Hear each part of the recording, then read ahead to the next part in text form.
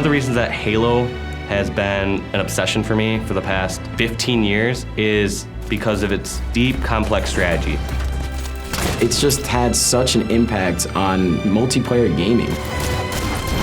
When we started on Halo 5, we wanted to get back to kind of the competitive roots of Halo. The first order of business for us was great multiplayer.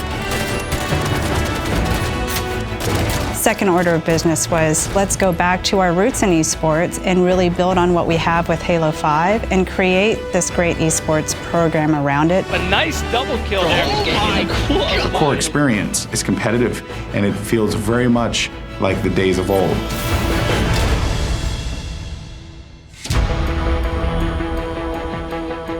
Juice leading the charge here for the Immunity squad. We wanted to lean on something that makes sports in general really successful, which is people's ability to sort of care about the local team.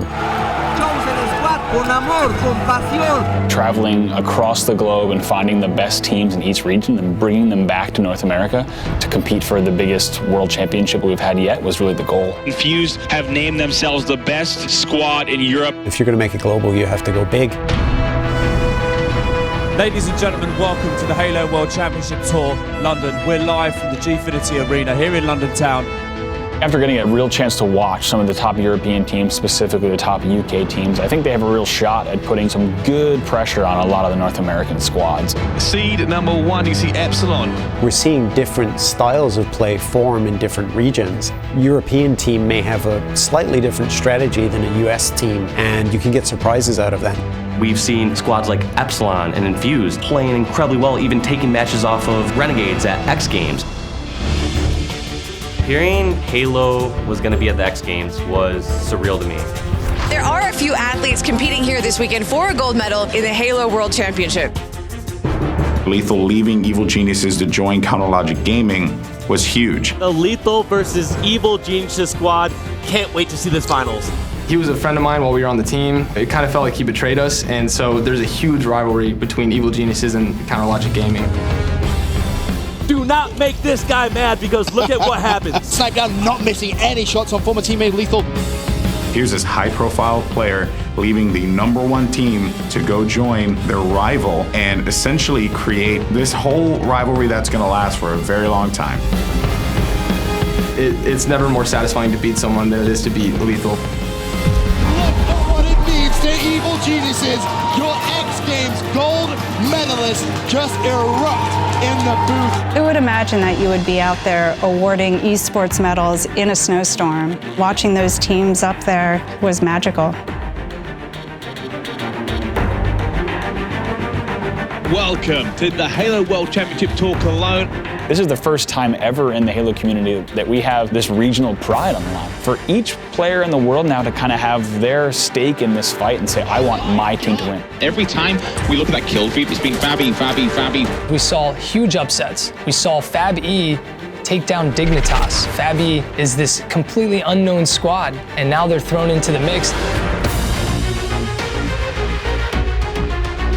There's a new generation of player that are just starting to, carve out their legacy as the Walshies and Ogre 2s did in the past when Halo 1 first came out. And you're starting to see fresh faces, like all the players in denial.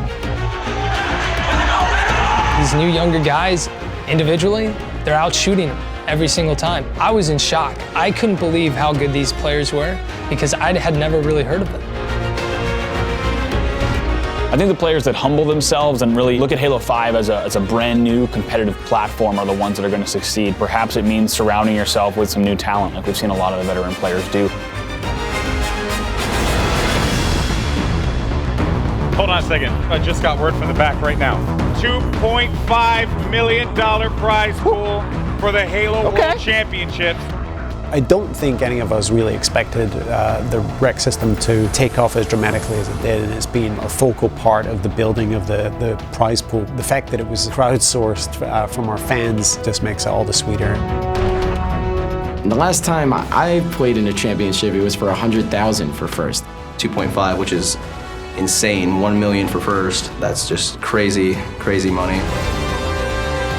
The kids who win, they're going to walk away with something that could literally change their lives. They're defining what it means to be at the top of competitive Halo. And watching that has been really, really exciting. And so I don't know how it's going to shake out. It's going to be carnage, but that's the best thing about Halo. You never know what you're going to get, so bring it on.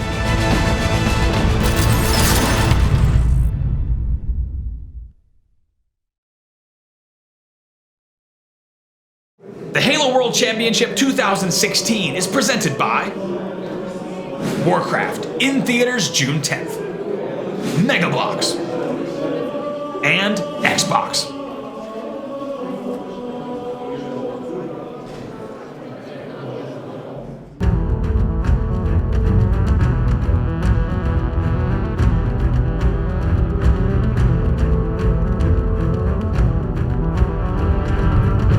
Welcome everyone to the Halo World Championship 2016, day number 2, and as the sun set on Hollywood, California, many of us were left with many questions as to what the current status of professional Halo is. Questions that I think none of us would have thought we'd be asking ourselves. But guys, it is going to be an incredible day of competition, as not only do we complete group play, but we also move on to the quarterfinals and semifinals, because at the end of this, there can only be 2. Welcome everyone, my name is Golden Boy. Of course, I'm joined by my esteemed colleagues over here at the Mega Bloks desk, the one and only Bravo, this guy, amazing human being, and I love his pen, it's a good pen. We got the gentleman only known as Sims on Twitter, not The Sims, just Sims. Okay, because I don't know if you noticed, but it was wrong yesterday. And none other than the legendary Walshy. Guys, how you doing today? Doing great. I mean, that sunset yesterday, not only was it beautiful, but like you said, when the sun set, we watched a lot of teams surprise us right before the end of the day. Some of my standouts, of course, are Epsilon, Renegades, Liquid, really coming to play here. Yeah. Without question, it was just yesterday. We kind of simply took every single bit of paperwork and just slung it out the window. You know, we couldn't have asked for a better day one. We've had upsets, we've had ups and downs, but still, today isn't. It's another day, it's a clean day. It's still not over. Everything to play for. Most major events, there are, maybe 1 or 2 teams that shake things up and kind of like have that upset. However, yesterday we saw so many teams come out to play. Someone like Epsilon, someone like Renegades, all these squads have shocked us and just truly amazed at how many teams rose to the occasion. Yeah, I think we've got to talk about the receiving end of that too, right? I mean, Evil Geniuses, definitely a standout, and not for good reasons if you're an EG fan or if you're an EG player, right? Losing that series to Renegades, I don't think anyone saw that coming. With the exception of maybe Chalky of Infused, who I spoke with after that series, who I said, "How did you know?" And he's, "I just had a feeling." And I was like, "I don't know what that really means, but you knew it somehow." But yeah, so curious to see how EG is going to bounce back today. They took to Twitter last night to say, "Hey, we got a wake-up call yesterday, and today we know we need to turn it on." Yeah, one thing I do want to note, right, for people who may be new to competitive Halo, and EG is probably their, the squad that they followed, right, because they are champions of HCS seasons 1 and 2, right? So these guys were unstoppable, right, for the better part of like almost 2 years. And for them to be in this kind of position where it is now do or die time is honestly something I thought we would never see. But while we aren't talking about, we're talking a lot about Renegades, talking a lot about Epsilon, of course, for due reason. One team I do want to highlight though is Liquid. Yeah. Because and again, I'm gonna throw my homies under the bus here. You guys made some bold predictions. I heard Liquid to the finals. I mean, do you still stand by that, Richard Sims? Absolutely. And I will. I'm going to say put a career on it or anything, but I stand by. You look at what they did yesterday. They look like a different Liquid to what I've seen, especially X Games and NA regionals. Not the best performances from them, certainly. Still good, top NA Halo, regardless of what you say about it. But yesterday, they just looked so on point. Everything was played perfect. The teamwork, the coordination, they were just a solid unit. And at the end of the day, Halo's one of those, especially Halo 5, it's not an individual man's game. One person can't carry a team to victory. It needs a solid 5 players locked, and to be fair, they look ready. And I think today, we're just going to see the same. Yeah, I think, for me, the thing that I'll take away from the series we saw yesterday is that Liquid has the talent, right, to go all the way, and I stand by saying I think they can only beat themselves, right? Yeah. I was a total bandwagoner going into this event, I was talking trash about Liquid. I was like, they might not even make it out of pools. Wow. And then as soon as I see them play the first match destroy, I'm like, Liquid are going to the finals. Let's do this. Such a bandwagon fan. Terrible, terrible. All right, folks. Well, of course, I did mention that, these players are exiting group play today, and there will be 8 teams who go on to bracket play. Let's actually review the format now of the competition at hand. Of course, I think everyone's pretty well acclimated with this, but we might as well remind everyone. We had 16 international teams coming from all around the world to compete here in Hollywood, California. They went through group play where they all had to compete against one another one time, but only the top 2 can move on to the bracket stage, where that will be a best of 7 single elimination bracket. So if you can't do it in 4 games, go on home. But there will only be one winner. And, of course, today we will decide who those 2 teams are going to be that move on to the Sunday final to play for quite a lot of money. Dare I say life-changing. Life-changing money. Yeah. You can customize that. Yeah, it's certainly. I think we can call a $1 million first place prize the largest in console esports I think history. It was Roy who Pretty said. life-changing. Yeah, Roy said something like, I believe it was Roy. He said, we were playing for $100,000, right, for like a first place. Ghost, yeah. Oh, Ghost, yeah. Yeah. There you go. So, both talented players, right? Just back in like 2005 when I was like winning $1,000 or $2,000 for first place, I felt like I was balling, man. I felt on top of the world. Yep. Yeah, it's incredible stuff. Now, let's actually review the groups as well, because there's been just a lot going on here, and we want to recap everyone as to what took place, but also who the groups are. So in Group A, Chosen Squad, Excel, Allegiance, and Liquid. Now, of course, Allegiance and Liquid were looking like the strong favorites in that one, and for due reason, but of course, not a lot of people predicted the way it would go. Then in Group B, we had Infuse, Exile 5, EG, and Renegades, another upset group. A lot of people had thought it was going to go the way of EG, but things have certainly changed. And moving on to Group C, Immunity, Denial, FabE, and Elevate. We still don't know who's coming out of that group on top, but right now, Denial and Elevate are in firm control. And finally, Group D consists of Cloud9, Epsilon, Skyfire, and the team that many have to win this competition, CLG Counterlogic Gaming. Gentlemen, this has certainly been, day one was incredible.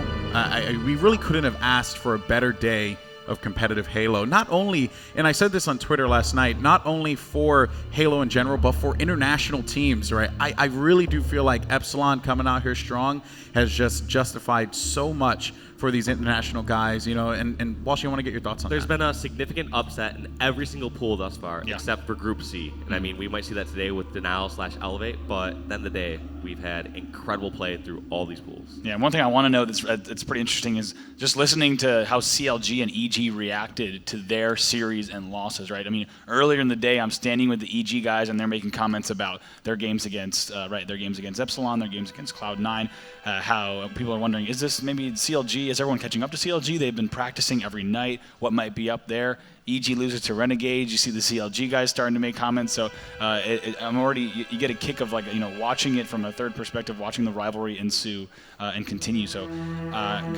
still be a battle. I mean, we're talking about all these stories, but keep in mind, EG, CLG, it's still very much a possibility here.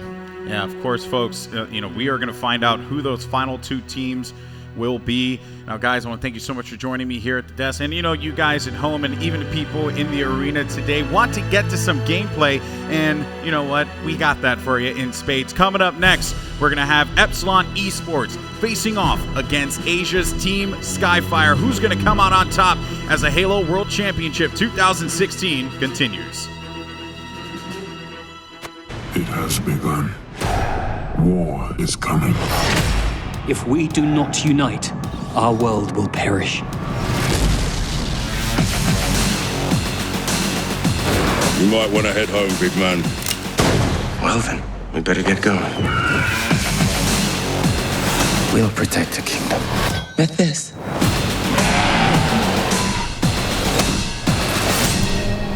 Warcraft, rated PG-13.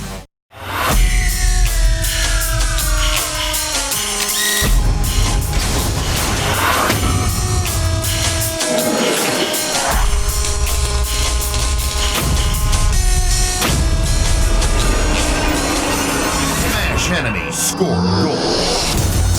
Grip ball.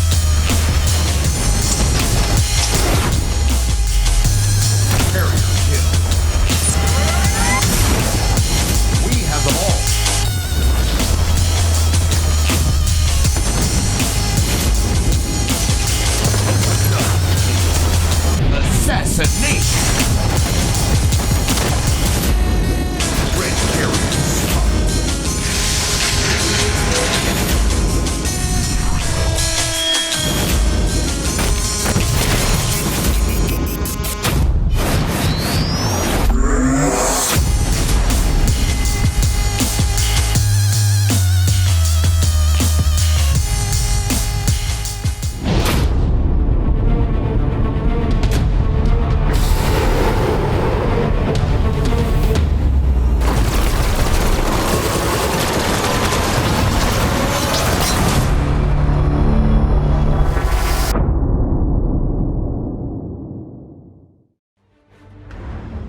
Clear a path for the next stage in an epic evolution. New from Mega Bloks Halo, build a Scorpion stand with authentic details from Halo 5 Guardians. Find bonus rec pack codes in specially marked boxes.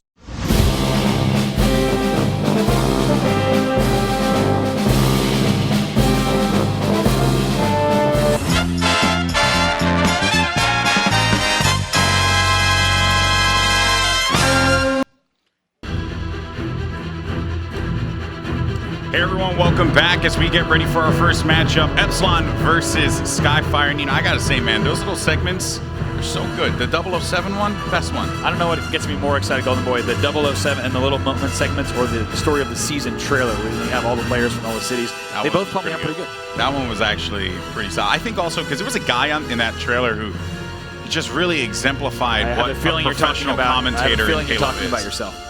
Oh no, I was talking about Ghosts, man. I was talking about Ghosts, 100%, dude. Nice Joe Siami's the homie, you know? I always have his back. We'll make sure everyone on the stream watching at home keeps you honest. Yeah, it keeps me I think everyone knows what's going on here. Let's go ahead and talk about these two teams. Epsilon Esports, one of the finest from the UK, going up against the top team in Asia. That's Skyfire. Now, Golden Boy, this is my first chance actually casting a Skyfire match. Personally, quite excited to see what they can bring. A lot of my colleagues have the luxury of going on these Asia tours where they get to see all these teams and meet them right at different events throughout the region. I myself haven't been able to do that, so it's pretty special to have them here this weekend. Yeah, I think, you know, when you think about Skyfire, right, a lot of questions coming in, but even more so for a team like Epsilon, who, you know, coming out of EMEA regionals, people thought Epsilon's not as strong as, you know, everyone thought they were. When I casted them at UK regionals, I felt like this team was incredible. Of course, this roster consisting of the Buck Twins, Buck 20, Buck 57, Jimbo, and Snipe Drone, of course, coached by Flames. So, again, at UK regionals, I felt like this squad was like top 8 capable with North American teams. EMEA regionals happen. Infuse just has an incredible event, defeating Epsilon, doing the work that needs to be done to take home that first place trophy, and yet, you know, here we are now. Epsilon's, you know, poised to go to the top 8 with this victory.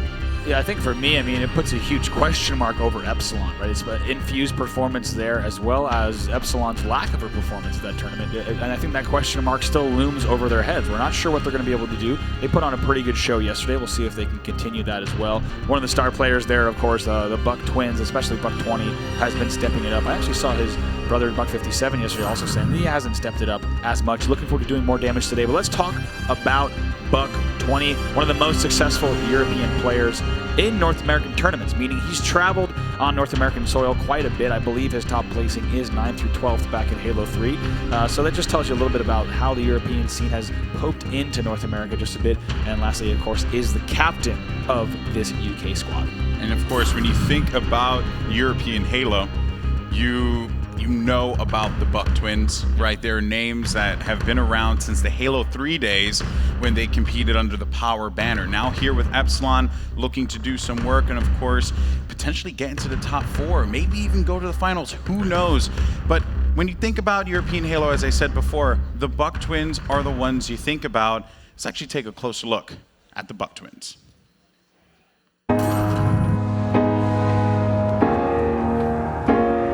So it's good having a twin. So it means I've always got like a companion or someone to be with. A brother to me is someone who you can always rely on and depend on. It's basically being like someone's best friend. Like Alex is my best friend in life. I kind of chose to play Halo with my brother because in terms of our teamwork and how we can work together to win the games, it's second to none really. Like, we know each other inside out, both in game and out, so you can't get much better than that. It's definitely an advantage to play with my twin. And you know what he's going to think, you know what they're going to do. I wouldn't say there's twin telepathy, but I'd definitely say there's something there. We don't fight that much. I think we get quite heated and competitive about kind of gaming and maybe some real life decisions. Who does the best in school, who does the best in work, who's making the most money, who's playing the best in Halo. So it expands and spans across all of our life really. If we make mistakes, whether it's crashing our car or playing bad in game, we tell each other. At the end of the day, we know that we're just trying to make ourselves improve as both a team and as players. So that's kind of what we're aiming towards. And I think we're just trying to do as much as we can to get there.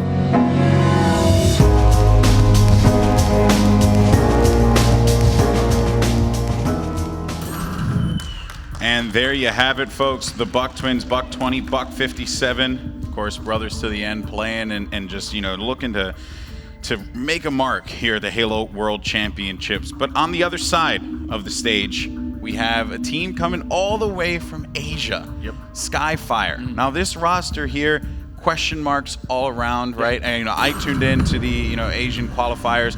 You know, huge shout outs to the casters there too. You know, Asarai and I believe Vin. I'll tell you what, those guys are awesome. They're so funny. Everyone who's watched at home knows just how fantastic the Asian casters are. I hope we one day have the privilege of casting with them. I totally agree with or that. having them over to come over to the States to cast as well. But Axis, Black Crow, Mobius, and Avenger rounding out that Skyfire roster. Of course, they placed first place at the Hong Kong stop of the Halo World Championship Tour.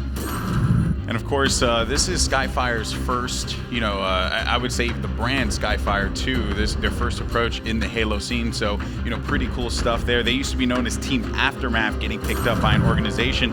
But here is a player hailing from Singapore. Juan Miguel Rodriguez is known as Axis and started competing in Halo in 2007. Of course, first place at those regional finals. He is indeed the captain of this squad, looking to make a statement here. A lot of people wrote them off because, you know, of course, it is a much different, you know, they're kind of disconnected, right, from everyone else.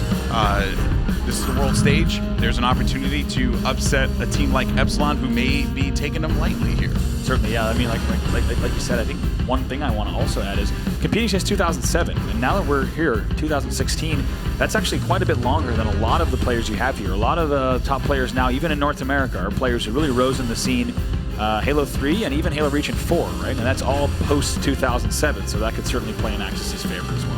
Yeah, so folks, we're going to get ready for this one, and of course I do agree with you. We'll see how all this pans out in the series layout as we have the rig for Strongholds, Regret Team Slayer, Fathom CTF, and if necessary, Plaza Strongholds, and Truth Team Slayer. These will be your game types for this Epsilon Skyfire matchup. If you're just joining us here, folks, welcome to the Halo World Championship 2016 as we get ready to kick off day 2 of competition, where we are exiting group play and heading into bracket play.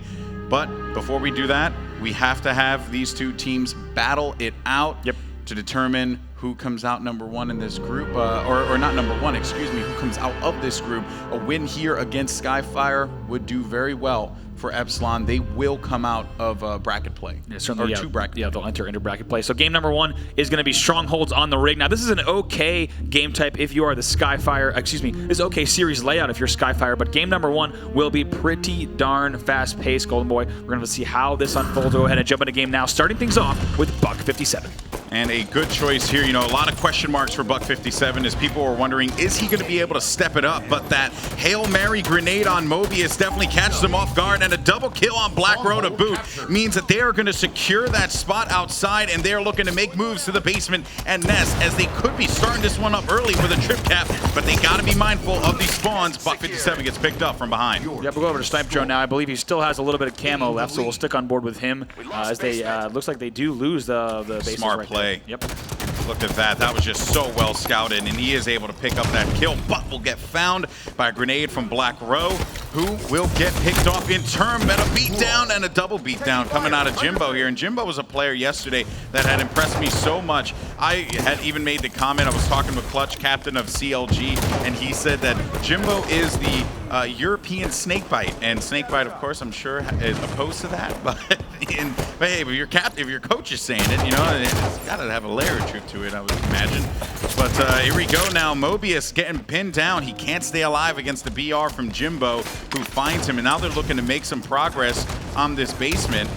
Avenger trying to get out of here over by Engine 2. They need to get a plan together here as they're pinned down and being trip capped presently, finally stopping the bleeding. Yeah, now taking a look across the screen, like you said, score now still 23-0, so Skyfire needs to make something happen, and pretty quick. If you let the enemy team rack up a score in Stronghold, obviously it can get really brutal, and it's even more vicious than a game type like King of the Hill, right? Because you can rack up some points here and there from time to time. In Stronghold, if you don't have map control or some sneaky flanks, it's difficult to get any points on the board. We even saw some games yesterday, I believe, end 100-3. So this is a relentless, very competitive game type here, new to Halo 5. And you know what? While you could have a game that's 100-3, you're not out of it just yet, right? Or if it's like, you know, 3 to like 90, right? You're not out of it by any means, because Stronghold is the type of game type that when you capture 2 points, you're able to collect those points over time. And if you hold them, you know, even looking at this right here, 38-0, Skyfire, they are not out of it just yet.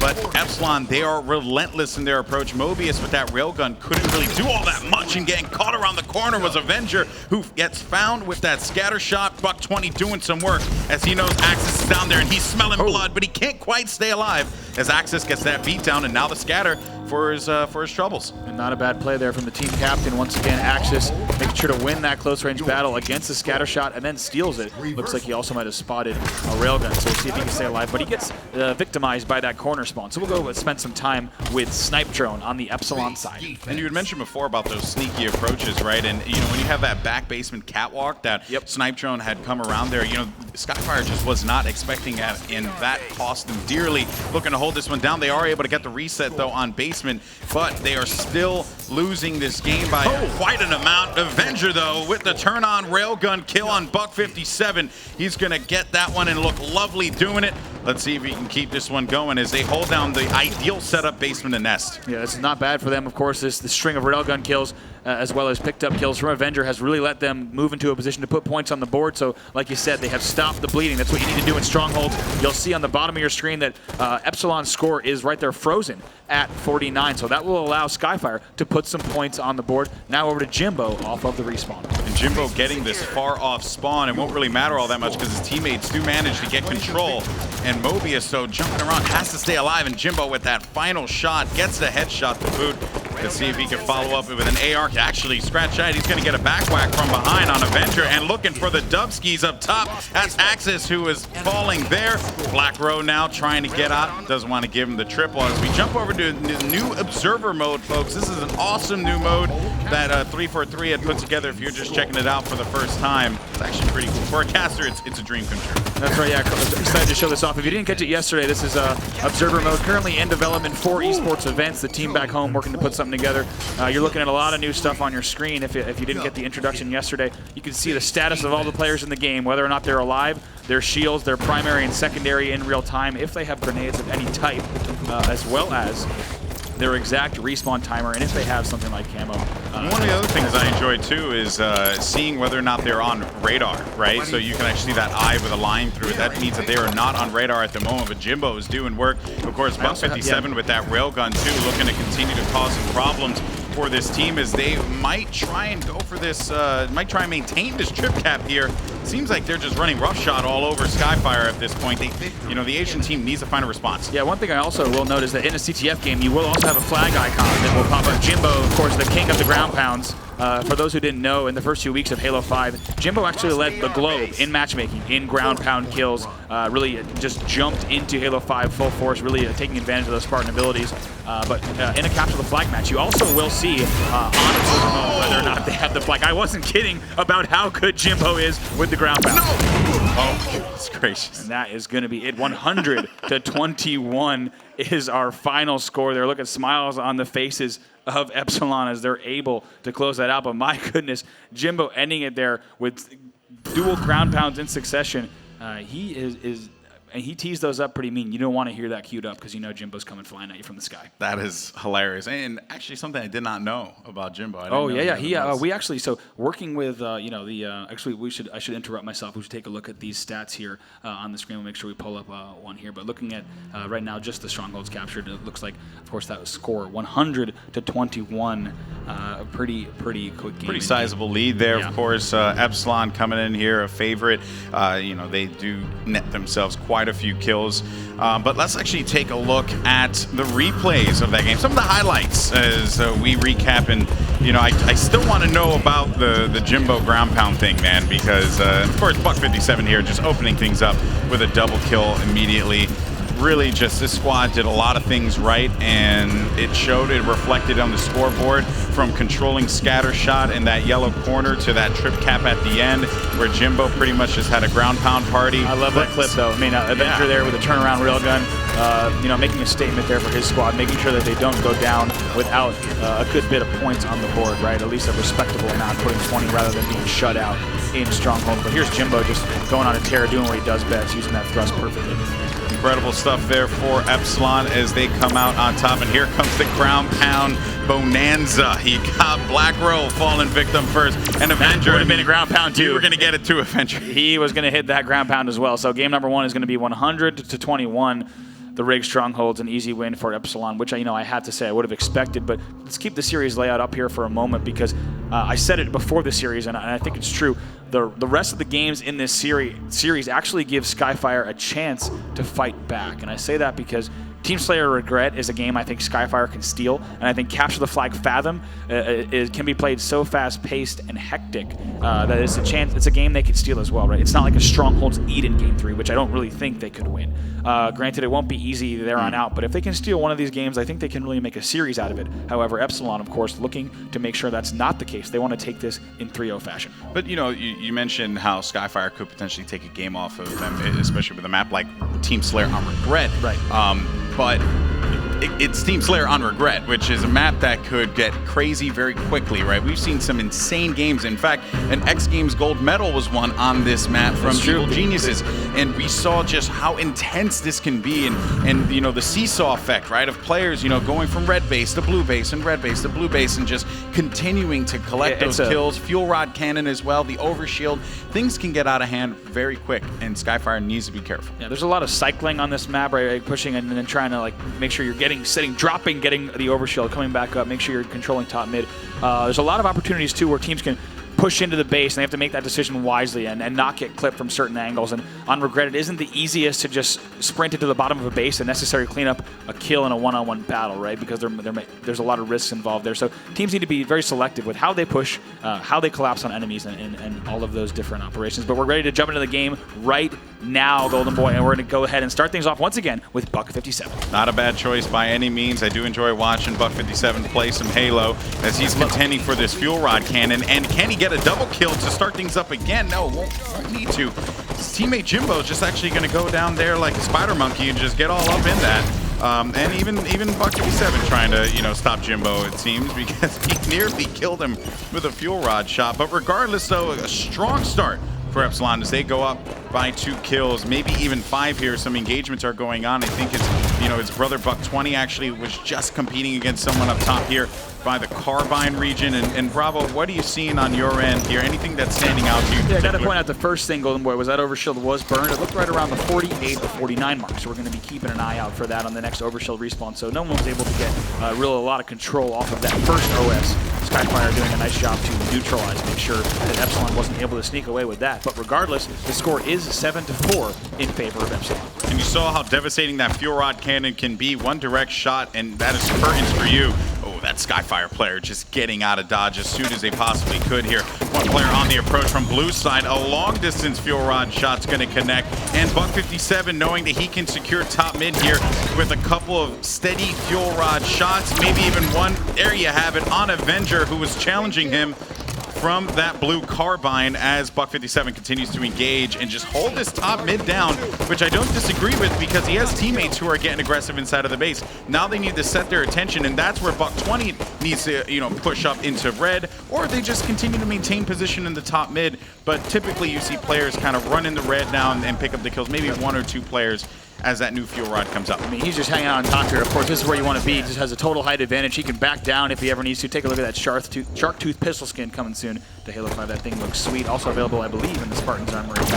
Someone should feel free to check me on that. By the way, Buck57 hasn't died yet. He just cycled the fuel rod entirely. Taking a look at OS time, it's dropping in just a second. So I'm also going to keep an eye on the bottom of the screens as well to see where that overshield might land. And it actually went to Jimbo. So we'll go ahead and spend some time with Jimbo, overshield in hand. We'll see how he might make these pushes. But gotta say, Buck57 also on a killing spree as we just left him. So big shout to Buck57 for controlling both of those fuel rods, as well as giving Epsilon a sizable lead. It's now 19-8. I'm keeping track of Buck57 here because he is on a streak, 110%. Man, this dude is nasty right now. I think he just picked up, what is that going to be? Well, it's actually going to be a 6 streak for, we have a 6 streak for Buck57 and a 7 kill streak for Snipe Drone. So we're also missing some good action on the Snipe Drone side. We're going to have to make sure we spend some time on his screen before the game's over.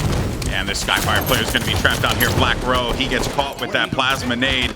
And just, look at this, just excellent movement as well from Jimbo, getting up top mid with ease, relative ease, as Epsilon is just all over Skyfire here. Jimbo trying to stay up. He's going to trade that kill, but not before he gets that perfect medal. 27-10 right now. And we'll go over, spend some time with Mobius on Skyfire. Haven't seen too much out of this guy just yet, but waiting, trying to get his shields to recharge. He can't do so. Of course, keep in mind in Halo 5, if you are caught sprinting with your shields down, they will not recharge. You got to make sure you do not sprint away. A little bit of a balance mechanic there to make sure the players can't simply run away from engagements because you will be cleaned up by another opponent. Now back over to Avenger, who actually just, got taken down. So we'll go over to Axis' screen once again. They're down 11-32. They're just going to try to put some more kills on the board, Golden Boy. To be honest, they want to make this a little bit more respectable. Yeah, but you know what, though? There's just not much you can really do when you're getting pepper with nades. At that point, you have to rethink your strategy and whether or not you want to continue to hang out on that ramp there, that P-side ramp, and go for that fuel rod that's popping up in 15 seconds. Snipe Drone, though, is he still on the streak? I believe he's on a 9 streak right now, so he might be 1 away from the riot, if I'm not mistaken. Yes, indeed. The killing frenzy. There it is. He's able to pick that up. I believe Overshield's going to be soon, too. Overshield dropping any second now, so he might be helping his team get that. Let's see. It looks like that was the case, trying to figure out where that went. And I believe, actually, Avenger on the other side got it right away, so that'll be up in 2 minutes once again. But let's go to Avenger. Still a little bit of Overshield left on his screen. Yeah, able to end that run that Snipe Drone was putting together after he picked up that killing frenzy. But Avenger needs to get into a position, but he's by himself bottom of the red base, knowing that players are going to be here now. Getting hit with nades. Buck20 boldly enough goes in for the challenge, but Jimbo is there to assist him. 41-15 as they're looking to get their 42nd on the line here. You got Buck57 still on a tear. Snipe Drone with a beautiful kill. I believe he might be on his 14 streak as well, Snipe Drone. So we'll have to see if that is the case. One more kill, and he could be on the 15 spree. Scores 44-15. The UK squad here dominating. We should go to Buck57. What's that? We should go to Buck57.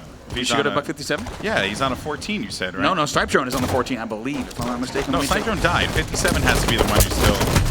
Well, then he died on his 14th. He died on his 14th. Ah, okay. But now 46-16, only 4 kills to go here before they're able to close this one out. Too easy for him, of course.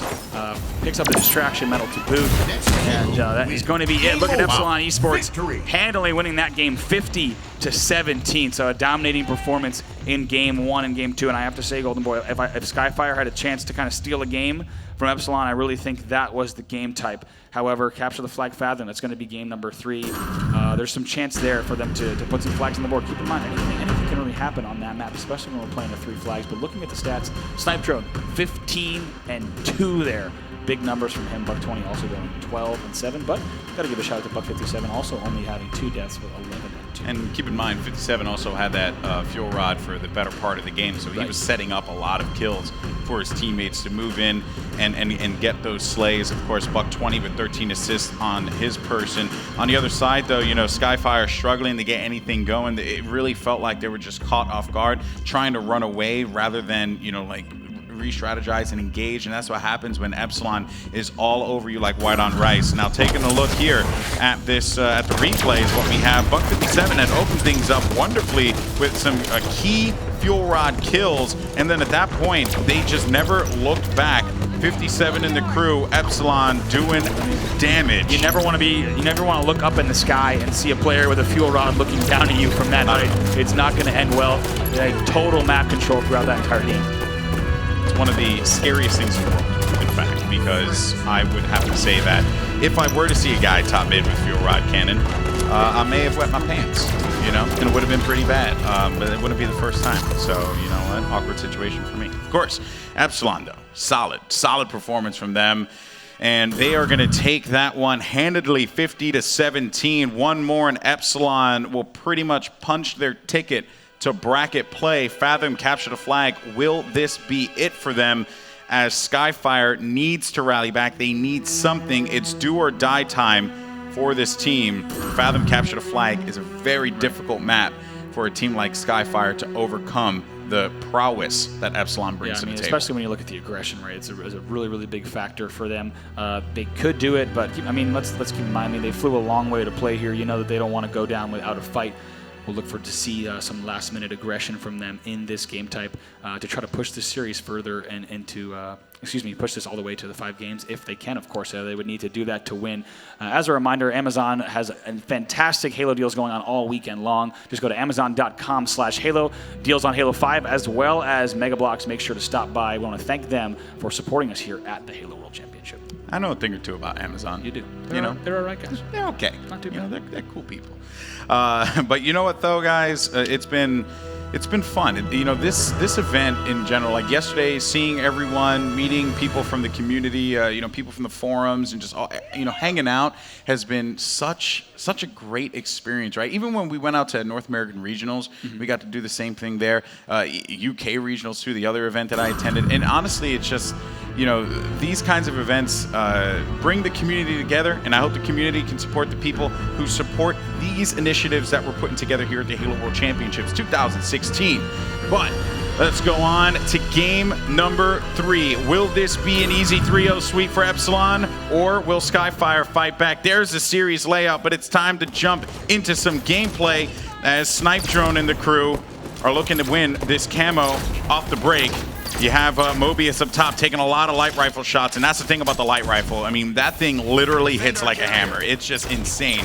You know, Sims used to make that joke about the, you know, the H2A BR. Now, the light rifle zoomed in, it's devastating. When I get pegged by people in matchmaking who are good with the light rifle, I get unbelievably frustrated. And then I try to grab one myself and usually fail miserably. But looks like those flags were pulled early, but Snipe Drone worked his way all the way up to the railgun. He won that battle with the light rifle as well. He steals the rail, of course. The railgun is located top mid, and it is the deadliest weapon on the map. But we do have actually Jimbo running flag very quickly off screen, and Buck20 also escorting him, but both flags are now out. And great railgun kills on Snipe Drone.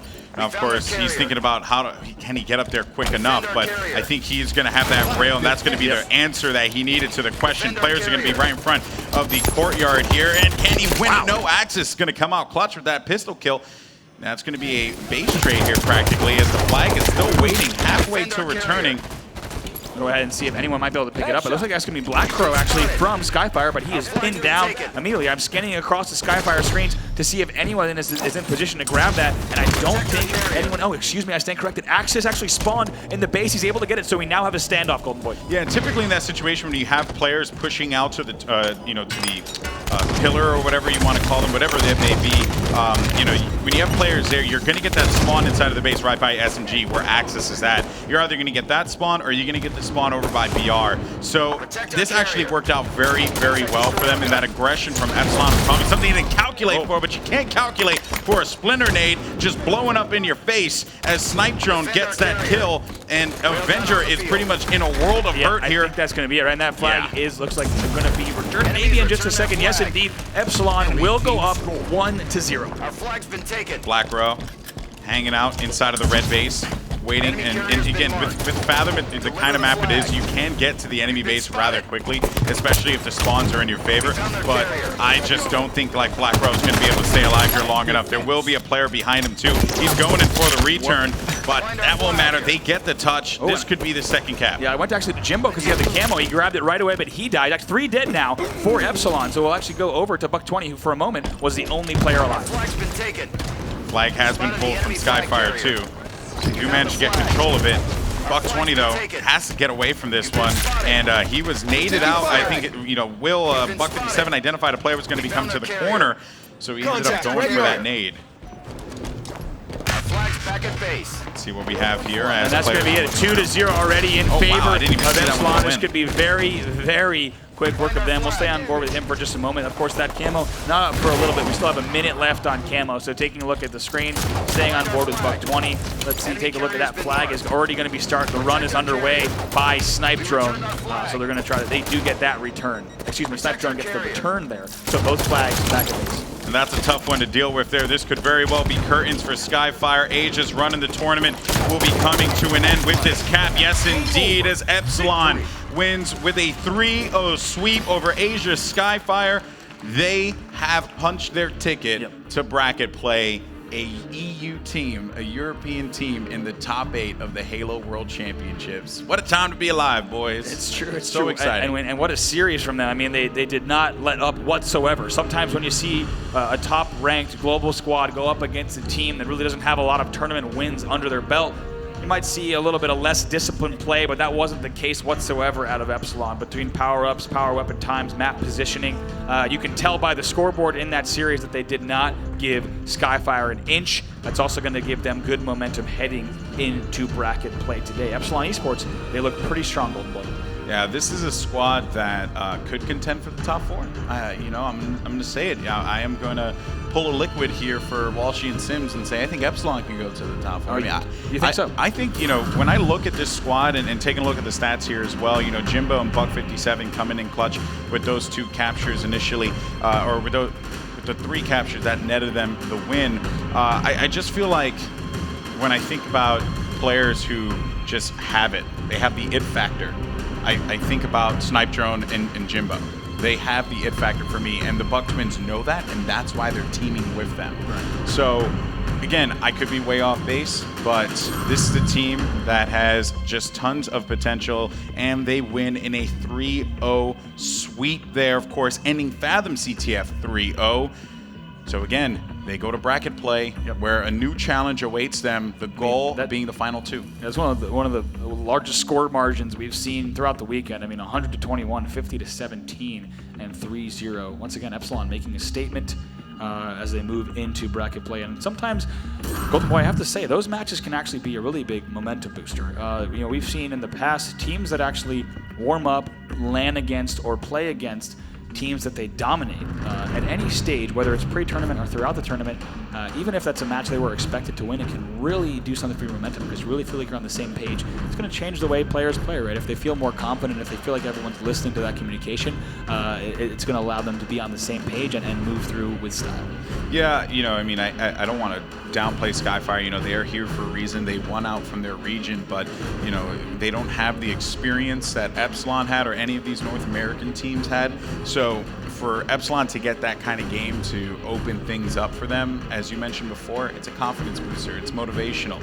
Now their sights are set on bracket play where a new challenge awaits and one that will be infinitely more difficult than what they just faced right now. That is true. I mean, we're certainly worth bringing up as well, right? There's a great contrast into the team they just played and the team they'll undoubtedly play in bracket play, right? There's going to be a lot of different competition, even a different pace of play, different speed, different play style. So they, of course, need to be ready for anything heading into bracket play. And they're also coming out of it the 2nd seed. So that means that they're going to run into, the top seeds. And we still haven't determined in some of the groups who the top seeds are yet. Yeah, I believe that's going to be coming later in the show today. Those brackets those groups, of course, will find out who's the top and then also the brackets as well. It only gets harder from here. But I think this squad, knowing that Epsilon took a game off of CLG, but Sims had mentioned it before, and I think it's very, very important to note.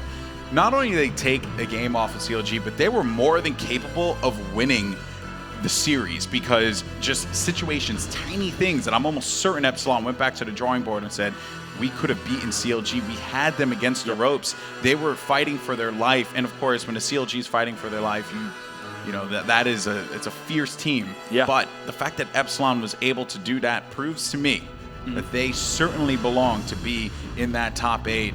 They can go far. Oh, certainly. I mean, and you know, got to talk about, speaking of CLG, we're going to see them playing Cloud9 in just a bit. That match is going to be coming up next on the stage here. But Golden Boy, before we go into that, we have a minute of downtime while these players get set up. What do you say we take a look at another community submitted clip? All right, I'm down. I think it'd be all right. I don't know if you've seen this one yet. No, I haven't seen them. You guys have purposely kept. Oh wait, I have seen this. You clip have seen before. this one. I have seen this clip. This guy. This is pretty incredible. Take a look at this camo play. This is some fantastic Warzone nonsense. Getting successive. No one checking the motion tracker at all. It's there. Like you pop up. Well, because when you have a legendary, you know how distracting that. Wait for it. Boom. When you have a legendary boss, you know how distracting it is. We're gonna look at it one more time. I mean, take a look at the focus of this opposing team, just looking straight off the cliff. All eyes are set on taking down. I think Boo Boo Doo took a note out of this guy at NA Regionals, right? I mean, you know, he played that sneaky camo play right here. I don't know, man. Scuba Tyloo, this guy, he's a savage. He's a savage. Makes it look far too easy with that kill tag. He lives life in a rebellious way that I don't think I'm capable of doing. You know, I'm just not that kind of guy. But you know what, though? I have to say, pretty cool stuff indeed. Of course, the community, you know, sending in awesome clips all the time. I had an awesome clip at Gamers Forgiving when I was streaming. Did you send it in? I did not, because I did not. I'm not smart enough to edit the clip in theater. You just send us a clip. We'll take care of it. Okay, yeah. I will. Combat evolved to a no-scope. That's sweet. I mean, I'm telling you, it's legendary. All it's right. legendary. We'll have to see it later. We'll have to decide if the viewers at home think it's as legendary as you might. I think that the Twitch feed actually was great, because you just heard this squeal. And the best part about it, after I got the snipe, I was like, ah, right? And it's like 4 o'clock in the morning at Gamers Forgiving. There are people, like, because it's a BYOC land, so people were like sleeping on the floors and stuff like that. It's 4 o'clock in the morning, not a care in the world. I just get out of my seat. I look over at Strong Side and I'm like, are you kidding me? It was just like, people are sleeping, man. Be considerate. I don't care. I care. No cares in the world. As you just saw on the screen, as a reminder, join the conversation this weekend. Let everyone know what's going on here at twitch.tv/Halo. Go ahead and tweet us at Halo, as well as include the hashtag HaloWC to share your thoughts and predictions, as well as share the stream with everyone else at home. Make sure they know about the Halo World Championships. We got some fantastic Halo action still yet to come, of course. We're going to determine which 2 teams will be the top 2 teams in the world, and then tomorrow we'll find out which one will be the top squad. Yeah, it's going to be exciting stuff. We're going to have Blair Herter and Major Nelson joining us here too. Right. So, of course, friends of ours that we've worked with many times. Even at the Halo 4 Global Championship. That's right. It's exciting to see, you know, where we've come from the Halo 4 Global Championship almost 3 years ago now, to being here now at the World Championship, of course, the biggest 4v4 event that we have seen. But got to talk about CLG and Cloud9. This is the matchup on the stage here. If you've been following tournament results so far, CLG looks quite strong. Cloud9's been on the receiving end of some bruising. Still set to be a great series here. Of course, we're going to see very similar game types to the last one. But let's talk about the CLG squad. They're coached by Clutch, a Halo 3 and Halo Reach Pro. You might remember him, making sure that this team is on the same page. Roster includes Frosty, Lethal, Royal 2, and Snakebite. So compared to a lot of the squads here, some of the younger guns, right? Still Royal 2, Snakebite, Lethal, been playing for a long time. However, compared to, you look at Roll and Lunch, right? How long they've been playing, they're actually, in contrast, quite young. But Frosty being the youngest and newest player on that roster here. They qualified, of course, through the North American qualifiers, and they got first place at the World Championship. Yeah, and I think that CLG, what really interests me most about this team is that they were always in that second place position. When they were teaming with Ogre 2 during the HCS Seasons 1 and 2 finals. And not that they were a second-place team, they were a great team. It's just that there was so much competition throughout HCS Season 1 and 2 between these 2 squads. They felt like they needed to make a change, and that change came in the form of Evil Genius's very own Lethal, who says, you know what, I know this squad is good, but I have faith in CLG. I want to win this competition. I want to get the lion's share of $2.5 million. This is the team to do it. So he takes off his jersey and throws on a CLG one, and it has been a controversial roller coaster ever since. But folks, I think we should be taking a closer look at CLG and their road to the Halo World Championship. I don't really worry about other teams, like what they do. And there's a killing spree for Lethal. All things going well for CLG. I just worry about doing what I need to do and what we need to do. It's the only thing that really matters. He is constantly doing damage, and there is a perfect example of what he can do. I like to play like no emotion, just show that you're a cold killer. Here comes all of CLG, 10 points away from becoming your North American champion. Counter Logic Gaming seals the deal 4-2 in our grand finals.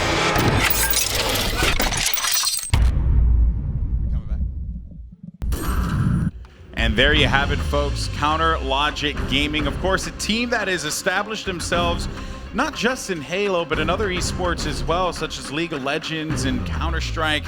But this squad here, this Halo team, could very well bring CLG a world championship victory. Now, their keys to victory here: slay first, objective second, play their game, and overall, you just gotta let Lethal have some fun. Lethal, a good friend of mine. I think this dude, he's just an amazing person. I always give him crap all the time, but it's all in jest. And I think that the fun part about CLG is that this squad is, they're all friends. They chose to play together because they feel like they share the same characteristics. It's a very similar approach for them all.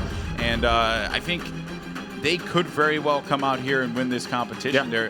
They are the favorites. I am not, I'm not trying to predict what the ending would be, but I would be shocked if we don't see them in the final at the very least. Certainly, I absolutely agree. A lot of people are expecting nothing less than that from them. Let's talk about the other side. These are the guys on Cloud9. Been playing together for a long time in different configurations here, but this one of the newer ones. On the right, that's Hysteria, then Assault, as well as Cloud. And we also have Denoxide on the end. The newest player on the roster, coached by Randa. Now, they qualified through North American qualifiers and got 5th through 8th place in Columbus, known as Trigger's Pound, before being picked up recently by Cloud9. And we now have Assault joining the team, left Optic to be on Cloud9. And also highlighting Denoxide, and I also got to mention too, I don't see him behind them, but it does list Randa as their coach. That's right. Yeah, he's there. He's there. I don't think I saw him in the booth there, but again, interesting across the board. Randa, a great player, top players, competed with Winterfox at the North American Regionals. But I do want to highlight Denoxide because we're starting to see this trend, right? As the old generation, begins to, I guess, not squander or fall off, because a lot of the old staples are here.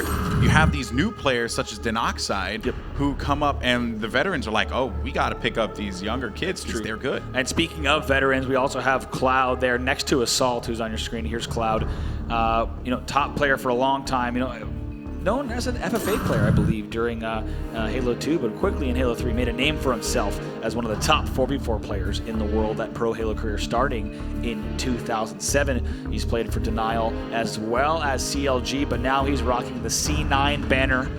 You can also follow him on Twitter, I believe, about SKH Cloud. But their keys to victory on the Cloud9 side. Assault needs to stay alive, right? He can be a brute force player. He can do a lot of damage, but it requires that he stays alive. You don't want him spending a lot of time in death screen, be it obnoxious death, make it very difficult to be killed there. Cloud, of course, needs to cause a storm. And lastly, no complacency. The guys on this team have been known to shut down a bit, specifically Hysteria and Cloud. I've had a chance to coach both of those players throughout the years, and both have a chance. If they're not feeling the momentum, they might just shut down vocally. They need to step up. Hysteria specifically, I need him to be a little bit of a vocal leader. Cloud just needs to play his game, continue talking, continue the energy, don't get shut down. We don't want those guys to kind of get down on themselves. If that happens, I think C9 doesn't have a prayer in this series. Yeah, and we do mention how C9, they're in a bit of a pickle here, honestly, because if they win this game, it really causes a rupture in the in the bracket. But I think that this series layout is going to be very interesting as we get ready. It's going to be what we saw just a little while ago. Rig, Regret, Fathom, Plaza, Truth. Of course, Stronghold's Team Slayer, capture the flag if necessary. We move on to Strongholds and we close it out on Team Slayer. CLG, knowing what we know about yesterday, and that Epsilon really put CLG in a corner. And nobody puts Baby in a corner. Nobody. But CLG, they were in the corner. They were. So could Cloud9 shock the world? I mean, what would that mean? I think you're right on that it would be a shocker to both of us in the booth as well as the entire world.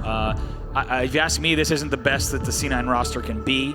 I think these are all really talented players. I haven't got to see a lot of Denoxide, but I've got to watch a lot of these other guys, and I think this roster is really talented. I don't think they're clicking yet, but I'd love to see them prove me wrong in this series here. Well, if there's a time to click, it's right now, the second, because this is it right here. You want to compete for that $2.5 million. Right. And if you are, squandering against a roster such as CLG, they will make you pay for it. They will make you pay dearly. It won't be pretty. And I have to say, especially just like the last series, on a game type like Strongholds on the Rig, if you're not on fire out of the gate, you're going to lose game one. That's all there is to it, right? There's a lot of games that are a little bit more forgiving off the start.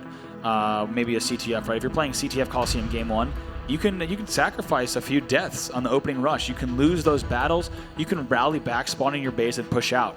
A little bit more forgiving, but let me tell you, Strongholds on the Rig, if your opening strategy followed by your first few respawns are poor, you could lose the game 100-0 just like that. Yeah, so they have to be very careful here, but as we get ready for Strongholds on the Rig, ladies and gentlemen in the house, it's time for our second game of the day. Make some noise for these two squads. Let's go. Let's get some cheers going out here, people, as we kick things off with World 2. And what scares me here is that they ended up getting a good side of the map. They got the side that, they can actually attack quite aggressively, and they also get camo. Just look at that, the discipline to just delay that. And I think he may have just knocked that camo off. Yeah, he did. Oh my goodness, he actually did. The ground pound, I believe, knocked the camo off of the map. It was a smart idea, though. Let's see, I'm going to actually check, and it looks like, I'm not sure. That'll, of course, pop up the next time. But my goodness, that ground pound is a little bit unfortunate, but coming in with the hot Big Sauce AR, and they're going to, of course, start putting points on the board right away. They're going to lose BR base, but not a worry, and a perfect time grenade, perfect bounce there over by the forklift. I just want you guys to take a moment and appreciate how Royal 2, who many regard to be the best player in the game, how he approached that and shooting the body of Denoxide. His body wasn't even there. He disintegrated, for Christ's sake, and yet this guy just decides to shoot the air. It's like he's a savage. He lives a life I cannot live. But I think that, again, those kinds of things are you just have to appreciate how Royal 2 is approaching this. Everything's methodical, Bravo. Everything that he's doing, except being killed by a Splinter. But, we'll get to that later. So regardless, you got a 3 capture scenario that Cloud9 needs to figure out, and Frosty has Railgun. This is not looking good for C9. Yeah, we got to talk about it. Yesterday there's a lot of talk in the booth about whether you total control on this game type or not. CLG is a squad that goes straight for that total control because you force the objective even further, right? You're going to continue to control the pace of the game. Lethal even tries to stop that. They will lose BR base eventually, but let's go on the other side now. Over to Assault on Cloud9. Assault can't stay alive there, which was one of the things that we ended up mentioning, right? We said, Assault needs to stay alive. He needs to make every single death that he has mean something. And so far, that has not been the case, as Cloud9 is currently in a position where it's almost done. We're halfway there. CLG, if it keeps going like this, could 100-0 them. Like, I would not even have expected that. Like, that's what I said. This is a relentless game type, right? This can be played a little bit slower, but I tell you what, it's already 59-0 here in favor of CLG. Cloud9 desperately trying to come back. I want to hear the communication on the CLG side. Let's go to Frosty and jump into a CLG listening.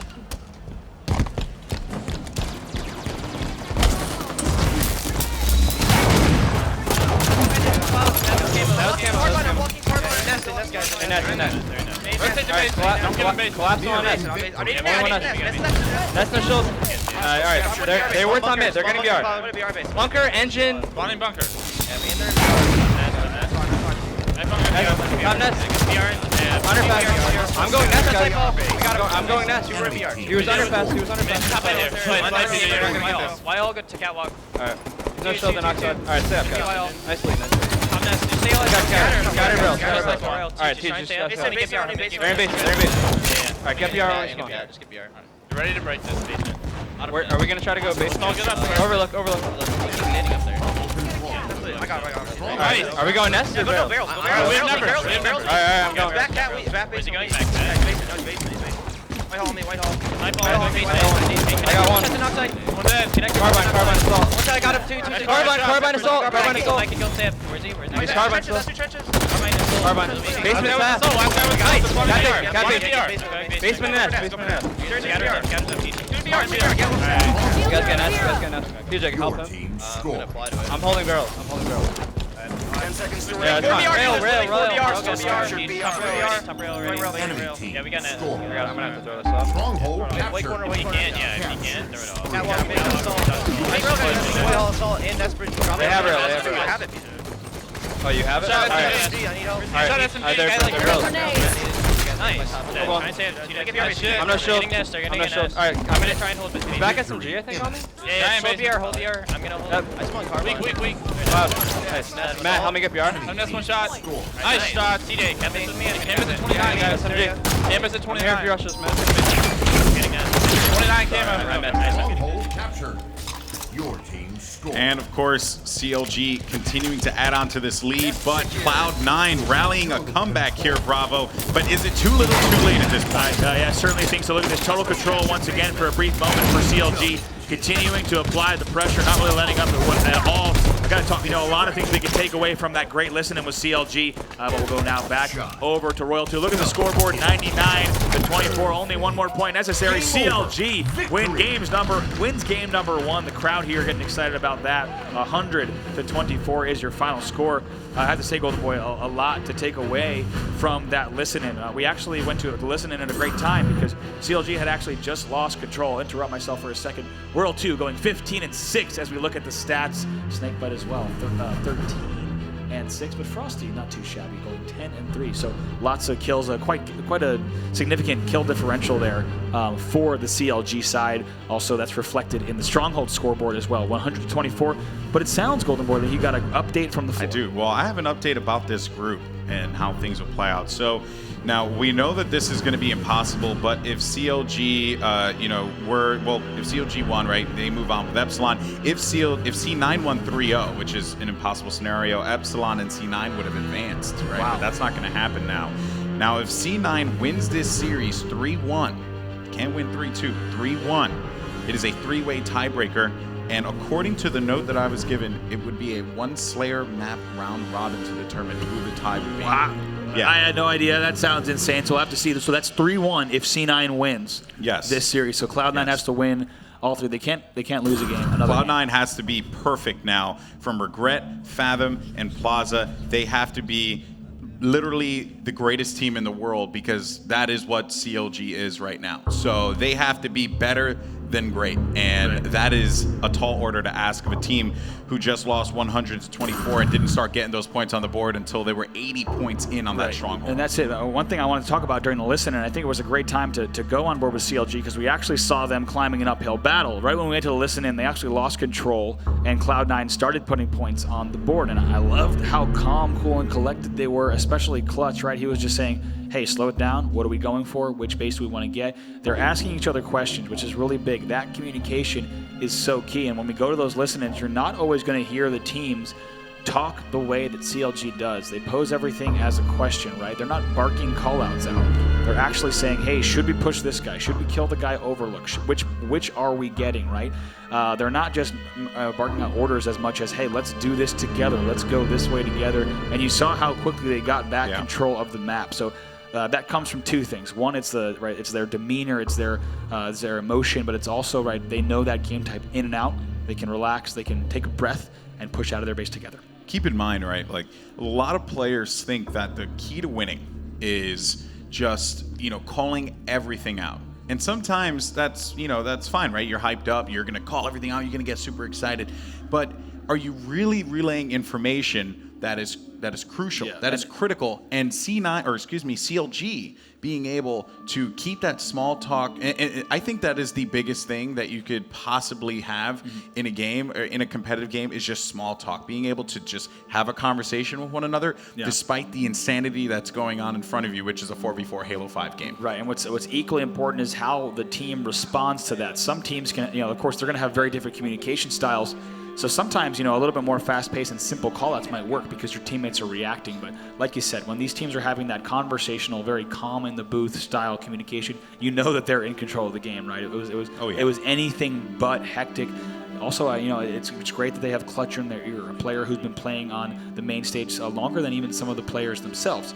So he knows exactly what it takes to slow games down and win, and that's, I think, how CLG plays. But we're going to be jumping into Regret Team Slayer in just a second. Actually, players are already loaded in, so we're going to get into that game in just a moment. Who do you want to kick things off with? Hysteria. I want to kick it off with Hysteria because he's always the guy that I'm always concerned about. If he goes on tilt, I feel like this team just, you know, they don't win games, and Hysteria is such a great player. I cannot speak more of him, right, for his talent in competitive Halo, but this is a do-or-die game here for C9. If they were to win this game, they still are in this competition. If they lose, that is it. It is curtains, despite the series not even being over. Yeah, I got to point out something just happened off screen. First of all, Denoxide able to grab the overshield uncontested for C9. I'm not sure why. Didn't get a good look at that opening strategy, but also Denoxide was able to find the player, I believe it was Snakebite, with the plasma pistol and neutralize him to ensure that he can still use a little bit of his overshield. So that's going to give them a 5-1 lead here, as they're already up 6-1 in Regret Team Slayer. This is a very different C9 in game number 2. This is exactly what we wanted to see, as Hysteria finds one in front of him. That's going to be Lethal, who falls to the DMR. Fuel Rod on hand as well. He's just looking to get aggressive inside of the base here. Where are the players spawning? One guy's going to be right by that blue carbine, and that will be Denoxide with a pickup kill on Frosty. Another one around the challenge here, but I think a little premature shot there with that Fuel Rod did him no justice as Hysteria falls. Lethal, see what he could do. They're fighting from quite the deficit, 2-11, but it is a very doable comeback here, especially on a map like Regret that can just get crazy instantly. Denoxide in front, Fuel Rod in hand. Can he come up clutch with the kill? Not just yet as Denoxide falls down. Assault's also going to be in the middle too, but his teammate will be there for the pickup. Lethal though, actually Lethal gets the kill, but regardless, he had someone there to help him out. Could we see CLG come back here now, Bravo? Look at that, I mean, yeah, Lethal just barely able to stay alive around bottom middle. That camo won't be up for a little bit, but using that little bit of a stabilized jump there again. Look how fast he gets to top mid from bottom mid, right? Take notes if you're not aware of these quick jumps. That's how you get back to having map control from the bottom on Regret. They're slowly bringing it back, but Golden Boy, what an interesting deficit for CLG to have here, right? You know, I'm sure they didn't expect this here this early. They're still down 9-16, so they need to do some work here. They're also, of course, setting up for this overshield, looking at all 8 screens to see exactly where that might line. It looks like, yes, that will go to Assault, but it's already been melted all the way off. And Assault trying to stay alive, but Snakebite will just mow him down with that Assault rifle. And now CLG picking up 3 kills. They're within 4. C9 dropping like flies. Will stay on board with Hysteria, but for a moment, no players were alive there. But it's now 17-12. Like you said, they're bringing it back. C9 needs to keep the pressure up. They need to not get pushed back into their base. They need to make sure they're applying the right pressure. A little bit of bait and switch here and there, but Assault goes down. So look at this. CLG already bringing the match back. Keep in mind, I believe it was 11-2. Yeah, it was. It was 11-2, Bravo, and now we're at a 19-4 game. I mean, you know, if he can get this kill, which he does. The thing that I'm a little disappointed with C9 was they had to just trade off those kills, right? You know, whenever you're in a substantial lead like that, knowing a team like CLG can come back at any point in time, you need to go 1 for 1 because that's going to work out in your favor, especially when you were at 11-2. Now they're in this position, still in the lead, but it is fragile, and Snakebite is looking to do some damage here with this carbine, but gets caught off guard. He might be challenged down low, and yes, there is going to be a player right next to him. It will be Assault. Does he come up on top? And he does so. Snakebite with that carbine just absolutely shredding Assault. Stayed alive for so long, even the fact that his shields hadn't fully recharged, and that is the story of why we are now here at 19-22. Cloud9 has pretty much lost their massive lead. Their opening rush was solid. I can't even understand how C9 got the Fuel Rod and the overshield pretty much uncontested, but that lead has been shredded. Now they're only down by 1 kill. They might make it a tie game here. It's 21-22. Cloud is going to be stuck down low, and he will fall to that DMR from Frosty, and we are tied, folks. What was once an 11-2 game, the resilience that CLG has to come back in these games is absurd. They now have taken the lead by 2. This is Cloud9's tournament life on the line here. They have to win this game. They cannot afford to go down 2 games in this series. New overshield comes up though. It will be burned instantly. Denoxide gets it. Roll 2 and Snakebite cleaning up kills. They're up now by a substantial amount. That's right. Now, like you said, Denoxide getting that good burn, so that's going to keep C9 in a position to try to climb back. But my goodness, Hysteria off the spawn. That is frustrating. He tries to push front base towards top middle, but look at this. It is too easy here. Look at, they're just flanking around the map. Snakebite is actually circling around his teammates. The reason he's able to do that is his teammates have control of a variety of power positions. He just continues to flank around as they apply pressure. Now he's got the pistol as well as the storm rifle, and he's going to try to do it again. C9 just, they caved, and it wasn't really even, their fault. It was just CLG, man. They are the best slayers. They're 4 of the best slayers in the game. Like, you can't argue with that. And when you have guys like them just absolutely dominating their 1v1s, you're going to see a deficit come back from 11-2 to now 34-24 This is, in CLG's favor. I would love to see the Twitch chat right now, just because, this is, the game hasn't turned around entirely. It's almost like CLG put a pause button on C9's scoreboard, got a ton of kills, and now they're running away with it, 35-27. Keep in mind, it was just 22-20 in favor of C9. CLG is not letting up whatsoever here. And look at that! Oh my gosh, Snakebite stays alive, gets the perfect and he's going to challenge him. He's going to challenge him down low, but he that is clear him out. Heads up plays from Snakebite. When you see a player like that in a situation going up against 2 opponents, and every time I try to switch to a C9 player, they have already died. So now back on board with Lethal. They only need 11 more kills. I also want to take note too of Assault's screen there. You were showing it for just a moment, but you saw that sigh and the shoulders just go down, and that's it, right, man? That when you know that you're in a bad spot, that's it. I think that it just was a little too much for them to handle, and it's very disappointing because I think this Cloud9 roster, formerly known as Triggers Pound, came into North American Regionals an underdog. A lot of people didn't give them the time of day to come out to this event. They actually gave it that accolade to Optic. But you know what? We're here now, and Triggers Pound, they ran into the wall of CounterLogic Gaming. Yep, and that is going to be another burn there on that overshield, but 32-45, C9 is down. They could try to rally back, but CLG, they just look too strong, specifically the way they've been cycling around and just trapping the opponent and not waiting for their opponents to really even spawn. The second their opponents spawn, they're already starting to push in on that spawn trap. They only need a few more kills, so we'll go back over to the CLG side as they're now at 47-34, 3 kills to win for them. Hysteria was able to find that kill, and Snakebite knows with this fuel rod, that's the 48th, looking for the 49th, but they have him trapped, right? You saw Hysteria off the spawn. He's thinking, okay, I can't push out the fuel rod. I have to actually push out underneath Needler because there's no other route for me to take. I am pretty much stuck at this point, and this could very well be the double kill that secures them the victory. Yes, indeed it is, and that will do it. CLG have punched their ticket to the bracket play with that victory, although the series is not over yet. That right there was pretty much C9's undoing. 50-35 is our final score, which is quite bizarre. Let's take a look at the stats here. 17-8 from Royal 2, 17-9 from Snakebite. That pair of players has been so dominant. Look at Lethal, 4, 14, and 6. Those are some stats you might see from Ogre 2 back in the day, just racking up the assists and then essentially nearly going even he was on the bottom there. And that's it. He was holding down top 8. The reason when you saw Royal 2 and Snakebite swinging around to get those kills, the reason you're able to see that is because you have players like Lethal, who's literally laying down, double the assists of all of his teammates from top mid to just peg his opponents. We saw him doing that earlier on in the match. He was able to do it throughout the entire game, but I have to say, CLG got a wake-up call, and that was the test, right? What an interesting way to kick off that game. That CLG loses fuel rod, they lose overshield, and their backs are against the wall. And like I said, they essentially paused the scoreboard for C9, and it felt like C9 just stayed at 20 while they went all the way up, up to 50. But let's take a look at some highlights from that. And I want to make note here too, right? You see the scoreboard. You started the game.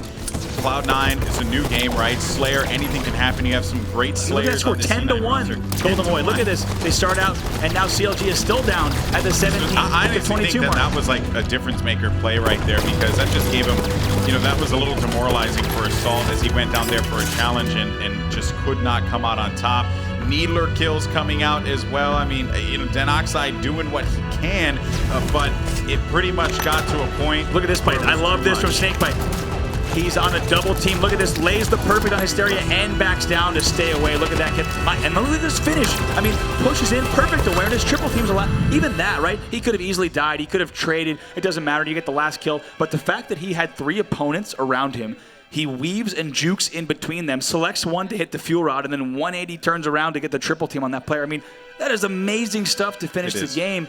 You just had to make split-second decisions, and they're able to close it out. They win game number 2, 50-35. Now, of course, we had mentioned before all the scenarios, right, that could have played out. Everything's out of the window here at this point. C9 with that victory have basically, or excuse me, CLG with that victory have basically confirmed their trip to bracket play. Remember, C9 had to win this series 3-1. That is now impossible with CLG going up 2-0 against Cloud9. This Regret Team Slayer, that was the game. That was what they needed. They just could not get it together. And it's unfortunate, right? It's unfortunate because you have a team of, esteemed players, right? When you think about the history of Halo, names like Cloud, Hysteria, and Assault come to mind because they're legends, they're veterans in this space. But today is a new day, and a new day comes with it, new blood, new talent, and that is why CLG is where they are right now. That's right. We're going to go to game number 3 right away. Players are loading in. This is Capture the Flag on Fathom. Now, this should be interesting. If we have to look at how the last 2 series have unfolded, you got to lean towards CLG. They're looking way too fierce. Let's go ahead and kick things off, though, once again with Snakebite on CLG. And you know what? If you're Cloud9, play it out, man. Play it out and give it everything you have. Leave it all out there on the field, as they say in sports, because you have nothing to lose at this point, and CLG has everything to gain. So you do what you can, and you play the game that you know you're capable of playing here. Don't give in just yet. Yeah, I got to go into Royal 2 now, because he does have that camo. CLG has their flag out, so Royal 2 is actually going to try to continue this run. This camo, of course, is going to help them, and they're going to continue to bring this back. Despite the fact that C9 had quite a strong start, it looks like CLG is in a position to possibly bring this back in. But I have to say, C9 has good pressure, so we'll stay with Royal 2. And look at this play here from Royal 2, just wisely enough, realizing, well, I don't have any nades, but at the very least, I can push this guy out and get these kills. And I also like the light rifle play, too, because he's pretty much putting pressure on them to the point where they have to back away and stay alive. And there you have it, folks. CLG put the first one on the board within the first minute of this game, courtesy of Snakebite. Look at the slays just starting to come through as they set up for cap number 2. And for me, Golden Boy, that is chalked up to the fact that CLG was able to play that flag run slowly. They didn't rush anything. When you have camo, you can slow the game down, let the enemy team make the mistake, let your teammates put some damage down, and then continue the flag run. That flag has a little bit of return time, so you can leave that in certain places to slow it down. Make decisions, really put the enemy team and force them to make that move. And that's exactly what CLG's doing. All they need to do is do it twice more, and they'll be able to close out this series. Yeah, you're going to have this squad playing off the back foot here. Lethal is getting challenged, and he ends up winning the battle against Donoxide and just gives him a little melee to the body to boot. Storm rifle in hand. Oh, my goodness. Gosh. Don't give him the hands. Don't give him the hands. And it looks like, I think that was Assault that was trying to finish that. That kill is going to be cleaned up. So, my heavens. Look at Lethal just, they're afraid to push him, it feels like. Also, do you notice what Lethal did there? It's subtle, but I just want you to take note of this. He didn't, aim down. He actually aimed right at the apex of where that jump would be if that player would have come out of the ramp jumping out, right? Everything I feel like this team does, it's just methodical, and it's absurd. They're playing on another level right now. They have ascended to Super Saiyan God status. It's absurd. This is the life we live. Speaking of now, Snakebite adding to the damage. He's also going to have camo. Let's go over to him. He picked that up almost just at the spawn. I believe he got it just about 5 or 6 seconds after it spawned. He also has camo rail, which is absolutely awful if you are Cloud9. The most deadly combo, and Hysteria just unsuspectingly gets caught with that railgun. Donoxide falls, maybe a triple kill for him, and the player will actually hide for the time being. But you know that was an awesome opportunity for a much more exciting multi-kill. Unfortunately, he's not able to convert on it, but they'll probably be able to, at the very least, stop this flag run. Yeah, this has been stopped right in its tracks. He knows a player is going to be on the outside. Look at just the angles he takes, man. Again, just to highlight this. The angles and the ankles that he takes. The ankles and the ankles. My goodness, man. It's like back whack all over again, We're just going to go with it. Donoxide in the pit there. He will fall. Snakebite finally getting cleaned up there by Hysteria. The second cap has gone down. It's going to be 2-0 here, Bravo. CLG wants to put this one away as quickly as possible and set their sights on bracket play, set their sights on $1 million in that top 2. Yeah, I got to go over to the Denoxide. We haven't seen much from him, and my question for Denoxide is can he get his team back in this game type to stay on, just hold on in this series. They're down 0-2, and he's trying to do some damage against Royal 2, but teammates around him are dropping. And he is able to get that assist on World 2, so that means his teammate was above him, I believe, on top of the railgun area, and he was able to sweep up that kill, but they haven't been able to get the return just yet. You're going to have Snakebite and Frosty going for it. They just dogpile on the flag, get the touch at the last moment, but I think this is a dead flag in my opinion. They tossed it to a pretty good spot, though, but I think you might be right. That is going to go all the way back.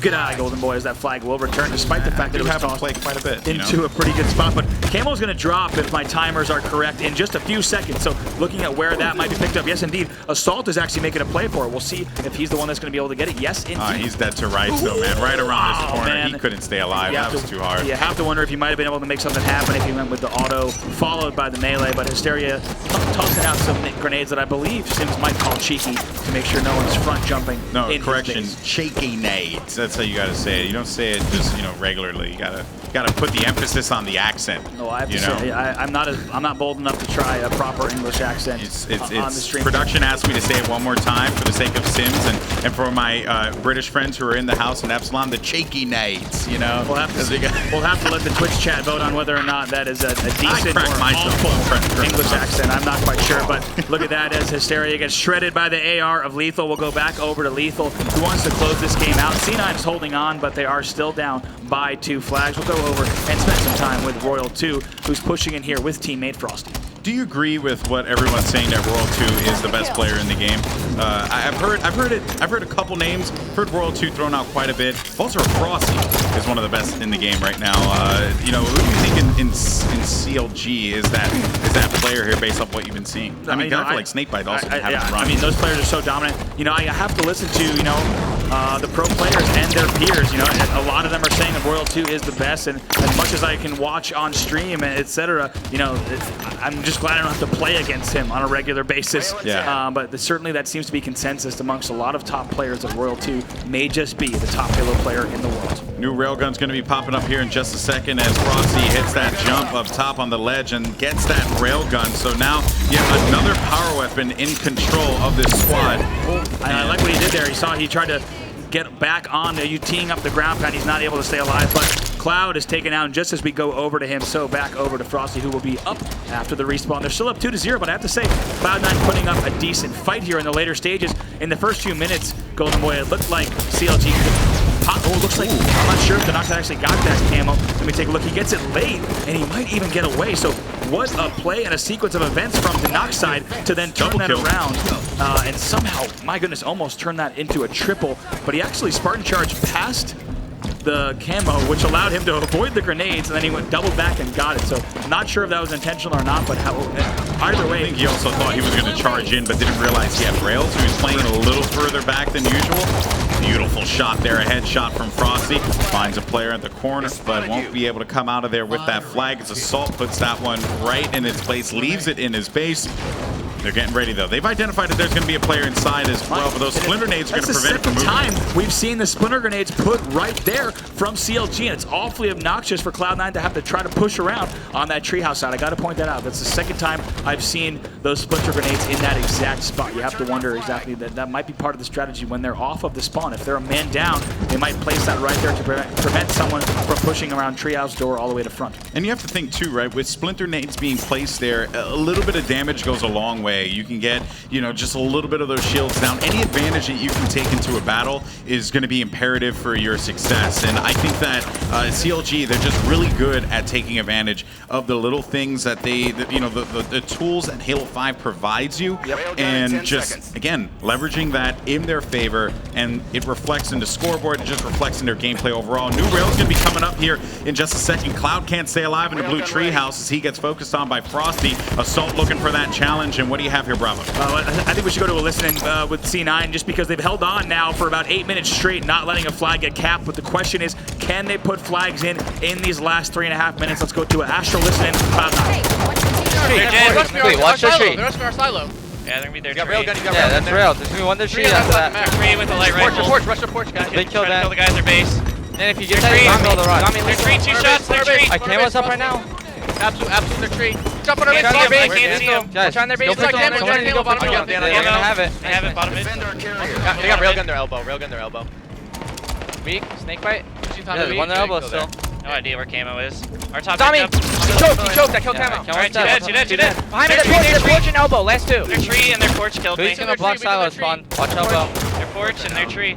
Yeah. They're gonna spawn elbow or flags. I'm trying to help you, Clee. Their elbow. One shot. Maybe shot their board. I got one absolute. Yeah, that's not Through the tree, guys. Alright, 2 on 40. Yes, let's try to live here.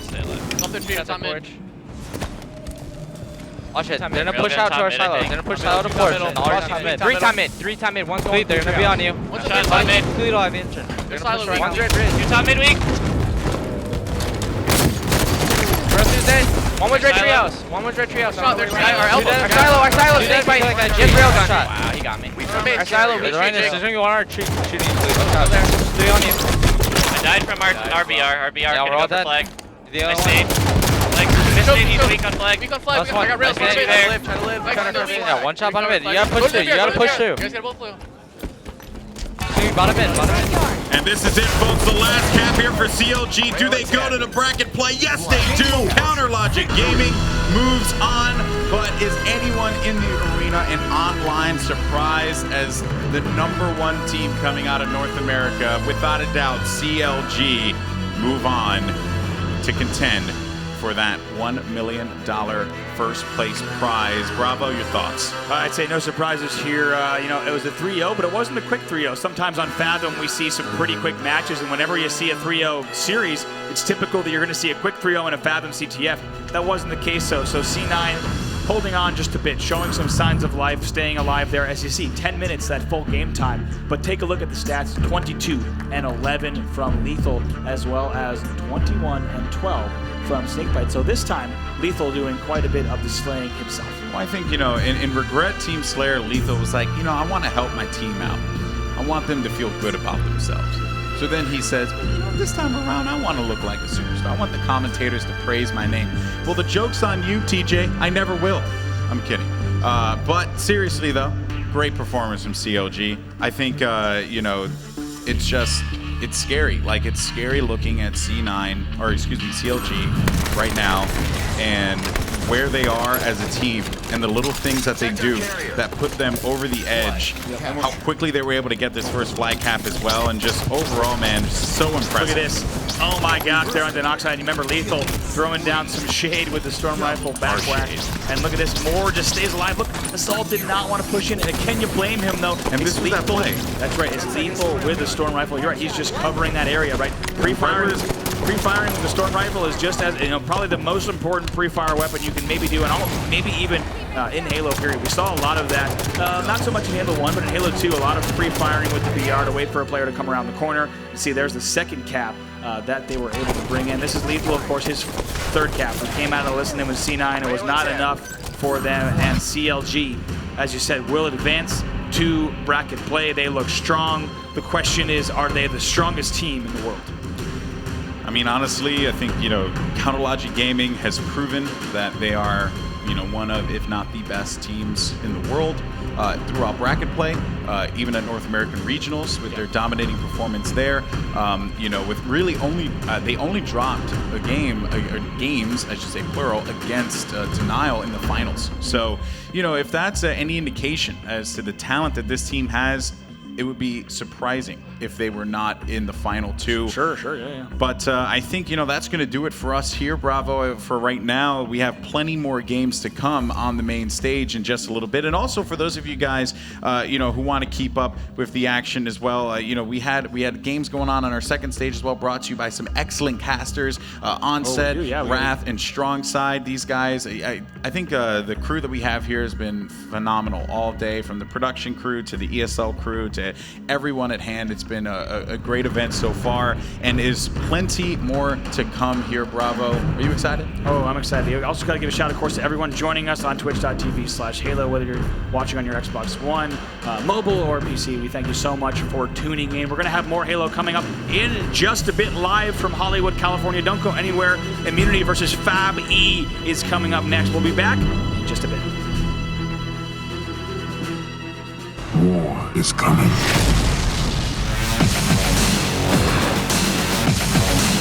We'll protect the kingdom with this.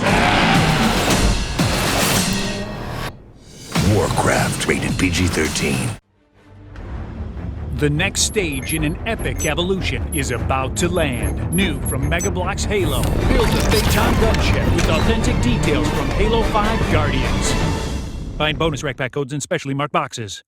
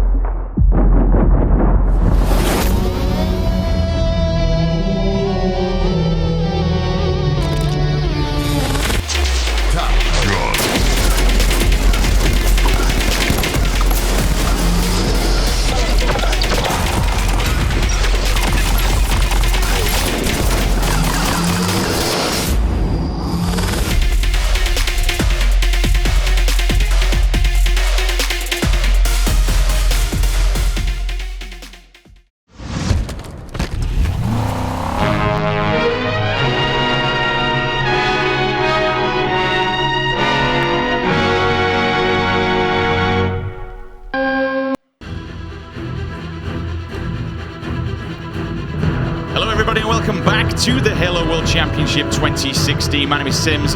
Joining me on the desk is going to be no other than the man Walshy, and we're going to be guiding you through this game at 11. It's going to be FabE taking on Immunity. Quite an interesting one, Dave, as I do believe that neither of these teams can advance, unfortunately. Yeah, I believe both these squads are knocked out of the tournament thus far, and this is a battle of international pride. Yeah. I mean, both of these teams we've actually seen put up some damn good fights. FabE came into the EMEA regionals and kind of shocked a few people, especially. Yeah, taking out Dignitas. Oh, shocked Dignitas big time. I mean, we saw Millennium actually went 2-0 against them, and then pretty much Fab went up against Dignitas, and we're like, boys, we are sending you home. And the trash talk was absolutely surreal. A little bit harsh in some certain camps, but you know what? These kind of, in those cases, it kind of happens at the end of the day. But then we look at Immunity. Yesterday, I actually watching one of the side games. They went 49-49 with, I believe, denial in one of the Slayer matches. It went over into overtime, which is quite putting up a big stance, really, when you look at that one. But just before we get underway with this game, I want to know, Epsilon, they've done it, man. They have broken top 8 within America. Yeah, this is, I believe, a first major, North American or worldwide event where an international team has broken into that top 8. I thought they were going to break in the top half at X Games, breaking out pools, but did not happen. Epsilon proving that they belong here. I've heard a lot of tweets and read a lot of tweets about people saying, they're really good for a European team. No, they're a good team, period, even if they're an American team. Obviously, they're better than Cloud9. They can hang with the best. I mean, when you look at that one, but it's like before, I actually think they bested their own record, which the current record was 10th, which is Power Gaming, I believe, back at Meadowlands. Could be wrong on that one. This could be like 2009 or something like that, right? Pretty much. But yeah, we are going to get this next game underway. National Pride, as Walshy said. Australia taking on Germany. Looking forward to get some good games underway. Remember, guys, at home, send us all your images. If you're opening those amazing rec packs, they are getting all sorts of skins, guns, and, we're still pretty solid. We did say this yesterday. We're pretty solid. Oh, yeah. Get this. I haven't gotten anything yet. And remember, tomorrow, if you do tune in for the grand finals, you can get yourself the Hitch the Halo World Championship reg pack. You can open that up by tuning in tomorrow through the Twitch app, or of course the Xbox app as well. It's going to be a very interesting grand final. You can see some of the skins now on screen. Plans can change. Always have a backup. That is the Osiris Team Magnum. Look at that thing, Dave. Dude, I need that. I still have some of the weapon skins from the last release, so I don't have the Halo CE Magnum. I still don't have a bunch of these. I'm slacking. You don't use them. Oh, dude, Whispered Truth. You get the Whispered Truth. That thing is, you walk around Warzone like James Bond, man, just picking people off. It is super interesting. But let's have a look at the head-to-head now of these two teams and how they line up. Of course, we are going to be seeing Immunity all the way from Australia versus FabE coming in from Germany. Two pretty solid rosters. Immunity, unfortunately, getting a little bit rocked as their team captain did suffer a hand injury and had to back out, which kind of has had a little bit of a detrimental effect on this roster because they were pretty solid. Let's take a look at the roster, how it stands now. Benno Jr. coming in as the replacement. Seduce and Voltage qualified through the ANZ qualifiers and got first place at the Halo World Championship at Taurus Sydney. Most excited to play the European teams at the event, and they're going up against one of them now. Member Spotlight, Team Captain Hef was replaced by Junior due to a hand injury, as I mentioned earlier on. Of course, we have Sean Darkholler, who is the coach of this team. Unfortunately, remember, guys, that both of these teams have been eliminated by the match. The two teams that will face off after this one, so this is all about pride and putting on a damn good performance for all you guys at home. Let's take a look at the keys to victory on how this one is going to play out for Immunity. If they want to take down this German roster, let's see exactly how they're going to do it. Because at the end of the day, Dave, you know, it's not an easy roster in FabE. It's quite a tough one. No, and you see this happen no matter which region. There's always specific players that shine on rosters. You might think of like a Jimbo or a Snipe Drone on the Epsilon squad. However, that is Speed, and they need to put the brakes on Speed Sniper, because if they leave him alone and let him pick off, Immunity's done for.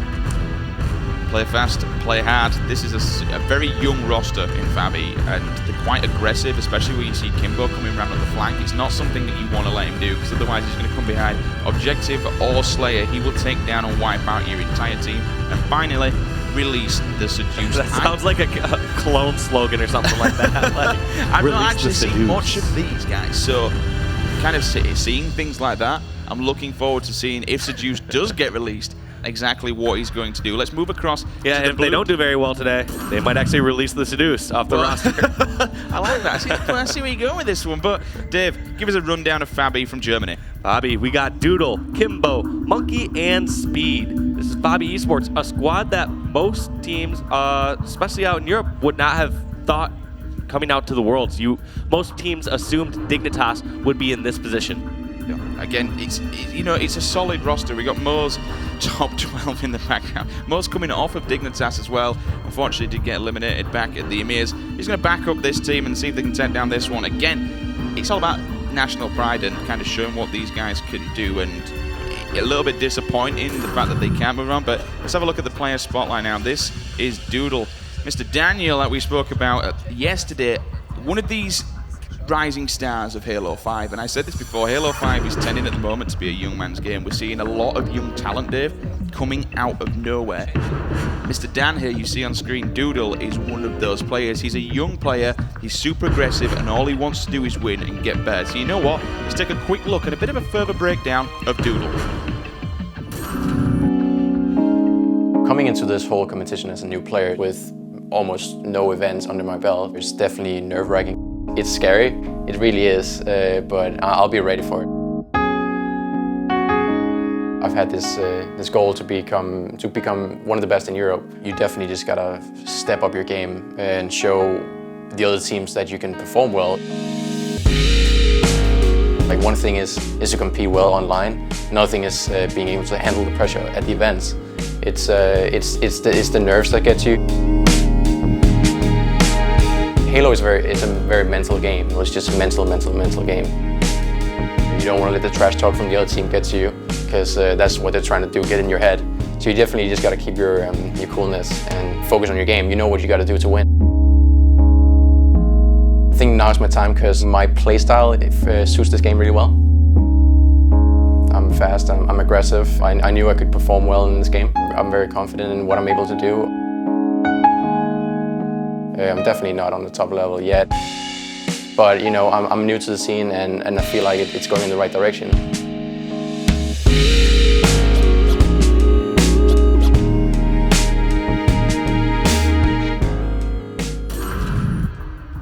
And there you have it then, Doodle. He kind of took the words out of my mouth a little bit, Walshik. I'm going to say, and he said you don't want to start trash talking.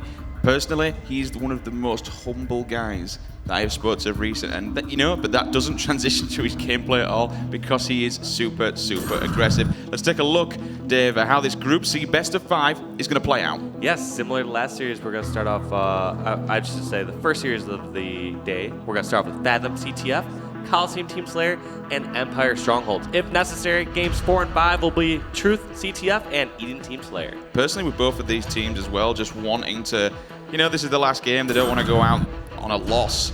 Both of these teams, we're definitely going to see game 4 and 5. I'd be upset if we didn't and we see a 3-0 sweep. I mean, we see quite a lot of 3-0 sweeps, but these two teams are very evenly matched unless Speed manages to get the sniper rifle in his back pocket. He's going to do some serious damage and turn some Australian visors. All the teams getting locked and loaded. They're all, you know, I like to see that. They're nice and happy, even though they're not going forward. They're extremely happy, extremely pumped. They're up on the main stage here in Hollywood. Guys, let's get game number 1 underway. It's going to be Fathom CTF. We're going to be kicking things off with Doodle, the video, the man, the myth, who we've just kind of seen before, one of the young talents and rising stars of Halo 5. Unfortunately, as I say that, he does go down. Yes, that's always how it goes. Caster's curse. We never choose the right person, and there we go. Next person I'm going to choose is for sure going to die as well. So, sorry, Speed, but I cursed you. Speed, I choose you. You throw him out there and kind of throw him under the bus, Dave, as he gets hit by the railgun, I believe, from top mid. He currently no shield. Well, that's going to be Voltage will come in and he shuts him down as well. All 4 members have currently rotated down. Seduce, though, super aggressive flag pull there, Dave. Both these teams being incredibly aggressive on the opponent objective, and I like to see that. One grenade Halo goes is a game where you want to focus more so on your game plan and being aggressive towards the objective. If you play defense the entire time, you aren't creating opportunities to get caps. And I like this play by Seduce. He realized, guess what? I can run the flag across the map, slay on the way back, and then we'll worry about the recovery. Do you think they actually put that flag where it is down in the pit? Do you think they moved it into the corner on purpose, or do you think it was an accidental drop? I think that was an accidental drop, but it ended up working just fine because you don't have that angle from the opposing window. Looking down and just guiding down his barrel, wanted to put one, and Seduce release him. Released indeed as he bags the first cap of the game, less than 2 minutes in. We've already got one on the board, Dave. The reason I think that it was accidental, dropping it on that side of the pit, was just because if you already got that far, you're not thinking, we're going to hold the flag over here in the pit. We're going to move it closer towards our courtyard, try to get it over towards our, you know, either our silo or something that's quite a bit safer. So it's never an exact goal. And wow, Seduce doing massive amounts of damage to the light rifle. We'll jump on with his teammate, Voltage. Not quite a triple kill, but he did get the assist regardless. Voltage taking down Speed from top mid. T-Capsy goes down, cutting off the head. Down goes Voltage as well. Someone steamboating through bottom mid. Benno now moving up into the top middle section. We got the railgun up in 5 seconds. Going to be looking at Doodle. Will he get this kill? It's quite imperative. Perfect Metal comes in as well. Down he goes. Top middle control lockdown. Railgun in hand. Benno's kind of in a great position right now.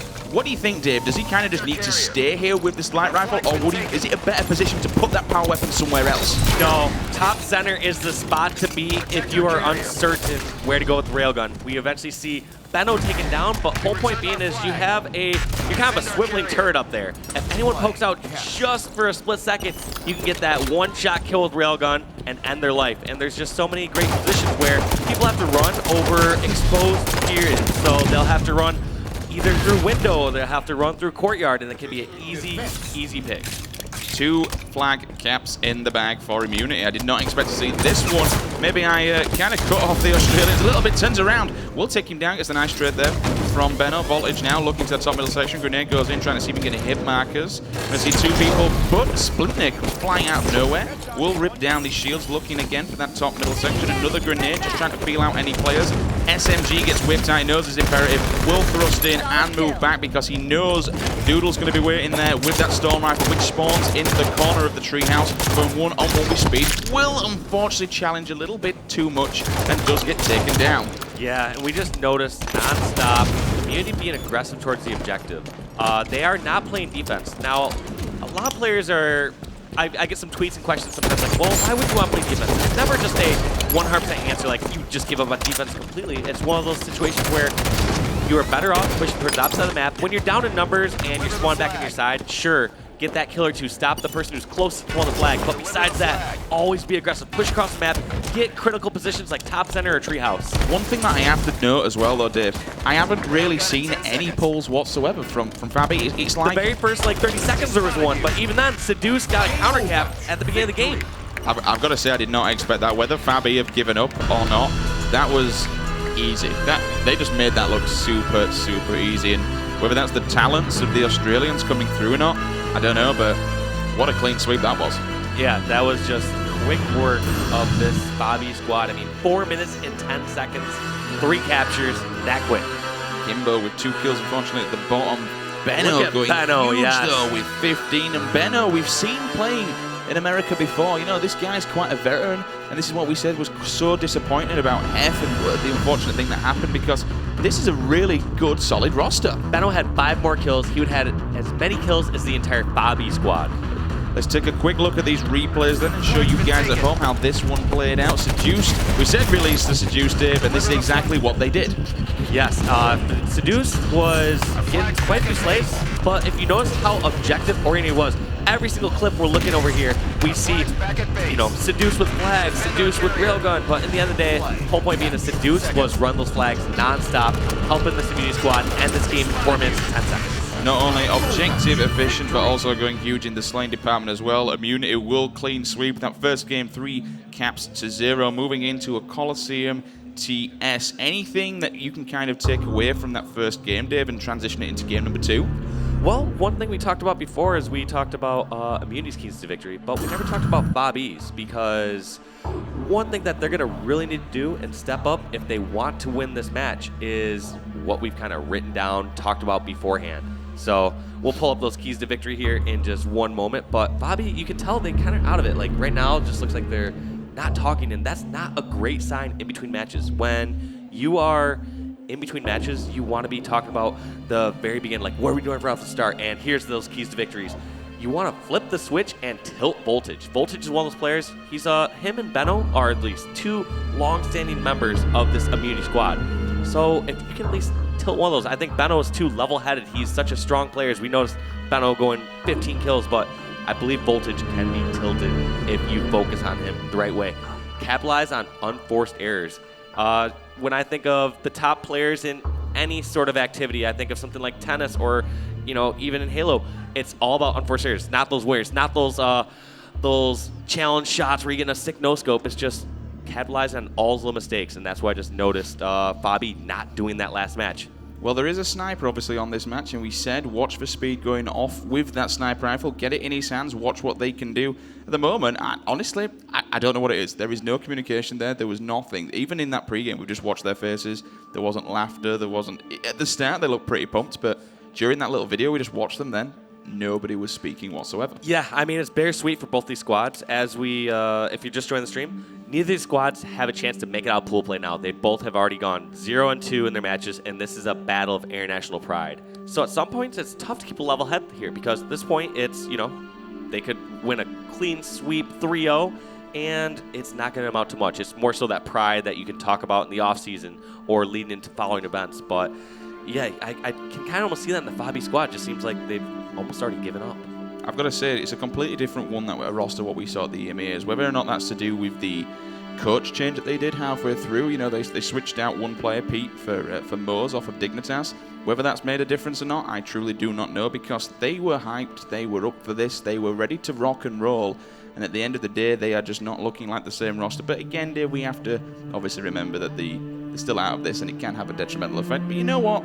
We're still up on Mainstage, and we're still playing Halo, guys. Looking across still the one of board. the top 16 teams in the world here, making it out to every the World Championship. Every single team that's made it here deserves a round of applause. And a good pat on the back. They've worked, you know, they've worked to this. This is the pinnacle of Halo esports at the end of the day. They're here. Let's get game 2 underway. It's going to be Coliseum Team Slayer.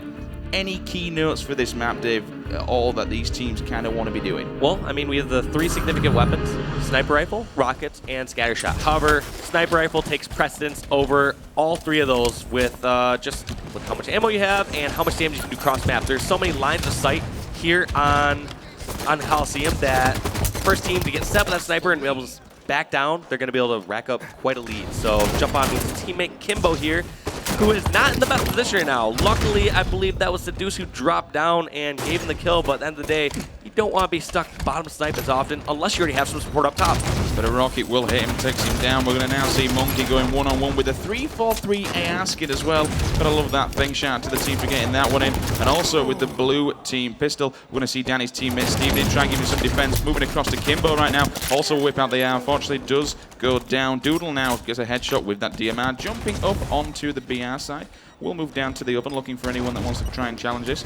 Has a pop up to the BR section, opts to leave the BR. Me, I'm a personal fan of grabbing that weapon and putting it in my back pocket, but nevertheless, each to their own. We'll throw another grenade, looking for some hit markers. They are not there. In goes another grenade, just trying to feel out Benno. He knows exactly where he is. Benno will thrust out the way. Note that Monkey also gets the little golden arrow for the assist to clean that one up. Kimbo as well, picking up a double kill. Moving back to Monkey now, just hanging below the bridge, and he gets sat down. Yeah, and it just seems like anytime FabE start to get something rolling, start to get in good positions, we saw they had Sniper down for a brief moment over in Cave, but they're just not able to transition to anything. Every single time they start to get one thing right, it just seems like two members drop out of nowhere. Kimbo will run, unfortunately, into his own splinter nade. Doodle goes down. You know what, I think we need to try and spend a bit of time with Immunity, because at the moment in time, it's very much in the hands of the... For the last two games, the aggression has just been too much. Voltage staying alive and been an anchor. Unfortunately, will get the bounce off. I actually think that bounced off the wall, him in the back. The scatter shot of Kimbo. Seduce will be a little bit too over-aggressive and jump out and thrust back, gets taken down. Benno now moving up, having a look, just checking his bridge, going now back into blue corner, catches two players, one up on Rockets. There's the first, who gets cleaned up by, it's going to be Voltage cleaning him, looking up to S3 now. Someone's jumping down that red BR. It's going to be Monkey. A couple of shots in his chest. It's going to be one shot. Every single time we look at them, Dave, it's a little wolf pack. Yeah, Immunity are on the same page right now. You know they got to be communicating well. So I want to go to an Astro listening with Immunity and hear how they're talking. I'm pointing blue rocket corner. Pointing blue rocket corner. I died, guys. There's one rocket down red fountain that needs reloading. You're gonna help, you're gonna help, you're gonna help. Hello, I got rockets. I should see rockets. I'm pushing fountain one shot, under the base, absolute. And there's gonna be a guy going snipe. I'm on structure touch, I'm with him. Absolute under the base. Another one. He's on step down, he's on step. He's big, push him in. He's on rock corner. The guy behind you as well. That's Snipe. Snipe's coming up in 15. He's just sitting on Snipe, he's blue step now. Crouching. Yeah, hold on. I'm behind you, Taj. He's gonna have help on the ramp, watch out, there's Snipes coming up. I'm rotating back around, hang on. One red rock. One shot, I'm gonna Taj. Look at red rock. Red sneaky, monkey, two shot. Stay alive, June, you're gonna help you. Nading red snipe ramp. No tags. This guy red step. Absolutely. He's one shot red step, sitting there behind the wall. Nade red step if you can. Nice nade. Should be able to get in there. He's up on pyramid now. Yeah, another guy bridge, man. Bridge. Bridge is one shot, another one Snipe. I think they've got rockets. I think they've got rockets. One shot. I think there's a guy coming grass. Maybe. Blue down. That's one red rocket corner. Yeah, there's two guys. They have sniper and blue. They've got a big lead. Just no scope. He's 3 shot on the blue. I'm setting him all. Somebody tell me where you spawn. I think there's a guy on your flag, Taj. Tell me where you spawn. Red. I'd run away, Taj. Rocks in 30. Blue. Two on my flag. I'm trying to get away. Red sneaky right now. One above. Yeah.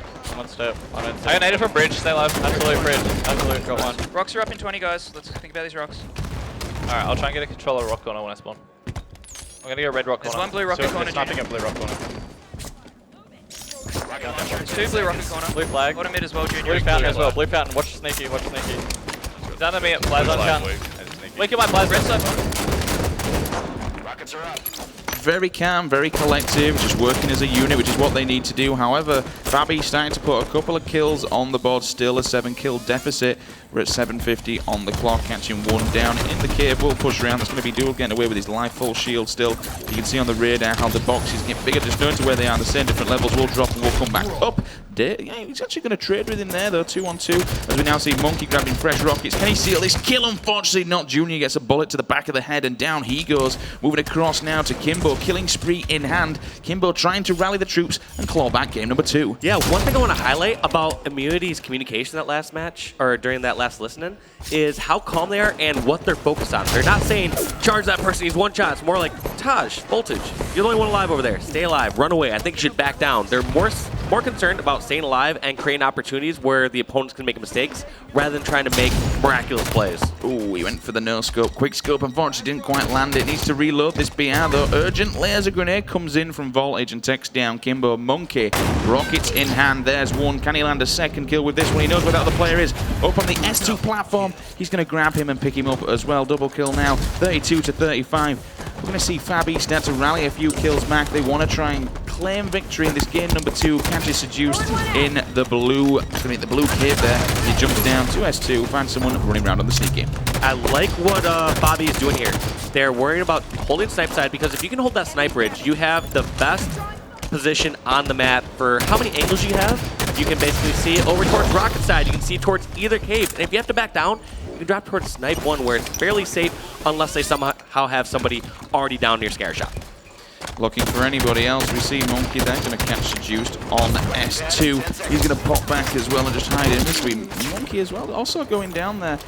He just seems really messy. I don't know about you, but it just seems a little bit all over the place. Yeah, it doesn't seem like they're nearly as organized. I would say both squads. Sure, we heard some great communication from the community, but at no point did it seem like they're all 100% on the exact same page. That could be a testament to why they both have 2 losses in pool play. It could also be one of the reasons that, they're both playing. Tournament life is no longer an issue. It's just more so for pride. Doodle at the moment, kind of pushing down underneath the bridge. We're going to see Kimbo with that scout shot as well, trying to just scope it. He'll turn around, questionable ground pound. He's actually going to move the sniper rifle. He's going to grab that as well. He's going to grab it the first time, gets the second time to get DM out. Unfortunately, though, we're going to see a splinter nade will rip him in 2.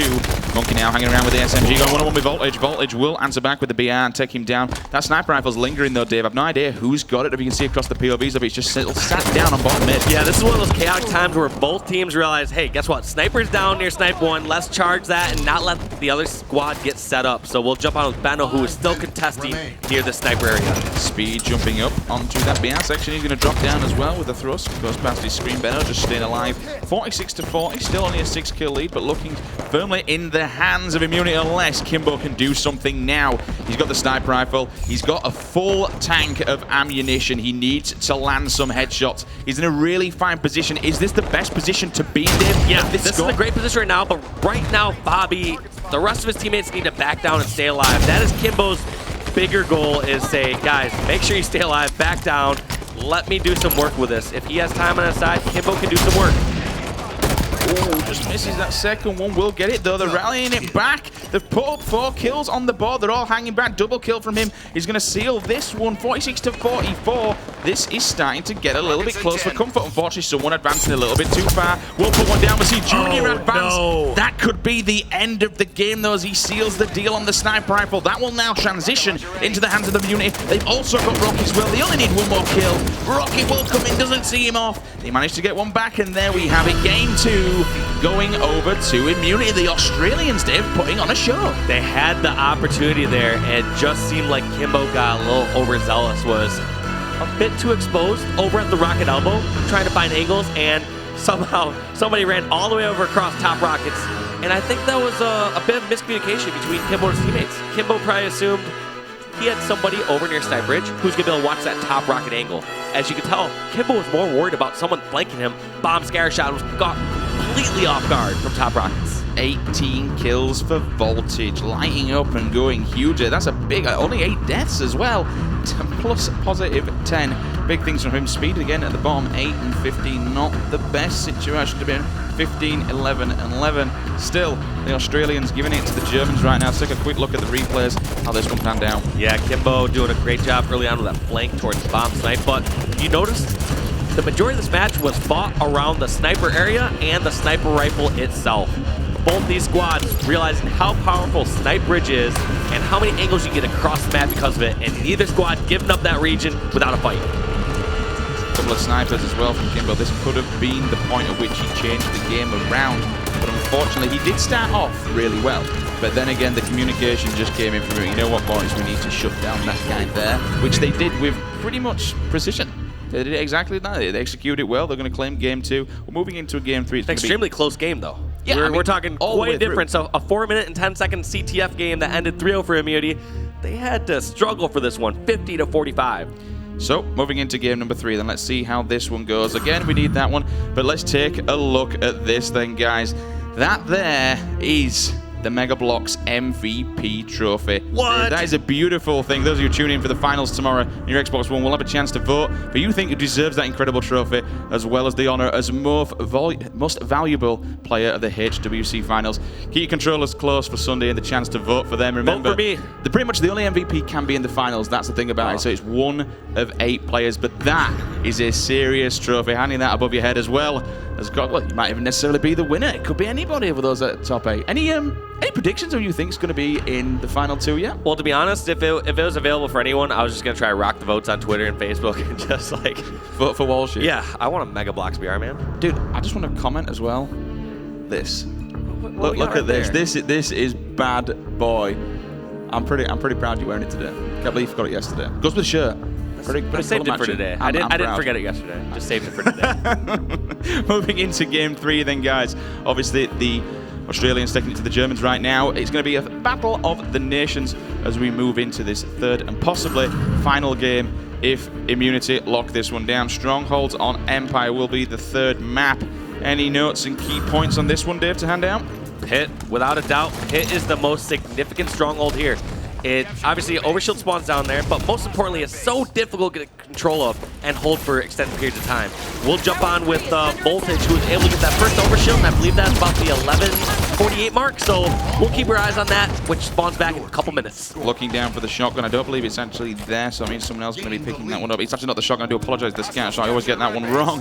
It's shotgun for Team Slayer. Moving across to Voltage now, just eyeing down the barrel of his Magnum, looking for anybody else. Grenade goes in. First hit markers there. He's going to convert this blue base as well. Needs to step back for just a second. We see Kimbo poking his little head out to try and find, but he soon enough backs off as he gets a face full of lead. Just hanging around now. I like this passive play though, just sitting back, bit of defense that he's got going. He's got a nice storm rifle in his back pocket if someone wants to get up close and personal. He's now got 2 weapons, the BR and the storm rifle. He's going to push this bottom center where he's going to find team captain speed of FabE. Monkey's there as well, but unfortunately, it comes out of nowhere. You see 3 players of FabE instantly drop. Seduce giving everyone the beat down in bomb center, and what Voltage is doing right now is realizes that they have pit and they have a side base. So the meta in Halo 5 has changed from early on. Early on, people just used to dive right in pit, go for that immediately because they realize it's the most significant and most important stronghold in the game. However, one way to counter it when you're down in this game, when you only have one of the side bases, is to go for the opposite side base. This forces the opposing team to focus on blue and red base, so they can't just focus in one area. And so what we saw Voltage doing earlier is he was just sitting back on blue base, looking towards top tower where the opponents were spawning, and just waiting for those flankers to come around. And you just notice their awareness, how well they're controlling the spawn, as Voltage is only focused on tower and realize outside is completely safe. And one thing we have to note, Dave, looking at the player outlines as well, how the teams kind of rotated back. They've gone through the tower and then come up into the opposing base down in blue, and it feels like it's kind of flushed that way. If they could have taken, what's the best option to go now? They've obviously pushed over to that opposing side. They now have taken back that, but still, you know, bottom mid's under control and safely in the hands of Immunity. How did they get that one back? What is the way to lock down bottom middle? Bottom middle, there's no one exact way to lock it down. It's one of those situations where after you get a couple of those kills, it's almost like dog pound bottom center and get it before somebody either ground pounds in or throws a grenade. It's there's really no exact math to it besides getting the kills and getting the bodies inside there. We're going to see that's 2 players' speed. He's going to be picking up the OS as well as he moves forward, jumps back into the base. However, he's going to come around, unfortunately, just disintegrates his body and turns him into ash. He's going to drop down into this place. Now, again, his OS has been rocked off. Or halfway there onto the pit. Remember, the more players that they have down in those pits, the faster it will convert round into a control point. Again, we're going to see Kimbo try and convert this one, but Dave, the kind of dogpiling now and just giving away easy deaths. Yeah, and sometimes it's really tough. It almost feels like once you start to commit towards pit, you kind of have to go all out. So that's what we see right now with Doodle and the FabE squad, where it's just like, all right, my last teammate got this quarter of the way. I need to help finish this up. So what I was saying before about pit is, yes, there is no exact one specific way to get pit. However, there are a lot of ways to not get pit, and that's to just jump in immediately without getting some sort of slay first. You can sneak over to the one of the side bases and get red or blue base without the other team noticing and without having gotten a kill, but there is almost no way that you can jump in pit without having gotten the slays first. It kind of went in their favor though at one point because he did get the triple cap. Now we're moving points once again, triple capped in full effect. They've got the little setup. We've got one in blue, we've got one in red, and we've got two hanging around on the Fox at top. But we actually see Benno will pop out. Voltage will also dive in. And this is the issue that he's got now. But unfortunately, Doodle will get taken down, even though we're there going to see Speed coming in with the ground pound. He gets cleaned up as well. That's 2 players down now for FabE. Can Immunity advance and make something of this? Pit is still in full control. Now watch what Junior will do. He's not going to dive right in Pit immediately. At least I would not expect him to. I thought he was going towards outside to at least get a couple slaves first. And I would expect to see Immunity do that if they're going to have any chance of getting Pit or one of the side bases. It looks like Immunity opts not to do that, and it looks like it's just a slave back and forth, just trying to overpower towards Pit. So I'm actually incredibly surprised that worked. It seemed like Immunity were able to somehow get those trades and also somehow get this outside spawn where Seduce is now grabbing the red base. So I'm not sure exactly how that unfolded.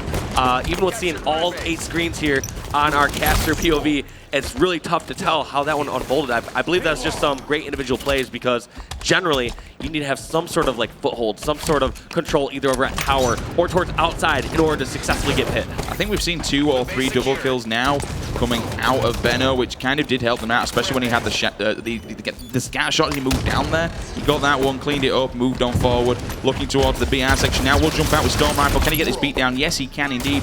Roller medal as well. Going to try and help his teammate. Unfortunately, Kimbo between a rock and a hard place. There's 2 people will shut him down instantly. This red base will transition into the hands of Immunity, and the triple cap David is in full swing. Yes, and this is also one of the maps where you can actually hold a triple cap successfully for extended periods of time. I believe I saw it first from CLG executing it perfectly at North American Regionals, where they opt to hold both bases, they hold outside, and they spawn the opposing team towards tower. Looking now, this could possibly be it, unless they can grab it, which they do indeed. 45 points on the board. Can they see it through and bring it back up? A definite deficit. You see Voltage whipping out the SMG, wants to try and turn this one around. He's got a player above him. This player's going to jump in the winner. It's going to be Speed. Comes in with the Storm Rifle. Down he goes with the beatdown. Still 2 caps in the hands of FabE. They're not going down without a fight. No, absolutely not. I mean, it doesn't matter that these teams aren't making out pools. At this point, whether they're playing online scrims, whether they're just playing a random matchmaking game, these players are so competitive. It's one of the reasons that they're one of the top 16 teams in the world here. And they're just going to give up any sort of match. And that's why FabE is putting up a fight. And they want to still win the series. Bring home some of that European pride like Epsilon is. Right now, Kimbo's just going off with this scatter shot, though. And he's kind of been a bit of a nuisance because he's wandering around that pit area, just kind of wrecking anybody who wants to go on. I didn't even realize he's picked up the OS as well. So he's going to push into blue base, make sure nobody's over here. Get this one in the transition. And now we could see the... Oh, no! RKO out of nowhere. Yeah, Down he goes. See it happen. You know what I mean? You've got an OS, you've got a scatter shot, you transition him round for the triple. Down he went. That's going to be quite a hindrance on their road to try and script back. That would have been their huge opportunity. I mean, not only did they lose scatter shot, not only did they lose the potential of a triple cap, they lost overshield. Which is so important in a map like this, especially if you're trying to claim back bottom mid, which at the moment, the triple cap has reverse swept back into the hands of Immunity. It was in the hands of FabE for just a second, and honestly, Dave, this is looking pretty much over. This is a dogpile in the pit sort of situation, but it does not look like Kimbo's even jumping down there. This is pretty much their only opportunity, and Kimbo, as you can tell, is trying to go for a few style points, but I'm not awarding anything for that one. 360 ground pound somewhere. Didn't see any players, so we're going to see Immunity clean sweep that one. Congratulations to the Australians. Unfortunately, FabE, I don't believe, picking up a single map throughout the competition. Again, this was all about Australian pride. Unfortunately for FabE, they will go home with that loss. Both of them. Congratulations to both. We've said this before, Dave. It's, you know what I mean? They've made it They've made it to Worlds. This is the most, as strong as I would say, the most pivotal Halo tournament in history. Absolutely. The biggest Halo tournament in history. And it's interesting that it's gone in different steps. So first off, these teams had to worry about winning their qualifiers. Then they had to worry about winning regionals. And now once they got here to the Halo World Championship, they had to worry about getting out pools. Both these teams unsuccessful in that endeavor. But at the end of the day, great win from Immunity. Benno again, 18 to 13. Benno's been pretty much on fire. This Voltage at the top with 15 assists. Kill feed kind of said it all. 6 and 9 from Kimbo and Monkey. Unfortunately, just not stepping up to the plate in that third and final game. But you know what? Congratulations once again to Immunity. Congratulations to both teams for being here this weekend in Hollywood. Once again, guys, if you are just joining us, welcome along to the Halo World Championship 2016. Let's bring up the final score and show you how this one played out. We saw Immunity with a 3-0 on Fathom CTF, Immunity again with a 50-45 Coliseum TS, and finally we just saw 100 points to 66 on Empire Stronghold. Dave, any final notes from that series? It just seemed like Immunity was in control the entire time. Sure, we did see that 50-45 Team Star Coliseum where Immunity, they were, they had potential of losing that one, especially towards the end, where we saw Sniper in the hands of, I believe it was, I can't remember the name at the moment. I believe it wasn't Speed, but either way, end of Coliseum. Whole point being is that was the only game that was really close. The rest of the time, it was a total Immunity control. I mean, CTF, Fathom, no question about it. That was a quick 3-0 in 4 minutes. The third game, 166, respectable score, but at the end of the day, we saw multiple trip caps out of Immunity. Multiple times where they're just in control. Like you saw someone like Voltage just sitting over at Blue Base, waiting for members of FabE to push out from Blue Tower, get those easy kills, just back down, and it was just they controlled the spawns the entire time. So, just remember guys, coming up next after this, it's going to be a big game. Denial taking on Elevate. Obviously, both of these teams have qualified for the top bracket, and this is kind of not only for pride. Have either team dropped a game yet? No, they haven't, because both of those teams were coming in with clean sweeps, so neither team has dropped a single map. This is not only for pride, but also to top the group. Any initial, we know it's going to be a damn good game, but any initial thoughts on both those teams? Obviously, I've yet to see Denial actually play in this tournament. So Denial caught me off guard completely at North American Regionals and surprised everyone. The fact that none of us casters had Denial in our top 8, and to see them be so successful at North American Regionals, I want to see if they can bring that same intensity and that same level of skill here at World Championship, because the pressure's on more than ever, and we have so many young guns on that squad. Someone like Boo Boo Doo Hook, literally young guns. They are new to the scene, and there's never been more pressure. So we will be seeing if that was a fluke or if it was all about Hugh. That's coming up just after this. But for now, we're going to jump down to the B stream. Bravo, I hear you've got an update, brother. Hey, thanks, Sims. Down here on the second stage, you got Excel going up against the Legions. Was just checking out the first game. It was Strongholds on the rig. Teams were tied about 60-50 or so, right around the middle of the match, but Allegiance did end up running away with it. I believe the final score was 100-59. These guys behind me about to jump into game number 2. It's Slayer on Regret. Now, this series, of course, very important for this group, as the winner will advance through to bracket play. So I'll be keeping an eye on this series on the floor and be sure to give you some more updates as it progresses. Back over to you guys. As he said, extremely imperative. Because at the end of the day, whoever doesn't actually move out that one, it's a very vital game, especially when you want to try to advance. And we've kind of said every single game at this event is important. That's the scary part, though, is consider this. Allegiance, a squad that has been ranked #1 through all the online qualifiers, is now they have their tournament life at risk against Excel. It's like they need to win this or they're out. It's whether it's tilted or not. We saw what happened yesterday, and it's all about. And the fact that it's also closer in some of these games. You heard from Bravo, game #1, tied around the 50-60 mark. So Excel has shown that they can hang to a degree with Allegiance. We're gonna have to see if Allegiance was maybe got to a slow start, or if Excel, maybe ran out of gas if they were on fire early on. But end of the day, Allegiance is not going to rest comfortable. They have to win these next matches. Get to bracket play where it's a clean slate. At this point, it doesn't matter if you have a loss in pool play or not. What matters is getting out of pool play, getting to bracket play, and beating every single team that you face. Well, that's the B stream, but let's talk about the A stream, guys, and have a look at your teams that are coming up next in a battle for the top of the groups. It's going to be Denial taking on Elevate. Remember to tweet the stream, use the hashtag HaloWC. Let us know at home who you guys would think is going to take this game. Certainly, it's going to be an extremely interesting one. We mentioned it, Dave, about NA Regionals. I always see Tiberius constantly talking about how people sleep on Elevate. This is a very, very nasty roster at the end of the day. Can they show up Denial? They have the potential, without doubt. The interesting part about Elevate is we highlight a lot of these other squads. Someone like a Renegades, who has had higher placements, but they've also had lower placements than that squad like Elevate. Elevate seems to be this consistent top 8 squad that really doesn't have the spotlight on them that often. They rightfully deserve it, though, given all their placings. I think in nearly every single online qualifier they placed top 8. which is really tough to say. I mean, you look at some of these other squads that even someone like CLG got knocked out early on, very first qualifier. So let's take a look at the roster, and it's Rain, Penguin, Swift Kill, and Calm Mentality. We're going to have Chig in the background as coach. Quick rundown of the team. Qualified through the NA qualifiers and got 5th to 8th place at the Halo World Championships of Columbus. Team change, previously known as Noble Esports, before being picked up by Elevate and the team history. Members have been top performance since the Halo 3 days. You know what, guys? I want to take a very short look at some more of these players and a little bit more in depth. I believe we have a video to show you about Swiftkill. We're going to talk a little bit more about them, but you obviously know these players a little bit more than what I do, Dave. Let's take a look more at someone like Swiftkill. And we talk about the kind of the, not necessarily the underdogs of this, but a lot of people seem to sleep on this team. Yeah, this is I love the first factoid is became infatuated with Pro Halo. I was one of those players, like, I'm obsessed with Pro Halo, but infatuated is probably even a better word to describe that. Swiftkill's also, one thing unknown about Swiftkill is he's a strong programmer as well. I believe he works over at Lockheed Martin doing programming for, I don't know exactly which facet. Maybe he can't tell. Maybe there's government restrictions on some of the work he does.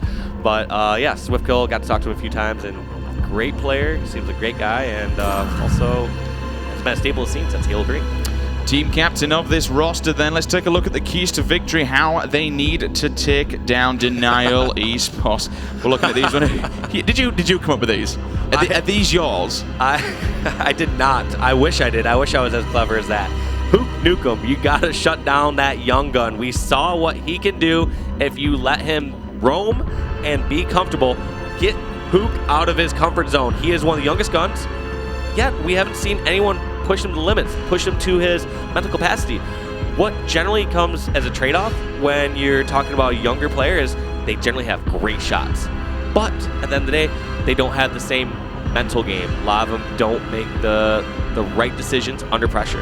And a lot of times tournament pressure gets to some of the younger players. So use that to your advantage, because if you just try to go toe-to-toe with Hook, trying to fight him in gunfights, that's exactly what he wants. He's going to take you down every time. Now let's take a look across the board at Denial Esports, then the Wolfpack that is coming out to play and show you exactly why NA Regionals was not a fluke. This roster looks rocked and ready to roll. A couple of well-known names on there. One of them, you know, I mean, you can see this is a young roster, right? And let's quickly, before we go further, run down. So we got Contra, Pro Devonator, Boobadooboo, and Hugh. We got Illuminite in the background, and we've kind of said how much of a key he is in himself, a key to victory on that back roster. Qualified through the NA qualifiers, got 2nd place at the Halo World Championship, Columbus. Team backstory: Columbus is considered the breakout tournament for members such as Hugh and Boobadooboo, and Team Accolade upsets Envious, Team Liquid, and Allegiance at the previous event. This is an interesting roster, Dave. One that I am super impressed with, and quite, you know, a lot of people want to know, was NA Regionals a fluke? Can they hang with the best? I mean, if you consider beating Envious, Liquid, and Allegiance a complete fluke, then I would say you're delusional. Yeah, they could have one of the tournaments of their life, but and then I don't think that is a fluke. I would say a 1-series win at some point could be considered a fluke, but no. Denial is the real deal. Having not ranked them in my top 8 before, I predicted them to be top 4 at this event.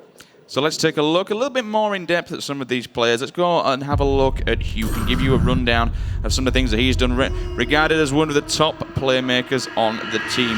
Pro Halo career started in 2015. Again, extremely new and made Grand Finals, his first ever major Halo. Remember, he is obviously coming in from a different esport. He's I think he's had 6 second place finish, you know, in different games. And at the end of the day, this is. He's an aggressive young player. I think he's only 16 years old as well. They left off factoid number 4. I've been playing Halo 1 when Hook was literally 1 or 2 years old. So that's also an interesting factoid. To be fair, that happens when you are 45, let's be honest with you. Boo-Boo to drop the Dooboo. You definitely came up with these. I don't care what anyone says, you came up with these. Boo-Boo Dooboo, I mean, come on, man.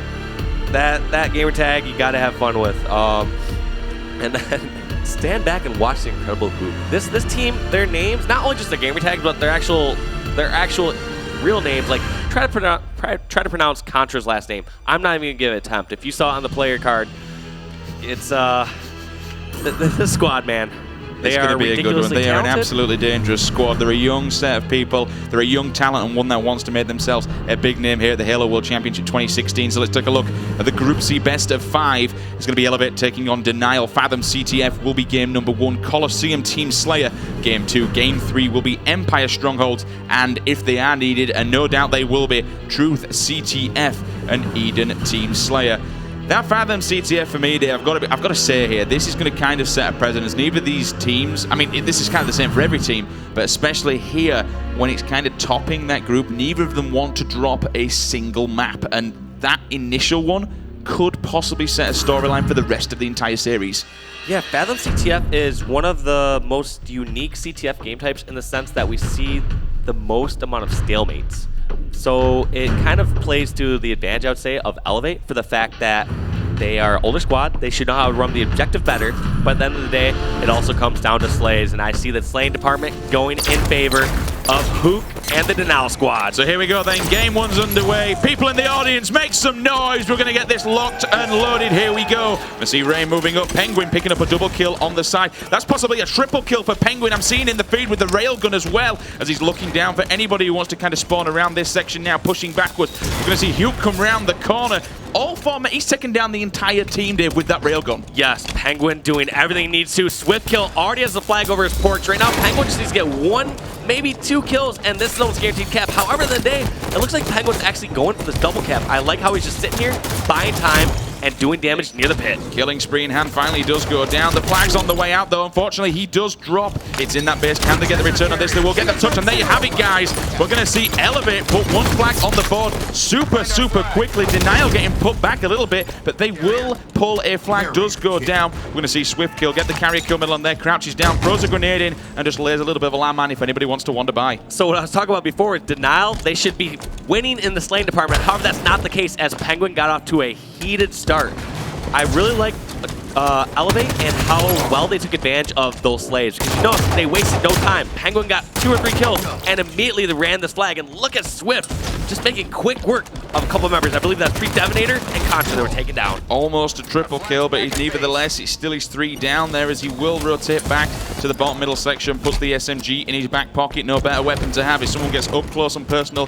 Couple of grenades going in. Boo Boo Dooba comes around the corner. Unfortunately, will miss the grenade. Didn't actually hit him. We'll go around the corner and wait. Contra's there as well. Another grenade goes in, looking for some hit markers. They don't land. In comes Hugh. Finally does take him down. A little bit wobbly there for both sides of the party. The railgun's going to drop in 8 seconds. Up on the top middle section, what would you prefer him to do? Stay up there, or does he have someone else giving him some defense in the background, Dave? I think it's always fairly safe to stay up top. The only times that's not safe is if teams are pushing from both tree houses. In a case like that, that's where you're going to want to flank immediately over to the other flag. So it's really tough for a team to end up pushing both sides of the treehouse. So in most cases, you can stay alive up top center, and it takes at least 2 people to kill you. Hugh just staying alive for quite a while there. It took 2 people to take him down. Been a bit of a nuisance. Different way to run this flag. He's going to take it through the bottom middle section. Will crouch down and run through the garage. He's got some support from a teammate there. Turns around. I like this play. In hand as well, Dave. Really like this play. What Rain did was got the flag all the way towards his garage and then pushed forward to create space. So what a lot of players do is they commit to running flag the entire way once they grab it, but what Rain did is realize that he was the furthest one up, so he wanted to toss it towards his teammate, create some space, and get some slays. Several members down for Team Denial as we see him running ragged at this moment in time. Railgun in hand. He's going to put it on the floor to at least make him weak and tag him up. We see another player come round. They're both going to dodge balance that flag, get the return, and that, ladies and gentlemen, is a second flag cap for Elevate. Yeah, I expected Elevate to be favored in the objective part of this one, but I did not expect them to outslay Boo Boo Doo and the Denial squad this hard.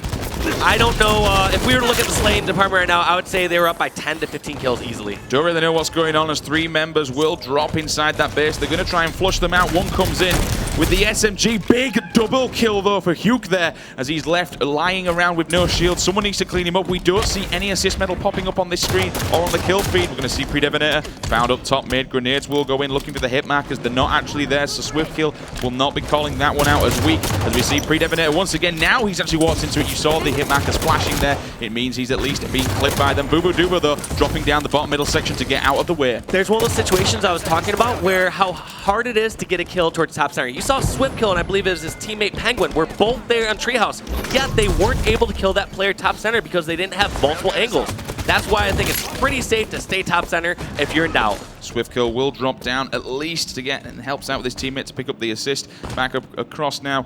Pre-Devonator looking for anybody. Just everything's quieting down. I've got to note that, Dave. Everything's a little bit. Yeah, it just seemed to instantly slow down here. I'm not sure if that's because we're watching it from the Denial POV and they're taking things a bit slow, but end of the day, it just seems like this entire time I've seen Denial members just always down low. Nobody's up top, doing damage, keeps control of Railgun.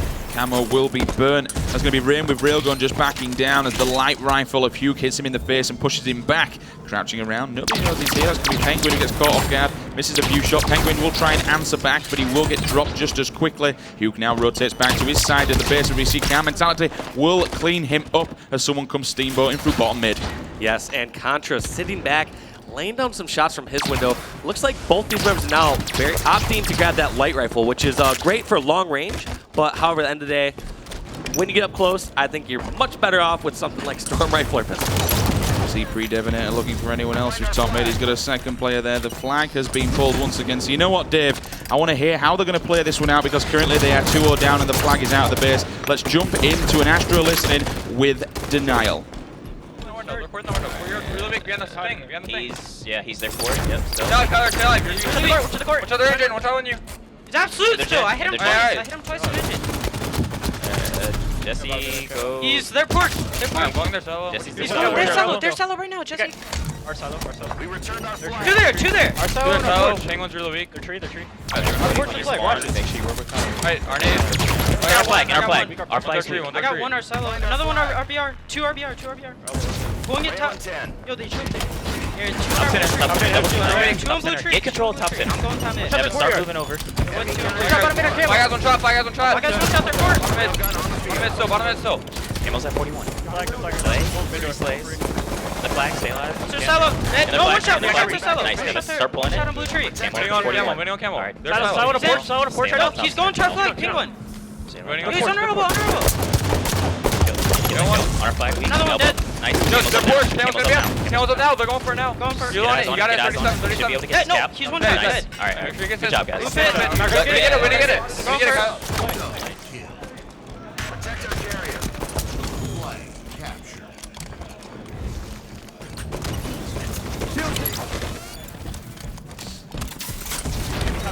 Top mid on touch. Devin's got a guy. Our silo. Two guys. Extremely close there. They didn't quite capture that flag. I thought it was almost over, Dave, as he got so close out of the window. Grenade coming and take him down. Currently still in the hot seat with Hugh because he's taking down one. They're running yet another flag. They put one on the board though, and they're bringing it back slowly but surely. Yeah, this is interesting. And one point I want to highlight during that after listening is where they focused over top center. It's like, get top center. We haven't had this entire time. And you notice as soon as they got control top center, had a presence in the higher area of the map, they were able to actually do crossfire, able to do damage across the map and run a flag back. Well, there's several members at the moment just kind of having a bit of a mess round, but unfortunately there it is. They will sneak that third and final flag cap. Elevate taking it to Denial there. Quite interesting, especially at the start. I've got to give a shout out to that railgun work. They were just absolutely hammering them. Yeah, I had no doubt in my mind that they would be able to outwork them in the objective department, but when it comes to slays, I did not expect what we're about to see here on the kill feed. I pretty much think I saw everybody negative on Denial and everybody probably Penguin going massive, 18 and 11. Sorry, only one negative there. It's going to be Cam Mentality. But you know what? Everything just kind of went their way. 3-1 the score at the end. They kind of had a little bit of a fight back at the end, Dave.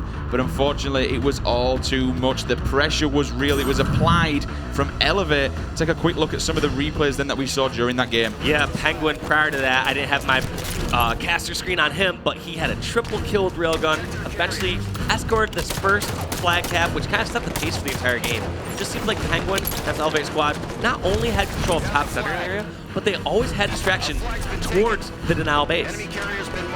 Everything kind of just went right, and as you mentioned, they're going to saw another one back in there. 2-0 up, obviously the pressure was on very from the start. I think that's what it was. It was completely relentless. They never stopped that pushing over and over again. They almost got that third win the second time round. But if you are just joining us, guys, welcome along. This is, of course, Elevate taking on Denial. Elevate taking that game 3 caps to 1. impressive stuff from them, trying to kind of show these Denial guys at the end of the day, NA Regionals was a fluke, and they are coming here to play, obviously, underneath a new banner, used to be called Noble Esports. And we have said time and time again, these are super, super strong players. The amount of times that I've seen, Dave, on the forums, people constantly saying, elevate, do not sleep, and this is a solid roster. They're a solid roster. However, I would not count Denial out at this point. When I'm looking at objective game types, I would say for newer players at Halo, especially someone like Hook, Fathom CTF is going to be something tough to grasp because there are so many elements at play. It's like, all right, do I focus on top center and controlling an area where I can shoot across the map and get railgun? Do I focus on getting that camo down low and giving it my positioning? Do I go for a counter cap? Do I go for play defense? There are just so many factors at play that for somebody who doesn't have nearly as much Halo experience, someone like Hook, that's going to play against him. However, when we go into the next game, which is, I believe, Coliseum Team Slayer, that one's going to be simple. They're going to say, Hook, go to your sniper area, grab that weapon, and kill them all. All right then, guys, but just before we get Game 2 underway, we're going to throw it down to Golden Boy. I believe he's sat with a couple of special guests, so G-Man, over to you. Thank you so much, Sim. It's the first time in my life I've ever been called G-Man. I will gladly take that one. That means I've aged well. In any case, so folks, I'm down here at the floor with Quinn DeHoyle and Adrian Bedoya. These guys, they make some maps. They do some things, They do all the things. So, Adrian, I want to talk to you. You're a level designer here at 343. Crushing it every day. It's the life you live, clearly. You try to. So I guess, looking at the current map pool that we have in Halo 5, which is the map that when you were working on it before release, you were like, oh yeah, this is the one. This is the hot fire right here. I think for me, the main one was the rig. That one just came together almost magically, and it actually replaced kind of a previous map that we had in development and kind of took the top spot, which was great. Yeah. Some secret intel. Oh man. Well, I think well now I'm going to reference the rig as the magical wonderland now, clearly, because that's the way you see it. Yeah. Not for me when I get pinned outside on Carbine though, and they have sniper over my bunker. I hate myself. It's very hard to break. So Quinn, you have been involved in the Halo 5 process for a while. You from the beginning. Not only that, I mean, you come from a great background too, having done Gears of War 3 as well before heading out to 343. So I guess your experience in competitive gaming certainly is something to applaud because you've been involved in this process for quite a while. Yeah, I guess so. I mean, I just look at it as I'm a designer. I like design multiplayer, and I work with an awesome team at 343, and we're really proud of what we have here. We're excited to see the future because this isn't just it. We've got a long road ahead of us, and we want to be consistent with it. So multiplayer is something that we really love at 343, and the team that we have here, like Adrian and the guys back home, we love Halo. We love this multiplayer. So we're really excited about being here. It's awesome. Nice. And one last question I have for you guys. These top players have proven that they find all these nooks and crannies, right? If you think about Regret going from bottom mid to top mid and just sliding up, utilizing boost, taking advantage of the mechanics that are provided in Halo 5. Did you guys expect this when you were designing these maps the first time? Some of it is always expected. They're going to find interesting ways, new paths. The maps are kind of living beings, and it's really cool to see how they evolve their strategies around that and all the new things that they come up with. It's great. Of course. And for Quinn, what about you before we close it out? Yeah, I mean, we were working on these maps, and to me, a lot of it is the sandbox, the Spartan abilities, and the weapons, and all those things that have been given to players. And when we were building these maps, we just found, we had a saying, it's players will find a way. We put something up here, all right, this is a good place where players are going to control and lock this down, and it's not going to be accessible. And then, a couple days later, into the game being alive, even 2 months later, we're still seeing the meta evolve, and players find a way, man. It's like Jurassic Park. They'll find a way. That's an incredible reference. All right, well, guys, thank you so much. Give it up for Adrian and Quinn. All right, guys, we have plenty more action to come. We have Denial facing off against Elevate. To guide us through the process, none other than Sims and Walshy. Take it away, boys. Thank you very much, Bravo. Sorry, Golden Boy, I do apologize. Completely getting your name wrong there again for a second time. But speaking of second time, our second game is about to get underway. It's going to be a Team Slayer on Coliseum. Dave, we're going to be jumping straight into the action. Any comments before we get in there? Well, I mean, like Quinn said, we're going to have to see if Denial can find a way back into this match as they're down 1-0 and Elevate looking extremely strong, especially in the slaying department early on that last Fathom CTF. Looking forward to getting this one underway, and as you can see, the players are locked and loaded. Let's get things started. Again, we mentioned about Hugh going for that sniper rifle. Let's see if we can get it in the hand. We're going to be kicking things off with Hugh, indeed, as he pushes across to S2, looking for that banking off of the grenade. He's going to just clip the wall. That will drop for any players that want to walk, and he does indeed. It lands perfectly behind the sniper rifle to throw it down. Hopefully someone will be catching that. We're going to see already 2 members of Elevate. Could this be the third? No, it cannot. So a little bit of a trade there. We're going to see Boobo Dubo going one-on-one in the blue cave. That blue cave guy, I believe, is just creeping around. There's the sniper rifle coming in now. There's the beatdown. He does not land it though, Dave. Sniper rifle now transferring into the hands of Denial Esports. And this is huge. Not only does Boobo Dubo have sniper, but the opposing squad is all the way across the map over at red base. You can see on the heat map here, Boo just making sure he can make sure it's safe behind him, but at the end of the day, he is in a prime position to rack up a few kills. So he does have support from this left-hand side. However, you can see on the kill feed, he's got a no scope there. He's going to be one shot. However, the grenade has been placed down to stop him advancing. Did get the hit markers. You see Swift Kill come around the corner to seal the deal on that one. Sniper rifle will now fall. 2 players moving into blue base. That's pretty much the whole transition then. The entire team has moved back into blue. We'll see Elevate take control of the sniper rifle once again. They're up on the bridge looking for anybody else. But though, Dave, how is this one going to play out? You know, they've got the sniper in the right I want to see the difference in this. We saw Boobo Dubo had sniper for what? All of 20 seconds. Did not get a single kill. Now we see sniper in the hands of Swift Kill. And he's being super aggressive with it. I like the patience there on Swift Kill. Just make sure line up the shot instead of panicking, shooting a few pistols beforehand. By the day, we haven't seen Swift set up with this. I guess I'm not opposed to bringing towards snipe, or bringing snipe towards snipe bridge. By the day, I'm surprised they didn't just keep it over towards red flag, or maybe rotate all the way towards blue flag. I mean, he's on the front line right now. Has no regard for that weapon and eventually loses it. But he does have 2 players there. Let's see if any of them can kind of bring that sniper rifle back. They're going to be in this spawn cycle section. The last shot comes in, gets that kill. They know someone else, or if they think someone else is there, but they are indeed. Finally, they will take it down. Rain will fall. You see the golden arrow on there to say he got the assist mill as well. Boobo Dubo caught off guard a little bit too strongly as he moves on to the red bridge. He will drop back down to get his shields back though. As we now see Calm Mentality just walking around this blue section looking for anybody else who wants to come. Grenade goes in. Challenges a little bit too much. Down he goes.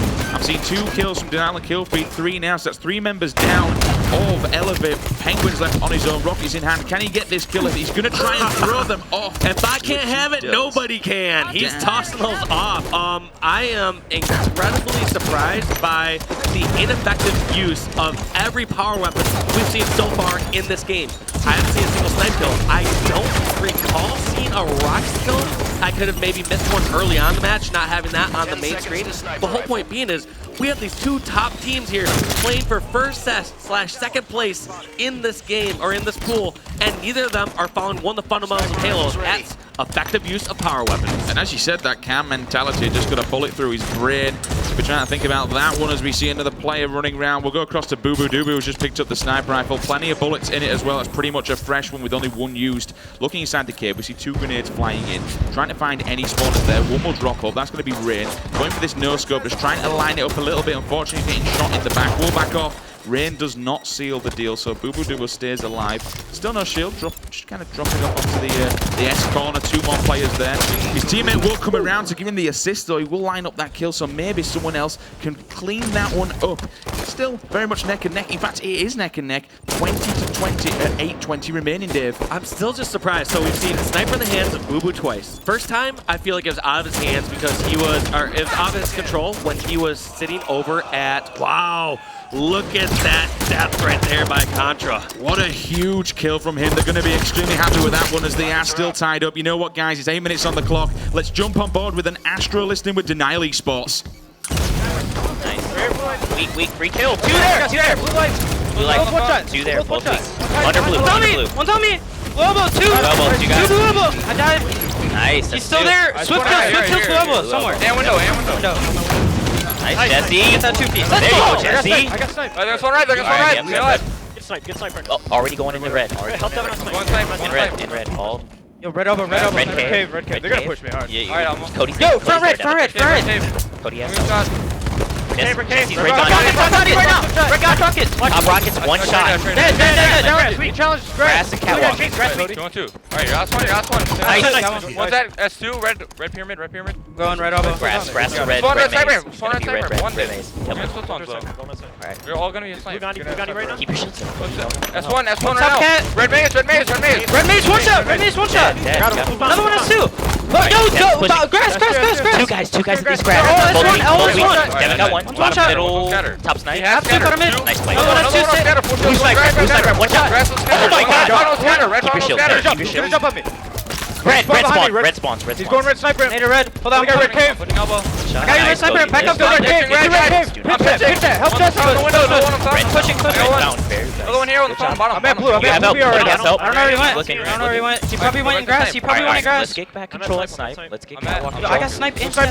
One shot. Get out of He's here. on me. He's on me, bro. Snipe is scatter. He has scatter. Snipe's on there too. Red fountain. Red maze. One shot. Red maze, absolutely. He's one shot red maze. Alright, we just need to Snipe's on there. focus. Snipe's on there. Nice. Got blue Gandhi. He's gonna go top snipe. Bottom blue. Evan, where are you? Top of blue. Grass. Two in grass. Two. One's red maze. Red maze in grass. In grass. They're looking at red maze. Looking at him. Scatter. Red BR. Red BR on you, color. I know. I'm back. Alright, weapons up. They have rockets going red. They have rockets going red. Red BR still. Red BR weak. Penguin. Red. I'm looking for red. I'm trying to help. Red fountain. Upside please. Upside one shot. Need R1.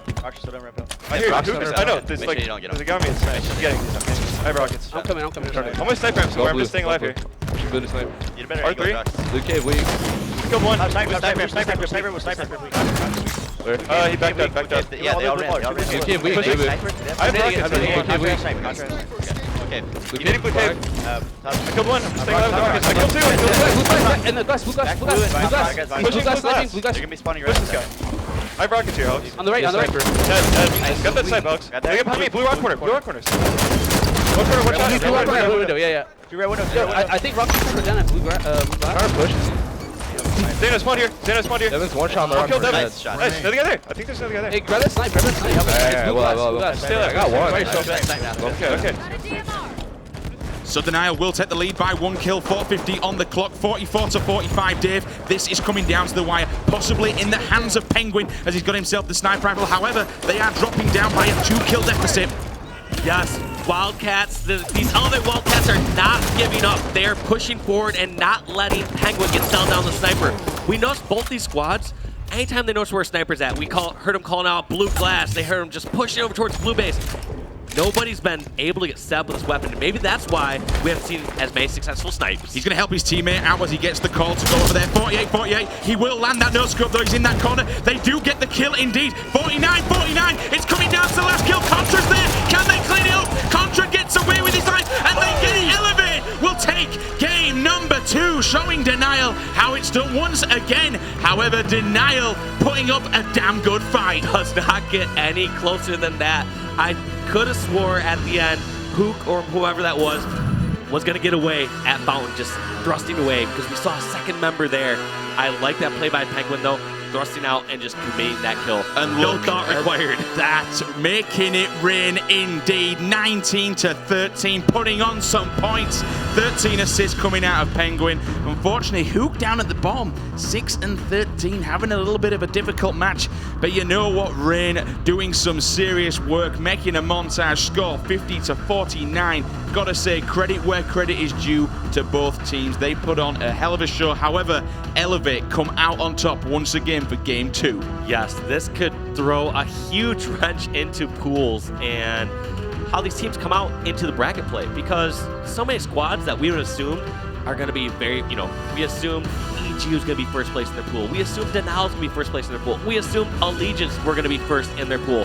However, I don't think that's going to be quite the case. And this is kind of what we want to see. You know what? Let's take a quick look at the last 30 seconds of this game. Show you guys at home exactly how this one played out. Dave, the score was pretty much in the hands currently then of blue team, but all of a sudden they turned it around. And look at Penguin. He has so much snipe ammo, but not even comfortable enough to reload. He is just waiting for an opportunity. He realized all his teammates across the map, and look at this predicament he's in. He is the only one alive. He's given away his position. He knows there's a second player nearbound, but he just decides to commit and charge this player in cave to try and close this one out. We have numbers. Let's move in. There was another one shot there as well. He didn't quite see that one. But guys, if you are just joining us, welcome along to the Halo World Championship 2016 Group C Best of 5. Both of these teams have advanced.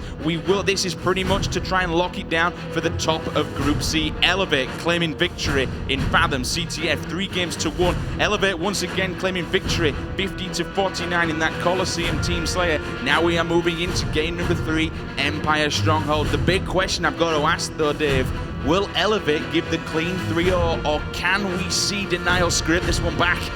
I mean, so we talked about the objective mindset and how some of these Halo veterans and how much experience they've had, you know, playing Halo 3 and beyond, how that's going to give them a leg up on players like Hook and some of these young guns. This is another one of those map/game types. Even though Strongholds is new to Halo, it's new to the scene. Same time, that decision making that is been a key to success within Halo, knowing, all right, do I charge for a pit here on Empire, or do I go for a flank and buy time? This is going to be another time where we're going to see some of these young guns struggle. Someone like Hook. We played a map last time, Coliseum Team Slayer, where Hook should thrive. He should be able to just charge a certain area, go towards the snipe side, get slays, and stay alive. He knows how to play that map. He knows the surroundings, and he is what I would consider on even footing with these Elevate players as far as Halo knowledge on a game type like Team Slayer.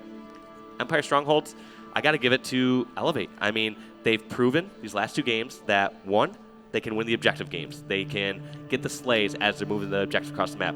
2, they've proven that they can hang in the slaying department. They just won Coliseum Team Slayer 50-49. That's a game type that I considered a must-win for Denial there if they want to win the series. A little bit of a bad game from Hook, especially with a 6-13, especially in a Team Slayer match. You don't want to be dropping them kind of figures, but as we know, reverse sweeps do happen. They've happened in the past. We could still see them come back, turn this one on its head, and win 3-2. However, the pressure is solely on currently for Denial. But you know what? It wasn't a big loss. It was 50. Any loss is a loss. A loss is a loss. But still, 50-49. They give as good as they get. Yeah, and that was also a game type. So if I'm looking at this from a Denial perspective, or as a Denial fan, I would consider games 2 and 5 wins because they are such a strong Slayer team, and we even saw, especially when they're playing against a squad like Liquid at North American Regionals, where they dominated Eden Team Slayer. Right now, Denial Squad just needs to get to Game 5, and they should be able to close it out. However, they have 2 tough objective games ahead of them.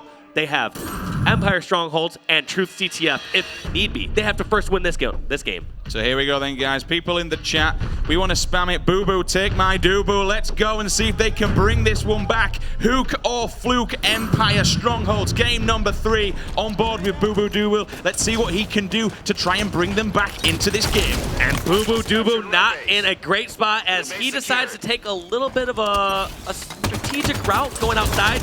But looks like Penguin from this squad decided to just go straight for the overshield. So we'll jump on with this overshielded, cuddly little animal. Penguin going to try and take it. You know what? He's also got the plasma pistol as well, so no one's going to be ripping that off. However, he does get beaten down. Pit will take control, and now we see the first 2 plots in the hand of Elevate. Going to jump up onto the little bit of a ledge. Misses the first one, misses the second one. Does get it third time lucky. Will swap out for the Storm Rifle. Doesn't really need, unless you go for the noob combo, doesn't need that plasma pistol. No OS is back in play. He will get caught off guard. Contra comes forward, cleans up that kill. Another player as we go across. 3 members down now. Elevate range with also the second ground pound. Can he grab the double kill? Yes, he can. Gets the reversal as well. Deaths all over the board, Dave. A little bit messy right now. He bought so much time right here. Look at this. Even though Denial almost have pit reset, they just delayed that for so long. I could have sworn that was going to be a hill in the favor of obviously our Elevate squad, but end of the day, looks like Denial just did not give up on it. They finally got hit, which is the most important stronghold. Very back and forth. They're putting some points on the board, but unfortunately, Elevate answer back straight away. Elevate scatter shot in hand. Once again, Penguin going one with somebody. It's going to be Contra. Blue fine. No, he doesn't actually go down. His teammates going to give him support. Sits back, scatter shot in his back pocket if anybody wants to challenge him. Red base is also getting converted. Denial are in the triple cap, Dave. Yes, and that's exactly what they want to see at this moment. We're going to have to see how Elevate decide to play this one out because they have the most important stronghold, but at this point they seem to make sure they keep a presence in the center of the map and just focus on one side. And that's exactly what Elevate did.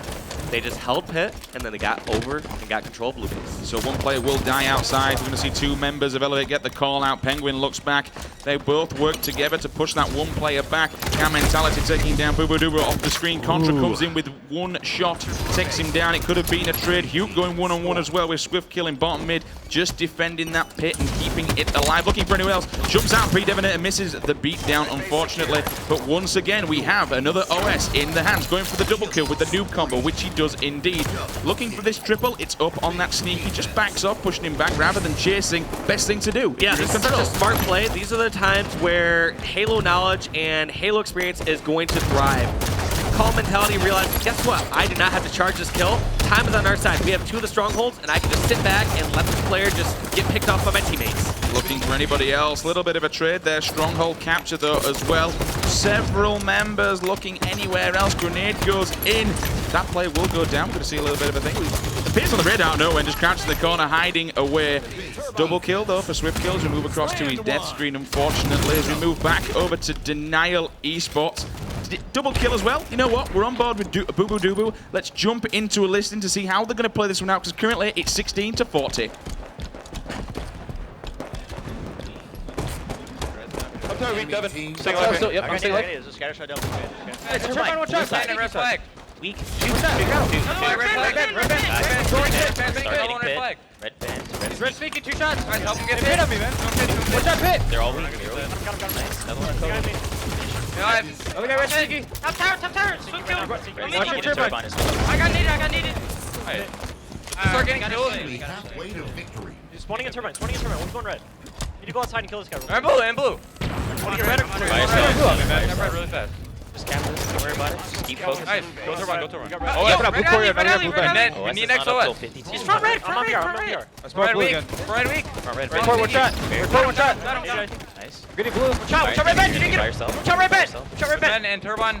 Turbine will scatter. OS. Up now. Blue BR. Okay, what's up now? Got it. Watch out. OS, guys. He shot in pit. Watch out, blue. They got it.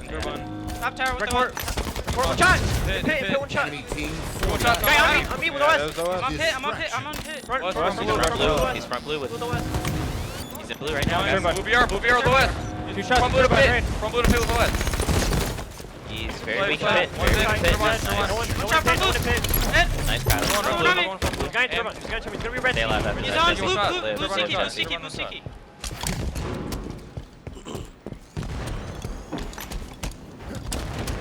Pre-Devinator looking for anybody else around that corner. He's found one. We saw him on the actual player outlines. We see him. He's going to hide in the corner. He does get cleaned up with the assist. The grenade comes in. Unfortunately, will drop down. Contra now inside the pit, just looking to try and rack up the defense. They're still massively down, though, Dave, in the game. Yes. If you went to listen and you just watched from this Denial POV, you notice how undisciplined they are, and as far as the objective prowess from some of these more experienced players.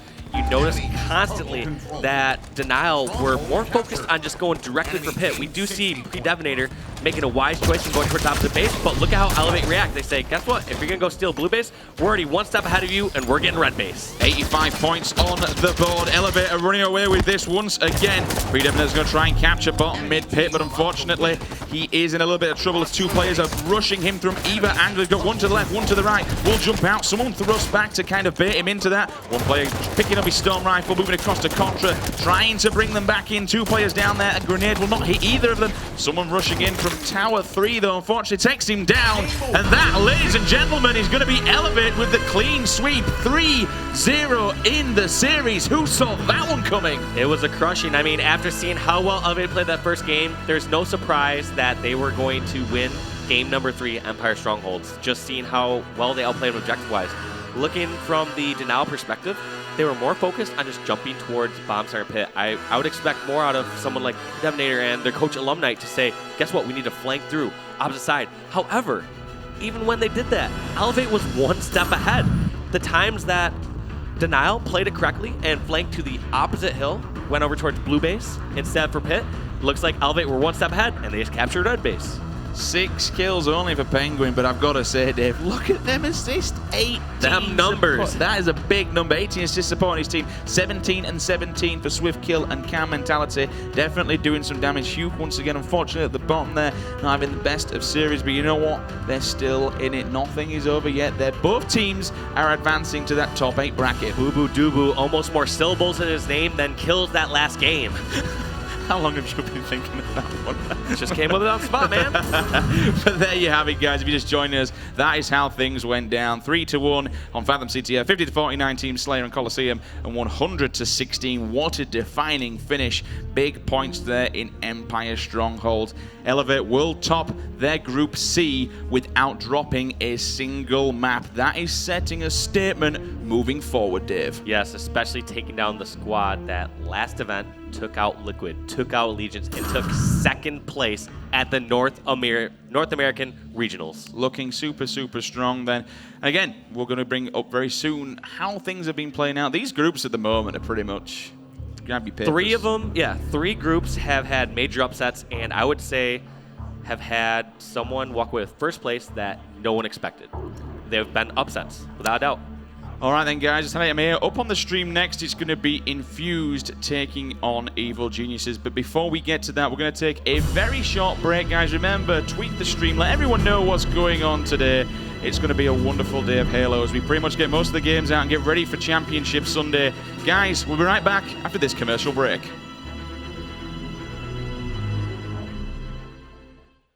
It has begun. War is coming. If we do not unite, our world will perish. You might want to head home, big man. Well then, we better get going. We'll protect the kingdom. With this.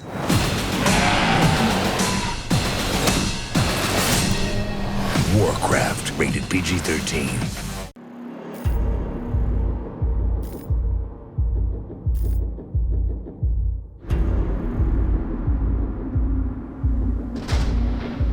I have fought with honor, endured the brand of shame, dealt out vengeance.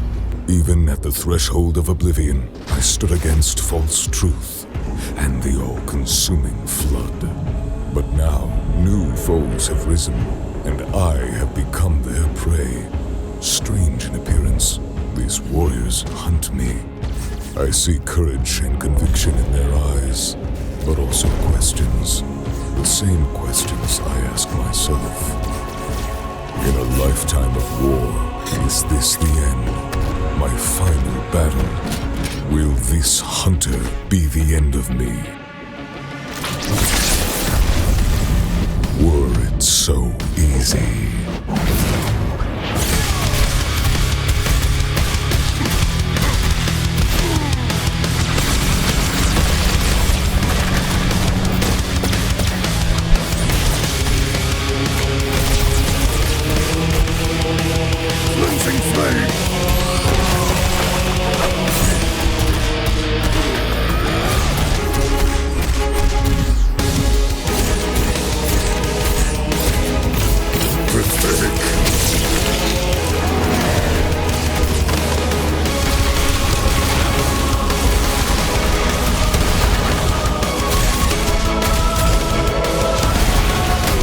Another victory, yes, but there is always another battle.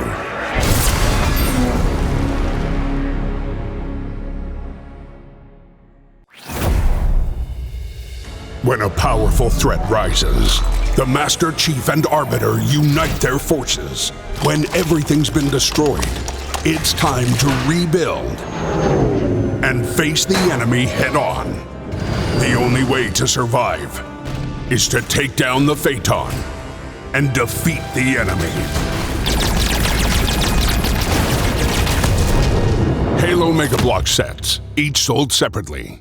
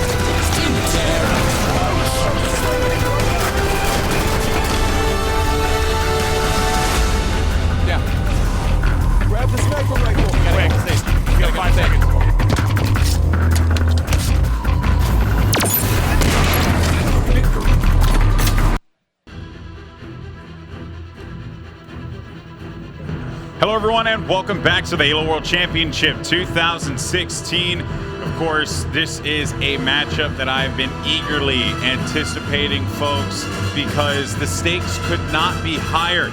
Evil Geniuses versus Infuse. Winner take all. You move on to the bracket. The loser packs their bags and heads home to wherever they decided to come from. Of course, I'm G-Man, as I've been dubbed by Sims. It's the worst name in the world. Joined by Bravo. B-Man? Oh, no, there's Best Man. We can't do that. Don't worry, you're going to stick with the G-Man yourself. Oh, that's just a terrible name. That's yours. But Thanks, like buddy. you said, we have an amazing match coming up. This is going to be Infused going up against Evil Geniuses. And crazy to think that the winner here will take second place in their group. Loser will take third place. But of course, in the groups, only top 2 are advancing through to the bracket stage. So, like you said, winner take all in terms of this match here. This is a big one. This is a big one. Now, we saw yesterday Evil Geniuses struggle in their matchup against Renegades. Renegades coming out with, just a certain ferocity that I had not seen in that squad previously. But on the other side, Infuse, the team that many people had pegged to move on and actually be in Epsilon's position right now as they are coming out of their group. Many people thought Infuse was that team. These two squads now face off against one another, and it's insane to think that, the EMEA, the #1 team coming out of EMEA right here, the Infuse roster, Chalky, Tufoxy, Ramirez, and Blackjack. Of course, if we talk about, this team's experience here, it's insane to believe that this squad could go home right here, right now. And at the same time, it's pretty incredible that they're in this position here, right? Coach Zavvy behind them as well. They can do a lot of damage here. As it says, they're one of the few international teams that that are expected to continue to make some upsets. They played great yesterday. It's paid off for them so far. But I tell you what, these players are already loading in, I believe, and we're going to go into the match in just a little bit. But let's take a look at the keys of victory here. They need to play this match, of course, as if it is the final. They need to advance to bracket stage. They got to keep Tufoxy alive and have that positive mindset. I could not stress how important that is. And of course, these guys are actually, I think they might be getting ready to go here. But, in thinking about how this team can perform against EG, a defeated EG, and I say that because after that Renegades game yesterday, I had the pleasure, I believe, you and I had the pleasure of casting their next matchup where they won the game handedly. The Exile 5 against Exile 5. Yeah. Won the game handedly, yet were not happy. They just were frustrated the whole time. I've never seen a team celebrate less than that. But speaking of, take a look at the boys on EG. You're looking at right there, Roy, Commonly, Lunchbox, and of course Snipe down. Those 4 names across the bottom of your screen, and can't mention EG without mentioning Towie, their 5th man. He's the coach. He's been preparing for this event non-stop, day in, day out. Not all coaches, I should actually say no coaches in the league put in as much time as Towie. He's prepared his squad for this. Commonly, of course, is their new pickup. Lethal, controversial move there. He left for CLG so far. He has the last laugh at North American Regionals, but we'll have to see exactly how that pans out here. Commonly, the young gun of the squad, he needs to step up. But let's talk about Lunchbox here. Of course, he competes with his twin brother, Roy. You'll see him right next to him, right down the line from him, right next to Commonly. But of course, he began in Halo 2 on a team called 5K. Made a lot of noise in the beginning of Halo 2. I used to have their gamer pick. That's right. Now I used to own the 5K gamer pick on Xbox Live. That's OG. I had to support it. I was a big fan of 5K. And you know what, though? I think looking at the keys to victory here for Evil Geniuses, believe in Towie. Goes without saying, Towie is, their guy. He's the 5th man, as you mentioned before. And ruthless aggression to make a statement, kind of echoing what we saw, the other day, right? They need to just step that up, and now this is the game, right? So many people at this event, online, on the forums, wherever you go, so many people are doubting Evil Geniuses' ability in this competition. They think that they are, not the same squad that we saw in HCS seasons 1 and 2, and they're not, right? They are not the same team because of that dramatic change of Lethal leaving this squad. But this series layout here should paint an interesting picture for you guys as we get ready. Fathom capture the flag will kick things off for game number 1, then game 2, Coliseum Team Slayer, Empire Strongholds for game 3, and if necessary, True CTF and Eden Team Slayer. Kind of a toss-up for me here. I'm looking at this series layout and knowing how talented Infused is, and how capable they can be when they want to be, it really goes either way, honestly. You saw them just getting fired up there. They're ready to jump in to capture the flag on Fathom. Going to be game number 1. EG is going to be flying at them, firing on all cylinders. All players are loaded in. They're going to be trying to grab that camo, of course, as well as the Railgun and Golden Boy. I'd love to kick things off here with Commonly on the Evil Geniuses side. A lot of pressure on this young man who was picked up just days before X Games Aspen, and many people just felt like he was, it was a risky pickup, right? Opting to go for the younger player than a more veteran individual. But you know what, though? He won them. He was a big part of that victory at X Games. But now the pressure is on him more than ever, because even from the trash talk yesterday against Renegades, when Spartan got up and said, "You are being dropped when this event's over," like basically got in his head, and one has to wonder how much is that playing a role with Commonly's gameplay here. But he's going to push him with a storm rifle. That was all for dead for just a second for Infuse. So of course EG is going to start this flag run. They're going to go for that corner pinch and watch them to try to get out. But I got to give a shout out there to everyone on the Infuse side. To fight back from that is pretty incredible. Now on board with Chalk. And Chalky on the move here from that blue side, and you see people coming over by Silo, getting caught off guard. Can he come out on top with it? No, but he is going to no-shield him, so that means that this player here, Lunchbox, is going to have to stay back for as long as possible. But you know what? Making use of every life, right? Taking a bad situation and turning it good, that's the thing that Lunchbox does so well. It's one of the reasons why he's one of my favorite players to watch when he streams, because you just see the things that this man does, and it's incredible. Blackjack knew he could not get away from that Roy railgun. He's dominating with that thing, and even though he had a perfectly timed thrust, look at that nade might connect, but not just yet. So I have to say, a pretty even match in terms of the start so far. We've seen Golden Boy. I mean, players are dropping so quickly. It feels like every player we switch to is falling to another, but I have to say that we're seeing some good early aggression from both sides, but no one established a lead just yet. Commonly and Crew were about to start that first flag run, but Infuse somehow answered back. Last player alive to stop the run, and we're still netted up here, 0-0. This is what I wanted from Infuse, man. I wanted them to bring in the Evil Geniuses, let them know that they are not a team to take lightly, which I don't think anyone ever takes, a lot of these European teams lightly, especially squads like Infuse and Epsilon. Roy here with the light rifle identifies 2 Foxy down low, and Camo is going to be up to boot. A big stop there from Roy, looking for another one. He does manage to find it, though. Camo not picked up just yet. As I look around, I'm not certain if anyone had gotten possession of the Camo. Commonly, yeah. Snipedown has the flag in hand by Bravo. And Commonly is actually on the enemy's base, just making sure no one gets across. I believe we're actually going to see a cap here. We're going to confirm it's going to be Snipedown who brings this in. Yes, indeed, Snipedown brings in flag number 1. EG goes up 1-0. And a little bit of a sigh of relief after I would honestly say, a hotly contested battle on both ends between Infuse and EG, being able to get that. And Snipedown wisely enough backing away, because when you spawn in that region, you know that players are pushing you up on the silo side, so you have to think fast, and you need to be able to make those plays and get back there. Ramirez catching him off guard, storm rifle. I gotta show you Commonly right now, because he's done so well at the enemy base. Finally, he's taken down, but he's actually doing some midship style flag pulls. He actually, as you see where the flag is right now, that's where Commonly tossed him. He sat with Camo Railgun. Surprisingly, Infuse did not take the bait at all, and they're actually not able to turn that into a run. So props to Infuse for not falling for that flag bait.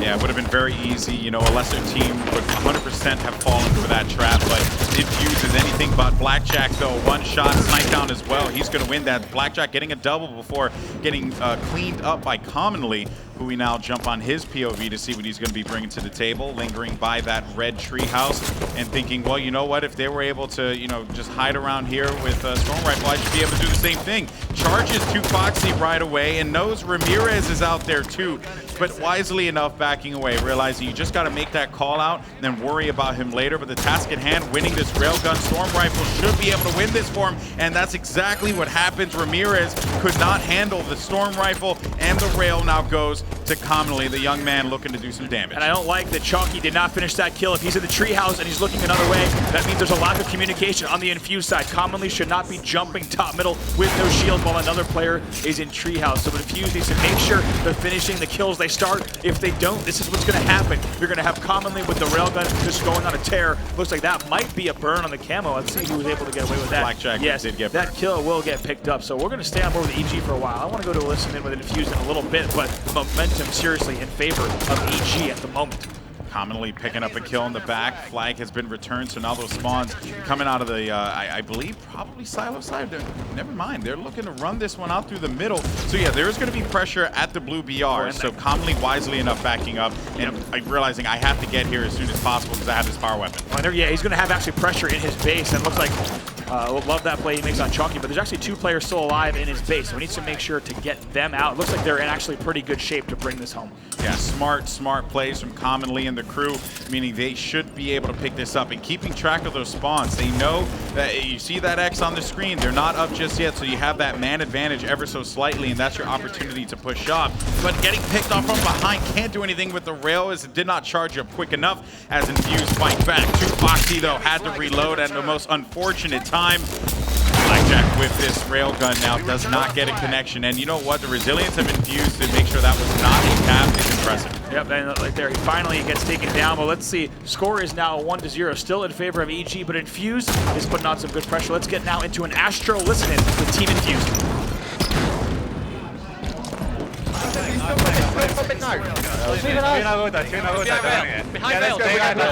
We need to stay top mid. We need to stay this guy top mid. Stay this guy top mid. Stay this guy top mid. He's still there. I'm gonna help Jay. Just push him. Yeah, he's dead. You got numbers. You got rail. Numbers at 35. Come in on me. Mates, 2 shots. Mates, point to the over. Big numbers. Someone get him. Flight me. Pull that. Guess what, Lauren, you're down. He's there live. Nick, kill this guy, guys. Nice, Beach. I'm coming, Beach. One shot running in. Engine, one shot. They're engine. They're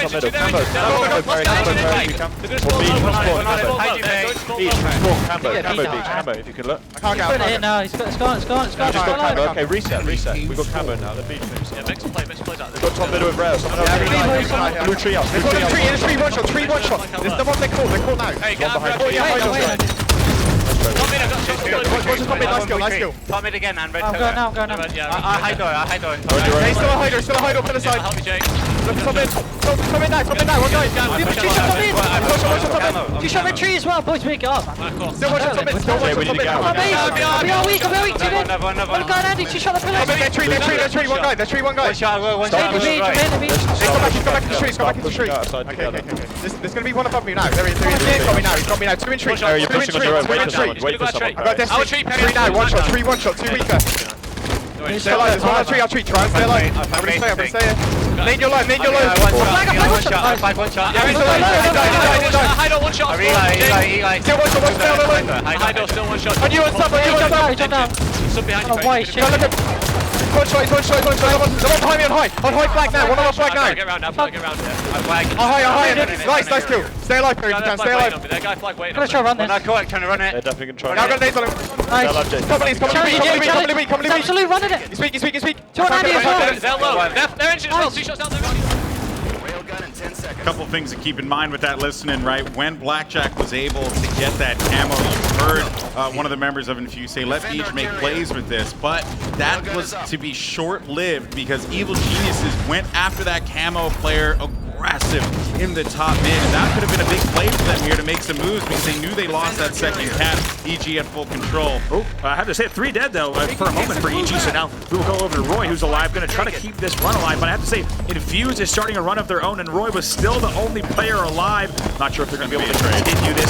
And Lunchbox, you might have just missed it off screen. He just missed a flag touch, so it's on. Let's see, Commonly and Roy are now able to get, somehow EG stays alive, but we have a flag standoff now, Golden Boy. Both flags are out, but got to point out, Snipe down with camo rail, he could easily just sneak in and get this return. This could very well be cap number 3. They know exactly where he's going to be. He's going to charge in there and just, oh, wait a minute, no, and he has to stay alive. Oh, that's a great trade still. I cannot believe he missed that first rail, but we'll go to Chalky for a quick second, who is going to try to keep the flag alive, and yes, somehow Snipe down despite having camo and railgun, the most deadly combo you can ask for a recon mission for a flag return. It fails, and he's only able to get the trade, so the flags are going to stay at the base. Of course, if EG is able to get this flag, they'll win the game, but on the other side, Infuse wants to keep them in this game. If they can cap right here, it'll be a 2-1 game, but also not a lot of time on the clock. Infuse's position with the flag too is very smart because no one's going to think to look up there on that ledge and go after the flag person, right? They're just not going to assume. They're going to think that the flag's going to be in the back of the base.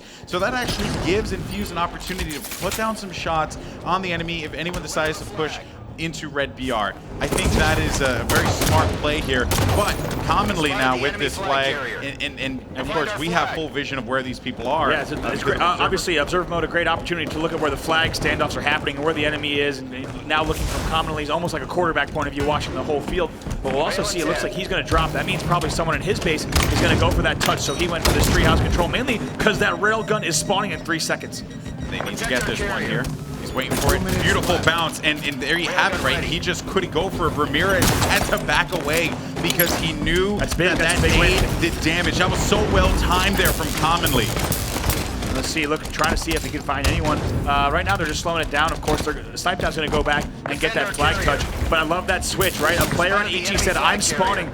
Hammy, go up to the treehouse, get railgun control. That's exactly what they've done. And now they're going to try another push in to try to get the flag return. But not good rail shots out of EG. And commonly actually will fall. So now we'll go back over to 2 Foxy. And surely that one player must know that that camo is, or excuse me, that railgun. I don't know why I'm confused too. That railgun is going to be up for grabs. So speaking of camo, though, I got to interrupt you. Take a look at this. Just as I say that, Blackjack actually died with camo en route to the enemy base. And look, once again, that was likely just a caster's curse as we tried to show exactly what he was doing on that mission to try to get a flag return. But quite a standoff here. But I have to point out, Golden Boy, 1 minute left. EG can just wait this minute out. This standoff is okay in their book.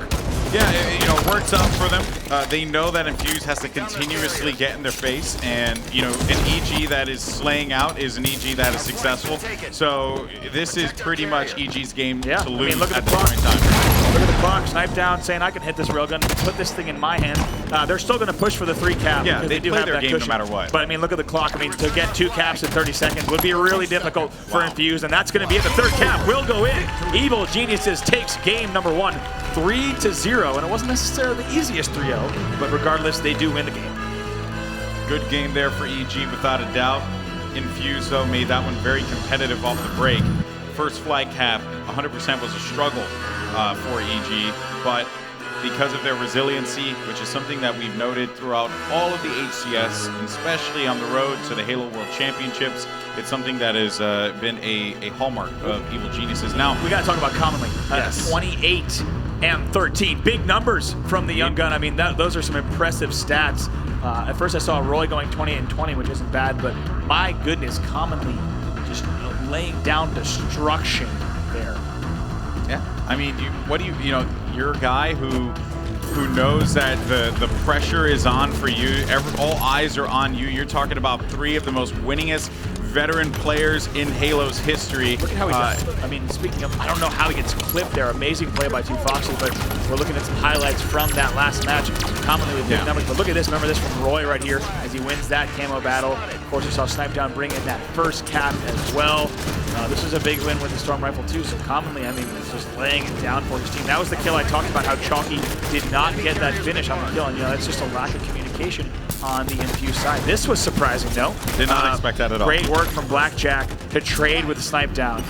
And this is going to be our last replay here, as you see, in the final moments of the match. Commonly is able to take him down once again. Yeah, when you think about a railgun charging with camo like that, like theoretically, of course, you should come out on top. I think had the player been more so at the corner, probably would have been able to get the kill. Yeah, but got to also give it to Blackjack, right? Because he hit a perfectly timed jump thrust, which definitely, I mean, at least from our point of view, it looked like he actually jumped over that railgun shot. Good camo eyes there. Sometimes it's that's super valuable. It is to be able to look at that. So Infuse, they need to reset here. They need to get ready for this next match, which of course, if we take a look at the game types, I believe is going to be TS Coliseum. So that's going to give them a little bit of an opportunity to slow the game down. EG on the other side, they don't want that to happen at all. They want to continue the same exact momentum. Whenever you see a game play a team play FabE CTF like that, they're just going to continue that momentum. But we have to talk about the amount of time it took for EG to win, right? It was not that fast of a match, right? That 3-0 took quite a while, I believe. Like, it almost took full time, right? We were looking at almost 12 minutes of Infused holding on and putting good pressure. But we have to look at the scoreboard too. Infused not able to bring a flag in, and I don't think we even really saw, with the exception of a few flag standoffs, any really good attempts, spawn traps, traditional play. We didn't really see that from Infused yet. They're going to need to play their game on Coliseum Team Slayer. They can't just sit back and let EG dictate the pace of the game. Oh, correct, 100%. you know, for me, when you talk about how Infuse performed that one, I'm not surprised, right?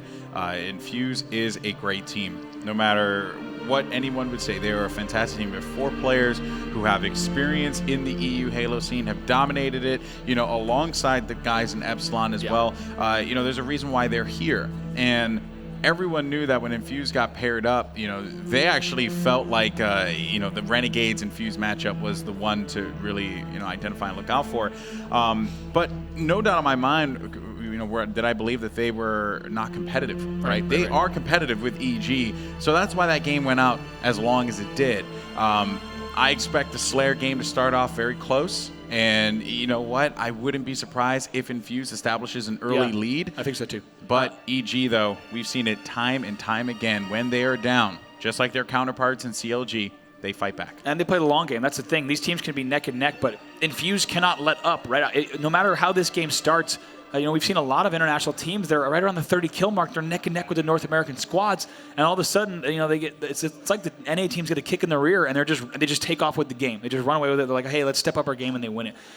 Infuse, this is their chance, I think, to fight back in the series. I don't think they'd be able to rally back and win a Strongholds Empire down 0-2. So I think for them, this is their time to make a statement, right? This is their time to steal this game and run away with it. I want to kick things off once again with Commonly. You go 28-13, you get to start off the game here in Game 2 Team Slayer. Let's go ahead. Starting things off with Commonly from Evil Geniuses. All right, and he's going to be working with Lunchbox now to establish control of the rocket area, and I like this push as well, right? Get that scatter shot and creep up right behind him. Maybe get on the ledge or just charge straight into the base. Overall, you just want to get in their face with a weapon that can do a lot of damage, and he knows he is coming around for this full flank, and it is going to be awesome if it works out for him. Ramirez just pops up right in front. That's going to be a double kill for Commonly, and he picks up all the toys for his trouble. Can we talk about the lap that Commonly just ran? He came out of blue, he went rocket corner, went all the way down low, and then sprinted back around sniper rifle, a full perusal of the entire map. Gets that clutch double kill, and what a play as well. They're now up 7-4. Let's go over to Lunchbox. He's got the rockets in hand, but I mean, Commonly just scattered everything. Didn't see an opponent for the first 20 seconds or so. Gives them an early lead, 7-4. Well, they also, you know, gave up rocket side too, right? That's what that tells me. No pressure at all, and great rocket there from Lunchbox that I thought was going to be a whiff, like a whiff we've never seen before. But you know, it's Lunchbox, so you just got to expect it at this point. But yeah, you know, like Infuse's strategy off the break here was more focus on the sniper rather than the rockets, which I actually don't disagree with. It just feels like, you know, they at least should have sent someone there to avoid that flank. But regardless of the fact, though, EG does manage to establish control once again with the sniper rifle over by this blue cave, and you see where the players are spawning. Yeah, here you go. Observer mode is going to give you a look into the enemy spawns. Of course, the players you're watching cannot see these red player outlines, but he knows exactly where they are. You can tell he's looking in the right places, knows exactly where they might be able to spawn and poke out, and he's taking faces. Killing spree for Lunchbox. And there's only really, you know, so many areas that the enemy could spawn in this case, Bravo. When you clear out red base, you know that they are going to be spawning out over by that blue elbow.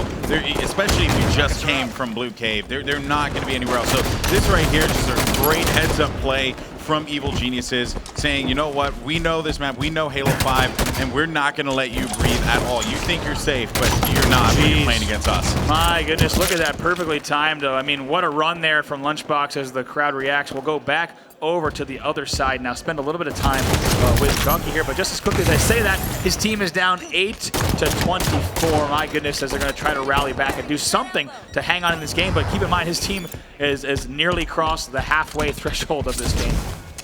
And of course, people, we just got word from our production crew that our stream, the second stage, is actually back up, so you can go and tune in there for some more Halo action at ESL_Halo. No reason why you shouldn't have a multi-Twitch up or just 2 streams up at the same time watching just all the Halo goodness unfold. So that will be taking place once again on twitch.tv/ESL_Halo. I have to say, EG is dominating here. A lot of you at home are probably wondering exactly what it takes to win a game like this against a top team, as Lunchbox expels that last shot in the sniper rifle. Let's listen to him going to a listen in with Evil Geniuses. I got rockets. What are you doing? Yo, bottom site right now, guys. I spawned blue. Under red. Red rock top site. Nice shot. Rocks are down on my X again. You're west guy. Rocks are down red fountain. You guys are fountain. They do not have rockets yet. They're still down. They're at You guys red are balanced. stage. I'm going to have them now. Let's get sniper control. Eric, you're the Top anchor guy. Yo, top pyramid. We need help. Coming, I'm here. Coming, stay alive. I'm going rocket. And there's sniper. One shot. I got one. They're window, red window. I'm behind you. I'm going to be behind you in a second. I'm behind you in a second. All right, I'm hiding. Slow down. We have the rocket corner. They're corner. They're corner's half. They're corner's half. Sniping red cave. Be careful. I hear you. Dude, we're going, guys. We're going. We have no pushing him. Red cave, just like me. That's two shots red cave. I need help. Sniper guy. Jason's going. Jason's flying. I know. I'm trying. No one hit. Behind Jason. Live, Jason. I'm watching you. They can't push you. Yep, they Stand can't. behind me in the cave. I was asking. I didn't hear anybody say it. I said rocket launchers on the field. Stay alive, Eric. Stay alive, Eric. Blue sniper. It's gonna be blue sniper. Sniper right now. I got one. Stay alive. I'm watching it. Rocket. Everybody live. They have sniper control though. Stay alive, guys. They have rockets right now. I got one. One was bottom snipe. Bottom grass peak. I'm pushing him. He's absolutely bottom with rockets. You guys behind you. They're blue two rockets. You guys. I'm behind them. Can we push blue? I have a sniper live. I'll get rocket guy. Rocket guy's dead. They're in cave now. Go down. I'm cave.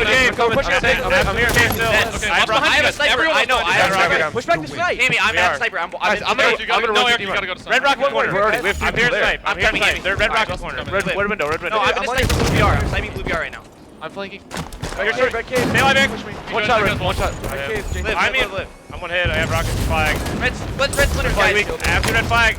Don't get the sniper. You guys are red. Alright. My bad. Where are we going? One hit. You guys are. They have two rockets left. They have two rockets left. Red flag. I'm looking sniper with sniper. He's going red fat with rockets. We're at blue. We have blue. One shot. One hit, Eric. Sniper ramp, guys. One I shot. got there's another. He's right coming to you. This guy red sniper. Eric, I'm with you. Yeah. Eric, I'm red. They have rockets. They should have three left. Red window, one shot, Eric. That's Eric. Got him. Nice. Come to snipe. Red sniper ramp. Red sniper. Sniping where cave. I have no help, Eric. You have zero help, Eric. I'm just waiting. I'm literally I'm just one shot. Absolutely. One shot. There's two guys snipe, one shot. You gotta push now. Nice job, Hammy. I got cave. And a great listen-in with Evil Geniuses. You know, there was moments where you hear some communication breakdowns, but for the most part, though, it sounds like everyone is on the same page. They're talking. Small talk is key. We talked about that before, Bravo, how important that is. That's right. Now we'll go to see Roy close this one out there with his squad. Lots of good look in observer mode to see exactly how they close that out. They're going to try to keep him to the 25 kill mark. They only need one more kill. Look how fast they're pushing in. That's it. My goodness, Evil Geniuses' final score, 50-25. They will win game 2 as well. Apparently we have some EG fans in the house. Oh, we have plenty. You know, I was actually talking with a lot of the people down in the crowd, and you know, EG is a squad that, you know, they're champions, right? They've been champions for look at this quite a while, and they proved it right here in this game too. Once again, Roy 12, 9, and 5 going huge there. Most assists on his team, as well as tied for least deaths. We got to talk about that listening in a bit, as that gave us a little bit of insight into just how dominant they are and their kind of approach to the game. But EG looking really strong once again. One thing I do want to note as well, you notice that after every game they're winning, not a single emotion, right? They're like typically, you know, like fist bumps or like, you know, like high fives or whatever the case may be. Some pounds, you know, some ground pounds. No, but like these guys, after every game, it's all right, good job, we won. Talk about the next match. That's right. And if I know this team, because I've talked with them so much, they are 100% talking about the things they did wrong that game, right? Instead of things they could button up, instead of the things that they did right, or like whatever the case may be.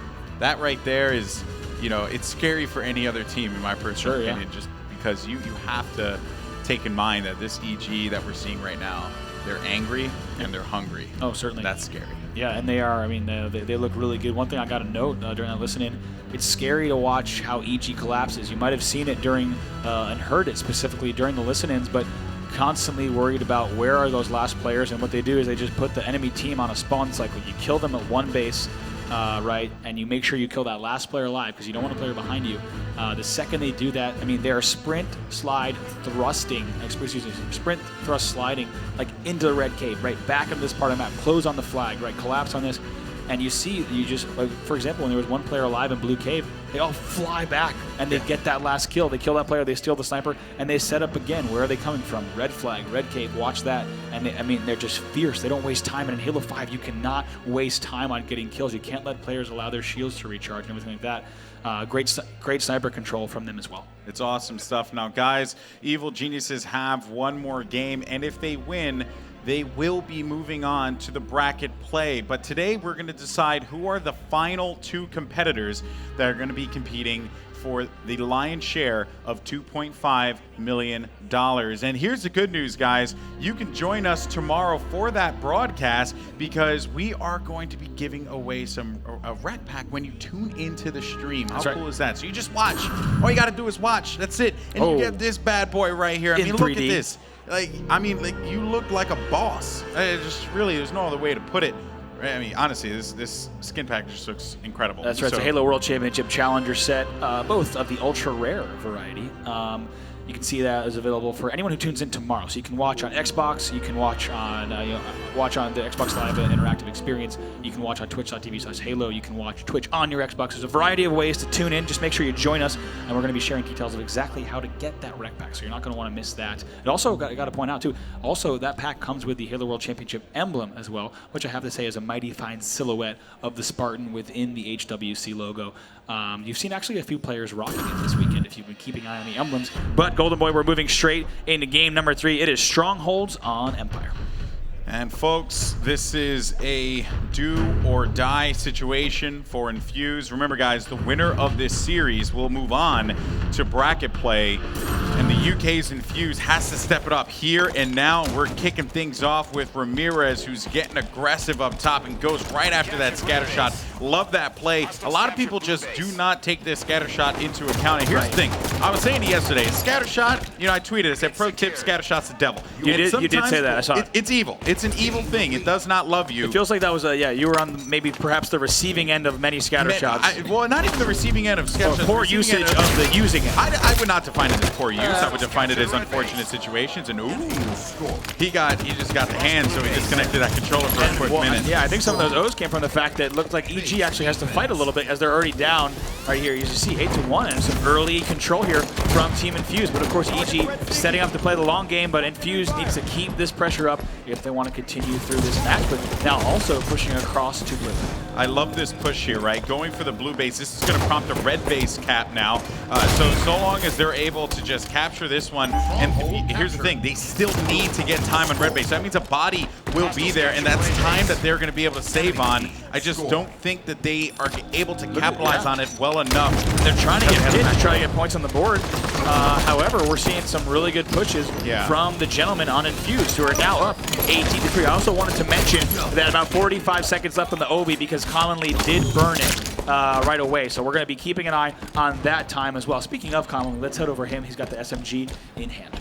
I like these full flanks that they're doing here, right? A lot of times players, especially when you're playing matchmaking, they just go after pit. It's a pit bonanza. They're all charging it like crazy people. But sometimes it's good to just recollect yourself and go after the base capture, go after the base stronghold rather than just sending bodies there the entire time. But just as I mentioned that too, you have Infused was looking to get that triple cap here, and they managed to do so. This is big. The overshield. The reason all of EG's down there is the overshield's coming up. It looks like it's in just about 5 seconds, so keep an eye on that. They're surrounded. It looks like the 52 mark. We're going to keep an eye on where that overshield lands, but my goodness, look at Infused here. They're up 36-3 with total control. This is scary here for Evil Geniuses, and you had mentioned before they got overshield. Just want to point this out. No, it's 2 Foxy actually who got the overshield. Yeah, 2 Foxy got the overshield, but you mentioned before that you do not feel that Infused would be able to rally back in a Stronghold's Empire game. Proven wrong. They are playing this game type so well. On paper, I would bet on EG every time on this game type, but something about the way Infuse is playing is certainly working, and I think they're just controlling the pace of the game here. EG they've not been sure where to push. They don't know if they need to push low, and they've consistently been cycled around, so finally they will die. But let's go to 2 Foxy. He did get that last overshield grab. Of course, it has been worn down now, but not to worry. They're still scoring here at 53-3. So they're going to be able to get this pit, but 2 Foxy's job at this point now is just to disrupt, right, and stay alive most importantly, but he couldn't because the noob combo comes in from Snipe Down, and he is going to play the turbine position. So this is smart Halo that we're seeing from Evil Geniuses. They're not going to push their advantages too much. They're just going to maintain control of 2 points right now and get those points on the board. I want to point out once again that the overshield did drop at 50, so that's going to be coming up at 7:50. Keep an eye on the clock on the bottom right. That's going to be a pivotal moment because the question right now, as EG gets total control and Snipe Down is wrecking with the noob combo, is this the point where EG rallies back and changes the story of this game? And the other thing, Bravo, that you had mentioned earlier was, a lot of these international teams at the halfway point, sometimes they tend to just turn around and struggle. And this is what's going on right here. We just saw Infuse get a trip cap. against Evil Geniuses and go up by a crazy lead. But now Evil Geniuses is doing the exact same thing against the UK's Infuse, and I don't think anyone would have expected this here. Charging in now, and he should be able to get this kill. Keep in mind as well, folks, that overshield is going to come up in just a couple seconds. Yeah, it's 10 seconds on it, so I'm watching all the screens as well to make sure we see exactly when that drops. Based on EG's recent control, they might be able to grab it. Snipe down, I love this. He's going to drop down. He knows exactly when it is. Take a look at this. He's going to drop and luckily come right back up, but no, actually stays on the ground because his team has such control. So look at this. I think EG has answered the question. Yes, they have started the comeback, and they, with overshield in hand, they'll be down by a bit. Oh my Beautiful play. He knows that player's power too, so he just needs to be careful. Snipe down with some female fans in the audience. Hey, you know what, man? Ladies like snipe down. It's true. There's no denying it. You know, of course, I'm almost certain, you know, Celeste will not be happy with that. But you know what? I will deal with that later. So, snipe down, lingering around, waiting. Look at the scoreboard. Once again, we're seeing a top North American team quite seriously hit the pause button on their opponents, and it's been a while since they've scored. Yep. Just let them have it. You got to bounce it out a little bit somehow, but 69-54 score still. Total control for EG. Let's go back over to the Infuse side as they're desperately trying to get back into this match that looked like it was all but one. I believe it was 40-3, right around there. But that lead is totally gone and a thing of the past. Now as Infuse is desperately just trying to get control. They finally have one stronghold at the red base. Give EG an inch, they take a mile. That's just how it is with this squad. And a mile they took, man. They were down like around 50 points or so to like 2. They were down by a crazy amount, and then they just trip cap for a good portion of this game, and they are 15 points away from moving on to bracket play. Evil Geniuses, folks. This is a scary squad right now with how they're approaching this game. I mean, look at Commonly picking up. Looks like, yep, he is going to get the double kill. Look at the score. It's 89-54. EG had enough at the midpoint of the game. They said, we're not going to let you get any more points. We're going to control it from here on out. That's exactly what they've done. This is not looking good for Infuse. EG wants to end this in 3 games. This next OS is going to be very important, but Foxy was trying to get that position around to flank in, maybe cap the back, the back base. This is going to be a huge play, but I just cannot see Blackjack coming out on top with this. No, that is not going to be the case. 98 points remaining, folks. 99. Ladies and gentlemen, GG. Evil Geniuses move on to bracket play. And that is it. EG in dominating fashion. They win that game type with quite a comeback. One of the best we've seen on Stronghold's Empire there. And, I mean, what else is there to say? They put a stop. They put a stop to the bleeding immediately right around that 50 kill mark. Got to give a shout to Towie, right? The overshield control was key. Mid-game and late game, they didn't miss an overshield, I don't believe. So Evil Genius is looking good as these two teams will exchange handshakes and Fuse. That'll be, I believe, their last match of the weekend. They will not be advancing, but EG will look ahead to bracket play. And of course, Infuse, a phenomenal squad, without a doubt. The EMEA champions coming to this region, coming to North America to compete. And here's Commonly, man. Once again, 17-7. Right, I mean, those are big numbers. Commonly proving that he belongs here. I'm very proud of Commonly, and I want to see Commonly do that in bracket play. This is the challenge. This is a challenge, boy. No, this is what Commonly needs to do against the likes of CLG, against the likes of Renegades. He has to perform at this caliber. Now, of course, there were a couple big plays here. But this is where it all went wrong, because they had 2 out of the 3 strongholds and they gave up this overshield. Ramirez doing everything he can, but look at the comeback. It was 12-54 when they got total control. And so for that game to end in that fashion is insane, right? They barely got any more points on the board after that. It's almost 88 unanswered points that EG got from the middle of the game to the end of the game. That's unheard of, right? That is quite a run. Look at this, Commonly with the overshield to boot at the end. These are your... Actually, no, I stand corrected. It was 12-54 when they came back, and they didn't give up a single point on an 88-point run to finish that game. That's scary, right? But again, I'm happy for EG. They know that they need to bring this same fire to the bracket section, to bracket play here at the Halo World Championships. They can't settle for anything less. I mean, whenever you talk to Lunchbox and Roy, I mean, honestly, everyone on Evil Geniuses, whenever you talk to these guys, they settle for nothing but the best, right? That is the way they think. That is how they function. That is why they were so dominant in HCS Seasons 1 and 2. No one could stop them. Not even a veteran in the Halo 2 space with a young squad, CLG with Ogre 2 throughout those seasons. This team right here is the squad that we wanted to see yesterday. But now the true test comes to play here, bracket play. And at this point in this competition, and even though CLG is one of the favorites to win this tournament, I believe in my heart of hearts that this is anyone's ball game. Yeah, it is. That's how insane this I have tournament to say is. that too, but I mean, EG looks really good. They don't settle for the best, but let me tell you what wasn't the best is their opening and the first 54 points of that Stronghold's Empire. Against Infused, they can do that. They can go on an 88-point unprecedented run, shock the world, total control most of the game. But against another team, against the top North American squad, if you go down by 40-something points early in the game, you're probably not coming back, right? You're going to pay for that later. So they need to clean that up. They should not have had that type of start against Infused, and I think they know that. So just like you said, EG's hard on themselves, and then they're going to go back and really look at that opening. You can't let a team like Infused go up on that kind of run, and I don't know why, right? They couldn't shut it down for a solid few minutes. And eventually, of course, they turned things around, but they need to start the way they started playing in the middle of the game. Well, folks, I mean, and Bravo, I agree with you, man. I agree with you 100%. Go back to the drawing board, just review it. That's something this squad is very good at doing, and I'm certain that they would, but they don't have a lot of time, folks, because the bracket play is coming up in just a little bit. Now, here's the good news. For those of you guys watching from home, okay, you guys can support what we're doing here. You know, the sponsors allow us to be able to do these incredible things, you know, from Mega Bloks to, you know, Warcraft. But also I want to mention Amazon, who is, you know, you can go to Amazon.com/Halo. Simple URL. Simple. Keep it really simple. easy. That's what we like to do. And you go to Amazon.com/Halo. You can buy some cool stuff there. You can buy rec packs, I believe. You could buy some clothing. You know, clothe yourself. Go to Amazon.com/Halo. Wear clothing. Please wear clothing. Go to Amazon.com/Halo. That's right. And as a reminder for everyone joining on this Twitch stream, and also share the stream with hashtag HaloWC. Talk about what's happening here, as well as tag @Halo with your thoughts and predictions. We're going to be taking a look at those in between the series. Make sure you also tweet the stream and let us know what you think that's going on about all the matches going on here. We're going to be back in just a bit with our next matchup. Don't go anywhere. More Halo action live from Hollywood, California.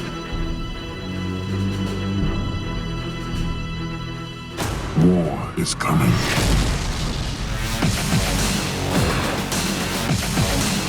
We'll protect the kingdom. With this. Warcraft, rated PG-13.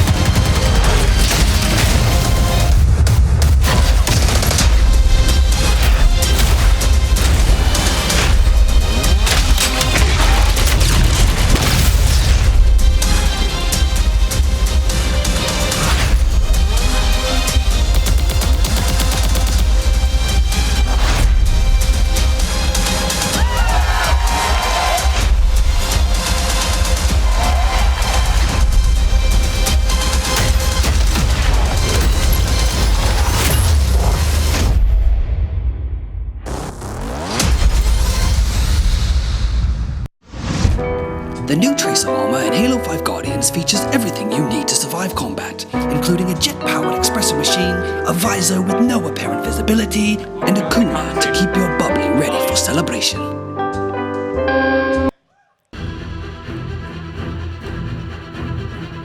All right, folks, welcome back as we get ready for our next stage of this competition just a little bit, but we brought up our colleagues, Sims and Walshy. I love these guys. I'm indifferent, but, you know, that's here or there. No, I think these guys are great. I'm just going to say, you know, one thing that hurts me is when you guys just forget my name. It happens all the time. It's been happening more and more frequently. I hate to ask this now, but who is that guy on the end? I have feelings, too.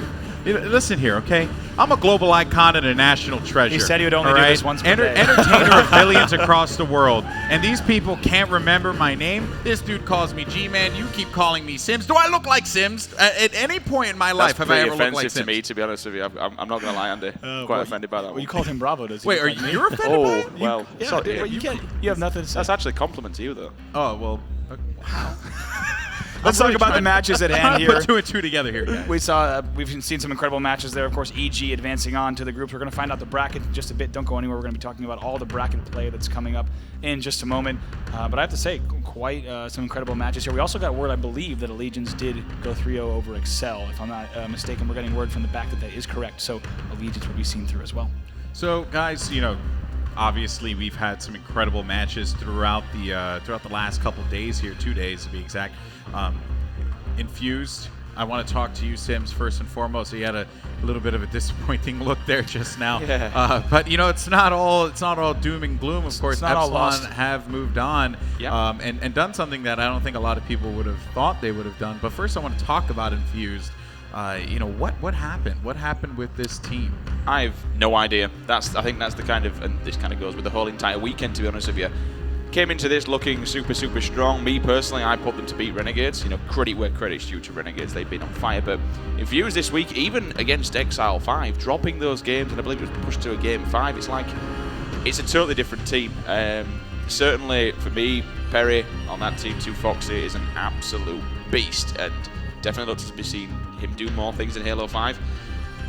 Honestly, I just can't. The whole composure in the whole team, there was no teamwork, there was no real communication. You looked every single time. You could see on the front, obviously, we here can see the players as they're playing, and they just seemed very more focused in the game rather than focused on teamwork as such and individual performances. And again, Halo 5, it's not a one-man band, it's a 5-team thing, and at the end of the day, if you're trying to play solo YOLO, you're just going to get wrecked, which unfortunately has happened.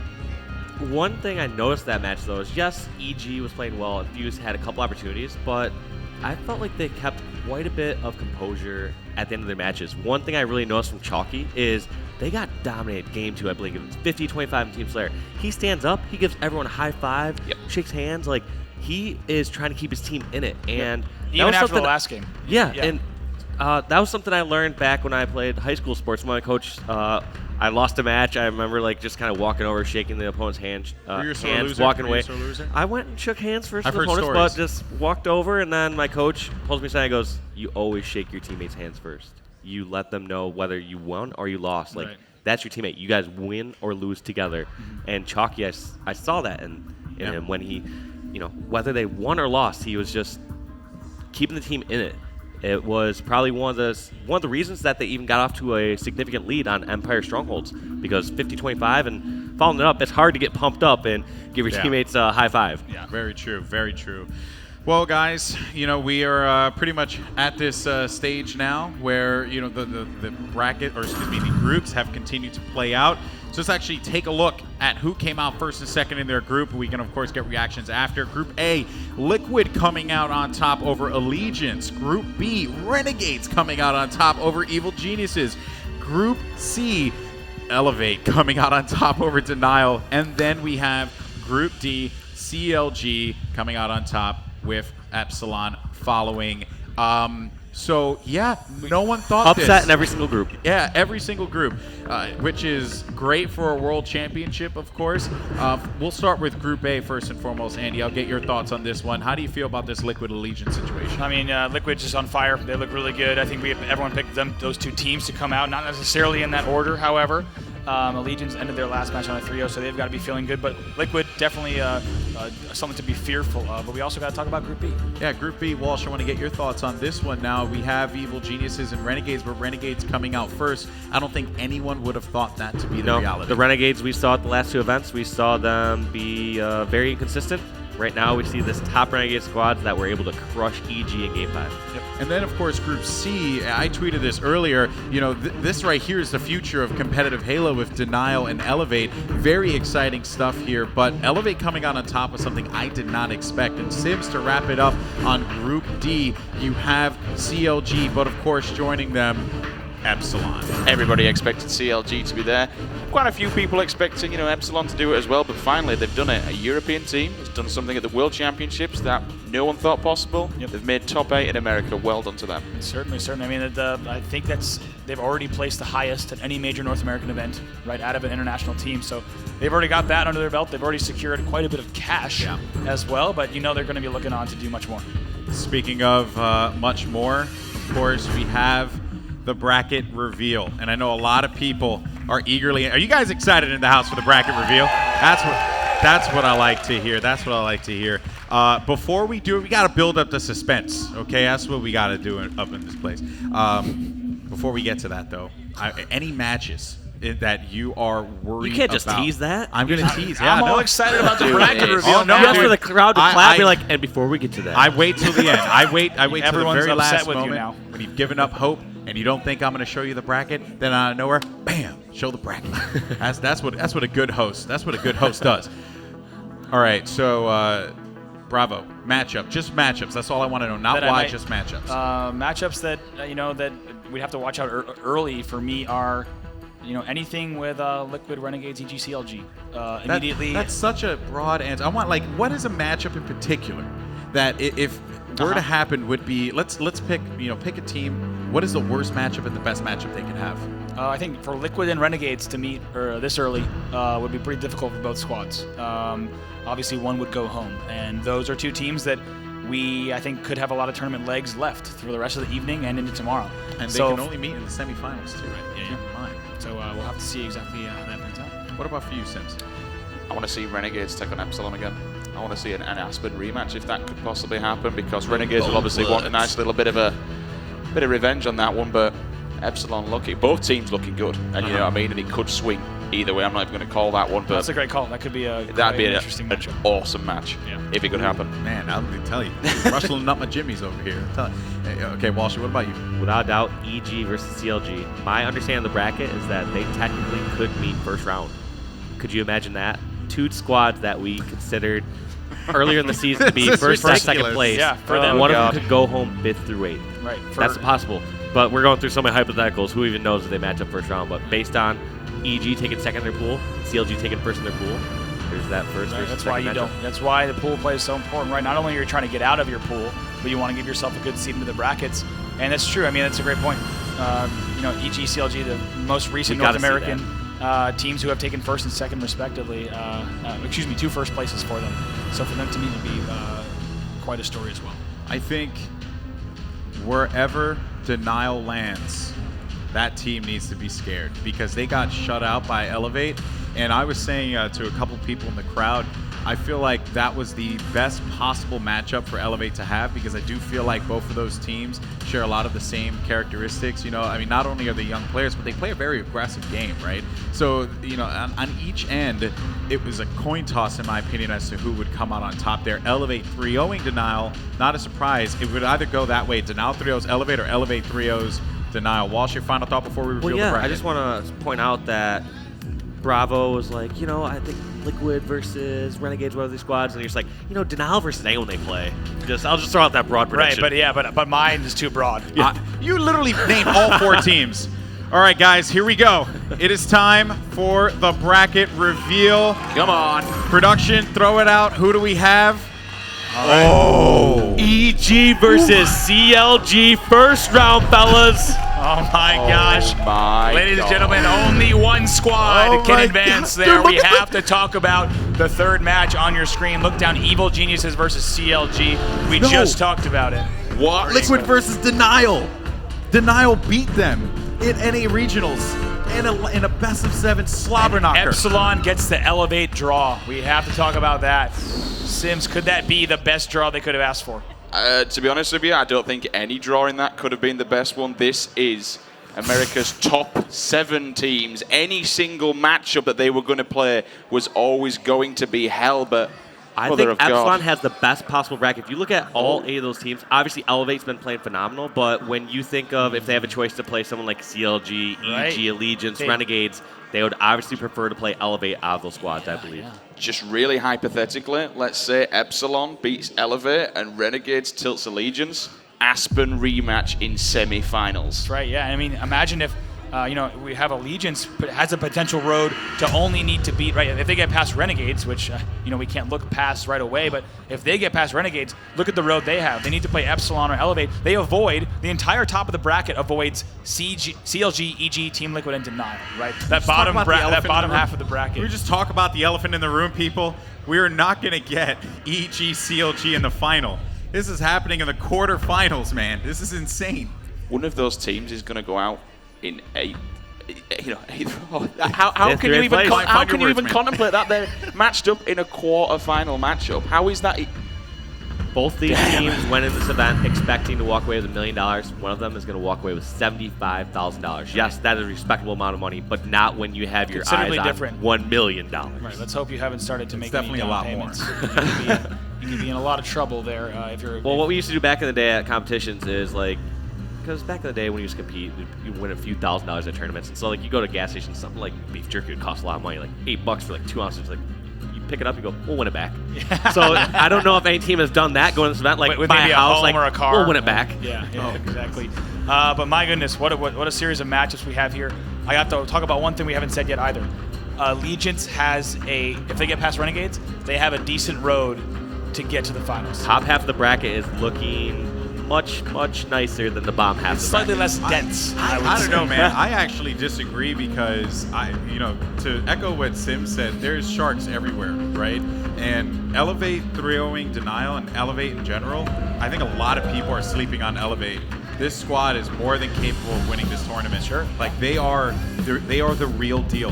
100%. Sharks everywhere, but some are nurse sharks, then we have freaking great whites like CLG. It's true, That's man. very true. You see the Renegades guys getting onto the stage right now. They're getting ready to play Ninja, Spartan the Dog, and crew. And look at this, Spartan the Dog getting the crowd going just a bit.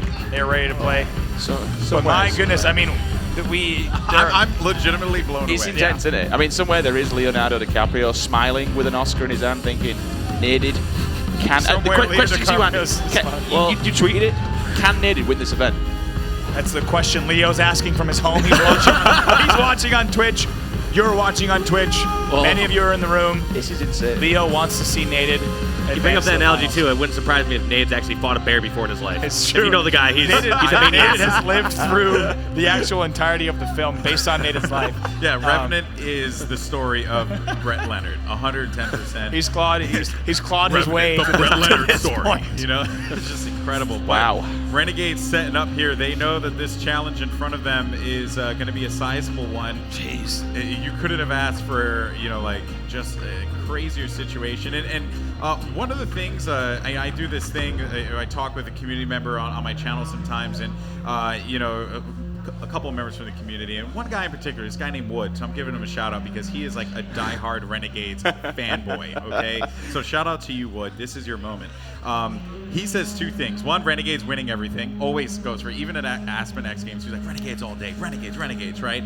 But he also says this, who have Allegiance beaten? That's always been his big calling card. He's like, who have Allegiance beaten? Who have they proven to get to the point where they are? They haven't run into EG. They haven't run into CLG. And if you look at it, they actually have not run into them in any competitions. In X Games Aspen, they did not run into either of them. Skillful they didn't bracket run into maneuver. At live events, but talking about the online ladders. I'm talking about at live events, but this CLG. is what matters, though. Live events, where we are right now. So for Allegiance, this is the challenge of a lifetime for them. To be honest with you. And the big question for me is, it's going to be answered just shortly on this next match on stage, is what is this Renegade squad capable of? Were they just hot yesterday? Because we've seen them do that before. We've seen really solid day ones from them. X Games was a good example. Exactly. So based on what I'm hearing from Renegades and seeing, they could put up a really awesome match against Allegiance. However, if history repeats itself, they could fall a little bit flat here just because they're not ready for that pressure. Without question, I've got to say, so far, I've had the pleasure of casting quite a few of these games now. Tournament Ninja. Straight up, Tournament Ninja's here to play, and to be honest with you, I don't think he wants to go home, especially not with this game. These guys, if they carry on as focused as what they have been for the last, from yesterday, I think they can win this, because these guys are fired up, they're ready to rock and roll. They need to be aware of that tilt, though. Don't let the emotions get to them. Do not go down. If they get their mindset, the only people that are going to make these guys lose is themselves. Final But thoughts. simple. I mean, if Renegades can beat Evil Geniuses, Renegades can beat Allegiance. Man. All right, guys. Well, I hope you guys in the house are excited as we are for this game. It is going to be Renegades facing up against Allegiance. Can they do it? Will Renegades do what many thought they couldn't, or will Allegiance answer back? Will Native finally get that victory here at the Halo World Championships 2016? Guys, it's going to be a wild ride, and I really feel like we're just getting started. So don't go anywhere. Renegades, Allegiance, after this.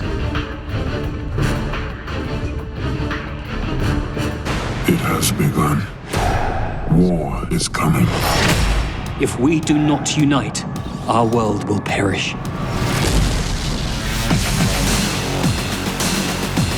You might want to head home, big man. Well then, we better get going. We'll protect the kingdom. With this.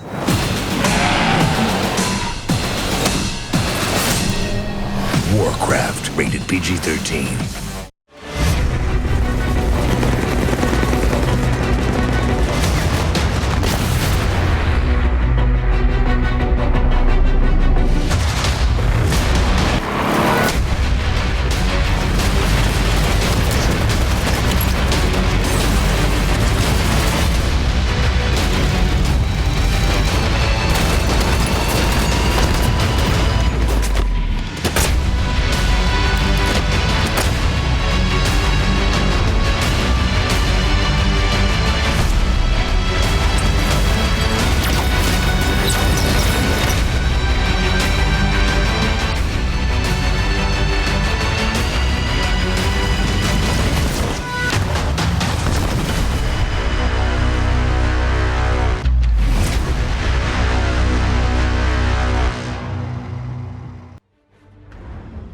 Clear a path for the next stage in an epic evolution. New from Megablock's Halo, build a Scorpion Sting. With authentic details from Halo 5 Guardians. Find bonus rec pack codes in specially marked boxes. Shinobi, come on down!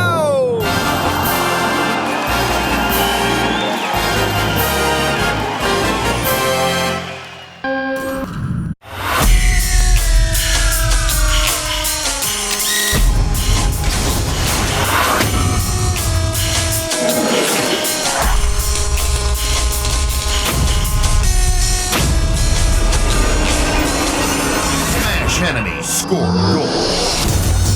Gripball.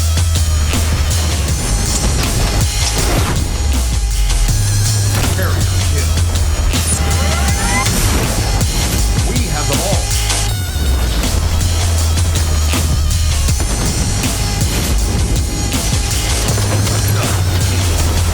Assassination.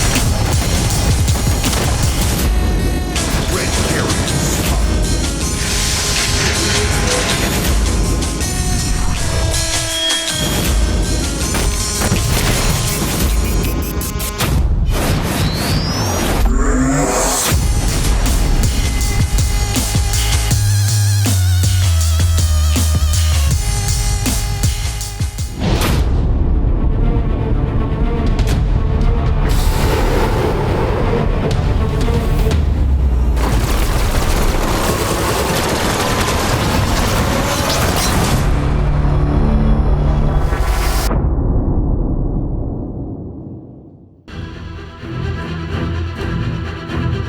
And welcome back to the Halo World Championship here. I'm Bravo, now joined by Onset in the booth. Onset, great to have you here on our main stage. Tell me, We have a lot of action on the other stage as well. Any key stories coming out of those stages that have now led to bracket play for you? I mean, the stories is basically upset city. I think first day, it's just totally unpredictable. Yeah. We've seen Epsilon just absolutely smashing their way through the bracket. They're going to be pretty happy with their draw that we've just seen as well. And I mean, there's one match that stands out from that draw, I think, that definitely jumps out at everyone. So that's going to be an exciting one. But first up, I mean, every single game from now on is do or die. It is. I mean, now we have Allegiance going up against Renegades, and what a series it will be. This will still be a best of 5. We'll move to best of 7 shortly. But these two squads, one team is going home after this. It's wild. The Renegades, they don't want their ride to end here. They're on a high. Allegiance is feeling good as well. These are your two squads you're going to watch on this match right here. Let's talk about Renegades first. They might be feeling the strongest, maybe alongside Liquid. They got to be feeling really good. On this team is Spartan the Dog, Ninja, Victory X, and Stellar, and Corey Symbolic Aruda behind them as the coach. They placed 5th through 8th at the HWC Tour Columbus. We saw a great day 1 at X Games, but we didn't see them play it out. However, it has been a different team here on day 1. We have to see what they're going to be able to do on day number 2, and this is it. Like we said, this is do or die. Yeah, and I mean, Renegades, they've just played XR5 on the B stream over there, and from what I was told by Miles and Strongside, Spartan and Ninja have absolutely been destroying. It was like a montage over there. They went no-scope and everything. Their snipes are hot, so I think they're going to come into this series definitely fired up and wanting to win this one. We're certainly going to be spending some time with them, of course, throughout this game as well. Here's the Renegades guys just getting warmed up, making sure all the audio is dialed in as well within their headsets and game audio to get ready to move into this. But let's talk about the team on the other side. It's the Gentlemen of Allegiance. These guys are here and ready to go. We've been talking about it all season long, all tournament long as well. Naded wants to win this tournament. You see that bottom member spotlight. Naded has been competing over 10 years. He wants to make this his first ever major tournament win. Naded, L-Town, Suspector, and Kratos rounding out the roster. Coach Burton as well are ready to play here. It's not going to be easy because they have quite a matchup against the Renegades here, their opponent. But this is Kratos here on your screen. A player who's been, if you've been following competitive Halo closely, you've kept an eye on this player throughout the years. But this is the first time that he's had such a successful run. Here, been competing since 2009 in Halo 3, and as well as then moving into Halo Reach when he started his pro career. His gamer tag is derived from the main character of God of War. Well, I mean, that's something, isn't it? I mean, if you're going to give yourself a gamer tag, that is something to go with. But Allegiance, they had a bit of an interesting day yesterday. They went 1-1 initially in the pool, and then they came out with 2-1. So they've got a lot to prove today. And I think if you want to spotlight a player that has a lot to prove, as you said, Andy, Naded. I mean, this guy wants to win. This guy is deserving of a win, and if he's going to win a competition, any sort of tournament, I mean, what a tournament to win. This is it, right? I mean, we joked about it with Walshy, but yeah, like you said, if there's a tournament to win and a tournament to be remembered by, as well as a tournament to build maybe purchase a home with, this is that tournament to do it. Of course, the largest prize pool in Halo history, as well as the largest first place prize in console esports history. These two teams now warming up and getting ready to go into this next matchup. We'll talk about the series layout in just a moment. Game number 1 is going to be Empire Stronghold. So each team is going to be getting ready to go right off the start. No easy starts for this series. No, definitely not. An Empire Stronghold, such a fast-paced game type, as we know. We saw some crazy games yesterday. Yep. The Epsilon CLG one, it was tied up at 96 all towards the end, and a big play from Snakebite and Royal 2 towards the end. Clutched up and they won that one, but if it's anything like the Strongholds of games we've seen so far this weekend, it's definitely going to be an exciting game and a great way to start this series off. Yeah, let's take a look at the series layout. Game number 2, I believe, will also be Regret Team Slayer, which will be, we've seen a lot of fast-paced, hectic games on that as well. Usually the finishes come down to the wire there. Coliseum CTF is where things might slow a little bit down. That's one of the larger play spaces here in Halo 5. Then we'll go to Eden Strongholds. So let's talk about, we have Empire Strongholds and Eden Strongholds right in this same series. So two very, very fast-paced and demanding Strongholds game types. And lastly, should we need it, we'll go to Plaza Team Slayer. So once again, another interesting mix of game types. I think it's going to kind of, if you look at it with the fast pace, things are going to slow down potentially around the Regret and Coliseum area. But I'm curious to see whichever team comes out firing on Empire Strongholds, how will they take that aggression into game number 2, right? Well, I think they are. I mean, you've got two of the fastest game types on the circuit in the first two, as you say. We've got Strongholds game, and then we've got Regret. I mean, Regret is a very, very fast-paced Slayer. players are flying all around trying to control their spawns, get on a spawn rotation with that overshield and the fuel rod cannon.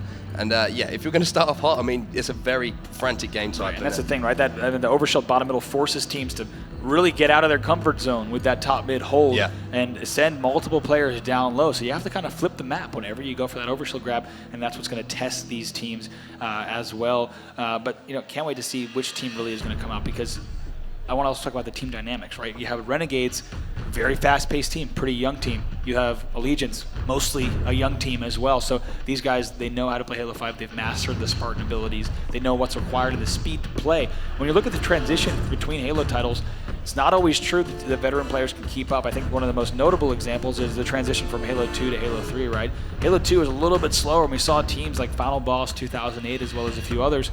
They weren't able to keep up, right? You have to play the game at a certain speed. Halo 5 is just like that. You need to be ready to come, you know, really bringing that level of speed and aggression. I think both of these squads can do it. Yeah, definitely. As you say, speed and aggression in Halo 5 is exactly what the game is all about. You've got so many different ways to execute kills on players. You've got so many Spartan abilities. So you can get yourself out of tight situations. You can afford a bit of over-aggression we might not have seen on previous Halo titles. You've got sprint. You've got, obviously, the thrust to get yourself out of situations you might not want to be in.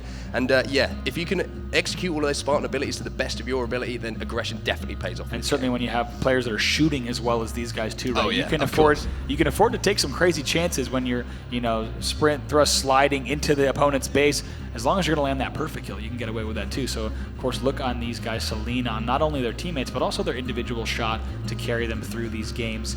But that said, Sims has been talking about it all weekend, and I certainly agree.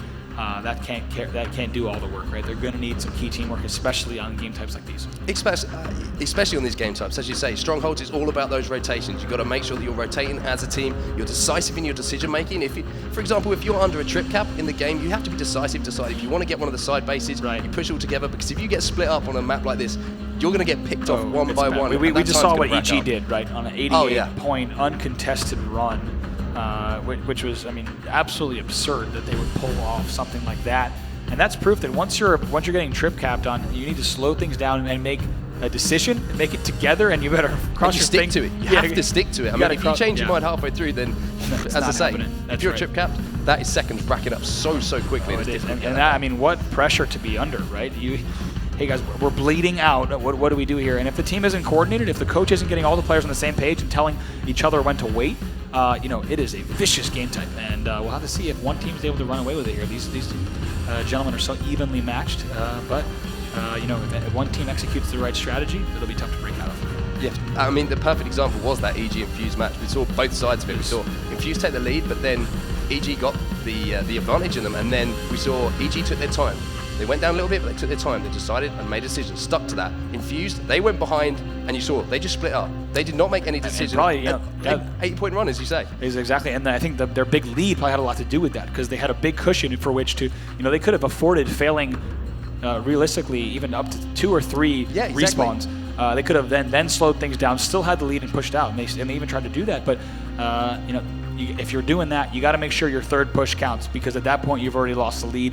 It was too little, too late. I think they played a little bit too frantic, and that's what you want to do in a Strongholds game type. You want to get the other team spreading out, right? You want to be picking off players one by one so that they're always pushing a 3-on-4, and that's really the way you play the game type.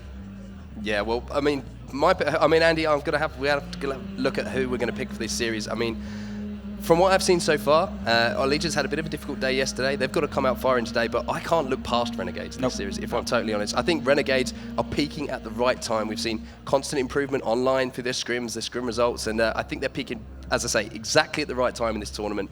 And I'm going to go with a 3-1 to Renegades. All right, I think that's a fair prediction as well. As much as I'd love to see Naded do really well here. I think a lot of Naded fans would as well. Looking at these two squads head to head, my money's on Renegades as well. I think it'll be potentially a little bit less, not quite as close. I think it could be actually a 3-0 to Renegades. I mean, I can also say in the same sentence that I could absolutely see it going the other way, 3-2, right? But I'm going to go with my money on Renegades as well. They look too hot, but we'll have to see if they really are able to bring it. Let's go ahead and start things off here on set as we're jumping into the game with Ninja. Ninja here, he's going to be pushing outside. Obviously, that overshield is going to be so important for these teams to control early on. But Ninja's going to be pushing around the outside of the bases here, around the outside area. He has that storm rifle, gets Stella down there. Stella actually picks up a double kill there in the feed. So Ninja outshoots Naded there with that storm rifle. Yep. A great start here for Renegades. And Stellar actually does have that OV, like you said. He's able to pick up the double, Ninja as well. But Stellar's overshield, I have to say, it got pinged off by a plasma pistol from the other side. So a heads-up play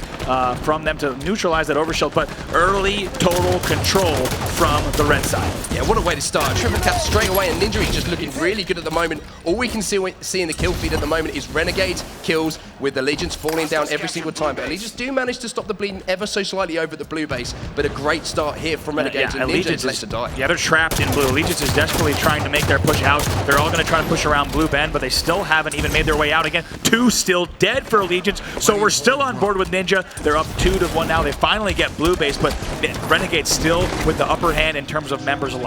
Absolutely, and you see constant pressure coming from Renegades. They lost his base over at blue, but Ninja has now pushed in, and he's trying to retake control. And just for a moment here, we're going to see another triple cap, but that is bleeding again. Once is stemmed by the Naded actually, who took that base back. So 2-1 still in favor of Renegades, but 27-0. And what a start from Renegades. And what a start for Ninja, right? Look at that. Oh, the right body's there. getting shot. Disrespect on L-Town, but 31-0 is the score. And I mean, I don't think we've seen Ninja actually die yet. I might be mistaken, but we've been on board with him for a long time. 35-0. They just need to keep up this pressure, and they are not letting up. Oh my, almost turns 2 there. But let's go over to the other side and see what Allegiance is going to try to do as they're on the receiving end of a 40-point run. Yeah, L-Town's got to get something going here for Allegiance. They need to get back into this game. 44 down, 44 points at 0 down at the moment, and it just seems, again, Nady picks up a kill on the kill feed, but L-Town's taken down by Ninja again. Renegades picking up another couple of kills, and 47-0 here, Andy. This is an incredible start from Renegades in the first game of this series. Yeah, looking at Naded now as he gets taken down. Not what he and his crew were hoping to do at the start of this match, and Renegades is halfway there. It is 51-0 as they cross the halfway threshold, but got to show Victory X on the Renegade side. They're not letting up at all. Overshield for Victory X. That's going to allow him to push out and apply even more pressure on these spawning players. And this is the last thing you want to see if you are an Allegiance fan right now, as Victory X has that overshield and takes the red base again. So 2-1, still the control for the entire game has been in the hands of Renegades. 59-0. Andy, I can't believe what we're seeing. This is Renegades have come out so hot in game 1 here of this series. And they're perfectly cycling these strongholds, right? Like you said, they haven't even let up a point just yet. Victory knew he had to. Oh my goodness, if he's able to get this kill. Oh my word, Victory! What a shot there from Victory, picking up the kill there, pushing back into blue base now. Victory X is doing it all at the moment, 66-0. I don't think Allegiance have realized what's going on right now. Oh my goodness, can he turn on that? Oh my gosh, and he lands the kill after the ground pound, unnaded as well. But the one thing I have to mention there on set is that Victory knew total control once again, by the way, for Renegades. Victory knew that he had to use the overshield to rotate to blue to continue control, and he used it wisely. When you have overshield, you can't just go full out Bash Brother and try to control the game. It's not going to work. You need to be very strategic in where you go.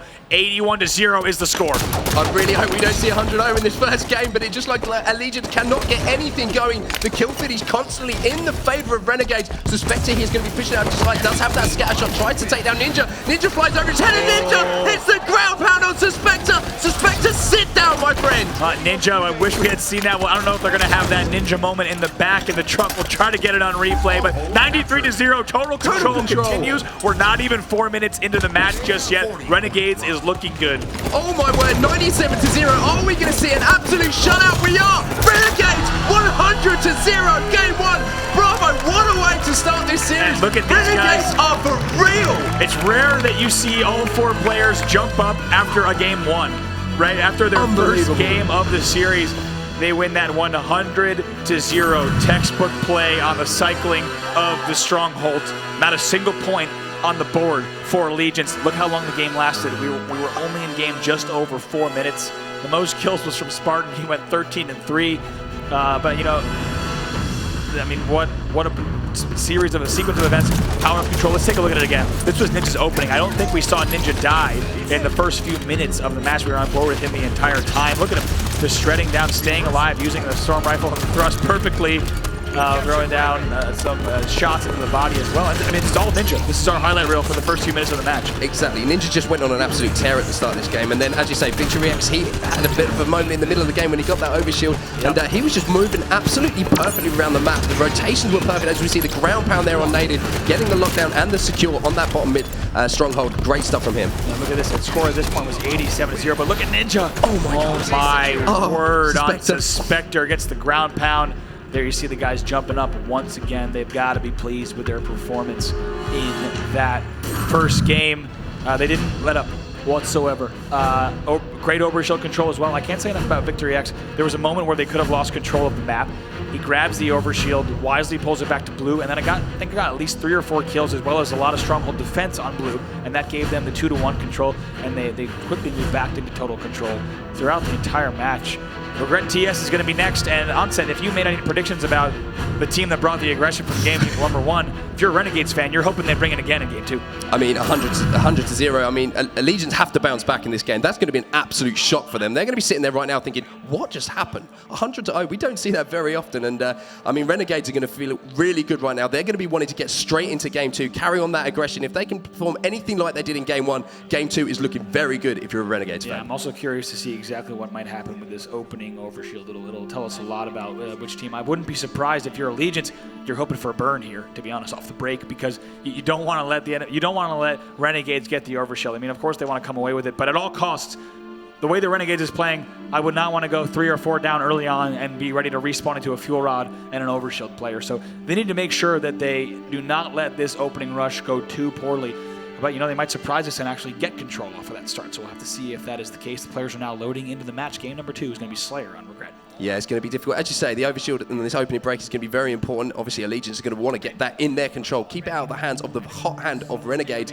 But if Renegades get that at the start, and that fuel rod is going to be a very difficult opening start. And Regret is one of those maps. I think the opening of Regret is always so important to how the map actually turns out. Because you pick up that first cycle of power-ups and power weapons, you're going to get that lead, and then you can just work from there. That's it. I want to start with Victory X in this game. Players are now loading in. Team Slayer and Regret, we're going to be focusing on the overshield as well as the fuel rod. Those are the key focal points on the map. So now we're going to go ahead and start things with Victory X here off the break. See who grabs the overshield. Victory X now, he's going to be pushing bottom mid. As you say, that overshield so important as we see Spartan flying in bottom mid and picking up that overshield. So exactly what Allegiance did not want to happen has happened right now. Great shots from Victory X, and I think that's 3 down already. 3-1 lead in the hands of Renegades. That's going to be 4 dead. What a start here for Renegades, Andy. Perfect start. I would love to see in a replay of that opening, because Spartan the Dog perfectly executed thrust across the overshield, threw a splinter grenade, and somehow comes away with it perfectly. By the way, he still has about 50% overshield. They're up 6-2. So what a start from Renegades. It's exactly what we said. We don't want Allegiance to let this happen, and now it's 8-2.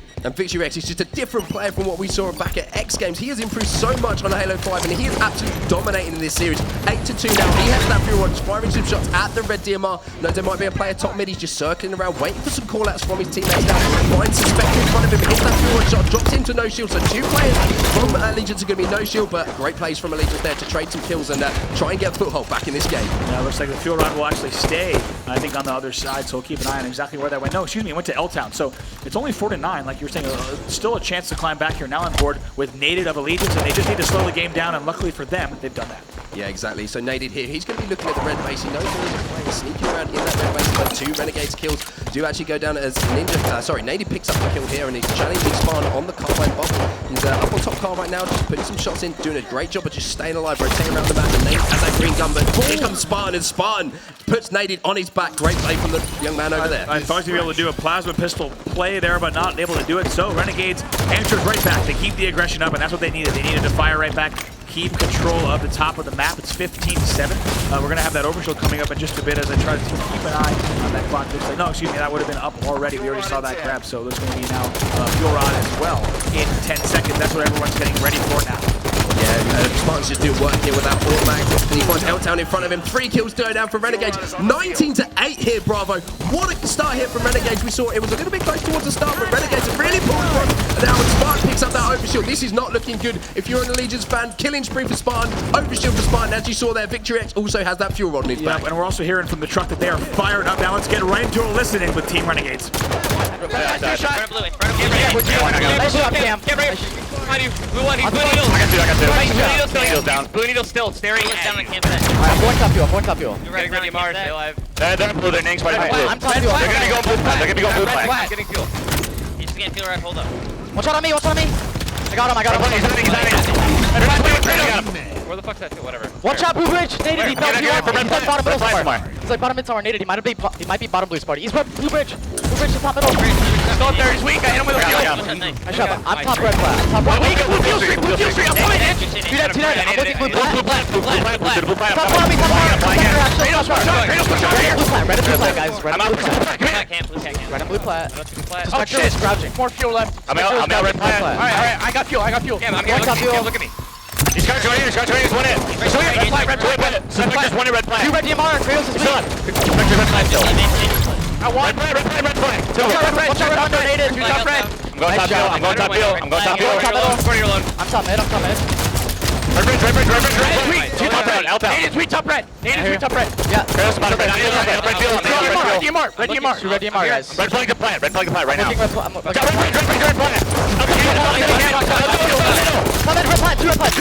Red fuel and bottom middle.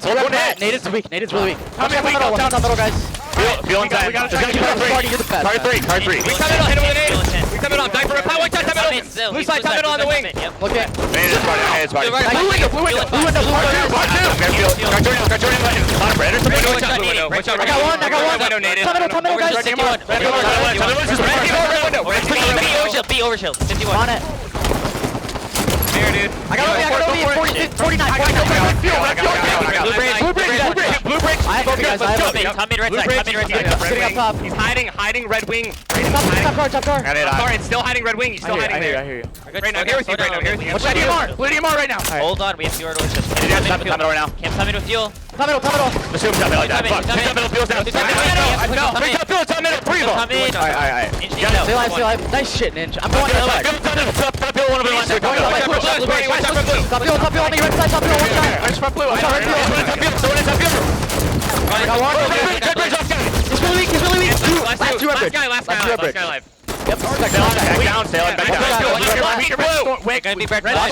Watch out blue. They're going to I'm going coming blue plant. I'm staying alive. I'm here. Hold up, Sparty. You'll have one. I'm top fuel. Sparty,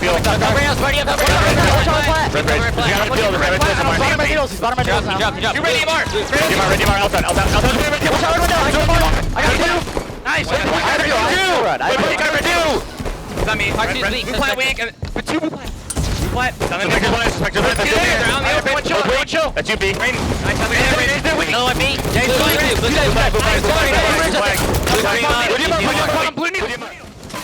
And 41-27 is the score. Take a look at the Desperate Spartan, the dog. They are dominating. You heard throughout that whole listen-in onset. They are fired up, and they've brought it in this series. Yeah, and the overshield plays were absolutely incredible. First you saw Spartan with it, and then Stella picking up the next one. And every single overshield has been in the hands of Renegades, and that's going to make it very difficult for Allegiance. Great power-up control from the Renegade side, as we see. 43-29 now. We're on board with L-Town to see if he can get anything going. It's going to have to be one hell of a comeback, though, if you're an Allegiance fan. Just 6 kills away of Renegades from taking a 2-0 lead in this series, and it just looks like Renegades are looking to close this one out right now, Andy. Great place from there. L-Town of Allegiance is desperately trying to make something happen here, but does not have the angles right there. It looks like 2 players just happen to fall down in front of him.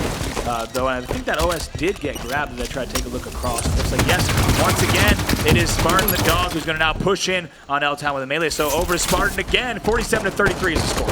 Yeah, 47-33, just 3 kills away of Renegades from going 2-0 up in this series. Spartan picks up another kill here, and once again, Spartan has that overshield. He has just been running around this map, having his way with the Allegiance side. Overshield giving him extra layers of protection, we all know, extra shield. Stella picks up another kill, just 1 kill away now of Renegades from taking the second game of the series. Kratos is in front of him, but it doesn't matter because the kill already happened. 50 kills to Renegades. They go 2 up in the series. Standing up once again. They are fired up. We got people in the crowd fired up as well right there, but my goodness, like, just Renegades, they look really good. They're fierce. I think you predicted it. They brought it in game number 1.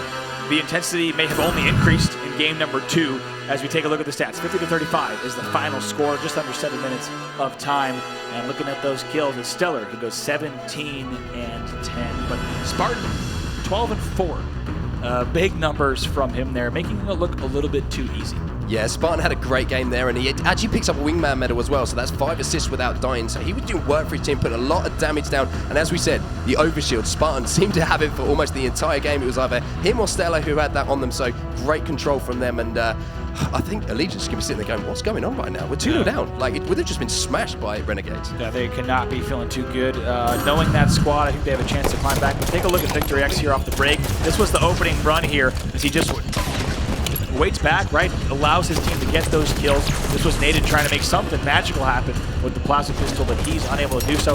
And for the rest of the time, it's mostly going to be a Renegades highlight reel. It was 17-8 at this point, and they're able to just run away with it. Yeah, really, as we see a double kill there, and this is another example of the power up, the power weapon control that came from Renegades, the fuel rod in the hands of Spartan, putting that to great use. And again, the overshield, as we see once again in the hands of Renegade. It just seemed all game they had the control, and great beat down there from Spartan, and he was just running a train. He was, look at this, he was ready to come in with that storm rifle, but didn't need to. He's able to jump up sooner as his team was cleaning up a kill elsewhere. So looking at the scoreboard, it's pretty clear Renegades has been dominant thus far.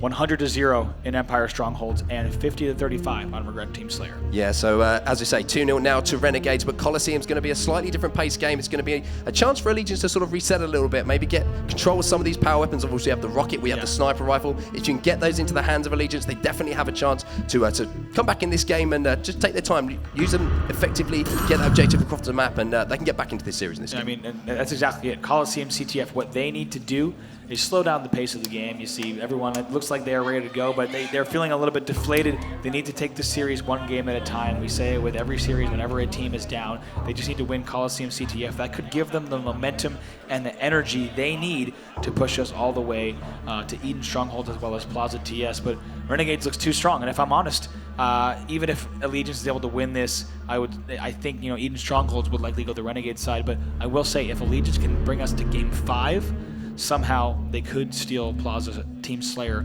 as well, but it's a long road ahead. They need to win the next 3, or Allegiance will be going home early, and that will be it for their squad. Renegades potentially poised to move on. Look at Renegades still pumped up, ready for this match, ready to move in, and they're planning on running the same old playbook, I'd say. Yeah, I imagine they are. If they can perform anything like they did in that first 2 games, they're going to be very happy, and it's a potential 3-0 on the cards. But for Allegiance, they need to get back into this series. They need to win this game, get hold of those rockets, get hold of that sniper rifle there, Andy. Hopefully they can do so as we start this one off with Stellar. Yep, Stellar, I like what he's going to be able to do here. Usually pushes low here and be able to lock down this side of the map. So, each player, of course, it's such a coordinated effort, but I love it. We don't always see someone going straight to the enemy fountain.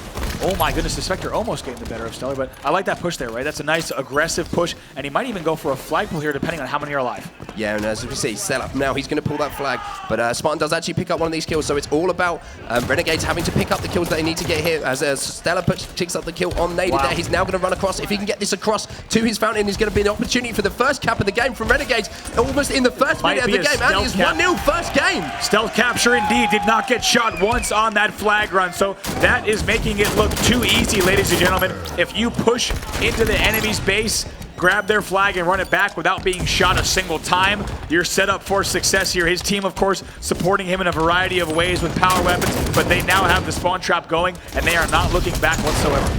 Yeah, and great coverage from Ninja coming in, picking up rocket kills in the kill feed as Stella is finally taken down, but it seems all the pressure at the moment is coming from Renegades as we hop on board with Ninja. He's got that scatter shot and he's looking to sneak around. Bottom mid gets involved in some close range combat, finds Kratos down bottom mid, takes him down with a bit of help from Spartan. Suspector comes in though, and he cleans up Ninja. So 1-0 to Renegades at the moment, but Allegiance really need to get going in this map and get hold of some of these power weapons and a bit of control on the map. They do. The first thing they need to do is get control of their base, and especially on a game like Capture the Flag and a map like Coliseum. You've heard me compare it to something like the Pit or Narrows before. You just need to get control of your base and then slowly start to push out. Rarely are you able to run to the enemy's base and get control almost Halo Reach style and then try to make something happen. That doesn't really work out. You need to get control of your own base before you push out. I like Victory X being pretty conservative there. Oh my gosh, but Victory X on the receiving end of the scatter shot wall bounce once again. We saw Hines do that yesterday. I love seeing that play brought out, but now we'll go back over to the Allegiance side here. as it looks like Suspector will fall, so on board with Kratos. Yeah, and Kratos here, he's got to get something going for Allegiance here. They need to get a foothold in this game. The rockets are coming up, but as we see, Ninja has those in his hands, but Kratos with some great pistol shots there to take him down. Now taking on Victory X. Victory X is not aware of his position at the moment. Quite finished the kill on Victory X, but Naded says, don't worry about it, buddy. I've got your help there. Kratos getting help from his teammate to finish off that kill on Victory. So Allegiance here with a little bit of control over the snipe side of the map, and this is exactly what they need to do. They need to formulate a push from here and see if they can get into the Renegade's base. But as we say that, their flag is away, so a sneaky pull coming here from Renegades. I like that play from Kratos. He actually didn't shoot Victory X right away. He waited for him to get top so we can get a different angle and not get called out earlier. But Kratos, looks like that flag is being ran. I'm going to give you an idea of where that is. Naded is actually tossing flag out, so we have both flags being ran. But Stellar is on bottom mid right now. He's actually trying to make a run happen right below Kratos. So we'll see if he finds that out. And yes, indeed, that's what's going to happen. Yeah, so Kratos drops bottom here. He's going to get the return here. And I think that Naded actually threw that one off to Kratos. Kratos trying to find that one down on the grass area at the bottom snipe. He's running this one in now, taking shots though. Victory X comes in with a big grenade there, so going to stop that one. Ninja picks up yet another kill. Victory X with a beatdown on Suspector. So that's 3 dead. Now 4 Allegiance and a chance for Renegades to push back into the base and potentially get a push of their own. As Stella hits the headshot on Kratos. Do not move, my friend, because I'm going to take your face. Look at this, obviously trying to make something happen here. 2 teammates die though, so what that means whenever you're sniping is you generally want to scale it back, and we might actually see him, yes, trying to stay alive. So, and looks like he may have been a little bit overzealous as he tried to turn that into something. Typically, when you see those red X's on your screen as a sniper rifle, you want to just dial it back just a bit, bring the sniper to your side of the map, but it looks like he got caught off and maybe even triple teamed there.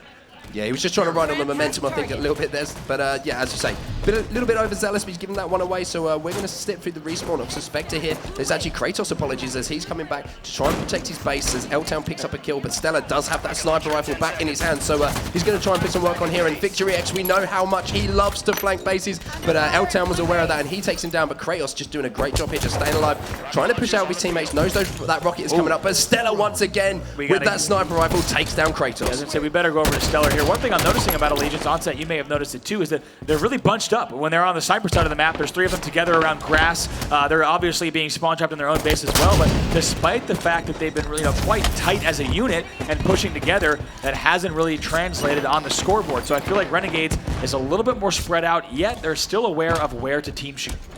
Yeah, and as you can see, one other thing to notice is Renegades always seem to be dying on the Allegiance side of the map, so it shows that they are the aggressors in this map. We can see that Allegiance just seems to not be able to get into the base, but Suspector's going to try and make a difference here as he's picked up those rockets. And Stella here is going to stick through the respawn with him as Renegades do actually pick up 3 kills, so that's going to be 3 dead for Allegiance. They've cleaned out their base as Spartan picks up that DMR, and he doesn't actually pick up the DMR. He moves over to the snipe side to try and help his teammates out. Has the scatter shot, finds Kratos down bottom mid. Stella actually helps him out with that one. Naded goes down. He's now trying to find another player on the side. Suspector, he's toast, moving into the base, and I love the aggression from Spartan here. He is doing nothing but hop forward, take down L-Town, but L-Town with a big out shooting there and wins that foul. Anyone who is watching his POV may have noticed he was looking to his left. That's just watching his teammates screen so he knows where they're alive. He almost looked away, continued shooting, and came back and won that battle against L-Town, but it will still be a 1-0 lead in favor of the Renegade squad. Yeah, and as we see now, Allegiance, finally, the aggressiveness coming. The Stellar is there with that AR, but he's going to get flanked by Naded. Naded picks up that kill, but Ninja, as you see there, picks up a kill with a Flagnum. So Ninja is behind them, trying to pull the flag out, but Naded is sitting in the base, trying to pick up some spawn kills here on Spartan. Nice shots, but Spartan making him work so hard for this kill, and he can't actually pick the kill up. So great play from Spartan as Naded actually turns his attention to the flag there, picks up the double kill. Another player is below him as he actually turns his... I mean, Naded's doing it all right now. Picking up a double kill, getting the flag return, and then pushing the flag... the Renegade's flag back towards his own base. Incredible place from Naded. This is exactly what he needs to do. I'm wondering if anyone on his team can get that grab. I'm not sure if they're going to be able to, but you're right. Naded, really smart play, though. And I'm not sure if the flag is actually bobbing up and down in the lift. I think it was, and that's going to actually be returned, so that's going to make it very difficult to grab, and no wonder Naded actually couldn't find it, but Naded with very wise play, right? He left the player in his base, gets the double, and starts that flag return. Tried to continue the run, but Victory X decides to shoot a rocket straight at the wall. He'll take himself down. That means Suspector is going to have the rockets in hand. Yeah, again, they need to take control of these power weapons right now as we see Suspector does actually miss that shot, but actually hits the second one on Stella, so Stella's going to be out of action for a few moments as Suspector is moving across the top of this snipe bridge now, moving towards the red VR. I'll find a player here, Victory X gets a hit marker on him, but doesn't actually clean him up, and Victory X makes him pay, and that is 4 down for Allegiance. Renegades looking good. They're going to formulate a push from this, and the flag is being pulled by Spartan. Yeah, we'll go ahead and stay on board with the Renegades for the moment. As you said, 4 were dead, so they just need to play this right. 1 kill at a time. Spartan being really aggressive, though. I'm not sure if that's going to pay off, but perhaps he knew that Ninja was almost all the way across the map, and Stellar is spawning at their base. Well, they'll likely be able to bring this in. Yes, indeed. Renegades goes up 2-0 here in this game. Just under 5 minutes left. Yeah, Legion's back to the walls now. Just one flag away for Renegades to take this series 3-0. Your prediction is looking pretty good right now, Bravo, as Ninja has that scatter shot again, but the flag is away from the Renegades base. So Ninja's playing this one nice and slow, using that crouch, making sure he doesn't pop up on radar, but he can't actually find the player who's trying to run that flag at the moment. Drops down at L-Town, picks up that kill, but that's a trade. Good play from L-Town there, and it looks like... Oh, they actually managed to put that flag in. We missed that one, so Legion's coming back into the game here, 2-1. Well, of course, Ninja is trying to stay alive. They're trying to catch that flag off guard, but it's a really good trade from the other side to put that first flag in for the gentleman on Allegiance. So 4 minutes left. Allegiance needs to cap here, of course, their tournament life on the line in this game. Yeah, just 4 minutes left for Renegades to hold on or potentially get that third and decisive cap, as we see Victory X be taken down by L-Town now, and it seems like all of a sudden the Allegiance guys have come to life. A double kill here from Kratos, and he's looking to rally this flag back for his squad. If he can get this one in here, it'll be tied up 2-all. Next flag, we'll take it. Great flag work here. Look at this, using the thrust, and here we go, just like that. Allegiance has tied it up 2-2. They answered back 2 flags, I believe, within about a minute and a half, if that. So incredible runs from Allegiance. We're all tied up here. Just under 4 minutes left, and they answered back so fast. Makes you question Renegade's dominance here. Yeah, definitely. It shows that Allegiance have basically woken up in this series. 2 back-to-back flags. Next flag wins, as we say. So Kratos is going to be moving over. The Rockets have popped, so he's going to be trying to do some work and help get control of those power weapons, but he's aware of a player trying to sneak into his base, and that is Victory X once again on the flank. Challenges Kratos. Great help from shots from Kratos to take him down, and now another player on his radar. That's going to be Spartan. He's challenged by Spartan, and Spartan does take him down, but great damage dealt from Kratos there as we hop over to Spartan himself, who's actually also died, and Stella has the rocket launcher. Here we go. Yeah, now on board with Nated. Let's get into an Allegiance listen in here in these last 3 minutes of the match. They just brought everything back. We'll see if they can get this third and potentially final cap. He's absolutely there. Watch our window. Watch our window, guys. Look, I'm flanking. Watch out, Carlos. Watching you, dude. I can run this window. I hear you. No window. Throw it on and stay alive, Sal. I'm gonna throw it. They can't go BR. They can't go BR. I'm BR, kill me. Two down. Slay. We're 3 dead. The Rock is at basement. They're gonna run that. Watch him running it. Arcade. Stay alive here. Everyone stay alive. Play games buckets. We're shutting out those buckets. He's our basement probably. Red's behind them. Slamming. RBR. Stay alive. I'll see her from base. Arcade low, Ninja. I hear you. Two snipe tag, guys. Watch arcade still. Arcade, one shot. Top down, one shot. Their window. Watch out their window. Two there. Rocks are up. I need help. Snipe. I died though. Rockets are up. The enemy flag has been Watch returned. their window, guys. The rocket street. That's second piece. Now Rockets up. Need it. He's there. There's nade. We gotta watch his snipe now. Yeah, watch your flank. Watch out, you guys spawning in my ninja. I killed one. I killed rocket guy. Push bars. Don't get rockets. Sniping your cat. We'll shot base. Red's on their elbow. Shot grass maybe? I hear you. I'm trying to go for arcade. Top cat, one shot, guys. I have rockets. Red's alone on elbow. The window, they're going there. Window shot. I have rockets. I got one. Up here, sniping. I hear you. I got him. More go. Let's get this flag. Our window, let's get. Go back. Victory, small rock side. Let's get behind us. Rockets, one shot. I got a double. Nice, up from base. Two dead. I'm going free. You guys get the touch. Hey, you gotta get touch. Another one. I want it, Sal. Got it. And that's it. Victory for Allegiance. What a comeback win. You heard it through that last listening. They brought it back together. They regained their composure. 3-2 is the final score. And that's got to deflate Renegades, right? They were up 2-0 in the series and the game. And Allegiance answers back. And I tell you what, the last half of that match, that is a brand new Allegiance squad that I don't think we've seen on the bracket stage today just yet. Looking at the stats, Suspector, big numbers from him, 27 and 16. Also Kratos there, dropping 19 assists. Yeah, and one thing I noticed towards the end of the game when Allegiance started getting some flag success was Naded kept flanking through that elbow, picking up a big kill, an entry kill into the base, and then he was pulling that flag and running it out. So nice to see them just switching up their strategy mid-game when they knew things weren't working. But as you say, Renegades have got to be absolutely heartbroken. 2-0 up, they had the series in their hands, but Allegiance said, we are his play. We are not going out of the tournament quite yet. We want got more to show, and a great comeback from them in that game. Yes, indeed. Now taking a look at all three different captures that happened here. I mean, look at this is if you remember, look at that play. I mean, Suspector going around the corner on Victory X, bouncing off the wall. This was the beginning of the game, which was significantly different. We had every player on Renegades doing everything right. Then Allegiance all of a sudden just threw them off. I mean, even Spark the Dog perfectly executing the scatter shot and thrust play as well as. But this is what really, you know, look at Naded here.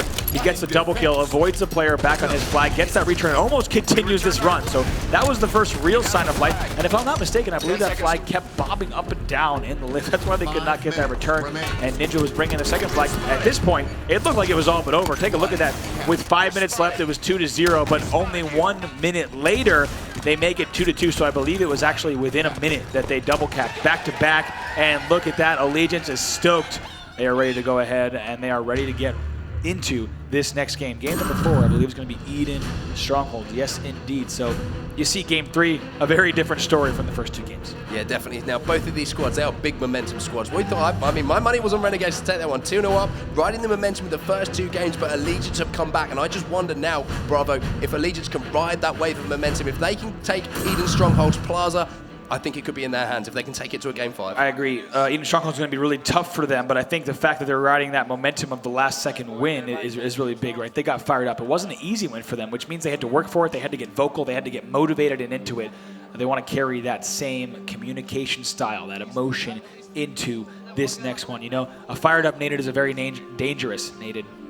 We didn't see him in the first 2 games. You certainly heard him at the end of the game. I'm glad we got to go to that listening with Allegiance, as after rallying back 2 back-to-back caps, they rally in the 3rd, and they win that with just a few minutes left on the clock. You saw how excited they were. They're still alive here, and they're going to be ready to go in. But Ninja on your screen, Sims talked about earlier, Tournament Ninja is here, right? Ninja hasn't necessarily been the most consistent player in tournament play, but here he is dominating. He is on fire this weekend. You know, some of his peers may have doubted him over the course of the years. You know, he's been on the receiving end of some drops, but he's here to prove people wrong this weekend, and he's playing great. You know, the entire Renegade squad, they want to end this in 4 games. Yeah, absolutely. I mean, Ninja, you know, rightly or wrongly, has come under criticism, as you said. But, I mean, he's performed in this tournament. I mean, if you're going to prove your doubters wrong and prove your peers wrong, what bigger stage to do it on? $1 million on the line, first place. If you can come away and you can show everyone that you've got that check in your back pocket, who else is there to question you? Right, that maybe customs, but that's about it. You're trying to get back wherever you're going with that much money to claim from this event. But Stronghold Eden is going to be our game number 4. We've seen great stuff all weekend long, but I got to say, Naded and crew, they rallied back. Let's kick things off here with Naded on Allegiance. Yeah, Naded here. He's going to be pushing bottom mid. He's going to be moving towards the blue bend, and they're looking to pick up a double cap there. So the rocket launcher is also available, and we might see the first combat evolved medal as that rocket launcher is sent flying towards Naded, and there he is, the combat evolved medal. Great play from Naded. Knows Halo 5 inside out as he picks up a rocket kill there as well. That's going to be 3 deaths for Renegades, and a great start from Naded. He is the spark and the catalyst for this Allegiance team. And it was, by the way, a delayed overshield grab. I believe it came from Victory X on the side. It was a 51 grab. He didn't grab it immediately. He waited just a few seconds, so we're going to keep an eye on that around the 51 mark. But early lead here for Allegiance. Yeah, looking really good for Allegiance to the start here. They have control of the blue bend and the catwalk. The rocket launcher in the hands of Naded, so they are fully loaded and tooled up. Suspector picks up the kill in the kill feed. Ninja answers back with the live rifle. And all Naded is doing right now is patrolling this catwalk with that rocket launcher. If you jump up, like Stella's just about to show, he's potentially going to eat a rocket, but great shot from Naded there. Takes down Stella midair. He knows there's another player potentially pushing him in tower, and he's loaded up 2 more rockets, and he's going to be able to deal with that player if he does get pushed. I think he banked that rocket off the back of the catwalk wall, which is a pretty incredible angle. Naded clearly demonstrating that he knows much more about rocket angles than I in Halo 5. And 17-0 is the score for Allegiance. And this is what I love about Naded, right? He's going to hold this area. There's no reason to push out. You see some cheers coming in from the crowd as he is just holding down this area right here. Yeah, it's looking really good here for Allegiance. Great start from then, 21-0. 10 minutes 30 left in the game. A long way to go for Renegades, however, so they've got a big chance to get through this game. Maybe we can get up the next couple of power weapons as Naded is moving across the map here. The finds Victory X on the front of Blue Base. He's going to finish off this kill, potentially he does. So looking good here for Allegiance, but just like that, Renegades have finally started scoring 26-1, but Nady still has 2 rockets left, so he's going to use them to take down Spartan, and he's going to be patrolling this red nest and potentially double capping it. No, he actually moves outside towards the new rocket launcher, so great use of the rockets from Nady so far, as he's still got the first set of rockets available, and the killing spree from Nady with the headshot. Nady has heating up here, Bravo. Keep in mind, Overshield is up as well, I do believe right out now, so I'm going to be keeping an eye across to see exactly where that might go, but Nady with the rockets in hand, they're up 32-4, and they're looking quite good here. As I take a look across, it looks like Kratos actually has the Overshield for Allegiance as well, so they are doing quite well here. They're going to gain control, you can bet shortly, as Kratos is using that Overshield to his advantage, but Nady certainly wants to stay alive with these rockets. They're going to maintain scoring once again. L-Town with the camo as well. Let's show you that. He's got the camo here, so they have control of everything, scoreboard included.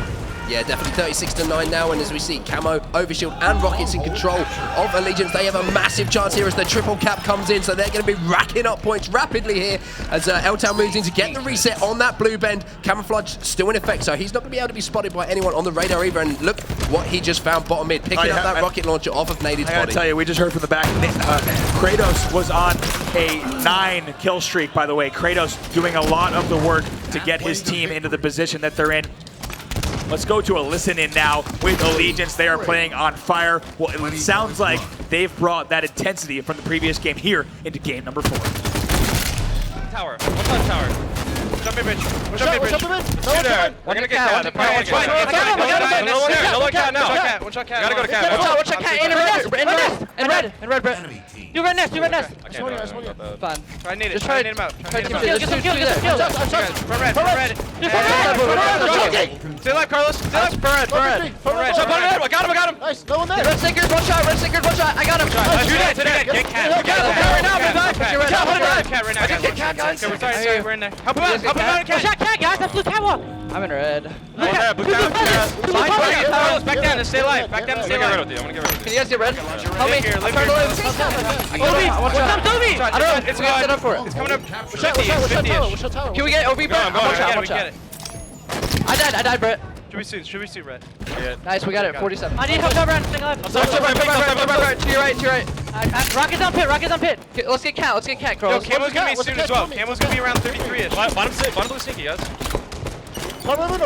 Red window. Don't keep your shield. Rockets, mid cat. What's up, mid cat with rockets? Absolutely just sitting there in the middle. They're getting red. They're in cat too. We want to go blue. Let's go blue. Camo weak. He's blue. Bottom blue cat. Let's go blue. Chase me. Camo. I'm inside blue, Victory. I'll make a cat. Victory, one shot inside blue, guys. Kill me. That's okay, it's okay, yo. Get one. Talk to each other. Stop power. We spawn, where do we want to go? Blue side one. Carlos, we have to wait. We spawn here. Let's get blue. Go blue, guys. Yeah. Just slide across. We have to get across. Everyone go blue. We're outside. He's rocket box, Carlos. One shot. I got one. Guys, one time. We can get blue. We're getting cat. Push up. Front red alone. One shot on me. I'm helping you, Brad. One shot. Turn right. Let's go. Push safe, maybe. Stickers. Cage. We're just jumping the tower. We're getting cat. What's on tower? All right, and we're back here. Look at the scoreboard. Allegiance's lead has crumbled. On set, you and I looked at each other during the listen-in, and when they started to fall and be unable to really get those points, I mean, when they lost red nest and you saw a Suspector die there with no shields, they started to lose control. You and I looked at each other, we said, this is the end of the run here. Now take a look at the scoreboard. But exactly as I say that, it's going to be a triple cap for Allegiance. So this is back and forth here as they are scoring once again. Now 69-65. They regain the lead so quickly.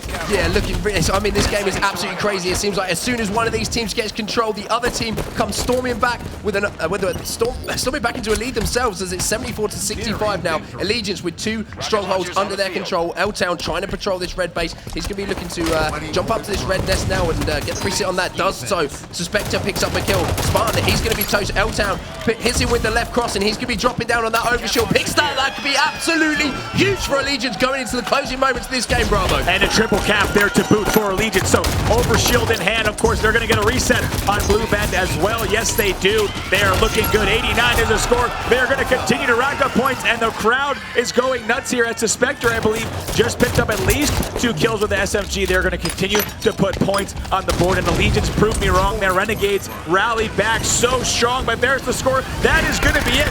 Allegiance is going to win this game. Here we are going to a game number 5.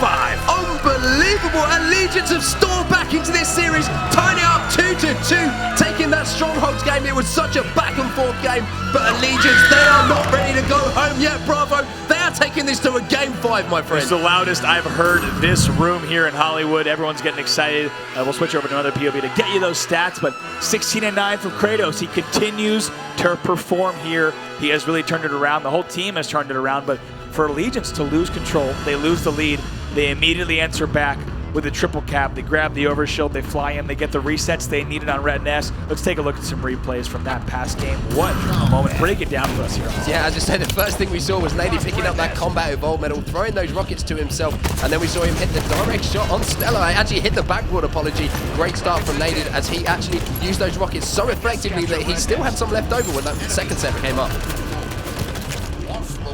We see Victory X here, he's moving in as L-Town actually picks up the left cross, and this was towards the end of the game, Bravo. The overshield, so important as they locked in total control as well, as Spectre went huge on the blue bend to fend off the Renegades charge at the end and close the game out 100-65. We're going to game 5, Andy. We are going to a game 5, my friend. I mean, talk about a shift in momentum here. Renegades grab those first 2.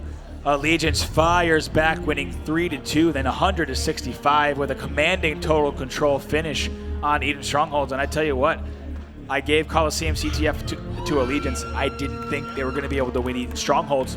We saw the true Renegades throughout the last part of that match, right? They rallied back, looked like they were going to be able to close it out, but Allegiance proved too strong. The resilience, the late game strength, they're able to win that game.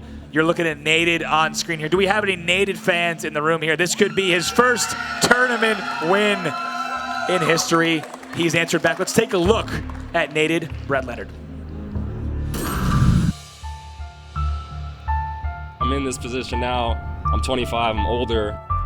I'm teaming with somebody who was 9 years old when I was playing in events.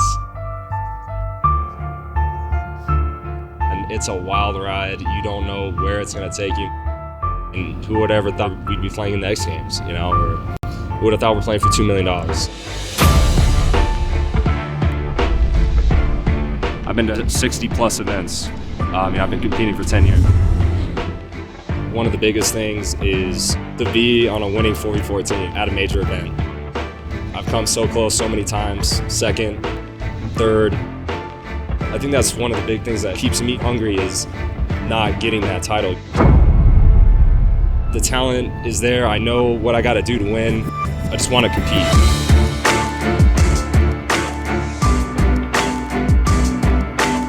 Everyone's going to be making mistakes, and all we got to do is just focus on getting better and working together as best we can. That's what it's really all about.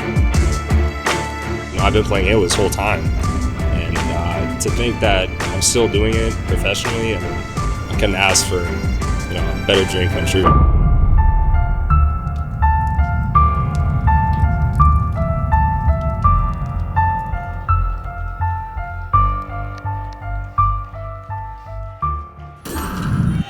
And that is Naded there, smile on his face. He is ready to go. This is his moment on set. One thing to take away from that, Naded said, this is a wild ride. You have no idea where it's going to take you. It takes us to a game 5, Andy. That is exactly where it takes us. Naded, what a perfect time to see that. He's going to be fired up right now. Renegades versus Allegiance, game 5. Andy, I have no idea what's going to happen anymore, my friend. Me neither. This is going to be pretty wild. Players are loading into the game right now. Renegades know their backs against the wall. They were up 2-0. They can't afford to lose this. They really can't, and we're going into Team Slayer on Plaza. Ladies and gentlemen, game 5 between Renegades and Allegiance. The crowd is ready for this one. I am as well, Bravo. I have no idea what is going to happen in this one. I cannot predict anything anymore. The overshield going to be so important to lock down, as well as the sniper rifle on this map. Whoever does that is going to have a really good chance. We're going to start this one off with Naded. Yep, Naded in right now. We'll see exactly where that overshield landed. I'm taking a look across the top of the screens, and I believe actually Spartan is going to be the one to grab it. So Naded lands a few quick shots on him, but Spartan the dog is going to have sniper rifle in hand. Yeah, Spartan's doing a great job with that overshield, but he's going to be taken down by L-Town with that AR, and L-Town is going to find himself a sniper rifle after that double kill as well. So an early lead going into the hands of Team Allegiance here. Stella does pick up a kill in the kill feed. So it's all tied, almost tied up here, just 4-3. And L-Town just moving around at the moment, trying to find some shots with that sniper rifle. But he's coming up with a great Look at the getaway. Wow, that is a big getaway. He gets away unscathed. He brings a sniper rifle back, so we have observer mode up. You'll be able to see exactly where his opponents are through those walls. Of course, these guys won't be able to see that, but we have that angle for you here. But he needs to be careful. They're up, but he needs to stay alive with that sniper. So far, he's done really well. They're up 7-4. This could be Allegiance's match and their moment in the tournament. It really could be. L-Town doing such a great job of holding that sniper rifle as he hits the shot. Victory X almost jumped out my chair on that one. That is why you stay alive with that sniper rifle. He's challenged by Stella here. I don't know if he actually hit that body shot. I'm not sure he did. Stella does a great job to push in and take him down. 10-6 now in the favor of Allegiance, but I think that sniper rifle has actually fallen into the hands of Team Renegades. Yeah, it's going to be Spartan the dog who has that sniper, so we're going to keep an eye on him, but on board with Ninja now as they're only down by 3 kills, and it looks like Ninja, ooh, great work there with the thrust and help from Stellar, but now over to Spartan. He has sniper rifle in hand, desperately wants to stay alive. It's a 2-kill game. Yeah, just 2 kills in between. These two teams have been so evenly matched throughout this series. We are tied up 2-2 if you are just joining us now. Game 5, 12-10 in the hands of Allegiance right now, but Spartan, he's going to have the chance to pull this one back with the sniper rifle as he's trying to hit some headshots here as he jumps up to S4, finds Naded. Naded just managed to avoid that shot. He's actually coming under pressure as Kratos picks up a kill with the Hydra in the kill feed, and 14-11, a 3-kill lead here. Now a 4-kill lead here for Allegiance, looking good for them to start the game, and that overshield's coming up. Yes, it is, and we'll see if Spartan's going to be able to get it, and it looks like no, that overshield will go the other way, so that's going to be L-Town of Allegiance with the overshield 16-12. He's going to get more kills, but my goodness, that overshield grab on set was so big for them. Absolutely massive, as you say. L-Town picked up that overshield, kept it out of the hands of Renegades, and got a double kill for his efforts. So 19-13 now to Allegiance, and L-Town is going to be moving in through the flowers. He's just crouching around at the moment. He knows that he's basically cutting off this area, and if Renegades want to try and push out, he's going to be waiting there for them with that AR and a bit of probably a left hook to the face as well. That's right, and keeping an eye on that clock, I believe the overshield is right around 45. Spartan the dog, he took too long to get up there. If he had gotten up there and not missed that jump, he actually might have been able to steal that overshield, but cannot dwell on that. We shouldn't in the booth, and certainly Renegades cannot dwell on that either, but Allegiance is up by 7 kills here, 21-14, 9 minutes left.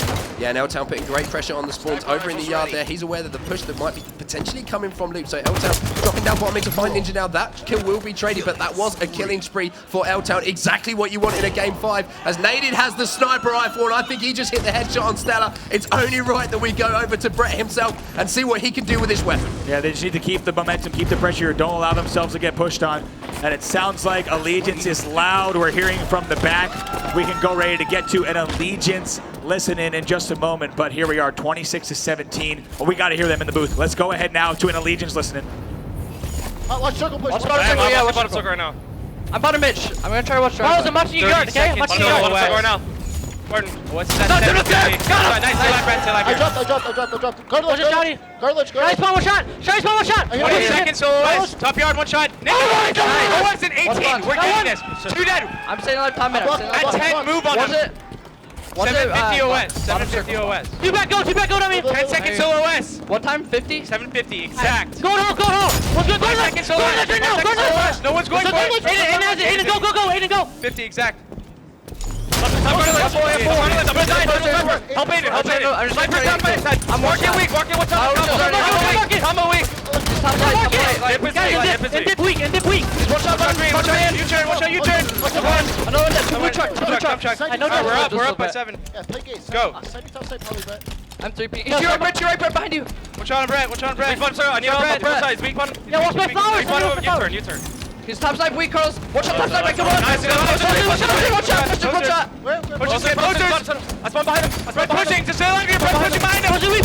Watch out. Behind you, Carlos. Bomb driveway. Watch out, bomb driveway, Carlos. Mark it, guys. Help Brett. Dude, mark it in cinema stairs. Stairs. That's for one. Watch out, bottom van. Take it. Go on ledge. I killed one. Flowers, gonna be I mean them. Flowers, gonna be flowers. Flowers, I need flowers. Carlos, put waste it, Brett. He's bottom truck, I died. He's dump truck, Sammy. Bottom truck, we come bottom out. What's on him, Carlos? Snipes down, dump truck. Weak dip, I shot him twice. Garden ledge, Carlos. Garden ledge. He's chasing you. One. I got him. Nice. Aiden, I'm going bottom middle. Let's get this. And here we are back now, 35-31. Allegiance is only up by 4 kills. You see their lead has been shrunk by quite a bit here on set. Of course, lots of stuff happening at the 6-minute mark. Yeah, 6-minute mark. The overshield's going to be coming up as well as that sniper rifle. So this could be the pivotal moment for either of these teams. And it looks right now like Allegiance are in control of the areas they need to be in control of on the map. Sniper rifle just 10 seconds away. An 8-kill lead for Allegiance coming up to this pivotal moment in the game. And if they can lock down both of these, this power-up and the power weapon, this could be all she and I gotta say, Renegades. Allegiance actually has 2 sniper rifles. Let me show you here. We have Kratos with an old sniper rifle in hand. He has 2 shots left in that. Gonna try to put it to use. But on the other side, it's also Naded, which is a fierce weapon here. 40-32, the brand new sniper rifle is in his hand. So it might get a little bit overzealous here. Kind of surprised to see that from his side as well. Now we'll go ahead and switch over to Ninja.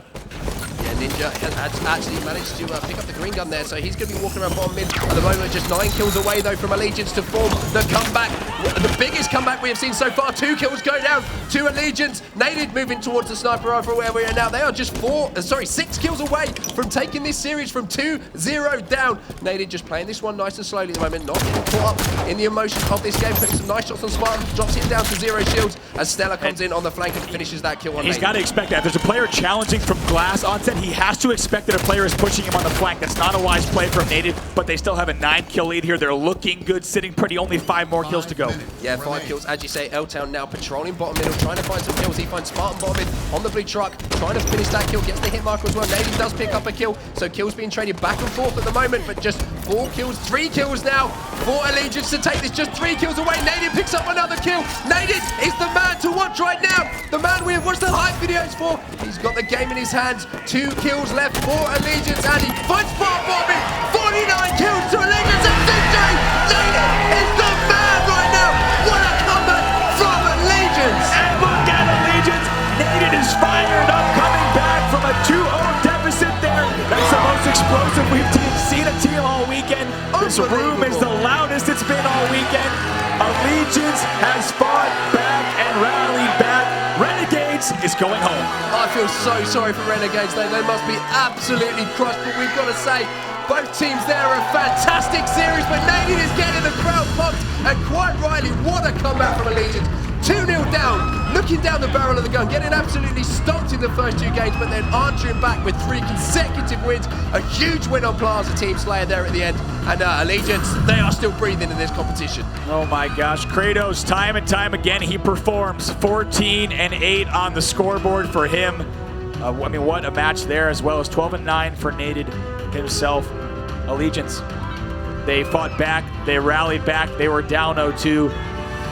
Renegades, it was all but 1 from them. Let's go ahead and take a look at some of the replays from that game. Onset, walk us through them. Epic moments throughout the entire game. Yeah, quite happy as we see L-Town. Look at that getaway. This is right at the start of the game, and as you said, the incredible getaway, and this is exactly what happened as he hit that headshot on Victory X. He was trying to sneak up to the snipe area, and this was the missed jump. Oh, well, he did actually hit the jump, but just not quick enough. Right. And they actually managed to get that overshield control, and that was massive for Allegiance. Yeah, they started to really pull away on that OS. They had really good control, I have to say.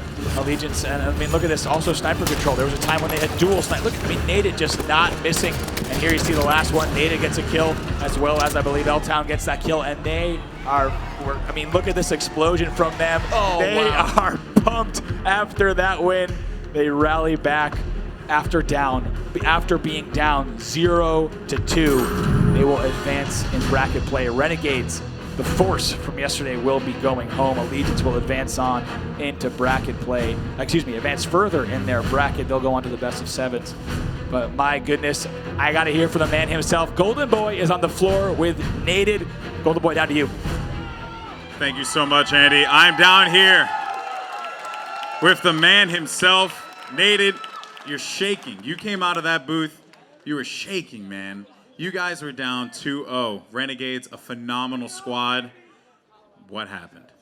I mean, honestly, man, it was just complete chaos. I mean, being down 2-0 game 3 in the flag, you know, everyone thought it was probably over, but I mean, it was just a ridiculous series.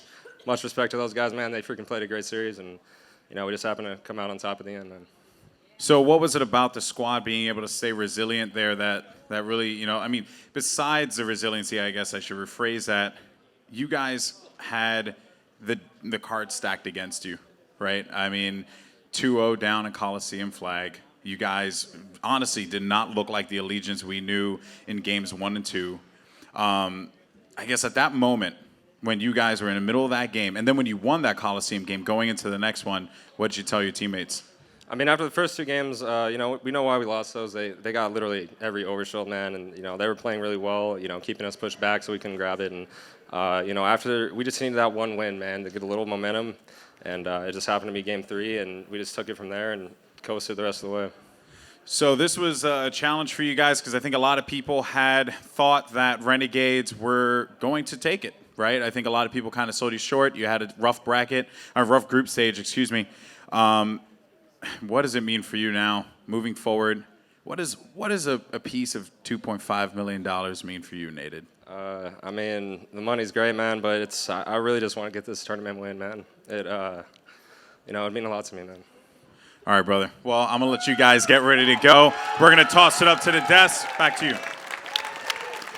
All right, hearing from Nated himself, you see he's getting emotional. He knows his team performed so well just now. They stepped it up when they had to. I mean, especially Nated said it. We had even forgot, I think, that they were down 0-2 on Coliseum CTF with less than 4 minutes left in the match.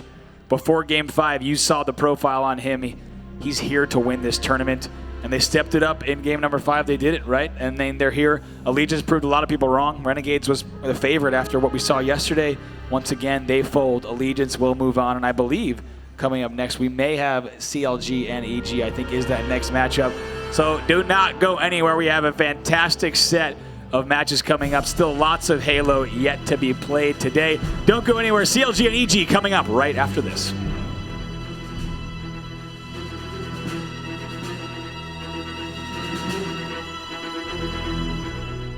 War is coming.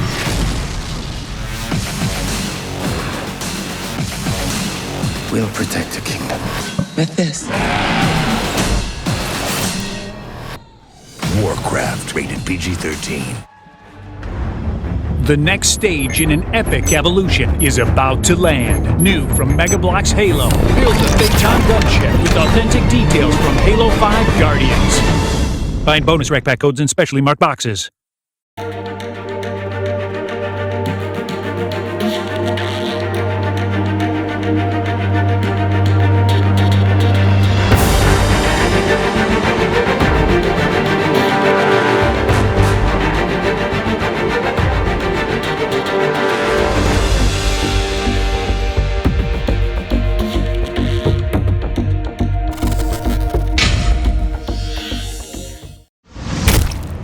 Assassination!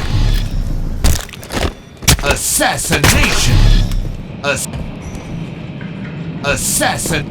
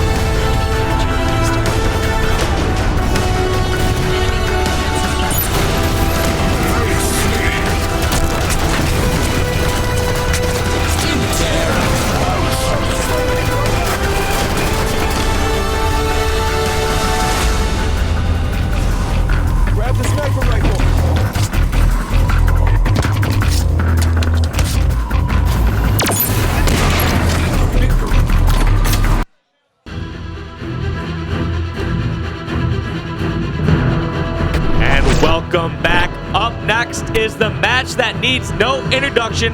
As soon as I heard that these two teams were going to be playing each other in the quarterfinals, I said, I'm taking this match. I don't care what anyone says. I went back to the production team. I said, no, take them off the match. I'm going in. Dave, it's a pleasure to be here, dude. What a game to be casting with you, man. Yes, I am pumped. I did not expect to see this matchup this early in the tournament. There's a lot of commotion about that. I mean, two squads that we've seen in countless finals. However, EG did not win their pool. Say all you want, they could have been on the same side of the bracket. End of the day, EG did not win their pool.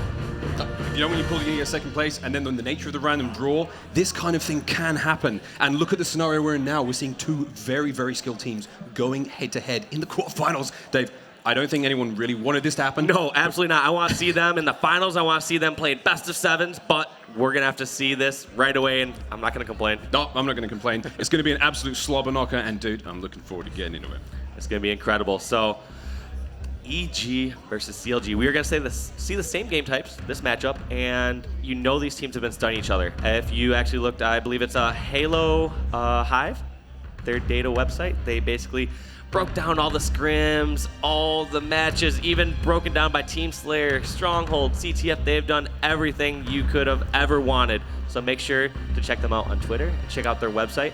But let's take a look at this head-to-head matchup coming right up. As I said before, Evil Geniuses versus Counter Logic Gaming. We have our X Games gold medalist versus the X Games silver medalist. We have the North American regional winners, CLG, taking on their former teammate, EG. Dave, this is just such a bloodbath. Like, it's going to be a massacre, and I can't wait to see these teams get stuck into each other. But how personal is this game for both players? I mean, of course, we've seen the drama between Lethal and Snipe Down. We've seen the exchange of words happening right now, and what a stage to set. There on your screen, you can see the lineups, of course. If you don't know who CLG is, you've been living under some kind of digital rock for some time now. Frosty, Lethal, Royal 2, and Snakebite, and of course, Coach Clutch. Yes, and the big storyline with this lineup is that Lethal left the Evil Geniuses squads 4 days or 5 days before X Games, right before roster locks, and joined this CLG squad. Now, EG got the revenge immediately. They won X Games. However, Lethal said himself, he says, guess what? The big tournament is the Halo World Championship. I could care less if we don't win X Games. If I win that $1 million. So let's take a larger look at Lethal and find out why he made his decision and learn about this player.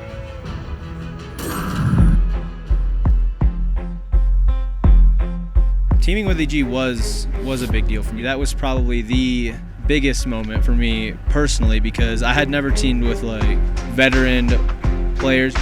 It was an easy yes for me at the time. I did learn a lot from them. Yeah, I learned a lot about just being a selfless person and teammate in and out of games, and how to treat the whole thing a little bit more seriously. We really clicked well together. Played well in tournaments, got along, and it was a smooth ride.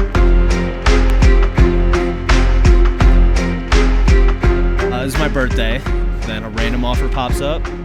I kind of took a leap of faith.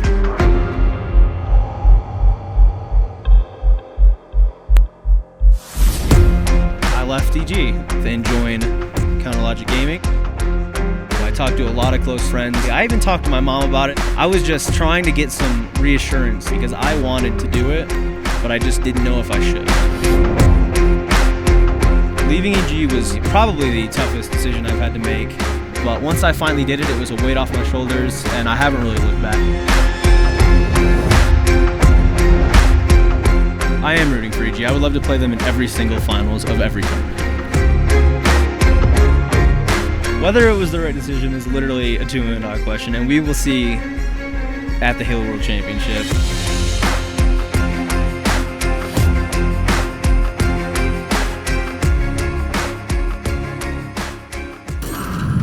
You heard Lethal talk about how it was the toughest decision of his life / Halo career.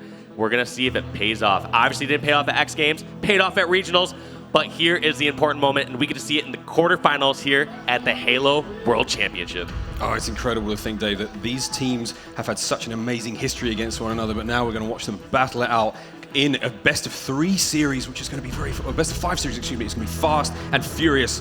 I would like to see if we could have a little cheeky peek at the other side of the board there. Of course, you can see Evil Geniuses on your screen, Snipe Down, Lunchbox and Roy, the twins, and then commonly the young gun who's joined the team recently, but is making quite a big impact here on the scene. Yep, 3 of Lethal's former teammates going up against him today in this quarterfinal match. You know there is bad blood between these squads. You know there's going to be trash talking. This could be one of the most intense series we could see this entire weekend. Halo's usually strictly business, and for these guys it really should be, but Dave, this is the most personal matchup I could have ever asked for to watch here on the Halo World Championship. It's impossible not to get emotionally invested when you spend 50 to 60-hour weeks with your teammates. So you become friends with them, and when they leave, in some cases, you become enemies, and that's exactly the case we have right now with Lethal and this Evil Geniuses squad.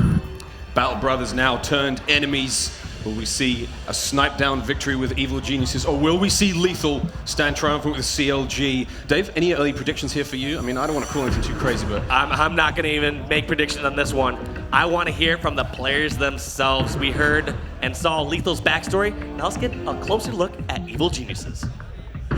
When I'm playing, I definitely am the type of person that wants to beat my opponents as badly as I possibly can.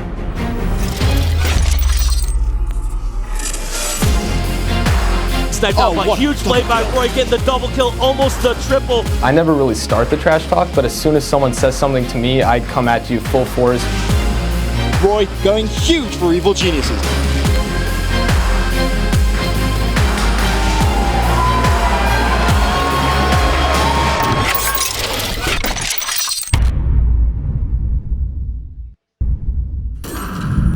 You heard from Snipe Down, he does not start the trash talk or the fight, but he finishes it, and that's what he's planning to do in this match coming up against CLG. Oh, wow. And you see Eric Rowan on the screen there. Exceptionally skilled player who's been top of his game for an extremely long time now. He's won at least one event as a part of 6 different pro teams. That is insane. That is crazy. Considered one of the best snipers in the game by both pros and fans. I think he's arguably one of the best snipers in the world. And of course, captain of Evil Geniuses. I don't think anyone's going to dispute that one, Dave. No, he is coming to play, and that first back is the most significant in my eyes. I think I'm storied as one of the most successful Halo players in the past. But if you look at my tournament wins, it was with, 2, maybe 3 different rosters. And in certain cases, when you consider a roster change, it was like a different fourth. Like, it was myself and Ogres with Killer N, or myself and Ogres with Saiyan, or myself and Ogres with Strong Side. You might see a theme there. So you might consider those 3 different rosters. But Snipe Down has been on completely different rosters for a lot of these tournament wins. It's incredible. He is a versatile player, and he knows how to get the job done. Knows how to get the job done. Dave, hearing some of those names took me down a real memory lane for me up on the main stage here. Names like Killer N and Saiyan there. But again, you're right. This team, they've been a trio for a long time, and Commonly coming in. For me, I didn't see Commonly being the first pickup. That pickup surprised me. I think a lot of times when you look at a squad like Evil Geniuses, you saw that they had a team change. You saw Lethal left. They have their pick of the litter. They can literally choose almost any player out there. Rumors on the street was that they asked a different player before Commonly. I believe they were trying to get Nated beforehand. That didn't work out, so Nated stuck with the Legion squad. You can tell that's been successful thus far, seeing how they're in the semifinals here at the Halo World Championship. However, Commonly as their second choice, to my knowledge, that's surprising to me. I mean, he obviously had a lot of success in previous events and online qualifiers, and maybe just said, guess what? We have this core 3-man squad. Snipe Down, Lunchbox, Roy, and technically their 4th man, Towie. And they realized, guess what? We find this player who has a ridiculous amount of talent. We can mold him to fit our team. It was quite a short amount of period of time for them once that team change happened, because it was so close to the closing for the roster lock. And again, we saw the most exceptional hurricane that I'm pretty sure the North American Halo scene has ever seen as far as team changes go. A lot of contentious and very controversial team changes happening. A few very big Halo legends, let's call them, being left out of lineups. And again, it was a tidal wave that really it blew across the planet. Social media was on fire. I think I was sitting at work when the news hit, and I had to drop everything. And I felt weak at the knees. I saw it on CNN. It's like new hurricane within the Halo scene. All these team changes happening. What? It's crazy stuff. Absolutely crazy stuff. Still, Dave. Again, for me, predictions for this one, I want to say something. All right, let's go through predictions. Originally, I wanted to separate myself from this because I've been wrong with all my predictions so far, and I didn't want to make myself look even worse. This event has been, predictions just been all wrong all weekend. I predicted a completely different outcome from what was every series we've seen so far. But for this one, I'm going to bleed blue for this one, guys. I really want to see an EG win. I'm backing Team Snipe down. I want to see him and the guys. I want to see the twins. I want to see Commonly do well, man. He's a young gun. I want to see him get that. I was so excited to see them win X Games. That was one of the most exciting events I'd ever seen. But for this one, dude, I'm bleeding blue, Dave. All right, my heart and I guess my friendship lies with the EG crew mainly. I would say I'm better friends with those guys. Like, you know, if when you're forced that tough decision, like in elementary school, like who's your best friend, who's your bestest friend, and I have to choose between the two teams, I would say EG. I'm better friends with outside the game. However, if I'm looking at this logically and looking at how this tournament's played out so far, EG, they lost in pools to Renegades. They did. CLG, they've been playing very strong. You could maybe pinpoint that match against Epsilon, where Epsilon took a game off and took them to 96 seconds in the Stronghold match. However, at the same time, you have to give credit to Epsilon. They've been playing phenomenal, and at the same time, CLG, they won the match. So, based on just the stats of how well they've been playing online prior to this event, and how well they've been playing so far this event, the logical side of me goes with CLG. Dave, I think it's very safe to trust your brain over your heart in this instance, but can't lie. My allegiances, they'll definitely lie with Evil Geniuses. It's very, very excited to see this one play out, Dave. And again, we have an exceptional lineup. Again, as the game's getting getting ready to go with this one soon. So Can we talk about how much is on the line? Dude, I'm literally tingling. Not only do we have this rivalry, which has been storied throughout the last couple events, just the dollar amount. This is a couple squads we did not see matching up this early on in the bracket. Whomever wins this match, forget about the $75,000 that they're guaranteed. It's a guaranteed $175,000 more for the squad. That's a really big payout. And imagine that's going to go down to a couple of kills, or maybe even a flag grab, or like a stronghold point. To think that much money is on the line for that kind of like digital currency that we're going to be seeing exchanged by the gallon. I mean, we're talking $250,000. That's how much Allegiance won by winning that last game Plaza, coming back with the reverse sweep, and that's what's on the line here, guaranteed for whichever team advances out of this match. Absolutely crazy stuff. No, Dave, I'm literally vibrating in excitement thinking about this game starting. Like, I just want these guys to get going at each other now. I want to see some blood. You've heard what we think about this match so far. However, I want to check in with my good pal Onset and see what he thinks about this CLG versus EG match. Thanks very much, Dave. I think the feeling in the room is you could cut it with a knife right now.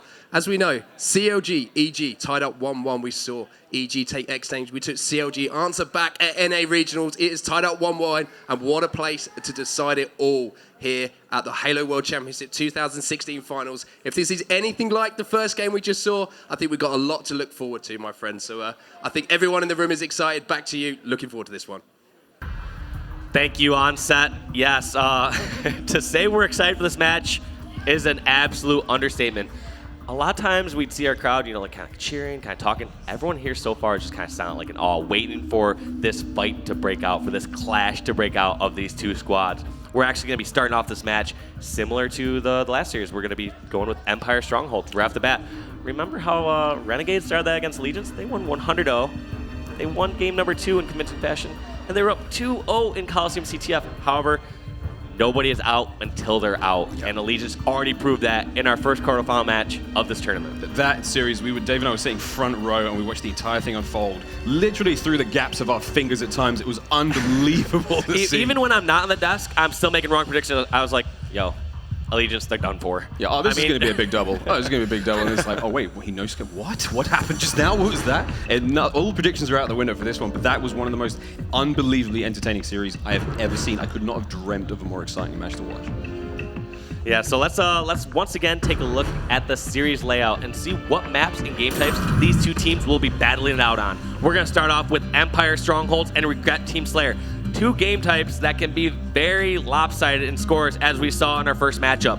By lopsided, I mean one team can get full setup on one of these maps and carry that lead for quite some time. Sometimes it can be an insurmountable amount of points. So we're going to have to see if either of these teams give up full control or get full control and punish the other to the fullest. Tell us about the next 3 game types. Oh, regret, Team Slayer. Again, you're saying it's something that the momentum shift in Halo 5 seems to be so, it's very, very poignant right now because teams can manage to steamroll one another in what seems to be seconds. If you blink and look back at the score and all of a sudden it's all red or it's all blue and you're like, where did those last 30 points come from? Where did those last 15 kills coming from? The game has never been quicker, it's never been more deadly, and look, we're going to see possibly the quickest and deadliest game I could have ever imagined right now, Dave. Well, the most interesting part is within 3 of these game types, you can come back at any time. At some points during a Team Slayer match, it becomes insurmountable. Like something like Regret Slayer. Yes, you can get a snowball lead, or you can control the map and let's say get 20 kills to the opposing team's 3 or 4.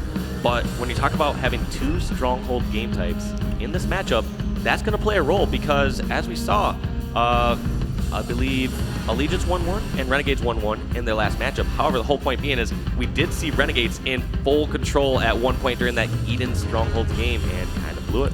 Kind of blew it. I don't know. They're not necessarily. I wouldn't say blew it, but I guess you would say, they didn't close out Allegiance when they had the shot. Yeah, you really have to take the shot. The second you take your foot off the gas pedal, the second you lose that initiative, another team, especially teams of this caliber, are really going to come in under the rug and pull that right out from you and leave you stranded on your dusty butt, sitting, and then before you know it, the game's finished, and there you go, upsets, and that's how 3-0 sweeps happen like that. Yeah, so it's Dave. I don't think we're going to see any 3-0 sweeps in this one, though. I'm going to call that one. We're going to see a reverse sweep, and I've said that so many times before, and then it just always happens, man. So You don't want to call it? If we say it now, Dave, maybe it will happen. All right, so opposite of what I say has been happening this whole weekend, so I'm going to say, it's not going to be that exciting of a match. We're not going to see that great of a matchup, and then it's going to be arguably one of the most greatest matchups, one of the most exciting. As we said, pivotal has been the word here. The Halo World Championships 2016. Everyone's saying how pivotal everything is. This is, as far as the fans go, you're going to cut the room in half. This is the pivotal game to watch. Well, we've been listening to the tweets online, been listening to the crowd, and we heard that you want a quick commercial break, and then you want to see our match. So we're going to go to a quick commercial break. Be right back.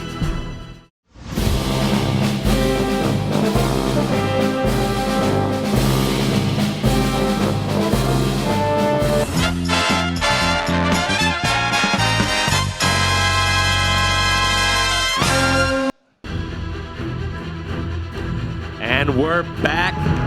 Let these players get ready and let this hype sink in because this is one of the biggest matchups that none of us expected to see this early in the tournament. Evil Geniuses versus Counter Logic Gaming in the quarterfinals here at the Halo World Championship. One of these teams going home, 5th through 8th place. 5th through 8th place. I don't think anyone could have called that one going into this. And I don't think, again, Dave, we said no one wants to see it, but now we've got it and you're going to watch it and you're going to love it. I'm going to love it. I'm pretty sure Dave's going to love it. We've been sitting down in the crowd enjoying the show so far, and basically everything that's happened thus far in the tournament has been breathtaking, to say the least. I mean, Dave, have you got any sort of favorite moments from the weekend so far? Maybe from Friday, possibly anything we saw today. I mean, that Allegiance series was, watching Renegades come back, lose that one after being 2 games up was super impressive. It's hard to pinpoint a favorite moment so far throughout this tournament. I didn't get to watch 2 of the Epsilon matches, the Epsilon versus Cloud9 or Epsilon versus CLG, which I feel like I got to miss out on, man. I've heard nothing but great things about those matchups, so that's what I regret missing. However, if I was forced to pick one favorite moment or the most crazy moment so far this tournament, it has to be that last match we saw, the Renegades versus Allegiance. I mean, Renegades were up 2-0, up 2-0 in the CTF game as well. Allegiance came back, capped the next 3 flags, and won the following 2 games for the reverse sweep. I mean, when that happened, the first thing I did was I tried to pull out all my hair, and I was getting through this quite well, and I basically gave it a trim before getting up. It was so intense, and the crowd was just electric. Everyone was screaming, and as soon as that final moment, when those final few kills happened on Plaza Slayer, I turned to the middle of the audience, where basically most of the native fans were right in the center there, guys, you're doing a great job. As soon as that happened, they all rose at once, and the hands came out, and I couldn't even hear the announcers anymore. All I could hear was the clapping of hands. It was so great to be here. Kind of glad I didn't have to cast that match, because the whole time, like you said, we were just in awe, like, oh my god, whoa, whoa! It would have been great casting on my end. I had to make a couple of emergency bathroom breaks down there. There's a cut like 3 rows back. I want you to watch out because if you kick it over, it's going to be really bad. I'm joking. There's no being any cups anyway. It's fine. But no, it was for me the most exciting part of this tournament so far. I mean, I was absolutely blown away by watching Epsilon's sort of slow rise. I mean, they had a really great series against Cloud9, which I think was it was difficult to say that whether Epsilon was just crazy on fire or whether C9 weren't necessarily playing their best. I couldn't call that one because I was too busy casting it and just being generally as excited as a human being can be when they see their friends succeed. I am a little bit biased. I'm not sure if you can tell, but I'm not from these parts. I mean, I don't think it's the Epsilon on fire because when we even saw the Epsilon versus CLG match, or I guess you can test this, I more so saw the scores at the end, where it was obviously they won a game against CLG. They took the Stronghold game 100-96, whereas when I saw Cloud9 playing against CLG, didn't quite feel it. Like it felt like, yeah, they started to get a little grasp during some of like Regret Team Slayer or something along those lines. But beyond that, as soon as they started to lose control, it just went all downhill. It was all CLG. All CLG. Now, the game charts we have coming up, of course, we have Empire Strongholds is going to be the first game we will be seeing here in this, what I'm going to call the Clash of the Titans. This is very much, this is the slobber knocker that we've all been asking for. And Empire Strongholds is going to be coming up first. I think the raw aggression and shooting skill of CLG are definitely going to be, for me, going to be giving them an advantage. But I can't overlook the experience and the cohesion that a group like that EG has going into a game like this. Yeah, so for the viewers at home, this is first off an incredibly chaotic game type, obviously with teams trying to acquire pit or deciding whether they should just flank out and grab one of the side bases if they don't have control pit.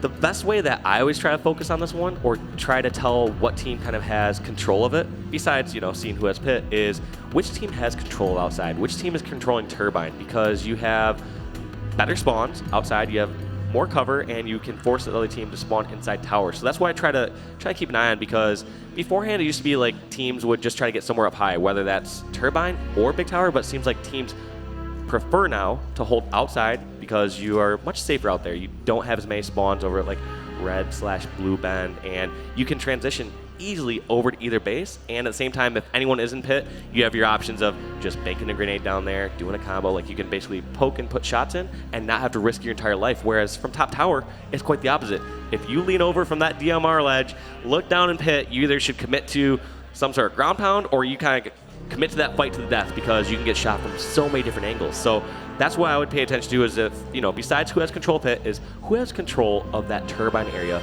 right above pit.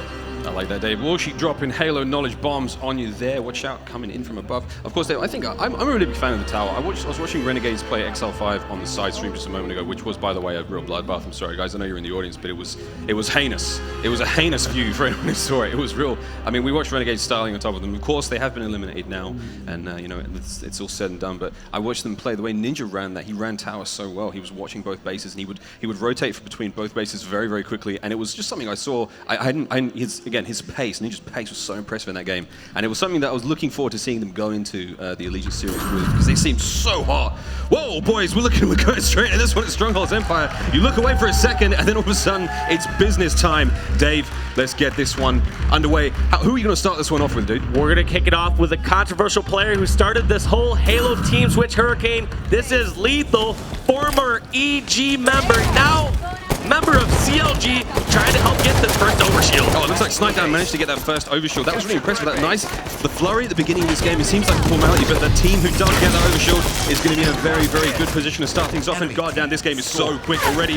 The Evil Geniuses have already got 2 bases, and it looks like we've got a few members down on CLG right now. Royal 2 doing what he can to stay alive, but he's going to be taking a hell of a lot of damage in there. As you can see, for those of you watching at home, there are 3 bases captured now for Evil Geniuses. This is a huge start for them. They have lost that base now, but for those of you watching at home who are maybe not so aware of what's happening now, the player of the team that has 2 out of the 3 possible bases will begin to score points. As you can see, bottom right corner, 10 now on the board for EG. One thing I want to point out is that EG, they had control pit, and look exactly where they went to control. They wanted to control that Turbine area where they can get make games into pit. Now that they lost that Turbine area, look who has pit.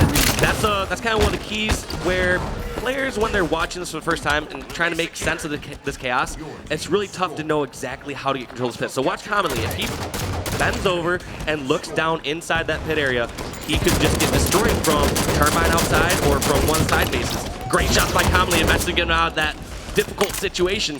But end of the day, I think he's in an inferior position, and that grenade proves it. Huge grenade there from Royal 2 to take down Commonly. Let's jump on board with Lunchbox, one half of the Twins. Look at that, there's a triple cap now. Again, for CLG, they're going to be gathering a lot of points quickly there. EG need to do something quickly to disrupt this flow they've got. They're going to be hemorrhaging points right now, and as you can see there, big kills from CLG shutting down members of EG. But nice job there from Commonly and his guys, pulling that base back. Frosty with a scat shot, misses that one, but he's going to get the second, and he's going to turn Commonly in the dust there. Well done from him. Frosty now of CLG is going to be capturing that red base. 75% captured there. He's going to grab that one back, and Dave, they're back to a triple cap. EG just trying to do anything they can to stop the bleeding. They don't want this total triple cap. They'd be happy just to get one of these side bases to get some sort of presence outside, but look at this. Frosty and the CLG squad executing the strategy perfectly, forcing Evil Geniuses to spawn inside Big Tower. And look at this.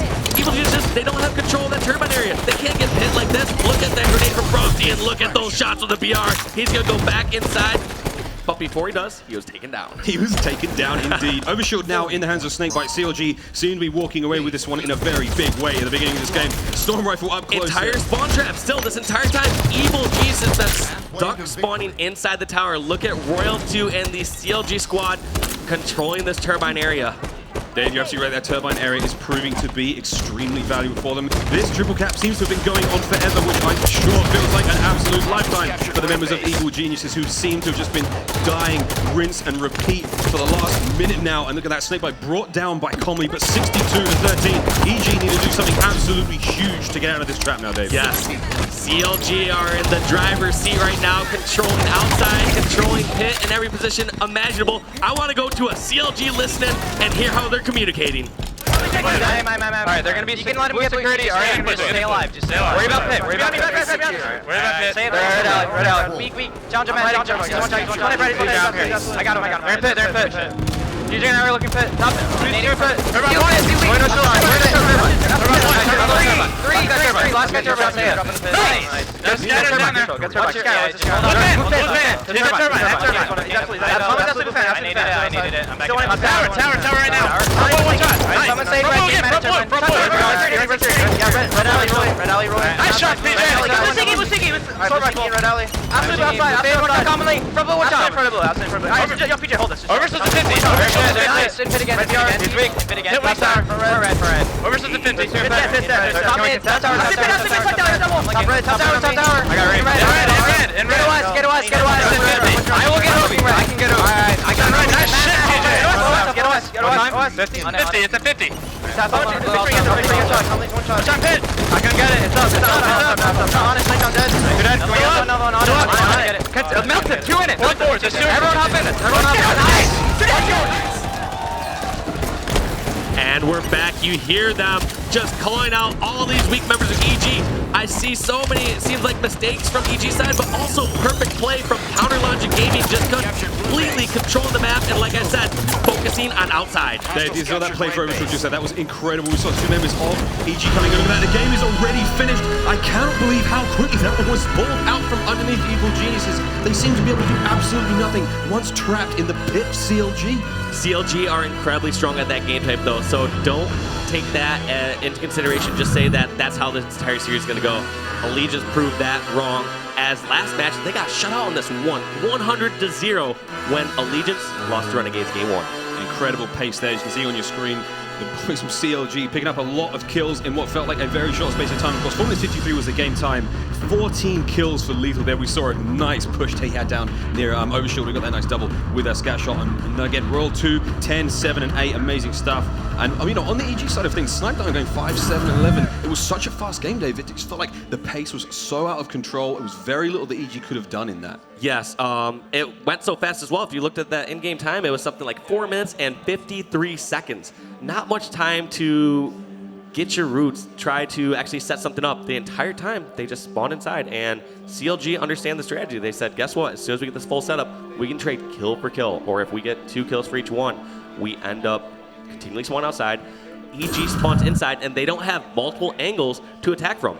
Dave, up next, Regret Team Slayer, again, 113. If you're just joining us, this is Clash of the Titans. CLG are up by 1. Up next, though, Regret TS. Dave, again, for me, quick prediction on this one. The way I saw, I've always compared like the game flow. It's something that you see on both maps, Empire and Regret. That quick pace, that rotation of enemy spawns, and just crushing, collapsing people very quickly. I see the same thing happening in Regret now, and unless EG can do something huge off the start, control those overshields, control that Furor cannon, I don't know, dude, it's not looking too good for the boys in blue. I think, don't count them out yet. Consider this was game number 5 at X Games for the gold medal match. This is the one where EG ended up beating CLG for that gold medal. Game number 5. You remember seeing that highlight over and over again. Snipe down, getting that combo kill over at blue base, standing up, cheering. And we could possibly see EG turn this match back around, try to get tied up. And like I said, this is a snowball game type. I mean, there are opportunities where a team could get control of the map and get a 10 to 11 kill lead with that sort of control. Snowball game type indeed. They see CLG on your screen. Oh, looking kind of relaxed, kind of pumped. Pretty sure Clutch is there tweeting stuff. I know he tweeted about 20 mid-game a while ago to congratulate him on Epsilon's placement there. There is Evil Geniuses. Roy is our boy, and I'm pretty sure they're going to be doing everything they can to claw back that one game loss. Of course, Dave, it's first to 3 in this best of 5 series, so going down one game at this stage, it's not ideal. No, if you're absolutely not. Each game is incredibly significant. It's incredibly significant, and that's saying, very, very little right now for these guys. So I would think it's going to be difficult to ride that momentum out, because CLG, they're going to be coming off hot. Whatever they've just played, they've come into this straight away. They're hitting as hard as they can. And again, I usually said, Regret Team Slayer, the precedent has been set. EG are very good at this game type. But I don't know, the pace that CLG would demonstrate in that one, I just feel like there's nothing you can do to stop that train. CLG undoubtedly have the momentum. However, EG, they are a group of veterans. They realize at any point they can slow this down, they can tie the series up, they're just taking it game by game. I don't think EG went into the series planning to 3-0 CLG.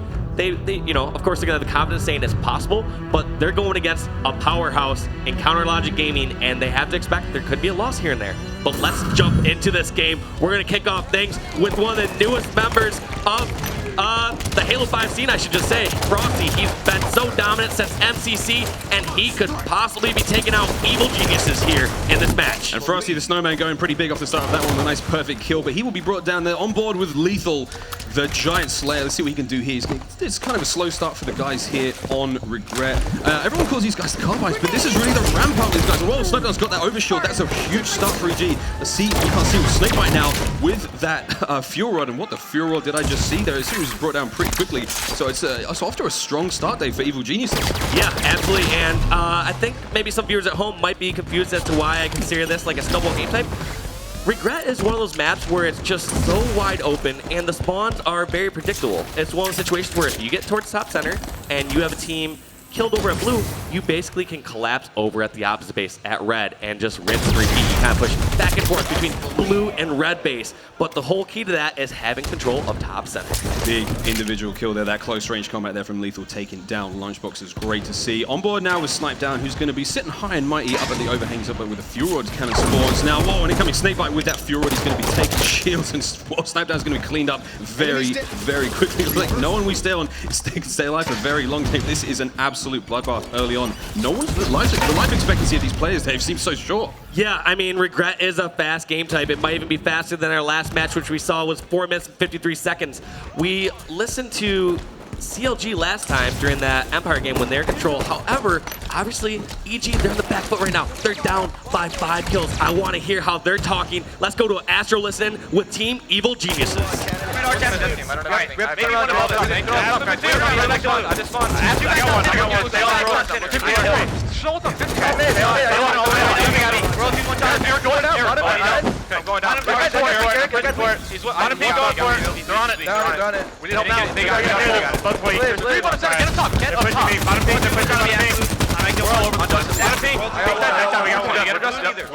They have Fuel Rod in the west. Him and your one. Fuel Rod in the west. Watch out, Lethal. Watch out, PG, Lethal. I'm looking. They got a west there. I'm dead. They got OS fuel. Slow it down. My pink. I'm gonna get hard. Guys, we have to stay alive. Stay alive and not get by yourself. Okay, stay alive. I'm trying to live. I'm top blue.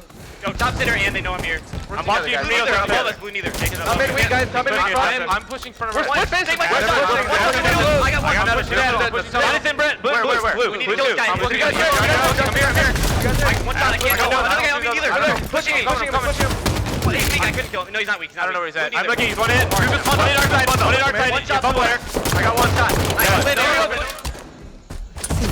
And you hear a little panic in EG's voices. We have yet to really see them controlling top center. We saw that at the very beginning of the match when I believe they got that very first overshield, but you know, for the first time we're now seeing Lunchbox finally get up top. They've just been trapped in some of these bases, trying to mitigate their losses. They want to try to not give up as many kills when they don't have control. They're just trying to hopefully let CLG make a mistake and then capitalize on it. This looks nice. It's a bit of a change of pace here. Evil Geniuses are slowing this game down slightly. Nice exchange here inside red base. And Lethal's going to come on the lift. He's not going to be able to get the better of Lunchbox.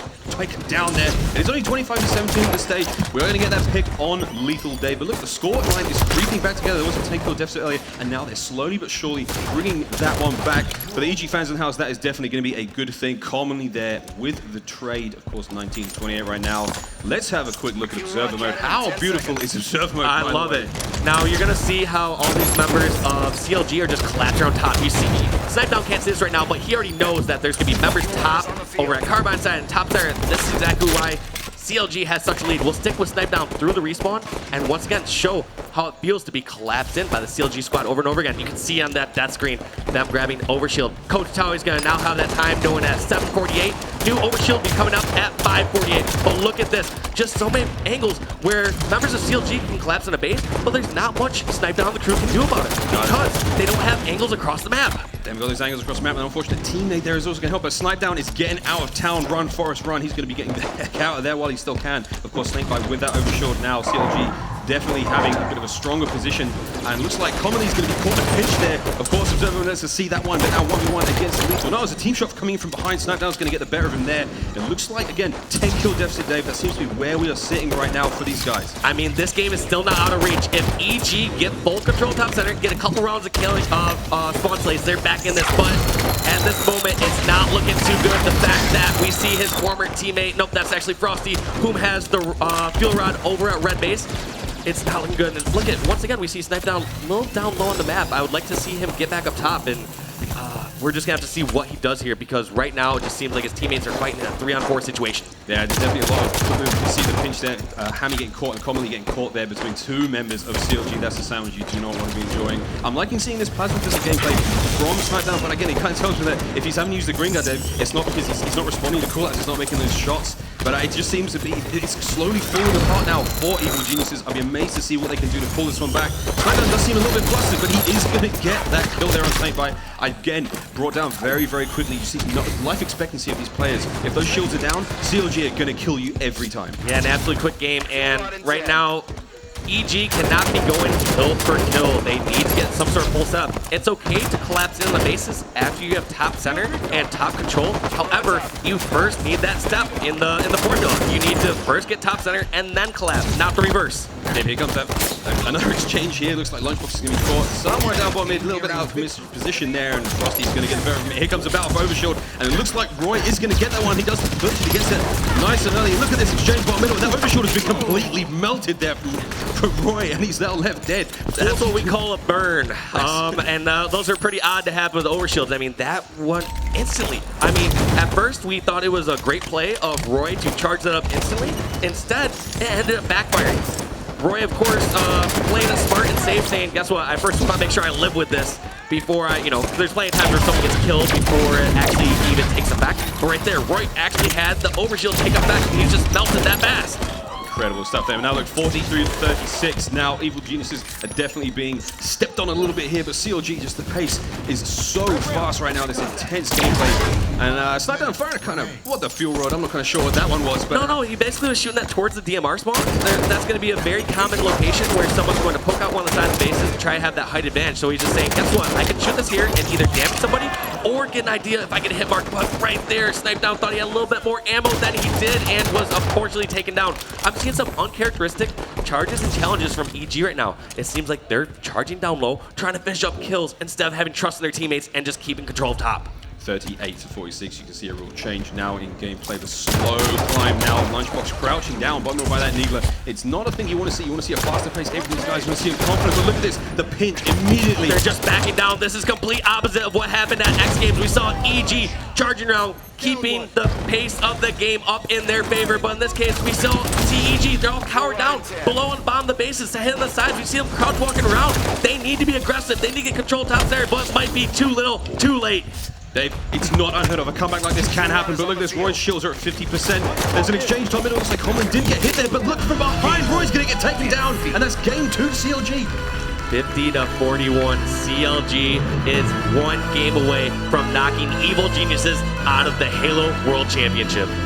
Dave, I never thought I'd ever hear you say that until the grand finals, but look at where we are now, 2-0 right now. 1 more game is going to do it. I think it's just absolutely crazy how fast CLG were playing that game. They gave EG like maybe 2 times to catch their breath and find themselves there, but look at that, scores say everything there. Look at the 9 assists there for Snakebite, 10 for Frosty, a couple of deaths on those sides, but that's fine, we'll let those go. Lunchbox having a very difficult game there, 5, 7, and 15, of course.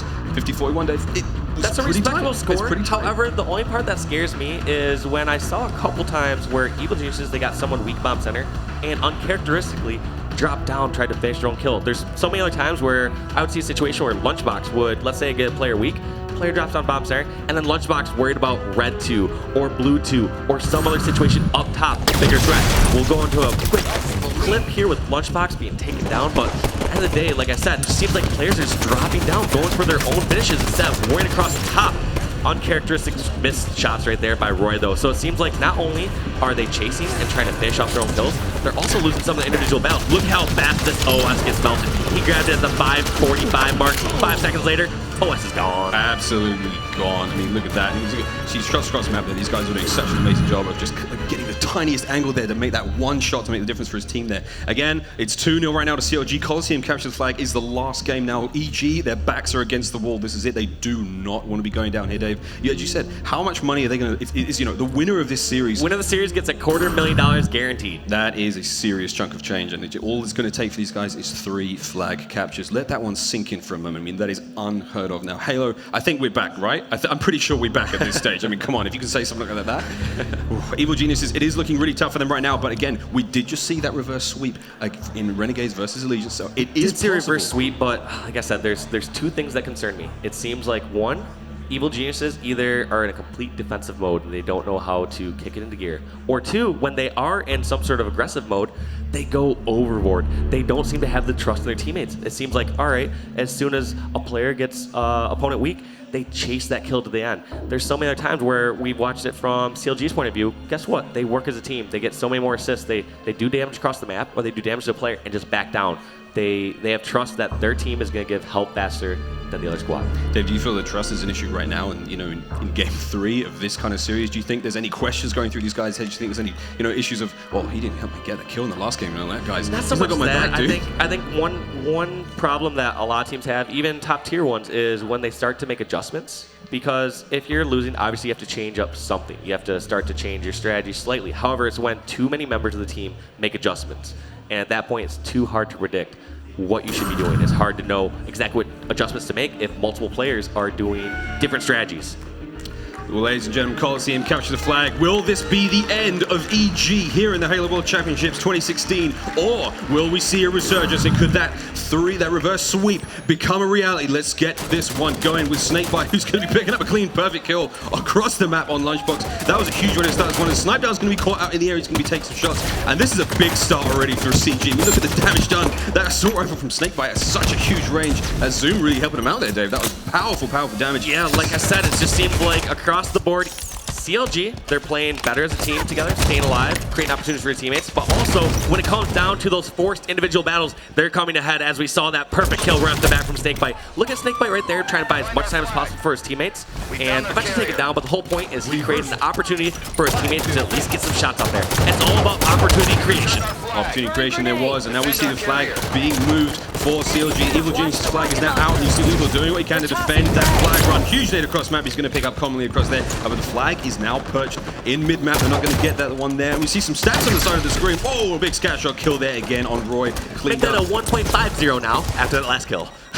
We're going to change that one in just a moment. But look at this lunchbox with Rocket. Oh, and he misses the Rocket in close range and gets taken out by the scat shot of Lethal. That's a big play. Rocket's still in the hands of Evil Geniuses though, and that flag makes the toss across the map now. See that it's at the other now. This is huge.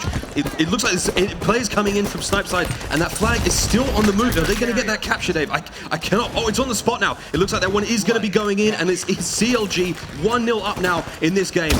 Dave, how are you feeling about this one? Because right now I'm feeling like CLG seem to have, they've got a lot of control, they've got a lot of aggression here, but EG, they're not giving in. They're not letting this one die. Two things is, one, EG needs to just step it up. Plain and simple. They need to win some of their individual battles. They need to have confidence in that, and they just need to play the way that they've practiced month after month for this event. Secondly, I just wanted to reiterate on the stat screen that when you saw like that 25% and 26% as far as like kill percentage or assist percentage, that's of the total amount of kills or assists that the CLG squad has. So it kind of just shows an equal effort all around.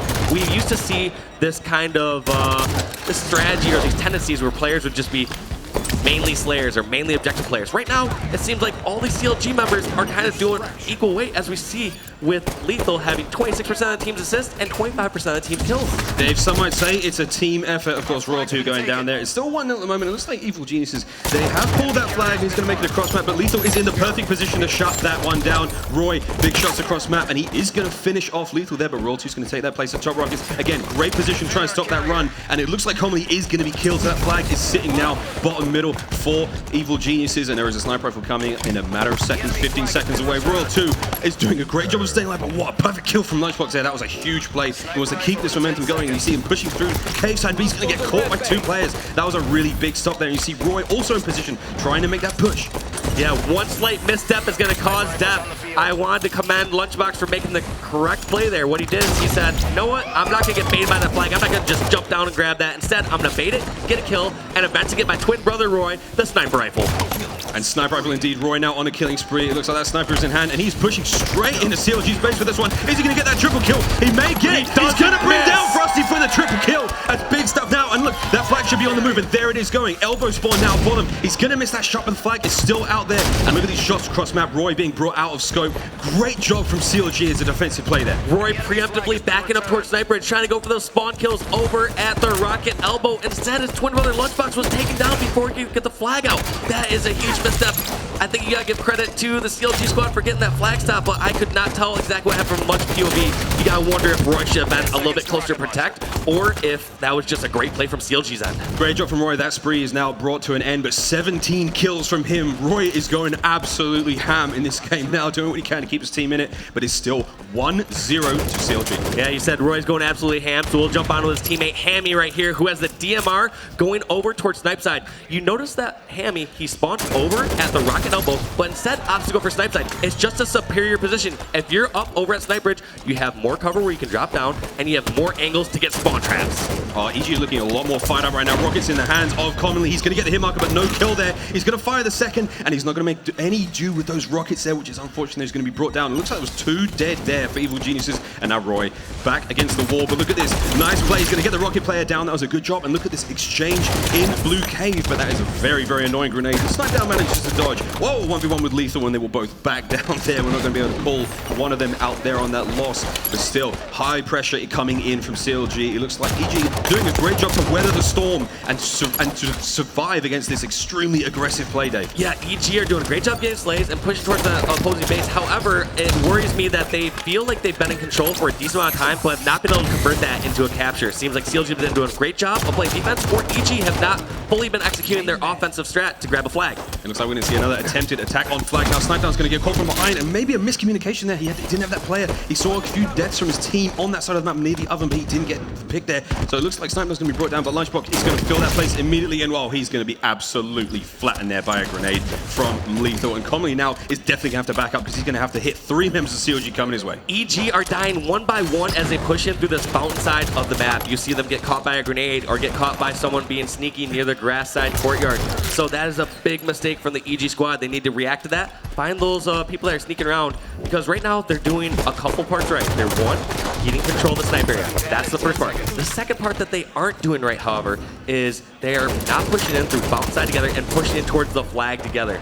It's okay once they have the flag. I don't mind the routes that they've taken in the past. It just seems like they have not been able to get as many flag attempts as they should for how much control they've had in this map. Oh, and Comley, I thought that was a great flank that he almost managed to get those 2 kills, but brought down by a stray grenade that would end him. And it looks like that's the last member alive there for CLG. EG now with a big resurgence here, seeing what they can do to push out this one. Oh, looks like Roy's going to be caught off guard. Royal 2, absolutely fearless, is going to come back out and clean him up with that DMR. But oh, Royal 2 has sniper rifle, and look where he is. It is almost going to happen. He's going to get that body shot there, but good job from EG bringing him down. We know what happens when he gets the sniper rifle there, and nobody but CLG fans want to see that one happening. Yeah, we're going to stick through the respawn with Royal 2 and watch what he's going to do to execute the CLG strategy. So what CLG opt to do on this map, so most games they like to hold snipe side. We have seen EG in the past run a couple flags through scatter shot in earlier matches this tournament. However, they want to go snipe side and eventually block the cave spawns. And so that's where we saw Royal 2 originally trying to push that sniper rifle, because you can line up some headshots from cave and pick off easy kills towards the rocket elbow.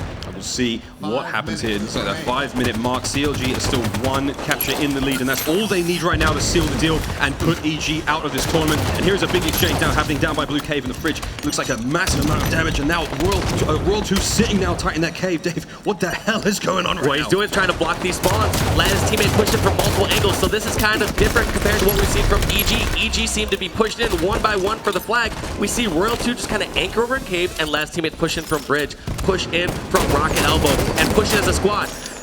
Have we seen once EG have more than 1 member on the flag at the same time of the, I would say, the CLG flag? No. We've seen CLG push in together, and look at this. They flank back out together. I like this play by Royal 2, though. What he's doing is cutting off any spawns to get towards sniper side. As we said before, sniper side is the most significant portion of the map, and that's the 2nd flag cap for CLG. EG needs to shape it up now, or they're going home. Oh, Dave, look at this. There's already 2 down now, and it looks like there's definitely going to be a flagpole here. This is not looking good for Evil Geniuses. This very much could be the final capture they need. You see Lethal in position now. The flag is definitely going to make it halfway, but look, there is a member of EG mid-map who's going to slow that one down. Roy's going to do huge damage now. We see 2 members of EG pushing through mid-map. Roy is almost going to get cleaned up there, but look at the rockets now in the hands of Snakebite. This is absolutely huge. The timing like this to get the rockets halfway through that push. And look, see it? This is it. The flag is moving, and it seems to be nothing EG can do. CLG are going to eliminate them from the Halo World Championships, Dave. EG going home in 5th through 8th place in what we consider to be possibly one of the biggest nail-biter matches. Was a swift 3-0 in favor of Counter Logic Gaming. Could anybody have called that? It would have been such a powerful 3-0. I mean, what extreme play, Dave, from CLG. I mean, that was a very, very dominant performance. I mean, TS on regrets 50-41. That was kind of close. It was pretty tight. Other than that, though, the other 2 games, like, what was it? 50-13 on Strongholds, and we saw a 3-0 on CTF. CLG are looking incredibly strong, and what a, in the end, as far as watching the match, like, we're disappointed to see the match that early, and we're also just, we didn't see that life out of EG. They did not ever bring it back in any of the matches. The main thing I saw during that last CTF match on Coliseum is that EG, they would start to get towards the opposing flag, but they'd send 1 person in.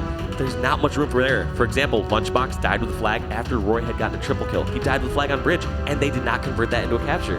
Whereas when we saw CLG moving in for a flag, we'd see Royal 2 or Lethal anchor over in the cave, buy time, and then the rest of the team would swarm in. So you'd see 2 or 3 members moving in the flag simultaneously. There you notice the very first flag that CLG were able to cap, but look at this. It's just like Lethal and the squad. When they are on defense, they're just able to push across and their teammates get the job done. Here's one time where Roy gets this triple kill.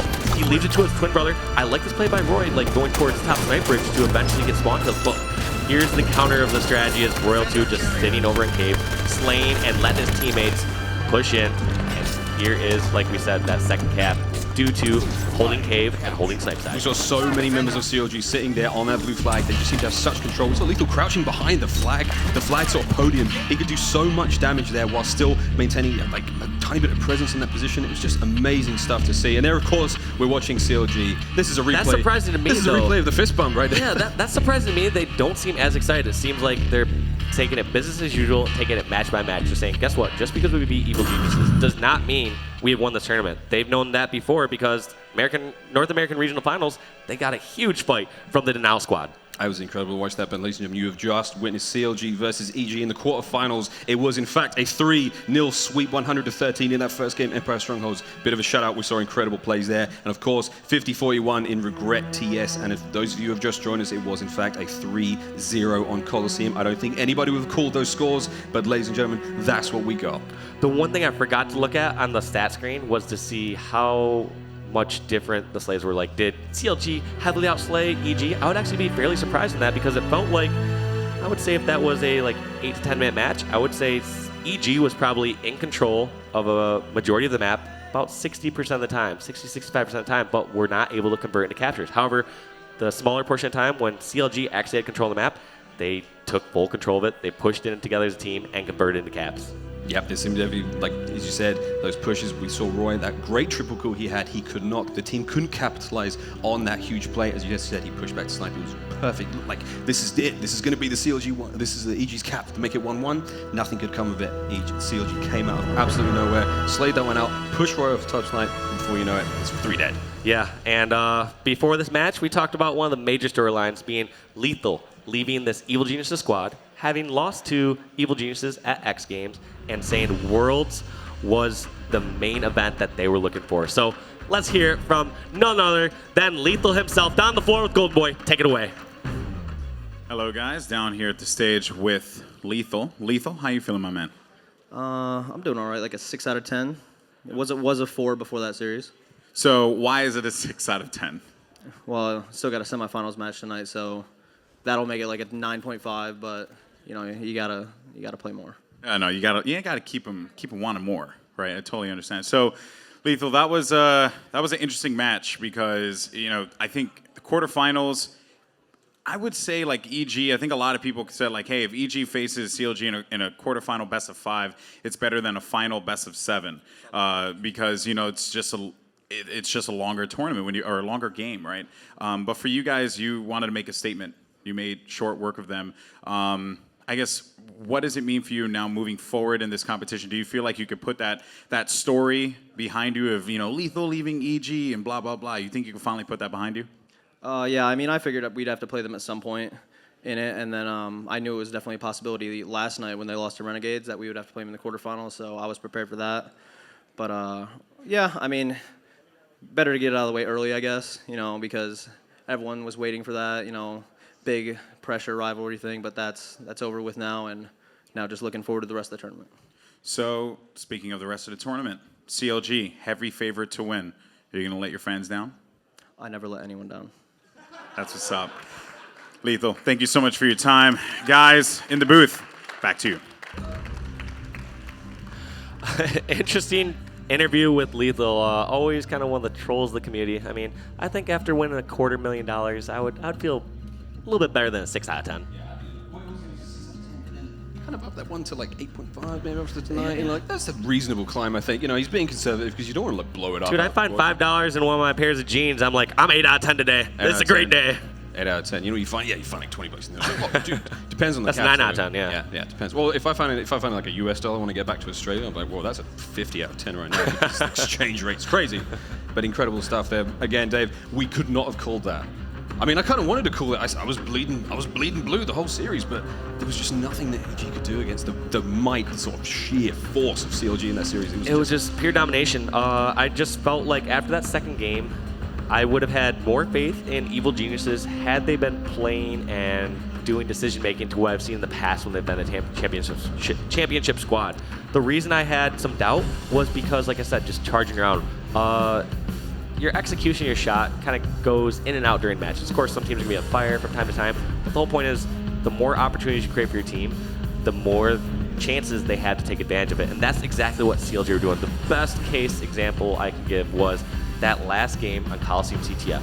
There were 2 situations. One from EG's POV, where Roy comes across the bridge, does a great job cleaning up a couple kills, gets a triple kill, backs away, and they weren't able to convert that into a cap. Lunchbox gets picked off by the last member, and no capture from there. However, from the CLG POV, you see Royal 2 over in the opposing cave, just poking out, doing shots. He may have gotten a double kill, or maybe just got a double assist. Nothing too flashy. Didn't get like a triple kill or anything like that, but he just created so many opportunities for his teammates. He was a nuisance over in the cave, doing damage, letting his teammates pull the flag, and then they escorted back together to get that 3rd and final cap.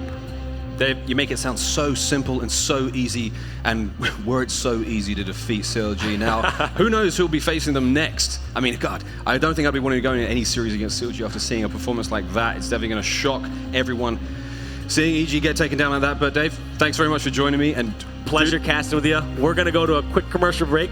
When we're back, we'll have another great matchup for you.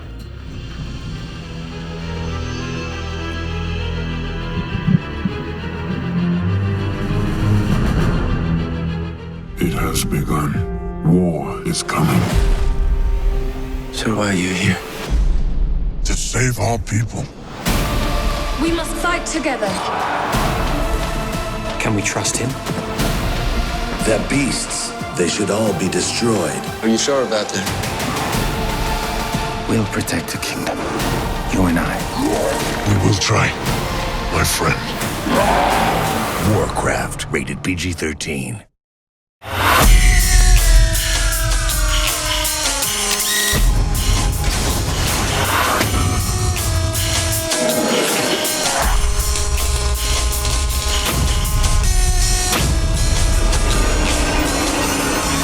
Enemy score goal. Ripple.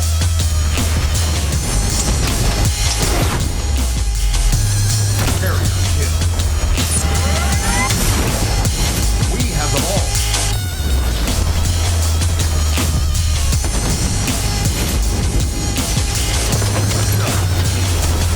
Assassination. Red carrier.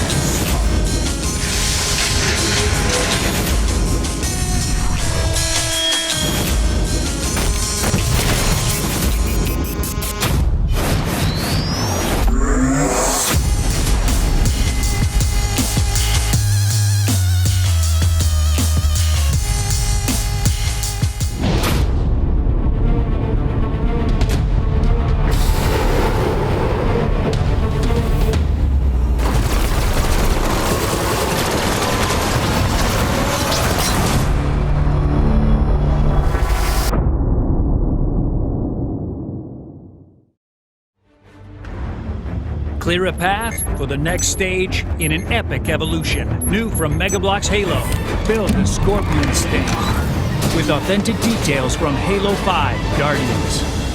Find bonus rec pack codes in specially marked boxes. Suits lost power. I'm down. Systems going black. I'm bleeding. I'm up. Thanks.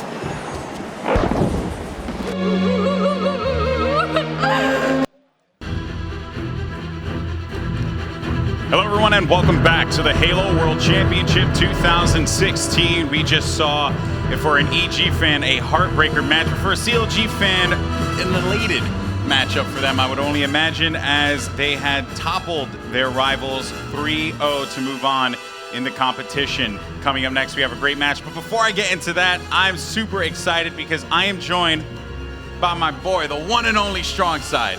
We're How's back. it going? The That's Golden right. Side combo is back, and what a match we have to cast here. We've seen Liquid just dominate through this entire event. We saw them at X Games fall a bit short, and then at any regionals just come in very, very strong, and we're seeing that same Liquid here today.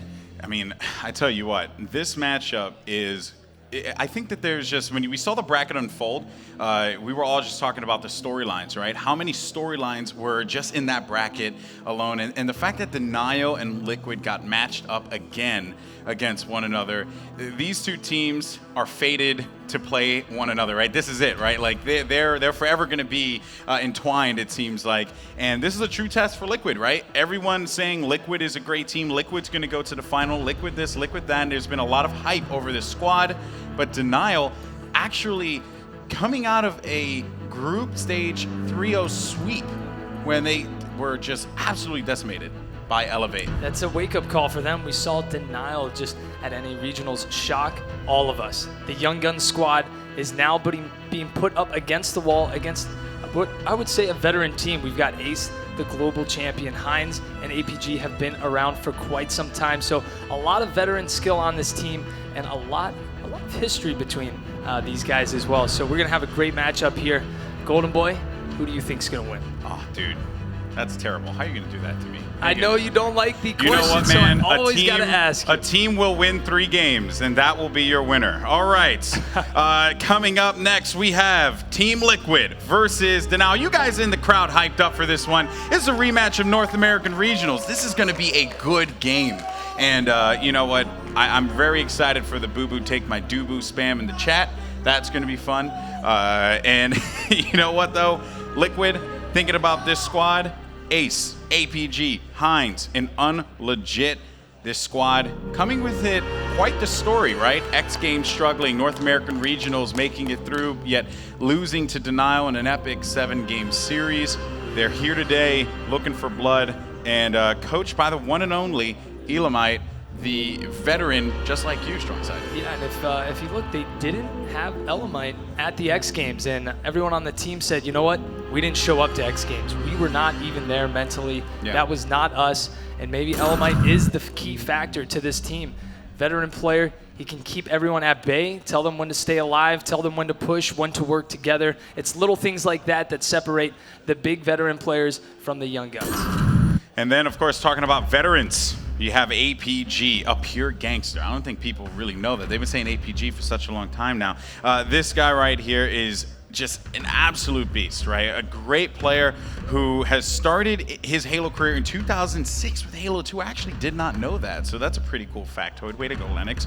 And, you know, just this guy, when he's on fire, it is dangerous. You need to be careful because APG brings the thunder sometimes, and you just wouldn't even expect it. His shot, phenomenal. Individually, this guy is a machine. I saw this guy land before the NA Regionals, and he just wasn't missing a single shot. And if he is playing like that today, I mean, he's going to be in beast mode.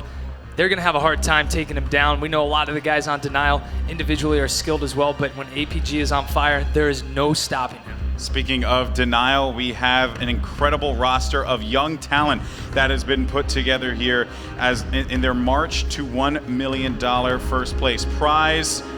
I mean, guys, you know, this roster here, you just can't speak better of them. Contra, Predevinator, Boo-Boo Doo-Boo, and Hook. Hook coming from the Call of Duty community and saying, you know what, I'm going to try my hand at Halo, right? A reverse formal, if you will. And here he is now looking to, really looking to put an accolade that I don't think anyone would have expected him to have, right? I mean, to have that kind of a transition this early, the natural talent that this young man has is phenomenal, but even this guy too right here, Contra, right? You know, again, I had the chance to hang out with him at Gamers for Giving, and I'm seeing a player who is now a lot more energetic, a lot more confident in himself, joking around. Contra before, when he was on Optic, this dude was like, he just kind of like caved back in. He didn't really like want to engage and talk too much. Yeah, I mean, these guys, we saw them fall short in the Slayer game types at NA Regionals. They were very, very strong in all objective game types. So I want to say that they've been working on their Slayer game types quite a bit. And like you said, Contra was at the Gamers for Giving event. We got a chance to talk to him. He said they were watching the past rebroadcast of the event and have been working on their Slayer game types. But here we've got to look at the series layout here. We're going to be starting off with Empire Strongholds, followed by Regret Team Slayer, Coliseum CTF, Eden Strongholds, and if we make it there, Plaza Team Slayer.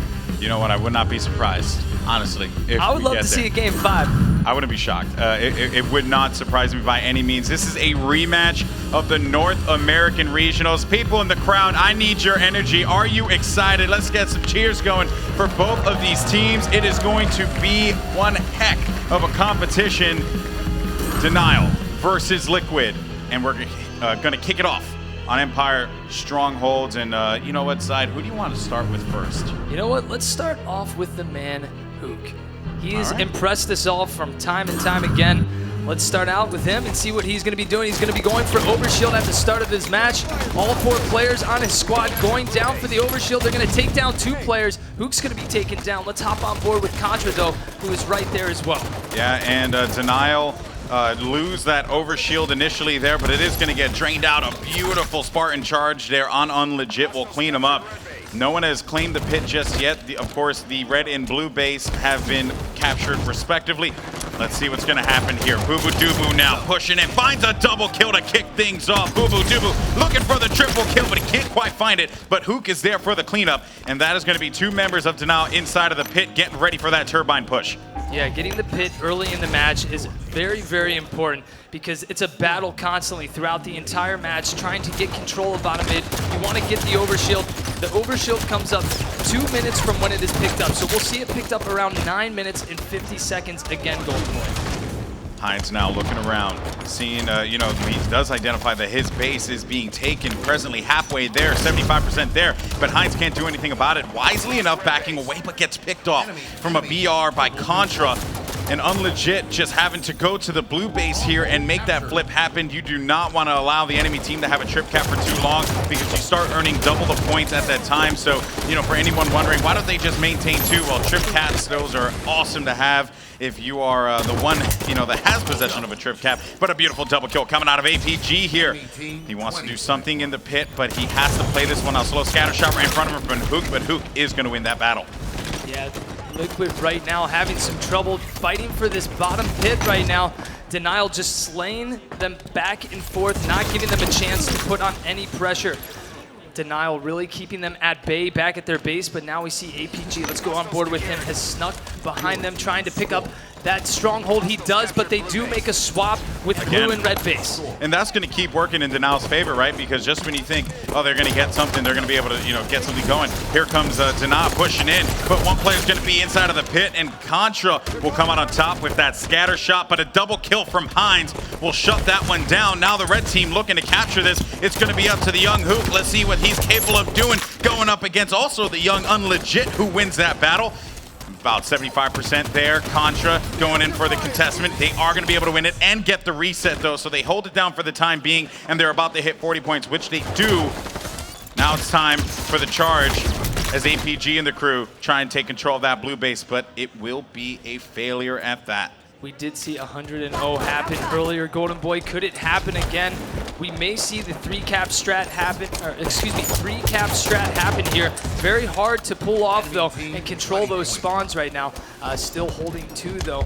Liquid, APG just still on the prowl, trying to get a capture here and try and get a point on the board. These guys are just not able to get to a stronghold together, and when they do, the opposing team, they just pick up the one right across the map. They do pick up a point there, but they're just not able to control 2. We see the pit has been in control of Denial the entire time. Denial is really controlling the center of the map, not allowing Liquid any type of formation here in the center of the map. You see APG just going around the outskirts, running from turbine to red base to blue base, just going everywhere that is not really that important right now. They have to get the pit if they want to make something happen. Yeah, and you know, another thing, bear in mind, Strong Side, this Denial team is very, very good at strongholds, right? I mean, even against CLG in the finals at North American Regionals, they were taking those stronghold games off of CLG. So this is a squad that if I see stronghold on the map series layout, I know that they are going to take it, right? I just feel that confident in Denial in this game type. But Team Liquid, though, right? You know, they're finally starting to put points on the board. I'm glad it's not going to be a 100-0 shutout like we saw previously. So this is an opportunity for them to rally back and do work. But Contra and the crew, they dogpile on it. Overshield's going to be up as well, and they do manage to get control of the Overshield. I believe that is going to be Unlegit who has it. No, I stand corrected. I think it just got drained, perhaps. Why did I say Unlegit? Of course, Denial was the one who got it. It ended up getting drained. It's the non-factor at this point in time. APG, though, trying to do something inside of the pit. Yeah, APG still trying to fight for the pit here. Back and forth. Liquid just needs to work together a little bit more right now. It feels like they're getting just singled out by Denial and not staying alive at the key moments. APG fighting another 1v1 battle. Looks like he's going to get tag teamed here by another player on Denial. Actually, Denial, Boo-Boo-Doo-Boo is going to run away. APG picking up a big kill there. Trying to stay alive, doing a perfect job, just making himself the hardest kill. In those few seconds will buy his time just a little, or buy his team just a little bit more time to try and get control of the pit. the problem is, though, it didn't really mount to much, right? Denial still has firm control of it, and now with some core slaying, they're able to get these, get this point, which I think they are going to get a trip cap right away. So Liquid answering right back here at the tail end of this game for Denial, but Liquid, it's just getting started. They have possession of 3 hills right now, 3 strongholds. Ace, though, wants to hold this one down and just pin them in blue and maybe force some activity outside, thus allowing his teammates to get those slays. Yeah, let's actually hop on board with Heinz right now, who's making a flank around the turbine. They're still controlling 2 strongholds right now. They got to make sure they're not going to allow the other team to get the pit. It is good to control the base, but you got to keep a big focus on the center of the map. And it looks like they're going to go for the 3 cap here again. Are they going to be able to get it? Yes, they are. Looks like they're going to be forcing the spawns over at tower. Unfortunately, Heinz is taken down in the base. It looks like Luke is going to pick up the stronghold over here. Not going to be able to, though. He's picking up a kill. No, not even picking up the kill. Just hanging around the pit, though, looking to get some help from his team. Not able to. He's going to be tag teamed and taken down.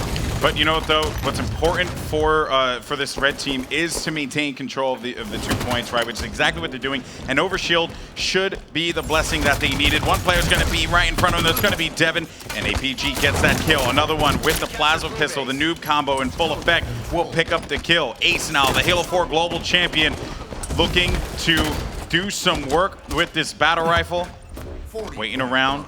Nothing quite yet, though. Here comes, oh my goodness. You see that scatter shot used so much in this match. But you know what, though? It was a deficit of 50-0, and Denial just, I don't know what happened, but they allowed Liquid back in, and Liquid, man, just held it down. They are just 7 points away from coming back into this game here, Strongside. I can't even believe this. Well, this is insane. A big turnaround was the Overshield. The Overshield can make a big turn of events happen. You're able to take over a stronghold. You're able to be the leading juggernaut of your team and be able to just force your team into a stronghold right now. But Denial still trying to bring this back. Now Team Liquid has taken the lead, 79-77. This is an extremely close match here, Golden Boy. An extraordinary game at that as well, Strongside, because I could not believe what I'm seeing. Denial have allowed this squad to come back from a deficit that looked like they were going to 100-0 them. Anything that Liquid did, Denial was there to shut them down. But like the veterans they are, they were able to keep it going. Of course, with Elamite behind them, telling them to just take it easy, take it slow. I'm almost certain that this squad had to just rally the troops mid-game and had to get a reality check and just say, we need to wake up right here, right now. 91 points, and Liquid's going to win this one. APG is in a very good spot right now. He knows he can help over at the base, or help bottom middle, but he's got to get back and stop that cap. He's not going to be able to. Gets focused on a guy moving over to the tower. They got the flip. They did get the flip, so 95-78, 96-78, and the Overshield. Who picked up Overshield? That is Ace, and that's probably going to seal the game right there for Liquid. I cannot believe this. I cannot believe this, folks. Liquid, they did it. They came back from a 50-0 deficit, and they win the game. They're just steadfast in their resolve, and because of that, they have gotten themselves a victory. Strong side. What in the heck? Back and forth.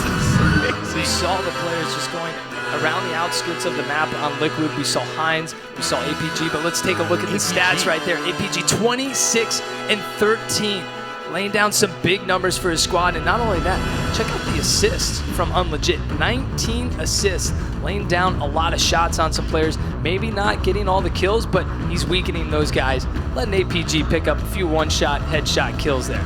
Wow, and as you take a look at some of the highlights from that previous game, you'll notice a trend. You'll see that at the start of the game, it's all blue.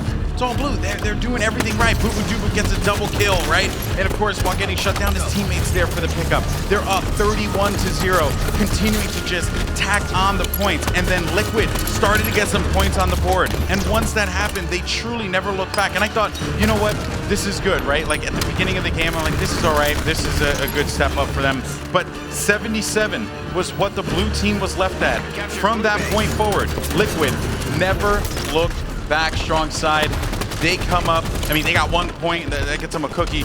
Beyond that, getting that last overshield pretty much just away. put the nail in the coffin. Ace could just sit around the pit. They're not going to take him down. And when you've got that overshield, you can pretty much take on 2 guys.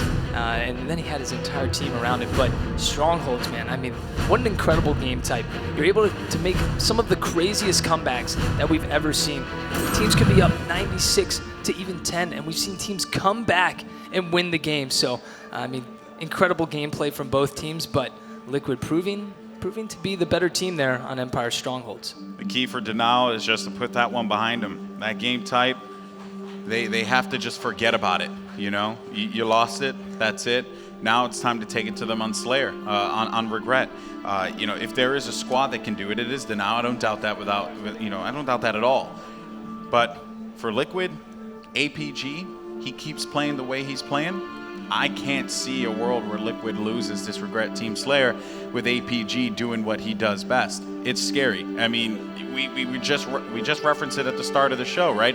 Production's like, oh, we have a card for APG ready. And I'm thinking, okay, I don't know which APG we're going to see. And talking about him, I think just gave him powers. I don't know. That's what I'm settling on. His teammates just allow him to kind of do whatever he wants. His teammates are focused on the objective. Not saying that APG does not do objective, but his teammates just kind of let him roam freely. That's not what he's there for. Unleash the beast and let him go across the map. Just do whatever he needs to do, take out every player. But we're going to see the Fuel Rod and we're going to see Overshield to be the most important pieces on this map. Both teams are going to be battling back and forth to control the Overshield. And here we have it. We're going to start off with Ace, who's making his way up to the Fuel Rod. And I like this play. He's opting to just, stay on the ledge and just support with nades, not getting too crazy and pushing up on that fuel rod cannon. But Contra does get that overshield though. So, and Hook with a stop. That's going to be 2 for him. The only 2, 2 of the 3 that Denial has at this point in time. Looking around now, scouting, seeing where his next victim's going to be. It's going to be unlegit. Unsuspectingly enough, he's able to pick up that kill from on yonder above him. Now looking here, and things have slowed down Liquid. Wisely enough, slowing it down at this point in the game. I don't know why. I just oddly agree with this. If it got too quick, too fast. It's quiet. A little too quiet right now. We normally don't see Regret Slayer quiet down like this, but Hook picking up a player up by the fuel rod, looking to take down Ace, gets a couple shots, backs down, but he is going to be taken down. Let's hop on board with Boo Boo Doo. Looking here, let's see what Boo Boo Doo and Denial want to do. Finding one player, they are going to be up by 2. A fragile lead at the start of this game. APG caught in the middle. Not much he can do about that one. Unlegit now getting challenged, and Boo Boo Doo comes out on top.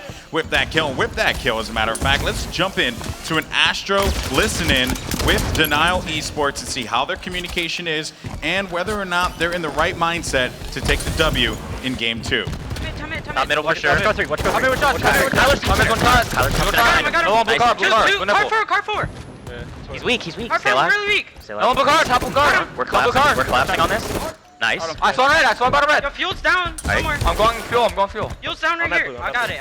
I got red DMR. OS is gonna be up on time, right? Immediately. Red P straight. He's not. Red P 1 shot. Blue P 1 shot. I'm nading. Blue window 1 shot. Blue DMR 1 shot. OS 54. Blue DMR really weak. Nice. Blue DMR still. Stay alive. He healed. OS 54. OS 54. I'm on it. Red 1 shot. Got it. 1 shot on the red car. Got it. Nice.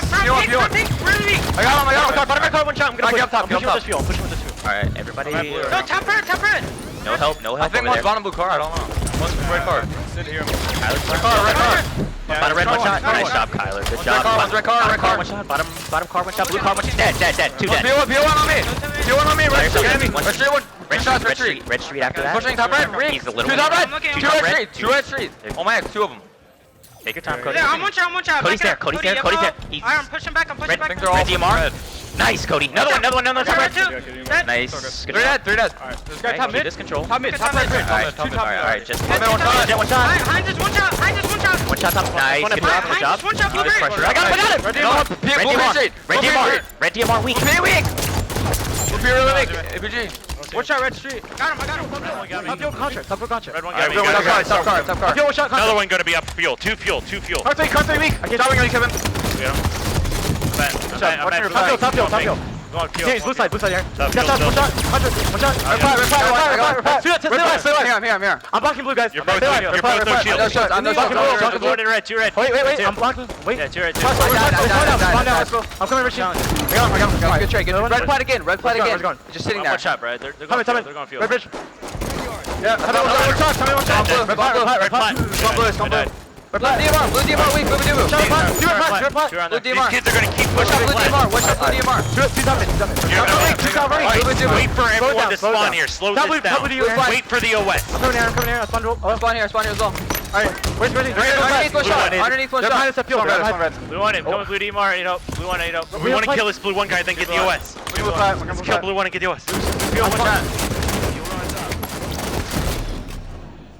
Quality Astro listen in with this team, with both teams as a matter of fact, as we heard the audio for Liquid and Denial. And you know what, both teams, right, you know, they're going at it hard. This is exactly what we would have expected. Just Denial, they're winning those battles, and that's why they have this lead. But Richie Hines and the crew, don't count them out of it just yet. They're trying to fight their way back into this game. Denial, though, making it very, very difficult as they're within 15 kills until they earn themselves a victory here.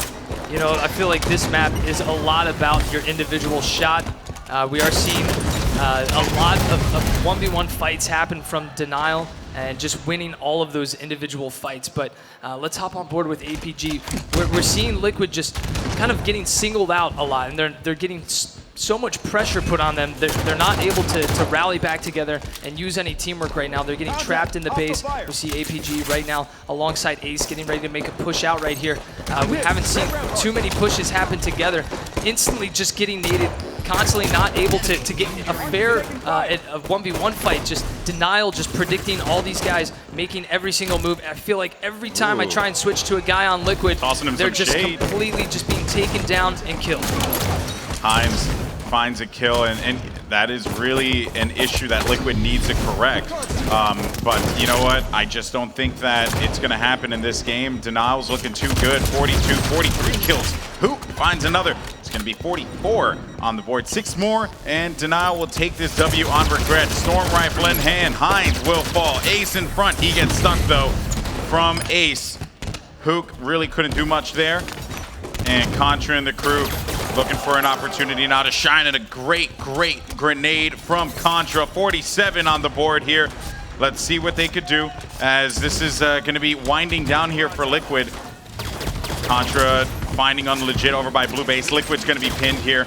One in front. Next kill, 49. GG, that's going to do it. Denial's going to put one on the board, tying up the series 1-1. Ladies and gentlemen, we got ourselves a game here, folks. These guys, we said they did not excel in the Slayer game types at NA Regionals. That was their weakest point. They just came in and made it look like they were never even weak at this game mode. Regret Slayer, they just got a steak.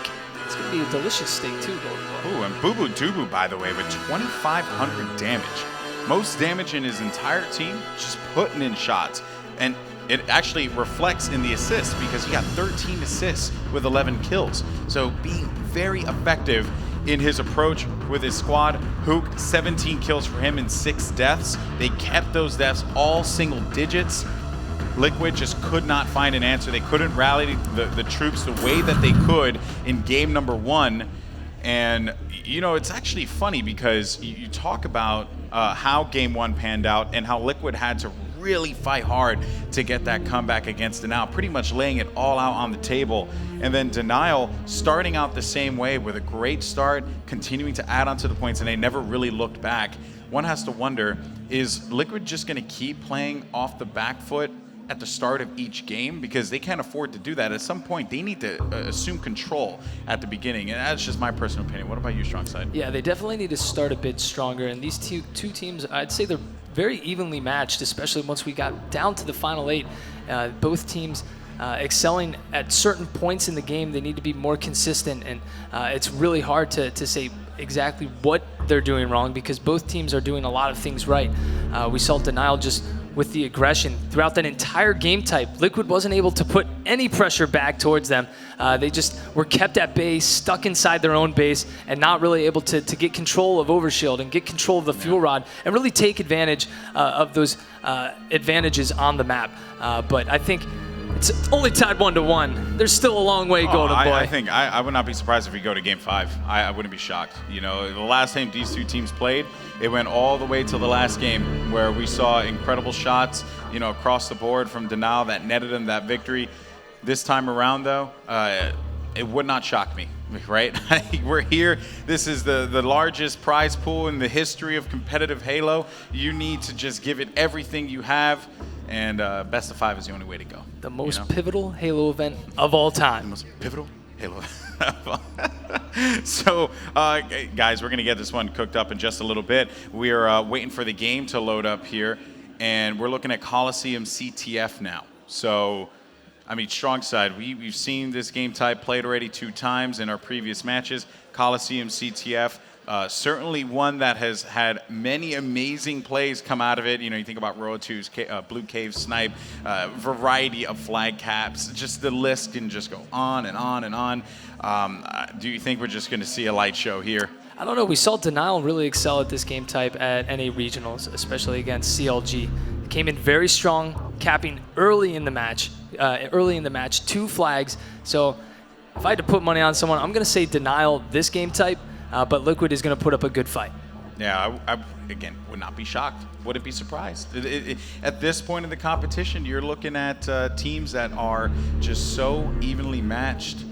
They know that they have to put everything out there every single game. But the good news, folks, is that the game is about to begin. Capture the flag on Coliseum. Who will go up 2-1 in this series? Will it be Liquid seeking vengeance for their defeat against Denial at the North American Regionals, or Denial will prove that Game 1 was a fluke and we're kicking it off with Hook? I busted a rhyme. I'm a poet, didn't even know it. And sniper rifle right in front of him. I bring the corny jokes for days, guys. That's what I do here. And I think it's going to be a combat evolve. Yes, it is. It's actually going to be a combat evolve right in the hands of Hook. There you go. And Boo Boo Doo already picking up the flag, making an early flag run, getting the flag all the way to bottom middle right now, and stays alive. No, he's going to be taken down. Let's hop on board with Contra, who looks like he's going to be making a move for the flag. Actually, no, Hook is going for the flag return here. Not going to be able to get it, though, trying to stay alive. He's going to be taken down. Let's hop on board with Devonator, though, getting in a 1v1 fight over here. Picks up the AR kill, staying alive. Both flags still at bay. Devonator finding the sniper rifle, though, and he's going to get into a prime position right here, up on top bridge most likely. Most players will either go top bridge or just stay around the BR because you have a great sight line over to the red elbow, and that's where most teams, most of these top teams at least, will force the other team to spawn. There you see it. He's already looking at their spawn, waiting for them to poke out around the corner, looking up at top rockets, not able to connect with the snipe there, and then we have Contra. Let's hop on board with Contra, who is running the flag in. He's going to be taken down. Hop back on board with Devonator, staying alive with the sniper. You know, smart play. This is a very smart play right here because he knows he needs to stay alive. Picking up the kill. Is he going to be able to get the touch as well? Not going to be able to get the kill there. He's going to be taken down. And then we have Ace, actually Ace taken down. We've got Hines running the flag with the sniper rifle right now. He has help. He has help as well, and he's gonna. I love that play, right? You take the flag, you give it to your teammate. You realize you have power weapon control. Why do you need to push up here? Liquid is very close to being able to cap this flag, but they have to return theirs, which is what they are doing, folks. And that is gonna do it. Liquid puts one on the board here, 1-0, looking strong at the start. But Denial, again, don't count them out just yet. They find a way to win. They are a pesky bunch of people with 110%, but Hook comes around with a melee on Hines. Yeah, we're seeing the players really battle it out over on the snipe side of the map. That's where most of the battle happens. You don't want to get caught on the rocket side of the map because it's just so open. You don't have much space to move or much room to go. Let's hop on board with Hook, though. He's got the sniper rifle, and he's picking up a few kills. Yeah, but there is going to be some pressure from down low, and he has no more shots left in that sniper rifle. But what he has to do is defend his base because there is going to be pressure coming from the rocket side.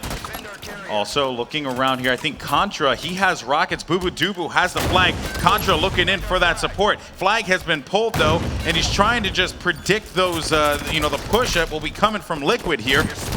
Looking, Boo Boo Doo stays alive, doing the best job he can by himself, while the enemy team puts pressure on their flag. Waiting for that pickup to happen. All right, so this play right now, Boobadooboo's doing an excellent job. He's at the furthest point from the enemy team.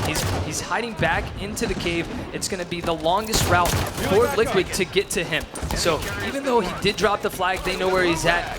Liquid's going to have to fight through the wall of defense to get through Denial's entire team to stop Boobadooboo. But Boobadooboo actually dropped the flag off. He's left the flag behind to help out, try to get this return. Is he going to be able to get this return, though? He's going to be taken down, not able to get it. Predevinator with the sniper, though, in hand. Needs to make a play here, but just can't stay alive, right? He got picked off over on Liv's side. You have APG, though, who grabbed the flag, and just to keep it going, keep it on their side. They have been committed to this flag. Meanwhile, Hines pushing up. New York's finest. Let's see what he could do here. And cannot stay alive. Contra finds the melee, and Hook back at it again. Looking for something now as he throws down shots by APG, and APG thought he was going to be covered there bottom maze, but little did he know Hook had eyes on him the entire time. Boobadooboo charging up top mid. Player over by Red Elbow, and this has pretty much been a standoff, but there's plenty of time left. Rockets have been picked up though. Boobadooboo got control of them, and I don't know if anyone on Denial has went by to pick those up just yet. But if Unlegit has him, as a matter of fact. So Unlegit from Team Liquid did get possession of the Rockets that Denial brought over to their side. This could spell disaster for the young team. One Rocket sent out, only getting hit markers with that one though. And can he stay alive? Yes, still can, and he picks up the kill. Look at that. One player is going to be back in the base. It's going to be the flag guy. As he drops it, Boobadooboo in front. That's going to be one. That's going to be a double kill there. Unlegit coming up huge. Is he going to get the return? Gets the triple kill, and he's going in for the third and final cap potentially. What a play out of that young man. What a push by Liquid right there. It was one big wave all together. All of them pushed.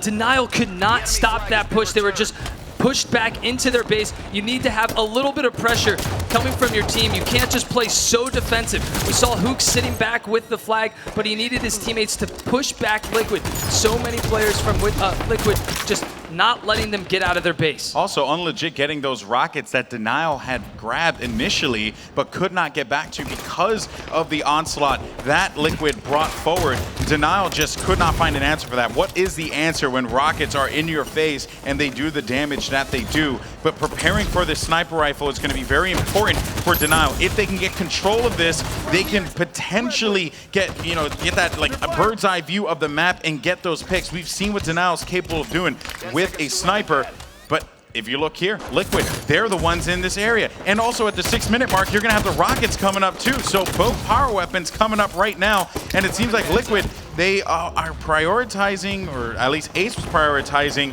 the sniper, and they end up giving that one away here, Strong Side. So they got to start thinking about what they want to do. Hook goes in for that stabilizer shot. Won't find much out of that one.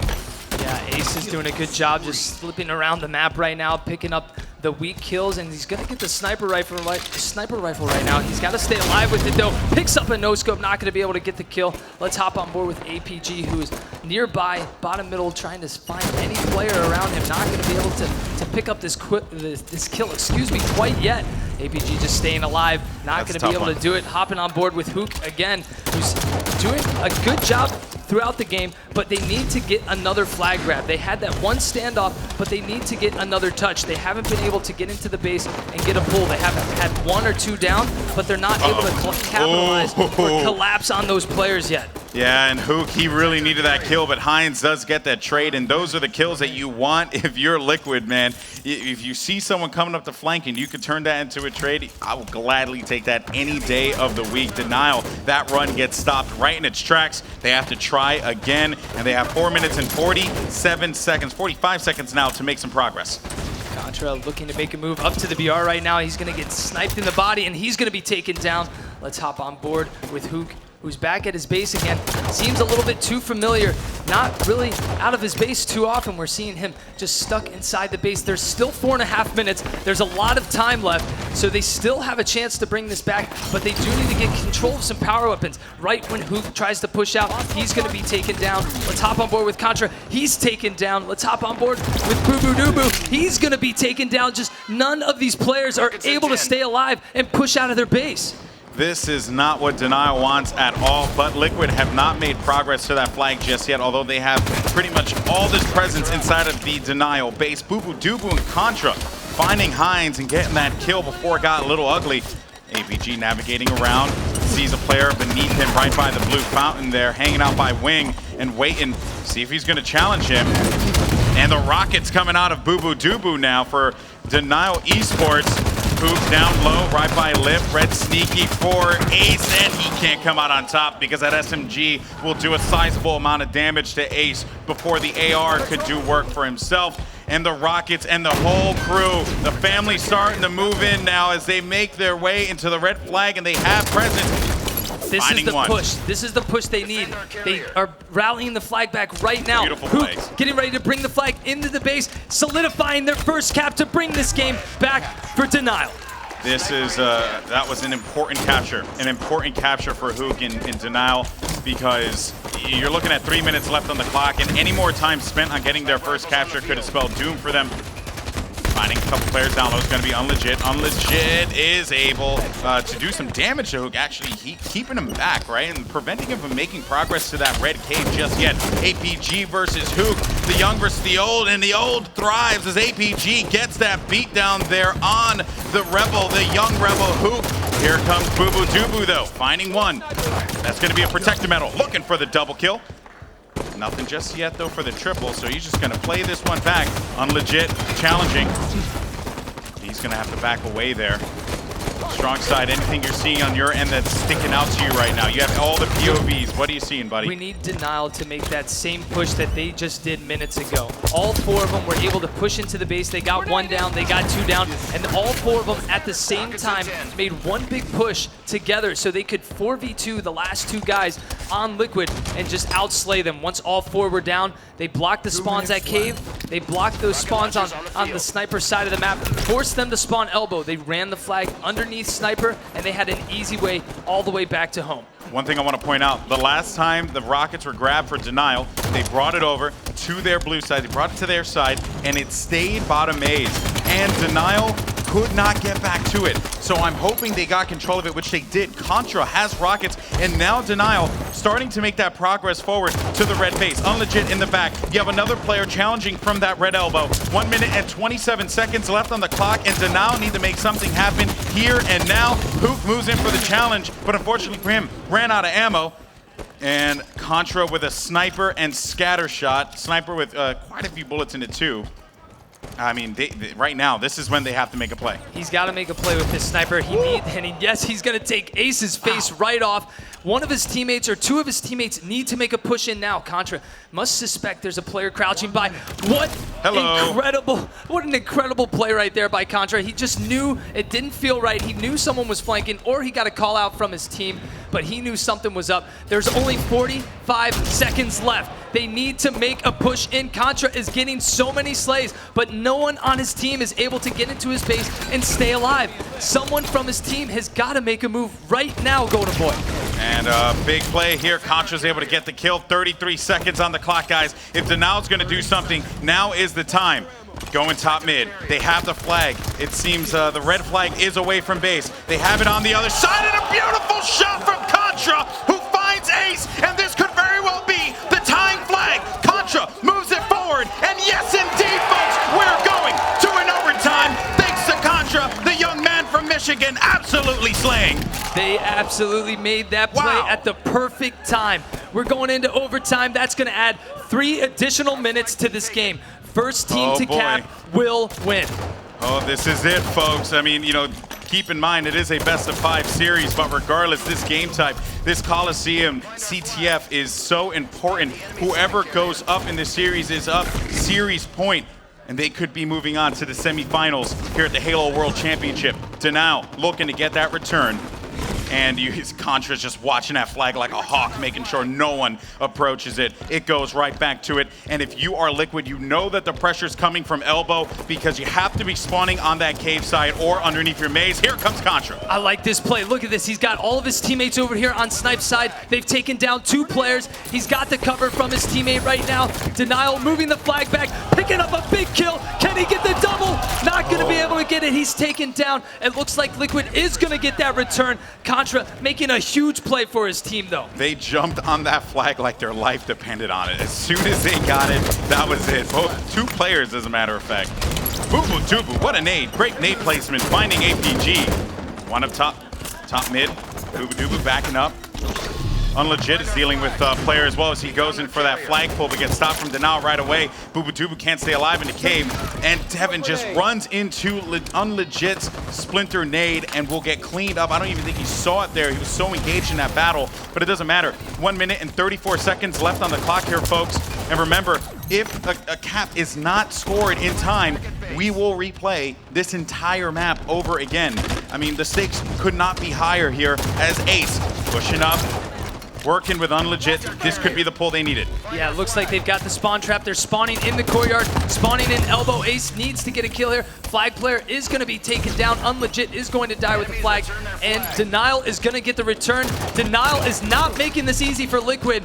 Almost getting the ninja on Ace right there, but Ace says no. Ace trying to push into the base. He's going to be taken down. We've got APG running the flag, trying to move it. He's going to be taken down. Just Denial is not letting them move this flag. I think I would like to see Liquid run the flag over to the snipe side instead of running it out to the bridge, because they've had no success right now in the late stages of the game running the flag out from the bridge. They feel pretty committed to that play, their strong side, and I don't think they're going to change it up. There is going to be 3 members down for Denial. All 4, as a matter of fact. Devin's going to be the only one up now with Hook as well, so they have to defend this. They need to be careful because here comes Team Liquid. You have Heinz, who cannot stay alive. He goes down. 3 members of Liquid now on the blue side, but Denial manages to fight back. Unlegit will fall as well to Boo-Boo Dubu's hand. Meanwhile, APG going in for the challenge against Devin, but it doesn't matter because Hook is there to help his friend out. We are going into overtime, a replay. We are going into a replay, Golden Boy. We are replaying the entire match. Wow. We went to overtime, and wow, these teams they did not want to give up that last cap. Denial fought with everything inside them to bring that back, to tie up the game 2-2. It looked like they were going to solidify that last cap. Contra almost pulled off the dirtiest double kill. So close to making it happen, but he was taken down, and then players on Liquid immediately got that flag return. If Contra would have gotten that, I mean, I don't know. It's hard to say, right? Theoreticals suck. So I'm just going to avoid him as much as I can because that was just an incredible game. Really, that's what that was. It was an incredible game, and you know, I think everyone at home would like to relive it. So with the beauty of the instant replay system, we were able to. Unlegit in the crew, trying to push on this flag. And the thing that was just so amazing about Liquid at the start of this game, this play from Unlegit was just absolutely disgusting. Granted, while any team would have thought that this would have been it, Denial fights right back at it, right? You know, Unlegit gets a triple kill to pretty much give his team that cap that was necessary. What this a game entire time, we were just seeing Denial stuck inside their base. There you have it. You see Hook picking up that first cap, but throughout almost the entire match, this team was stuck inside of their base. Liquid had so much pressure put on them. They were collapsing all over their base, not able to let them out. And then we saw Contra solidify this second cap, completely untouched. But, you know, Liquid, time and time again, towards the late times in that match, kept running the flag out to bridge. And they kept getting killed by the guys over at the elbow.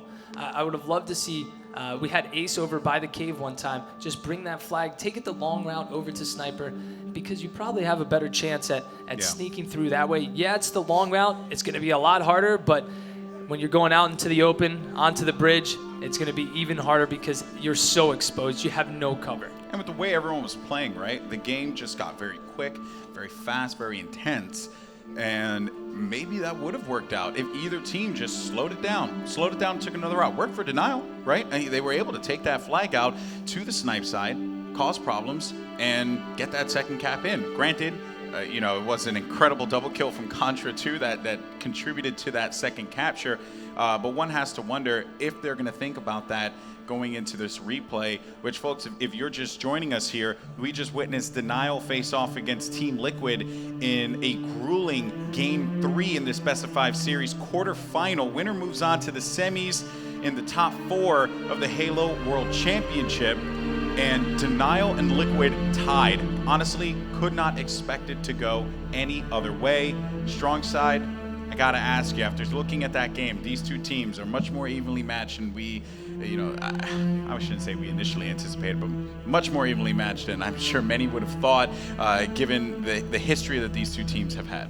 Well, what's going to be interesting, since they already played this game type as well, I wonder if they're going to change up their beginning strat.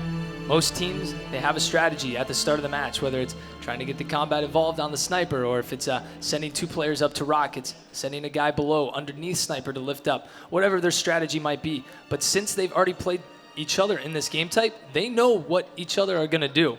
So I'd love to see if they're going to change it up and try and surprise the other team at the start. And I'm sure Denial knows what they did wrong that match. I'm sure Liquid knows what they did wrong with that match. So their coaches are going to be telling them, hey, let's not get trapped in our base. Hey, let's make sure we're running the flag a certain way because we ran it a way that was too exposed. Let's slow it down, like you said. Just taking your time instead of just rushing everything so much. So I think we're going to see a completely different and slower game type, or slower gameplay at the start of this match. Well, we'll see how all this pans out. Strong side, of course, because the game is going to start rather soon. But before we do that, the players needed a quick break.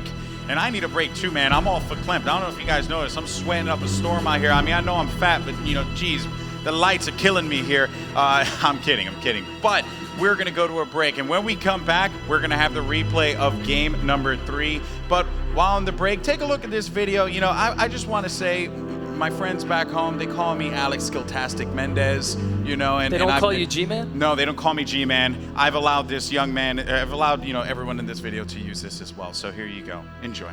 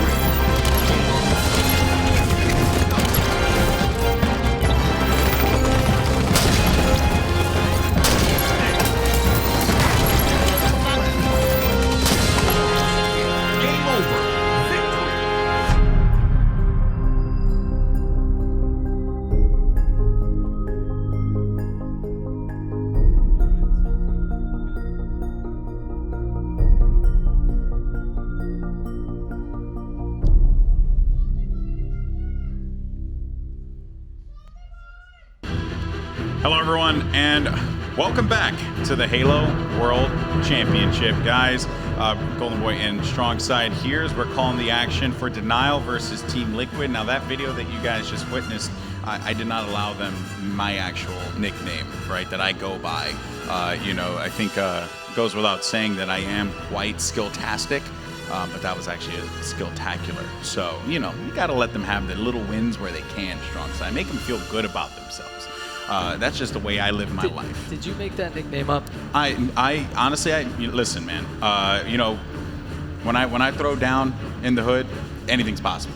Okay, you just don't know. Just magically came up. Just don't know. It just magically comes up.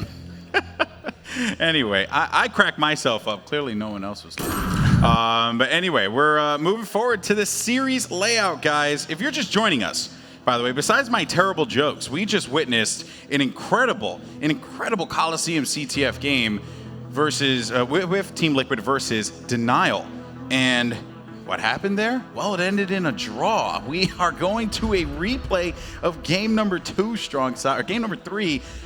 Honestly, I'm kind of blown away here, right? We knew these two teams were evenly matched, just did not think they were that evenly matched, and just so much so that Game 3 ended in a draw and the series is at 1-1. Yeah, and like we said, both teams were kind of getting flustered towards the end of the match, just really playing a little too aggressive and overextending, going out of position, dying on their own, and just making plays that they didn't necessarily need to make.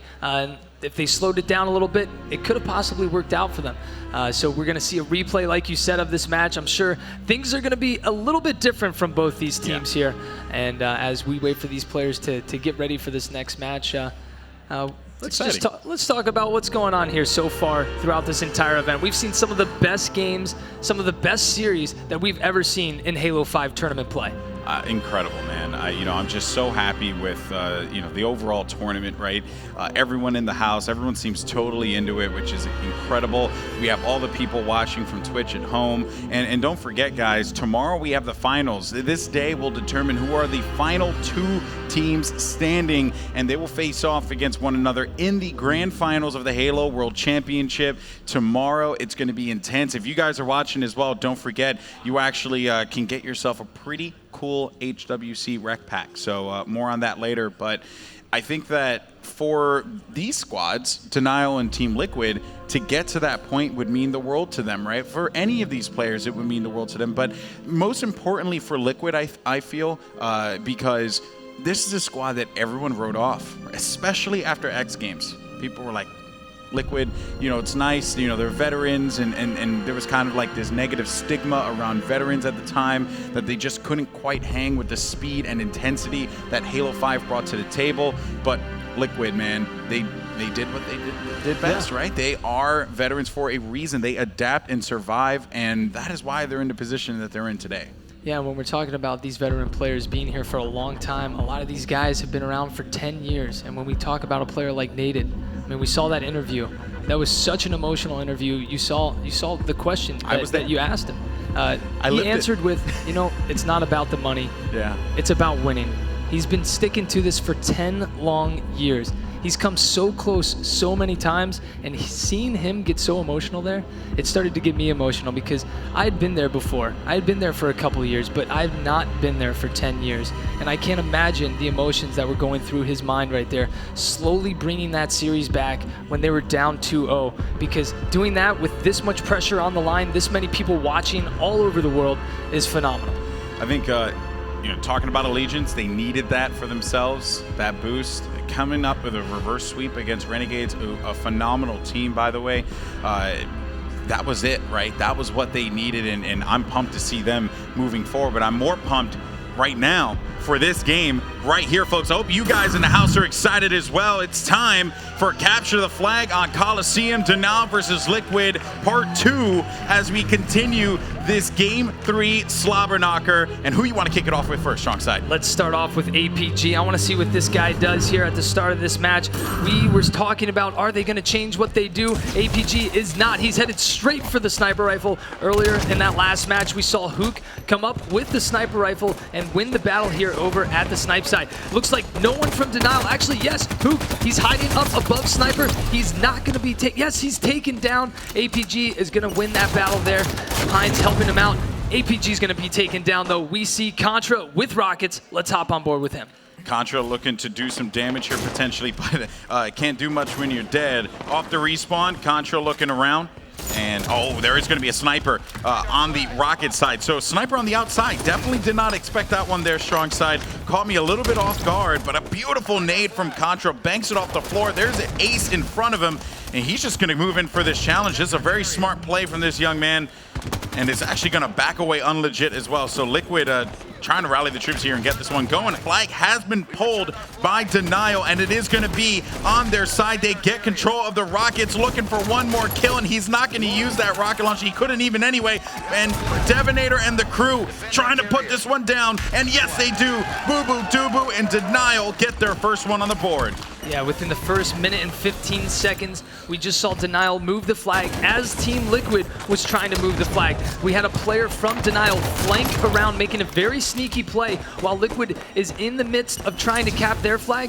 Denial is sneaking the flag themselves. A beautiful play by Denial, very sneaky play, and rallying that flag back all the way and getting control of rockets and sniper. 1-0 is the score if you're just joining us. This is a replay of game number 3.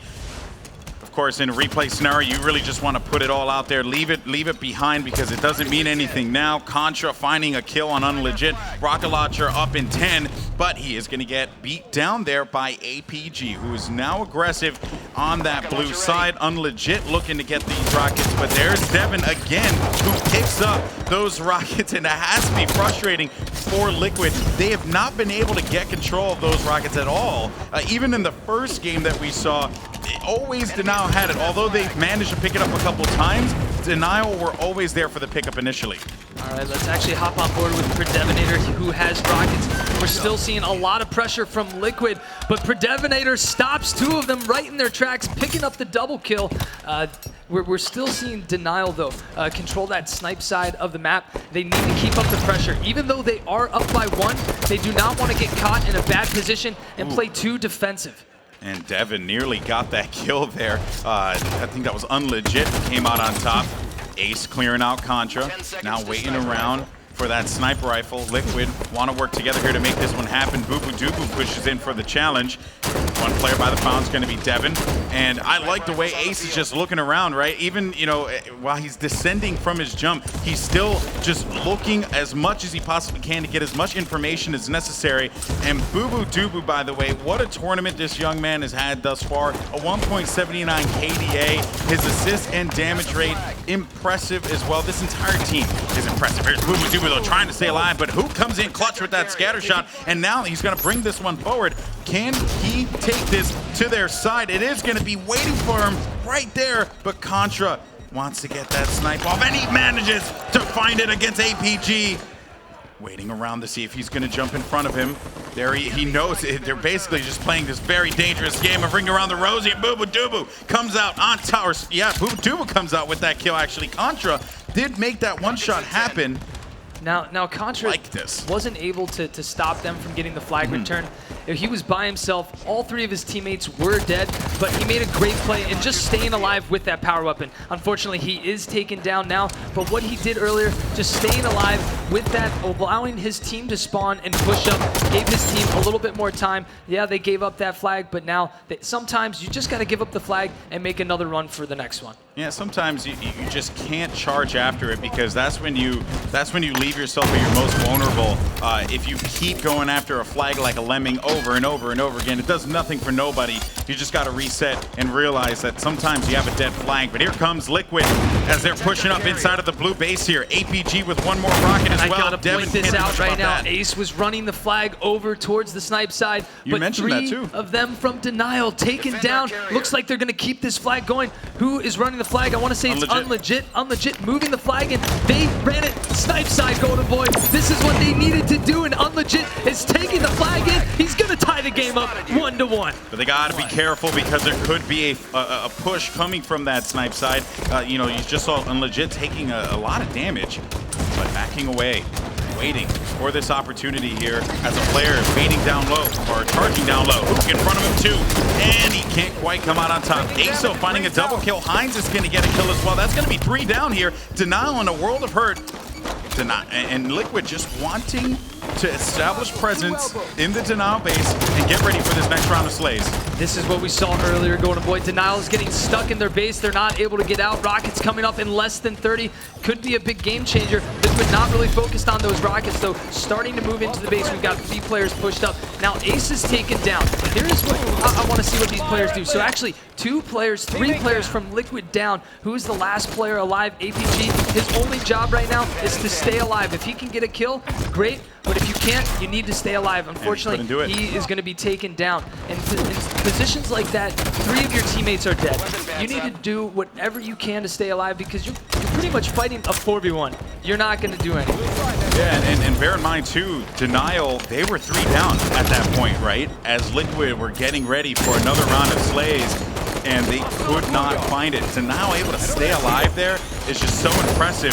Here comes an onslaught of nades from Blue Fountain there as Heinz is anticipating pressure, but APG does manage to pick up those rockets and going right over to his teammate Unlegit. Heinz picks up a double. That's going to be 3 down here. 1 more waiting down low, and I think that could be the clear. Yes, it is. Boo Boo Dubu won't find much, and Heinz has been having an incredible game so far, and dare I say an incredible tournament strong side.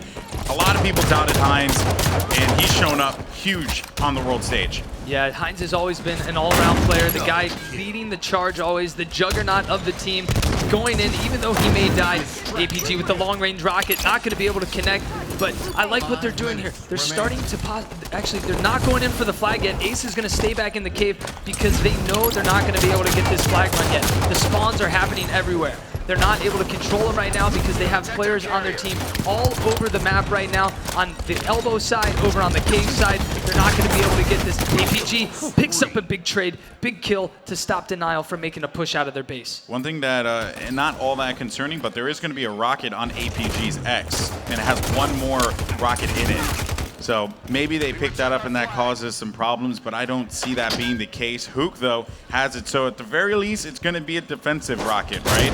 Knowing that these players are pushing up, finds one, probably lines up the double kill, but will find pressure from the top of the bridge. And now Liquid beginning this push, beginning this flagpole, I should say. The spawn's coming actually from the cave side and probably down low, right? And I think I just saw someone actually creep up on top of the base.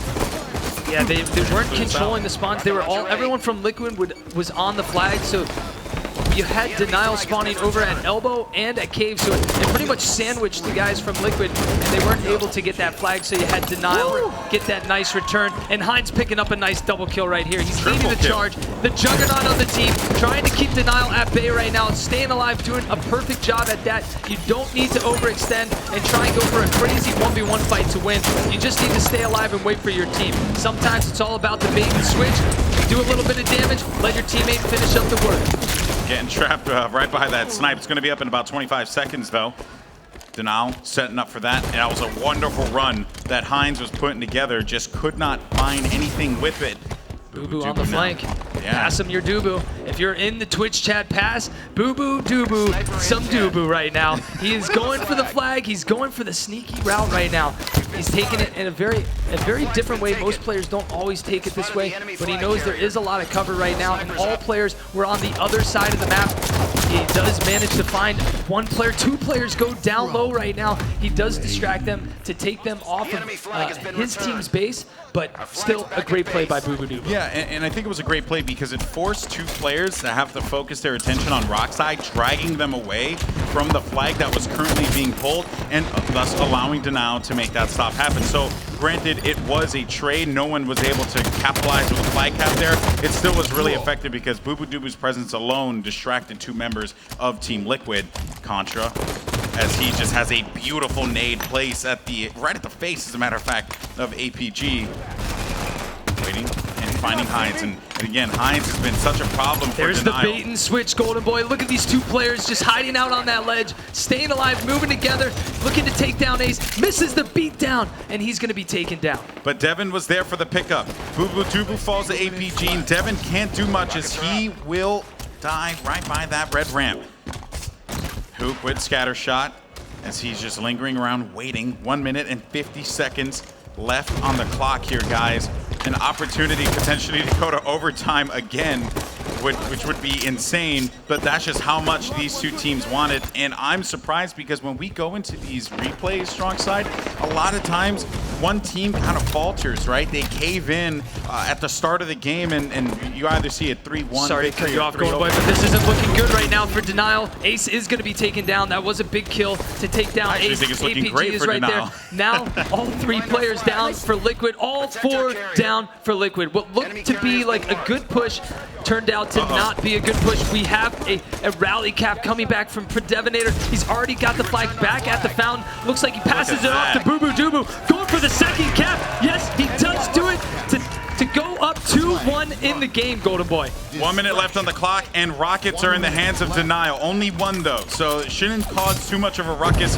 But for Liquid, that cap couldn't have come at a worse time. While Denial in that last game were able to tie up the matchup, or actually get their first cap before, I would say, the 4-minute mark.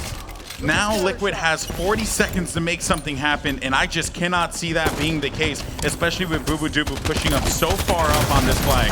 Yeah, they're making a great play right here by keeping the pressure on Liquid, not letting them out of their base. And you know what? If they do make it out of their base, a few of them are going to die, but they have that long run across the map all the way into Denial's base. BuBuDuBu with a nice flank. He knows the flag is grabbed. He's just going to stay alive. He's got rockets right now. He's going to pick the flag up. Look at this play, Golden Boy. He's just going to sleep and hide right now. Yes, he does have rockets. Nobody knows where he is, but they are not able to cap when that timer goes down. That is going to be the game. BuBuDuBu making another veteran play. We saw the camo play at NA Regionals, and now we see this. This young gun is making veteran plays left and right. That is such a smart play. He's just like, in his comms, guys, I'm taking the flag back of the base. You know, just like playing it out so slow. That was such a smart play because seconds mattered there. Instead of charging in needlessly, knowing that he has time and that they have to walk that flag because they can't force the juggle. They have to be so careful about how they played it.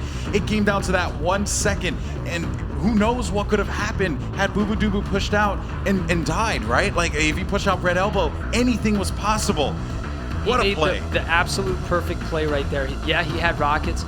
He could have done something with them to try and go for kills, but he didn't. Let's take a look at the stats, though. Let's see these kills. Actually, let's take a look at these replays right now. Here's the first cap there for Denial coming in pretty strong, and we saw Contra controlling the sniper rifle, picking up and peeling that guy's face right off. I mean, Contra, again, with that sniper rifle, can just do so much work. This was that Liquid cap that, honestly, I felt like, you know what, this is our opportunity. They're going to start to rally back. Heinz was going on a tear. He picked up that triple kill there. I mean, this guy was on fire, and I expect him to do that again. But I also want to make mention of this, too.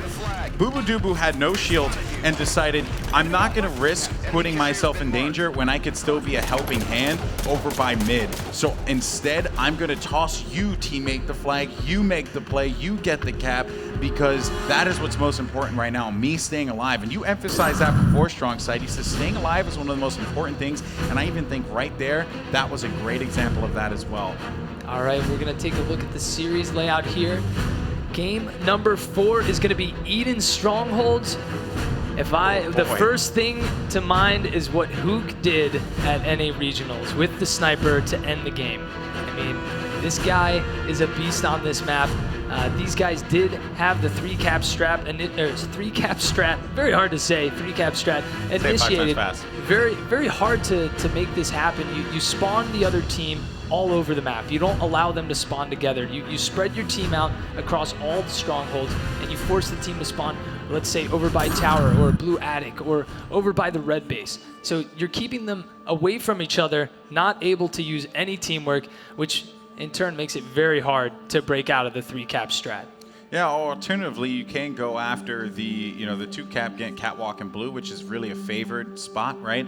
You do see people charging after red nest. It's just a little bit harder to fight that, especially with the ledge, being there and being able to duck over that. Nades not necessarily bouncing the way that you would initially want them to, or, I think thinking about denial on Eden Strongholds scares me for Liquid because they are so good at strongholds, but taking a step back, and you think about game 1 now, they look strong. Denial comes out the gate swinging, right? Aggressive, Mike Tyson in a prize fight, doing what they do best. But then here comes Holyfield, just give him the 1-2 punch. Kids may be too young for that, I mean, I'm sorry, I showed my age just now.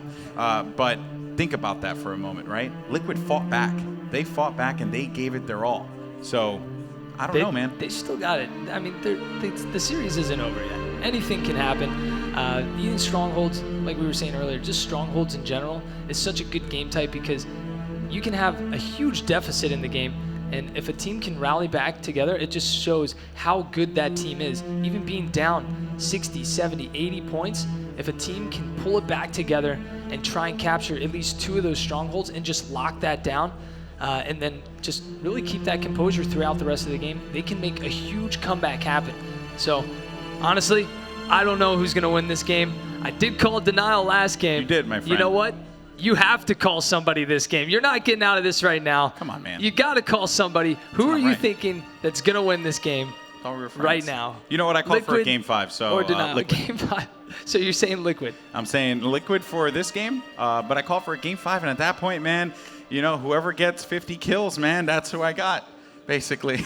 At that point. If we get to 50 kills. Well, yeah, who knows? Could draw out, or could go to time, maybe. Who knows? You know what, though? This has been an incredible series. Liquid and Denial have proven that they are just 2 teams that matched up against anyone else in this bracket would have been a threat, right? Would have been just such a problem to deal with.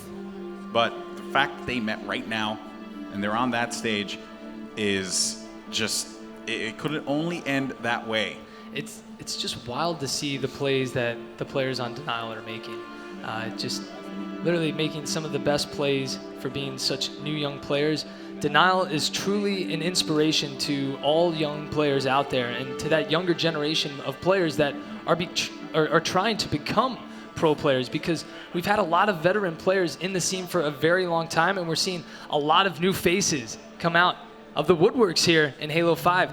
A lot of the players on Denial have never been heard of. I think Contra was the only player that's kind of been around for a while, but like you said, Boo Boo Doo Boo, new faces. And then we've got Predevinator. He has been playing for a bit, but he's never been given the chance. And this is his chance. This is their time. This is their time to shine, to take this tournament. If they can keep it together, keep their composure, and just play like they did at NA Regionals. But thinking about Liquid too, taking that gamble on a young player like Unlegit, 3 veterans who have seen it all, honestly, at this point.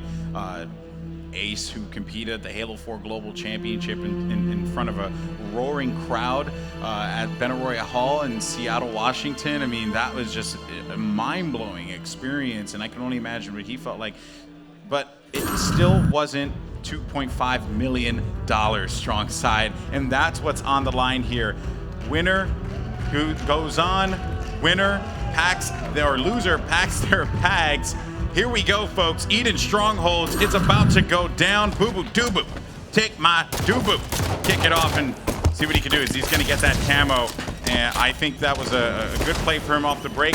He knows that Hines does not have any idea where he is and catches him off guard. Big win for him. Now with the SMG, he's looking to do some damage. Yeah, Boo Boo Doo Boo already making a great play with Camo. Can he stay alive right here? Not going to be able to stay alive. He is taken down. So that Camo was picked up at 11:52. So that next Camo will be up at 9:52 Golden Boy. They are able to get 2 points, and keep in mind, Liquid haven't been able to secure a single point yet, as they're still scrambling to find one. Typically in Strongholds, the team has something by now, and they might get this blue bend here, which they're making progress toward, and they do manage to secure blue bend. Now working on Red Nest. APG, though, backing away. Nades flying in. He has to stay alive because he has no shields. Finds a teammate who's in dire need of help and goes in there for the assistance. Assault rifle looking to do some work, but instead the trusty pistol will find the victory against Devin. And they're going after Red Nest here, strong side. Doesn't look like we're going to see the 3-cap strat happen here. Most of the time, we're going to see all teams kind of fluctuating in a circle, capping each stronghold kind of back and forth, back and forth. But let's hop on board with Predevinator, who's looking to try and take over the nest. Well, you know what? Devin died. I want to go over to Liquid, and as a matter of fact, strong side, I think it's time we go for an Astro listening, because Team Liquid apparently is pretty hyped up right now. So let's jump into that Astro listening with Team Liquid. One shot, got him. Red, red flag, watch out, red flag. Turn weak. Watch the blue flag now, watch the blue flag. I'm in tower, I'm in tower. I'm in blue, guys. I'm in blue, coming to you, you need to stay alive, they're going to spawn in your attic. Brad, Rich, you help him? I hear. Watch out blue, Rich, watch out blue, watch out blue bend. Watch out blue bend, two blue bend. Attic, blue attic, one shot. Blue bridge, one shot. Outside the red, outside the red. Go blue red. Crouch, Aaron. I'm with you. Yeah, Rox. Hit right now, hit right now. Rox, turbine, one shot. Camo, Richie, you get it. Rox, turbine, one shot. Outside, still a turbine. Outside the red pit, Rox, going red pit. Two red pit, coming over right now. Oh, it's up. I got it. It's still up, Brad. Camo box. No, Brad. Still up. I got it. I didn't get it. Aaron. Shot one. Cat. Alright, cover blue. Cover blue. They do it. Go bend. Look at my man. I'm going to shot. Red bridge coming. Boo boo. One top cat as well. Red bridge. Top cat. They're going red nest. Inside blue. Under red. One shot. Blue door. Red nest right now. One shot red. I got 3 in blue. 1v2. No, red pin. Go reset it. One shot. Nice. Go front red, let's go. I'm being cat. I'm staying alive here. Jump up to you. Inside red. Jumping up. One shot red. One shot blue security. Alright, one shot dead. Blue security. Blue camo box weak. Camo box. Everyone focus. Two top cat. Okay, stop. They never got blue yet. There's 2 top cat. One's one shot. Go blue now. They're blue now. Go top. Let him have blue. Let's get cat. Keep focused on cat. I'm staying ready. Blue security, I think. They're in red. Let's go now. I'm ready for cat. Watching blue. Camo box. Brad, you gotta live. Back up. You no help. Your last guy alive. That was all of them. On blue window still, they're missing. Outside, watch outside now. Yep. And I can't get red. Watch blue. I want blue. We got him. One shot on you. There's 2 dead. They're still at red. Alright, sitting back. I'm working back to blue. No, they're gonna be blue flag. Yep, they're gonna be blue flag. I'm going to blue bend now. I'm just sitting right window. He's weak. He went. Outside now, and blue taking the rockets. They're gonna go for rockets. Two rockets. So not time. One shot. I'm saying. Red pin weak. They're all weak on it. Cody's waiting. There's 2 in tower. Stay alive. Red pin. Alright, they're gonna be on red. They have rockets. OS is late. 2 top cat. Stay alive. Camo's gonna be up at like 40, like 7. Alright, we gotta go for this. Yeah. On tower, one shot. One shot. He's in tower, one shot. One shot. Red bridge. Camo's up if we can get eyes on it. Camo. One shot. One shot in tower. One shot. Red Ben. He's on the red BR right now. Alright, Cody Devin work together. One shot. You guys got orange. Ace has camo on tower. And what a difference in the listenings that we heard there. A little bit of frantic calling out for Denial, but Liquid definitely a little bit more hyped up, and it felt like Denial were kind of communicating more about their strategy and what they wanted to do, and then taking their time with those call-outs. But neither way, though, in my opinion, is wrong. I think you just got to do what you got to do, and you got to win this game, period. That's it. Yeah, we're really seeing Liquid control the power-ups and power weapons, though. You know, Elamite is on top of these guys, just letting them know right when they're coming up. You saw them all fight for that overshield earlier in the match right now. Now they have the 3-cap strat happening, Golden Boy, but it looks like they're going to be losing Catwalk. Let's hop on board with Ace, who is over by Blue Bend right now, trying to hold it down. He's going to stay alive. Look at him just hide behind Blue Bend Stronghold. That little bit of time is allowing his team to push up.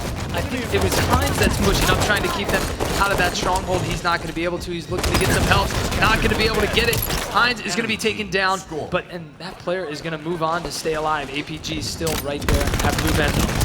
Yeah, core thing to keep in mind too, right? While they ended up getting that catwalk, they wanted a home base, they wanted something to work from, and there's no better side to get control of than that blue side, right? And just as I said that, they do get control of catwalk and Blue Bend once again. Unlegit though, can't stay alive.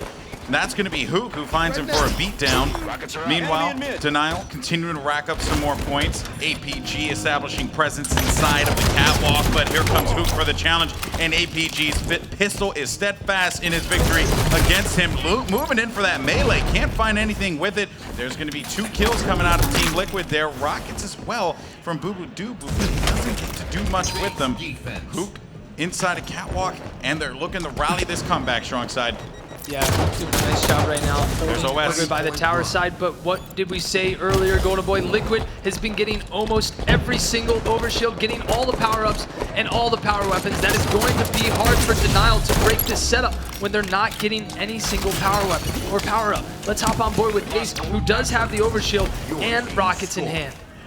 And he has to reload that too, so he's not going to push out initially here, but he knows someone's red nest. And especially with that nade flying out of that red base, there's no reason for him not to believe that otherwise, and he manages to stay alive. No shields though, as he pushes into this red nest. He can't stay alive. Of course, folks, no shields does not look good for you. Over to Boo Boo Doo as we take a look at the observer view, and taking a gander at who is left alive. You have Hines and APG with no shields here. Boo Boo Doo and the crew trying to put down some shots, and they have that nest in Blue Bend all for themselves. APG right in front of Boo Boo Doo. That's going to be a trade. 3 down for Liquid as Contra moves in to the catwalk. There goes Blue Bend potentially going to Denial as well, strong side. Golden Boy, we're seeing Denial really take advantage of spawning the other team over at the blue attic and keeping them over by Blue Bend. We just saw Denial hold down Blue Bend and hold down the nest, leaving Catwalk, but once those players that spawned in Blue Attic moved over to Blue Bend, they just did a little bit of trade-off. They headed over to Catwalk to make a trade since they knew all players from Denial, all players from Liquid were headed over to Blue Bend.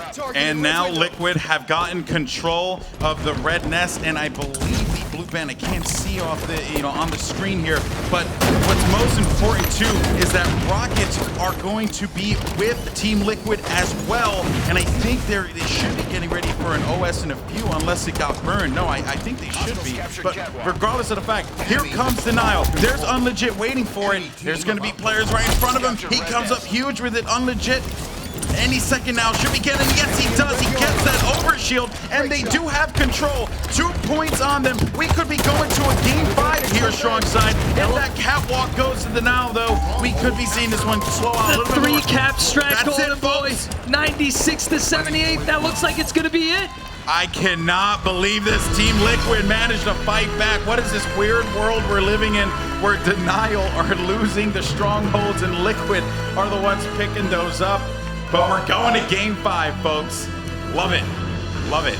We saw Unlegit again at the overshield, just trying to fight for his life to get that OS. He knew that was going to be a big game changer. I think they got 3 back-to-back-to-back overshields. And it wasn't even about the overshield necessarily as it was about him picking up that double on Red Nest, right? That was big. Like, that's the thing. You could talk about overshield and how game-changing that is, but when you're talking about those the seconds left in the game and finding a double kill like that at a critical point. Look at these assists though from Unlegit, putting up big numbers in kills and assists. 23 kills from Unlegit and 21 assists. Those are some big numbers we're seeing from Unlegit, the young gun of Liquid. Impressive. That's why he's on this squad. Taking a look at the highlights of that matchup. At the start, it looked like Denial again, right? They're strong stronghold start played out really well for them, as expected, but then Liquid fights back and they bring it very close. And it looked like this was all Liquid at the midpoint of this game, but then Denial started to come back, and you see it reflect on the scoreboard. And as soon as it hit to that 78-point tiebreaker there, Liquid said, no, we are not giving this up. We are not going out of this tournament yet. We are fighting to a Game 5, and Unlegit with that pickup there, they managed to get the triple cap on Red Nest, and it was curtains. We're going to a Game 5, I love it, boy. man. You asked for it, and we're going to see it. I don't want to say I'm a smart man, but, I'm a very smart man. I don't want to tell people I told them so, because that would be rude. That would make me seem like I have an ego, and we all know I don't have that. I'm a global icon and a national treasure. Why would I have an ego, But right here, I'm correct. We're going to a Game 5. I said, I'd want Liquid to take this one. You asked me, who do you think's going to take it? And I said, oh, man, I think Liquid's going to take it. We're going to a Game 5. Here we are. So now I'm turning it on you. Who's going to take this one? Oh, man. Plaza Team Slayer. This is a tough one to choose. The sniper, if we get it into the hands of Hook, if we get it into the hands of Boo Boo Doo Boo, we could see some really big plays. But honestly, they match up so well. I mean, I can't even decide who's going to win this. This is technically Game 6, by the way. Yeah, because technically. They did have a replay, so this is technically Game 6. They're taking it, pushing it to the limits. I mean, there's Liquid. You see him on your screen, looking very composed. Then you've got Denial on the other side, looking very focused, ready to get this game going. Both teams just fighting their way to the final 8. Young Gun Squad Denial, Veteran Squad Liquid, coached by Elamite with Young Gun Unlegit. I mean, what honestly, a matchup. We didn't even mention the coach of Denial, which I feel is a Alumni, yeah. It's a disservice to him. I mean, what Alumni has done with this squad is so impressive. Taking, unfocused players typically, right? It's very easy to get unfocused and really just, I guess, boil it down to like, oh man, you didn't do this and this is why you're being dropped. It's something you see a lot that happens with younger players. But Alumni has always been a very methodical individual. I've known him for many years, and I think that this is the perfect role for him at this point in time, coaching a squad such as Denial, and you always hear him in the listen-ins, right? He is that calm voice of reason. You guys should be focusing on this. You guys should be going there. Push this objective. Do this, do that. That is what Alumni brings to the table. And now, more than ever, these coaches, from a veteran pro player in Alumni to a national champion in Elamite, say those two, 5 times fast as well. This is it, folks. We're going to Game 5, and it is going to be Plaza Team Slayer to kick things off. Overshield still not grabbed just yet, though. Who's going to get possession of that off the break? And it seems like it's going to be Hook, who just manages to run right in there. Sneaky Hook finds that OS, and him and Devin get those kills. What a route by Hook right there. It did not look like anyone from Denial was going to be able to get that overshield. You saw on Unlegit's screen just virtually no one even making an attempt, but Hook with the sneaky route. Love that route that he took at the start of the match. I'm sure we're going to see a lot more players do that throughout the tournament, but kudos to Hook for getting that overshield. That was a big play, man. You want to get possession of that as soon as you possibly can, and Hook did just that. But again, Liquid, never count them out. They're within 1 kill. Still very early here as we just got done with the first minute of play in this Plaza Team Slayer game. Boo Boo Doo Boo, Unlegit, everyone from Liquid and Denial. It really just couldn't end either way. Last time these two teams met, it was the same exact thing. It went down to a Slayer on Eden that closed it out. Now it's going out to Plaza Team Slayer, folks, and it's tied 5-5.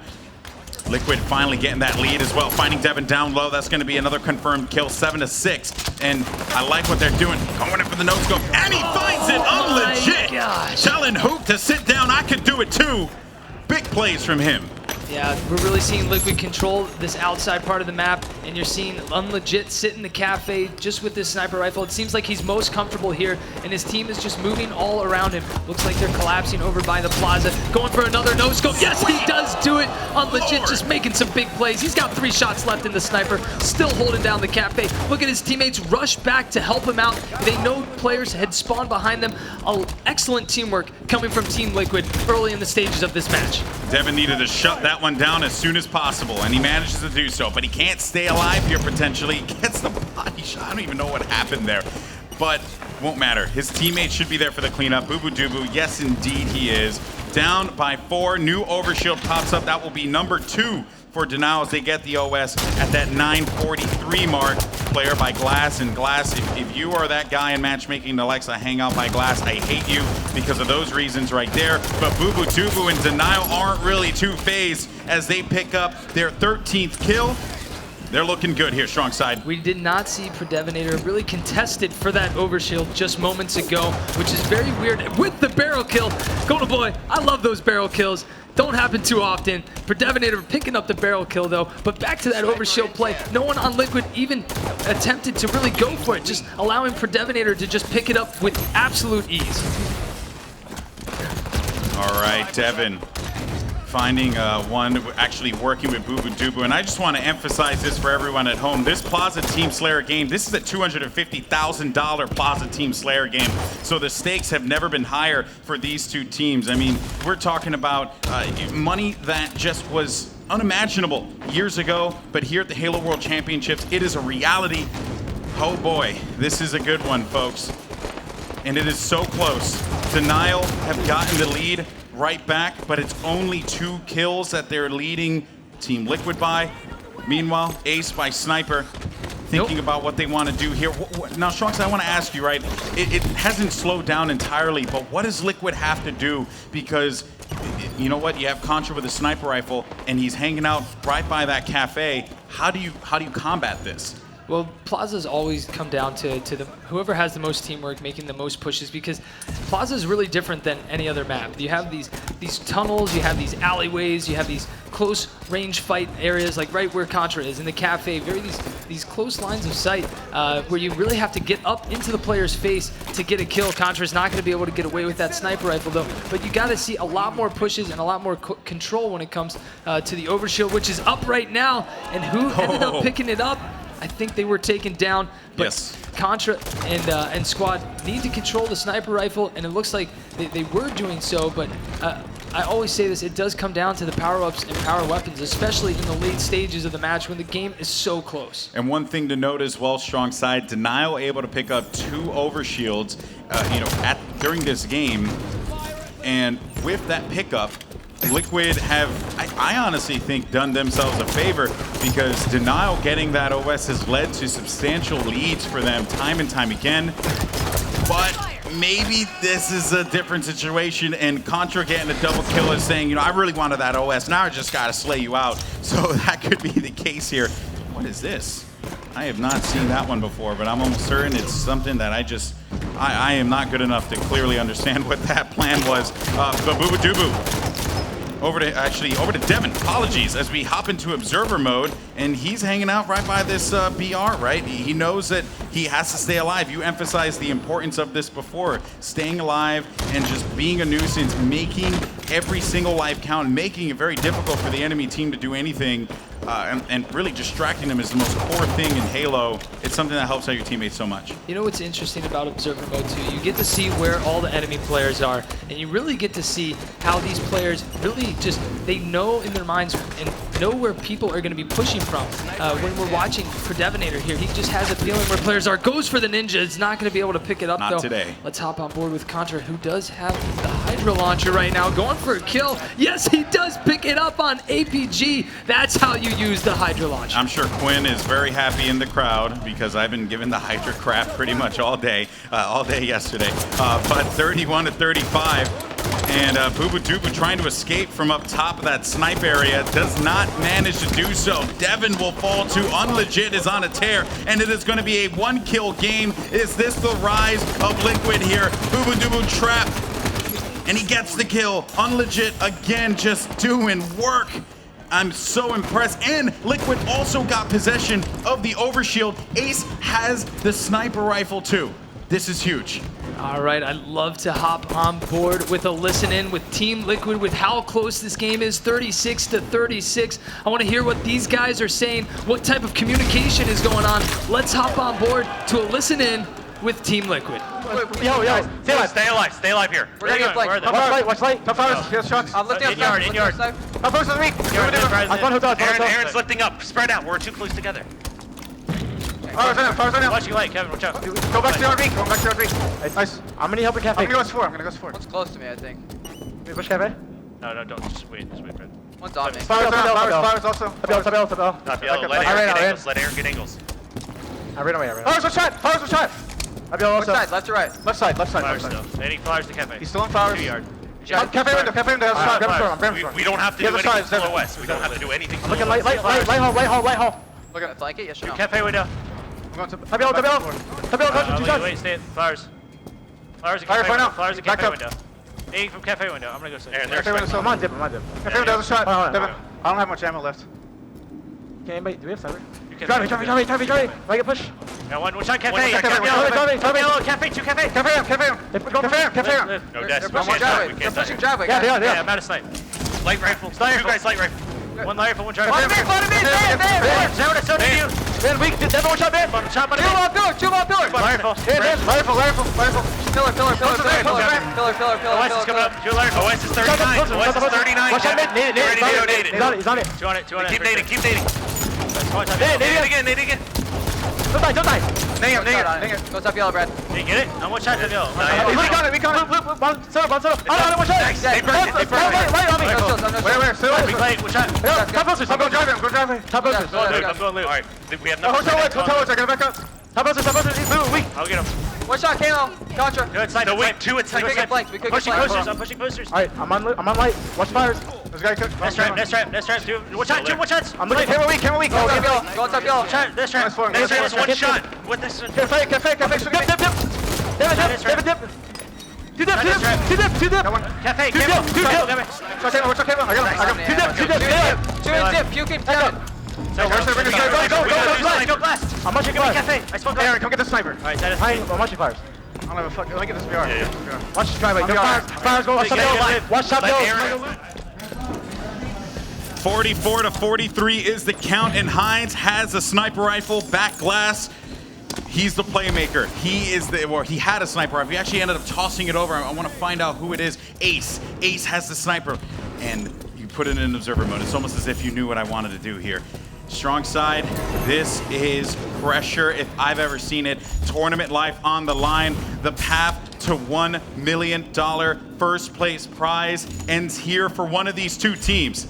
And Liquid is down by 1, but a very doable situation for them as Ace is looking for that shot. We're really seeing this game type slow down. We don't normally see it slow down this much. We saw it slow down earlier in the game too, where it was a big standoff, 36-36. Ace looks like he might spot a player, not going to be able to connect. He's in a very risky spot though, Golden Boy. If he gets caught in that back corner by himself, yes, he does have a teammate, but he's easily able to get hit by grenades. Gotta watch out right here when that barrel spawns back up to not get barreled. Oh man, he needed that shot so bad. Pressure though, push coming to Flowers. They gotta be careful. Devin's gonna be one shot. Looking, waiting. Not gonna find anything there either. 1 minute and 30 seconds. New OS is gonna come up here in just a second. And APG is gonna get possession of the overshield. Looking over on the side. Can he do anything with it? Maybe a no-scope, but he won't find it. 44-45. Again, 1 kill differential separating these two teams. The APG backing away. Side, go back. Side, go back to Ace. What is going on here? Whatever the case may be, it's okay, because at the end of the day, Ace is looking to do some damage here. Now you're gonna have Devin approaching by Flowers. Backing away now. Cody's up top. There's Contra. I can't even talk right now, Golden Boy, because this is so intense. I'm trying to make sure we are on point with the right person. APG was making a move earlier. He's getting played from behind. He's not going to be able to get it. Let's go up over with APG. He's trying to get a move. He's got a player one-on-one. He's got teammate right next to him, trying to help out. 2-on-2. Teammate down 49-45. Can he do it? No! Done it! Denial, move on to the next round of play. Liquid fall, but it was not without a I could barely even talk right there. I was so focused into what was going on. Denial, the Young Gun squad, showing why they are the top players here, one of the top teams and top players here at Halo World Championship 2016. That what went a down match. To the wire, and honestly, just blown away because not only was Denial just capable of staying alive and getting out, like every time Liquid got a kill to tie it up, Denial was there, right at the tail end of that game. But what's even crazier is that APG picked up Overshield, Ace had the sniper, and they couldn't find the kills because Denial made it very difficult for them to seek those out. Yeah, Ace wasn't able to pick up a few kills there with the sniper. APG did have the overshield. You wanted to see Ace with the sniper. The crowd wanted to see Ace with the sniper. I saw APG making moves, and right when I switched, everyone's like, no, what are you doing? But then you switch back to Ace, and everyone's like, no, what's going on with APG? Absolutely insane. We took a look at the stats right there. I mean, still big plays from all these guys. This was the big play by Hook at the start of the match right there. He just sneaks in and just picks up the overshield and then just dips right out. Big play by Unlegit with the no-scope. Was looking good for Liquid at the start, but Denial just proved to be too tough, and they did not give up. These Young Guns just, they have so much fight in them. They have so much fight going, boy. They will never give up. They will, even if they're down, let's see, 49-30, something absurd, these guys will never get up. It was an awesome series, and you know, I know Liquid is very disappointed because they practiced and trained so hard for this point. But again, they're so impressive. Both teams were just so impressive. Just today, Denial had the leg up on them, but it wasn't one that was, I don't know how to say it, but it wasn't something that was not hard earned, right? Like Denial fought so hard for that. But I really like this Liquid squad, and each player had a surprising moment. But while many people highlighted the rivalry of EG, CLG, the rivalry of Renegades and Liquid, actually, Liquid and Denial is definitely something that I'm sure they just did not expect. Could not expect it at all. But strong side, I have to say, man, incredible series. Incredible series. You know, Alumni, definitely a big factor. Like you said, he's the coach of Denial. Just a big factor. He used to compete. He used to be a player just right there with these guys. And now he's right behind him, trying to show them what to do, when to stay alive, when to push together. Let's hop on board with an interview with Bravo and Alumni. All right, thanks, guys. Down here on the floor with Alumni, who is all smiles, obviously coming off that win. But tell me, coming into this tournament, I think a lot of people are excited to see you behind Denial. How did you feel about this roster coming into the World Championships? I felt like we were just going to perform the way we did at regionals as well. I mean, we put in the time. We really wanted to focus on our Slayer, and it's obviously been paying off, as you guys can see. And I'm just really proud of the guys. Walking through that series, I think things kind of got crazy around Game 3, right, when we had to replay that Coliseum CTF. Coming out of that, how do you get ready for the replay of that match? We just try to keep the intensity and literally try to play like we did at the end of that tie as well. So the guys did that, and we stayed calm, and we managed to, get that victory via Boo Boo Doo Boo hiding in the back of their flag with their flag. I was going to say, was that all just Boo Boo Doo Boo on his own? Absolutely. He's actually been practicing that himself on his own ways, I guess, in matchmaking or, scrims as well, too. So, yeah, I mean, he's amazing. I would say with that last Game 5 Slayer, as a coach, any Game 5 Slayer is always hectic, right? It can get down to the wire. That one ended 50-46, so that was no exception. How do you keep the guys calm? What was even going on in your headsets? We're just trusting in the team to just not give up those dumb deaths when the game is that close. We tried to keep that at least one kill lead at the same time and just focus on OVs, make sure they either burn it or we get it, and we just charge after we get a kill. We just charge the rest of the teammates, other team, and just win the game that way. That's right, and it worked. Alumni, congrats to you once again. Best of luck to you and the squad and the rest of the tournament. Gentlemen, back over to you. Thank you so much, brother. And you know what, man? I have to say, it was just, for Denial, they have done something I just did not think they were capable of doing after that 3-0 sweep that Elevate brought to the table. Speaking of Elevate, they 3-0'd Epsilon on the second stage. So the hope of Europe has fallen, but they made it to the top 8, which is still very impressive for the squad, overcoming the likes of Cloud9, taking games off of CLG. Elevate, though, the secret dark horse. But we'll get to this we'll get to them in a second. Final thoughts, though, the wrap up: Denial versus Liquid. I mean, Denial, this young gun squad, they kept their composure. We just heard Alumni talking about that last match right there. They didn't want to give up any last little deaths that they didn't need to, and I mean that's something that it plays a big role in a Slayer match, especially down into the last few minutes, into the last seconds of a game. If you're weak and you're one shot, you don't need to step out and try and win a 1v1 battle that would look incredible, montage-like play. You know, just back up and wait for a teammate and then wait for some help. So, I mean, he was probably on the comm saying, you know what, Hook, stay alive, boo-boo-doo-boo, stay alive. Just everyone in the Twitch chat is sending you doo-boo, so stay alive, man. So these guys have a lot of support, a big following as well. So, I mean, big shout out to these guys. I'm glad to see them still here. It's always nice to see some new faces, and I want to see these guys keep it going. Well, with that victory, the bracket picture has certainly changed as we take a look at it. And of course, I mentioned earlier that Allegiance and Elevate will be facing off against one another. So Elevate 3-0'd Europe's Epsilon, now looking to take on the very emotional Allegiance. And Elevate, I mean, I cannot even believe it. We could see Allegiance going to the final. We could see Elevate moving on. Both of these teams bring a lot of impressive gameplay to the table. Then on the other side, we get a rematch of the finals at the North American Regional Championship. CLG versus Denial.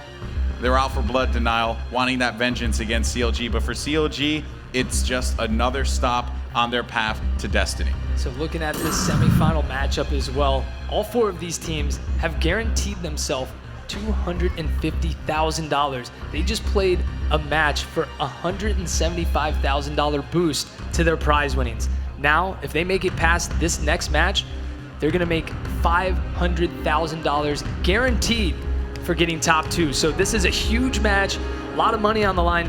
Some of the players don't care about the money. We talked to Nated. It's just about winning. It's about pride. Being named the best Halo players in the entire world would be a feat for any of these players.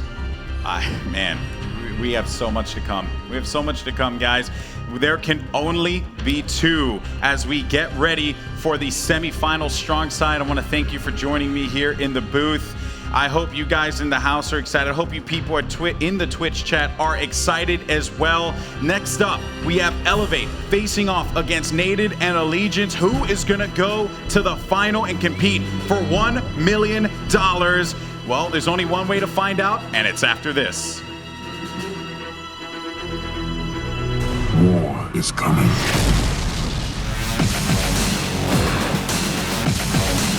We'll protect the kingdom.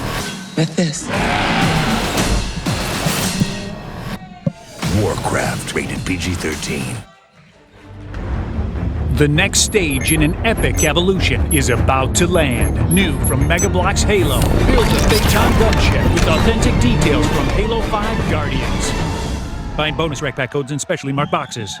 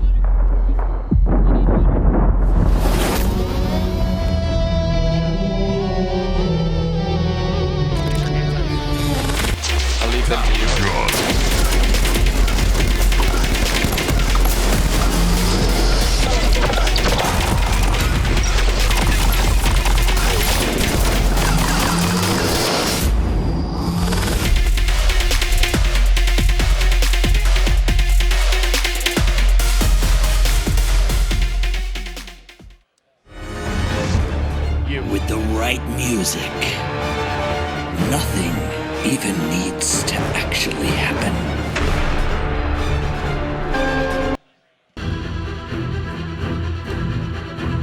Ladies and gentlemen, welcome to the Halo World Championship 2016 semi-finals. Bravo! This is a $500,000 match. This is big. Can't say how excited I am to be in the booth with you here for this match. We've got these two squads, Elevate and Allegiance. I'm lucky. I'm in the booth for every single event that Nated has throughout this tournament so far, it seems. We saw him bounce back from, I mean, what a deficit. Not only down 0-2, but down 0-2 in CTF game number 3. 4 minutes left on the clock. They rally back and win. They're here for a reason, but of course, the Elevate guys, we haven't seen much of them here on our main stage, so we're going to see what kind of damage they can do as well. I've actually cast 2 of their games now. First earlier on today. Every single one I've seen, they have been on point and dominant. And the amount of times I've been called out on Twitter saying, you're throwing them under the bus, you know, you're sleeping on them, you need to stop doing this. You know, I stand corrected. These guys are here to play. I'm looking forward to seeing one. But just, are you actually claiming that you're maybe Edit's lucky rabbit, so to speak? Could you be sitting up here? I don't. I hope that's not the case, because that's a lot of responsibility to bear, given the lengthy duration of his career and how hard he's worked to get here. So hopefully, my presence it plays no role in his success whatsoever. I've never seen a man more happy in my entire life. I went up to the main stage, and after he'd won, and he was so emotional and just so fired up, and he kind of says, you know, we've still got 2 more games to go. It's not over yet. He's happy, but hell, to come back from what they did, the reversal sweep, man, that was incredible. Truly exactly what we want to see. You know, it's not even Championship Sunday. You know, this is Saturday. There's still a couple more games to go. To be doing things like that, getting into this semi-finals is ridiculous. Oh, it's wild. Let's talk about the match that we have here. It's going to be, of course, Allegiance going up against Elevate. Those are our 2 squads, as you see. We know we have some Nated fans in the house, of course, as well as in the Twitch chat. But on the Elevate side, we've got some names that you might recognize. Swiftkill and Calm specifically been playing and doing pretty well since Halo Reach. They're surrounded by Rain and Penguin, so we'll talk about those teams a little bit more in just a bit. But that is going to be our semi-final number 1. Keep in mind, moving now to a best of 7. I'm going to talk about those game types in just a bit, but this is going to be a little bit of a long road, right? Take a look at the Elevate Wildcats team profile. Once again, Rain, Penguin, Swiftkill, and Calm, coached by none other than Kyle Chig Lawson, actually the player with the highest tournament placings under his belt in terms of that roster, right? Several top placings, specifically in Halo 3, also some top placings in Halo Reach. So we're going to see what they can do here. They got 5th through 8th through the Halo World Championship Tour Columbus, and simply making it to semifinal number 1 is quite a big deal. Without sounding like I'm disregarding either of these 2 teams, I certainly didn't think either of these would be in the grand finals, but let's take a quick look, a little bit more in further depth at some of these players. Penguins are kind of the man so far, the bit of a myth, and he's just been doing damage. Every time we've gone on board with him, he's been dropping some big figures. I've seen 17, 18, 19, even a 20 bomb so far. A couple of factoids up there. You can see he started pro career with Halo 5 Guardians in 2015. First Halo game was Halo 3 back in the day. Claims to be at least 7 times better than teammate Ray. That's an interesting one to say. At least I'm glad to see that he has a little bit of a sense of humor here, and he and his squad are doing quite well in this tournament. But starting your pro career with Halo 5, that's making a statement. The fact that he's this far yet, he's been not only surrounded by veteran players for this entire tournament, but he's now moved much further than a lot of veteran players have. So these guys are just getting warmed up here. Once again, game number 1 is going to be Plaza Strongholds. We'll get into that in just a bit, but we got to talk about Allegiance on the other side of the stage. There's been a lot of talk about Nated, but we also have to mention, of course, all of his teammates that surround him on his squad. L-Town, Nated, Kratos, and Suspector. These guys came ready to play. Many, looking at where they were just a little bit ago, many would have believed that there was no chance that they would have made it this far in the tournament. I've got to ask people in the audience, are there any Allegiance fans out there? I think people are loud and proud amongst both sides at the moment, as you mentioned. Plenty of different people on that one, some famous names. L-Town so far, one of my solid standout players, especially from North American regionals. I actually put a picture up of a huge backpack because at one point I think he even went 20 or plus 22. He certainly, when he goes off at the right times. A couple of factoids you can say. Favorite Halo was Halo 2, man after my own heart. X Games bronze medalist. Not many people can say that, but just this entire roster itself is pretty locked down. And I've got to ask you, Andy, how do you think they're going to be feeling? Coming off the back of a reversal sweep, what does that do to your enthusiasm and wanting to move forward within this entire competition? I mean, I think you can do a lot of things, right? They can take it in a variety of different ways, but I think for the biggest thing for that squad is that they have to know they got a second chance at life, and they need to take that and run with it, right? Any mistake, any single death, a missed shot in that Game 3 could have cost them the match. Instead, they rallied back in the biggest comeback we've possibly seen at the Halo World Championship Tour. What a better place than to do it at the finals. We'll have to see if they can do something similar, though, in this series, which is going to be a best of 7. As you can see there, Elevate versus Allegiance. This is the semi-finals into best of 7.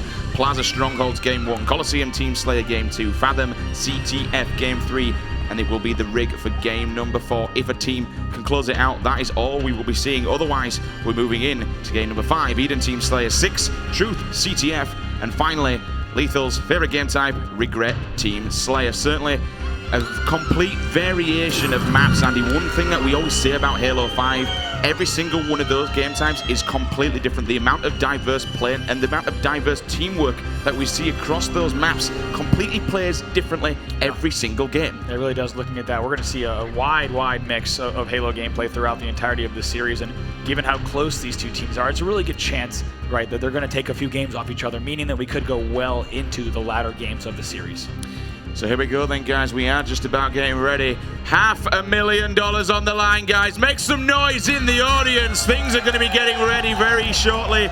I'm pretty hyped. They're hyped. The players are probably not going to be hyped. They're probably quite worried because there is so much on the line. Not only guaranteeing $500,000, but obviously a slot at $1 million. Plaza is about to get underway, Bravo. And I have to say, we're making history here with every single match, right? Every single match where more money is on the line is officially the most any Halo team has ever played for as we progress through the day, and that'll just continue through the later rounds. Let's kick things off here with L-Town on Allegiance. The $500,000 game is underway, looking towards that railgun section. He's going to throw down a plasma grenade and blow that weapon towards his team. He's going to have someone else up there as well. That was quite fine placement there for the combat evolved metal. He thought about going around the back way, but he made sure that it didn't fall in the front, so that's a really good use of those plasma grenades to secure the railgun. So he grabs the combat evolved, takes out a player, and now he's taking yard. I'm not entirely sure if the shotgun's going to be in there as well, unless someone's got it. That's going to be one player coming round, but you know what? Rain gets a face full of railgun as he drops down. 2 caps now in the hands of Allegiance. Going to put some points on the board. 5 points in the bag for Elevate. A little early start. Sweeps across and completely rips Cam Mentality in half. Looking up top, Kratos is going to be calling out for some help. However, someone's coming up behind him. Can he get this kill? Unfortunately, not Bravo. He will fall. That's right. Penguin's actually had this camo for quite some time, so that's going to allow them to get bottom middle. It's a really big play from him. They're going to grab 2 out of the 3 points. As a reminder, in Strongholds, you want to control 2 of the 3 points around the map to begin scoring. If you're able to hold 3, you will earn points even faster. So keep an eye on that those bottom right tick marks on your screen. That's going to let you know exactly how many points each team has. Unfortunately, we'll put a bullet in the back of his teammate, but that doesn't matter. We're going to see one player going down into the corner. Someone pushed him rather aggressively. Turns around. I was expecting to see the ground pound. You see the shotgun coming in on the kill feed as well. Down goes one. Suspector and L-Town kind of going around. Suspector does get taken out by Penguin. 2 people pushing up on this next section, but both of them instantly shut down. Railgun transitioning back into the hands of Elevate. And look at that. Yeah, exactly. I mean, we have really good pressure from the Allegiance side still. However, there were 3 dead for Allegiance, which is what just allowed Elevate to once again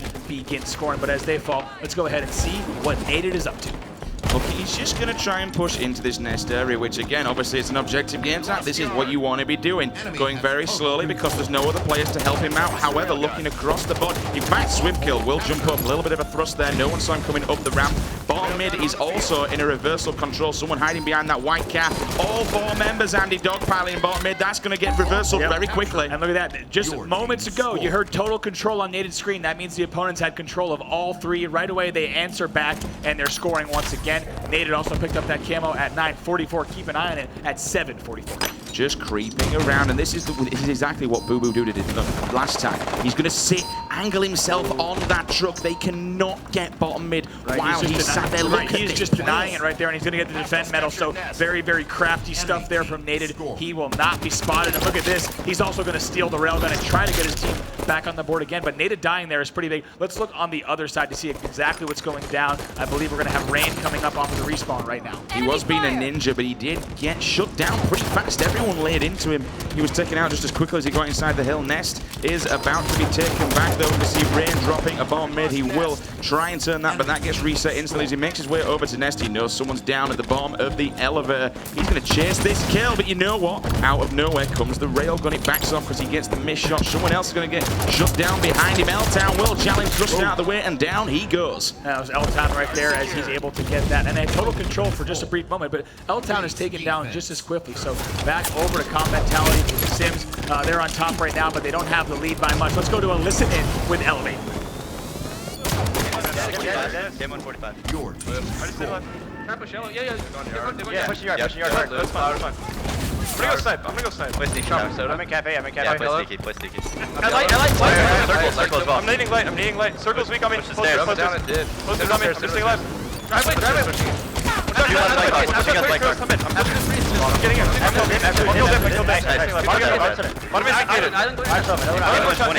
Do it, Frankie. Which one got shot? Yeah. Nice, get there. Nice. Camo at 15, guys. Camo around 15. They have row. It's gonna drop. Attic, one shot. Nice. Can we get bottom in? Make sure we get bottom in. Make sure we get it. Nice. Get this camo. Camo at 5. It's around 5 seconds. 5 seconds. Get that camo. I'll help you. Yeah, it's around 45. I don't know. I didn't get it. It's soda. Two soda. I'm one shot. Nice. I got it. They have a shotty.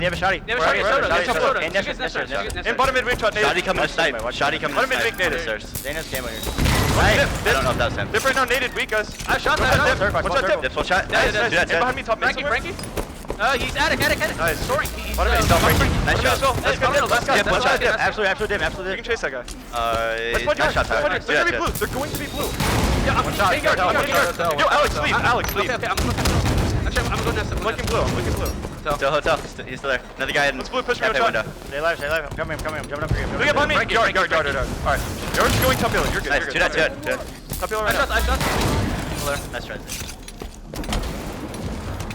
Penguin utilizing those power weapons to the maximum performance. They're in the lead and they're also extending it second by second, just taking that top mid. And two players going to come out the corner, switches out the shotgun, will put it back. He's got one bullet left in the barrel, will drop down, do or die. Can he take someone with him? No, he cannot. And he will drop as they turn face on that one. He tried to do something crafty there by getting behind that very, very skinny light post, and it was not enough cover for him as he tried to stay alive with the shotgun. But one thing I got to talk about during that elevate, listening, man, their coach, Jake, sounds good, calling out that railgun time exactly, knowing exactly when the camo is, but total control here, just as I say that, for Kratos and Allegiance. Triple cap in full effect. We kind of called it during that, Andy. Jake, to these guys is exactly what Illuminite is to Denial, the kind of the extra man, those keys to what the teams, at the end of the day, it's a 5-man business. This game, you see 4 on the playing field, but there's always that one man in the back calling the shots and helping the teams out. Railgun about to pop in 3 seconds. They've got control of top mid. They should be able to take control of that railgun. 2 players going to be L-Town pushing forward. Will thrust down in case anyone is camping over in the cafe. Andy, look at that score. Triple cap, 5 seconds only behind. Total control once again for them. That's right. They're about to actually take the lead without a doubt. 62-65. They're going to narrow this all the way down. They've destroyed the Allegiance lead, and they are playing a very, very strong late game. We've seen them do it earlier throughout the tournament. This camo grab could be very important too. We'll see if they can save it. Oh my, goes tease up the camo ground pound, and a bold play it would have been. At the end of the day, he was going to die, so rather try and take someone out than dying on himself. He did have a go, didn't quite go his way. However, he managed to burn out that camo. Looking with the railgun, his cam up in that top corner on top yellow. He will hit some hit markers there, looking for any other player to give him something. I didn't see any assist. Metal jumps out, misses L-Town. He could pay for it, which is life, which he does indeed. 2 players go down on elevate. They now have the man advantage. Can they take this bottom middle section? This will be a huge kill. 3 of them, bottom middle. That's going to turn around and go back into the hands. They are only 2 seconds in the lead. They can rack up some serious points if they keep a hold of them. However, Andy, the yard is under. It's actually getting returned again. That's right, but they have total control, so they might be all right. Yes, that's what you want to do. That's why they want to continuously go for total control. It'll allow you to cycle like that, but it looks like he's taken down. We'll have to see exactly what's going on with John Morton. Looking to Nady's POV, finding one player rain down that bottom middle section. Huge kill from him, which he manages to get it to stop the full conversion. One player will push in. Now a second one as well. We're going to see two more push into White Cat. However, down goes one. L-Town's on his own. Another person lays in. That's 4 people. Pilot is a bottom middle. That's all 4 dead there for Allegiance. We'll go over to Swiftkill here as we do have Elevate now in scoring and with the upper man advantage. They completely got shut down. All 4 members. They've turned it around. They didn't get the triple cap. However, it is in effect and about to go down. If they can't stop it, they did stop it. There's going to be one player up there. He's going to thrust down onto the bottom of the round. Suspector wants to challenge this, hiding away. Will he take him down? Yes, he does. Brilliant play from Suspectors to stay alive. Yeah, Suspector somehow stays alive there. I thought he's going to be a victim of that assault rifle assault, but it looks like 87 to 84 is our score line.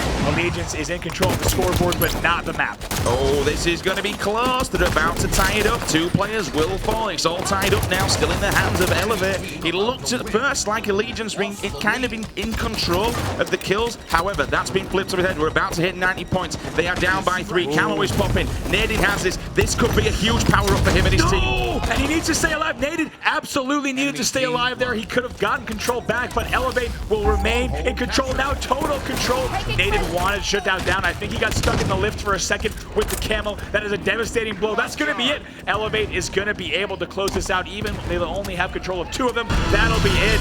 Elevate closes it out, and you have to know Allegiance not happy about how that game ended. They were doing really well up until around that 60-point threshold. And it looks like Elevate will take game number 1. ELV taking game 1. You said down and Naded, unfortunately, at the end there, getting hit by a nuclear warhead as he picked up that power. It could have been a huge play because he could have gotten nest and worked his way down into bottom mid, but unfortunately those nades came thick and fast. When we have to look at it, it would have been a really tall order for them, mainly because you saw that actually total control came from the Elevate side. But let's pause and take a look at stats here. I mean, you have Penguin there going 21, 13, and 11. I believe he led his team in kills, assists, and least deaths, if I'm not mistaken. But big numbers from him. That's a player we looked at before the series, and he performed. L-Town doing the same though. I said earlier on he was going to backpack. He's done the same in this one. You know, they're still not out of it. That's only game 1, and it was a close one. 100 to 87. It's not that big of a scoreline. Right. And these guys now, this is kind of how the tilt motion goes.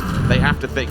You know, take a quick look at some of the main key reapers this, but they need to think, Andy. What did they do earlier on to Renegades? They flipped it round and got the reversal sweep. Anything still possible. Kratos went for that kill. That would have been incredible. It's a bold play, Sips, to go for that camo ground pound down the lift. He teed it up, but in the end, that did not work. But looking at these final moments, I mean, Nadine had some great shots here on bottom middle. He will eventually fall. I think Allegiance played really well, but in those last moments, this assault rifle play, I cannot believe Swiftkill even went for that play. But in the end, of course, it was Rain getting Nest for the triple cap. That's why I say, Sam, when we're talking about that last play, even if Nadine had stayed alive, I'm not sure the value of camo and Nest at that point in the game. Could they maybe have paused them around the late 90s mark? It's possible, but a lot more puzzle pieces would have had to fall into place before they could have actually mounted a comeback. When you're getting a triple cap at 94 points, it's pretty much game, set, and match. To rally it back and at least take 2 back, you're looking at near impossibility. Yeah, because of how long it takes to get them. You have to have a cauldron, and you put in the perfect amount of spells and respawns and make sure that you get exactly where you need to get spawn in the back of the map to try to steal something, and it's not usually going to happen. So Nadine and crew, a little bit of effort of too little too late towards the end, unable to close that out, but they need to look ahead to game number 2, which is going to be Coliseum Team Slayer. It's time to shake it off and look forward at the game ahead. So, moving, as you said, Andy, into a Coliseum TS. Anything that you want to see these guys doing? Obviously, we know the main 3 things. You've obviously got the 3 power-ups. Control them as much as possible. Any particular tips for both of these teams, and especially on a game type like this? I think for one thing I want to see from Allegiance is they continue to play their pace of game throughout a lot of that match. They're doing really well. They were leading for a good part, right around the 70-point mark. It looked like they were going to have, not only did they have total control, but they looked poised to really extend their lead.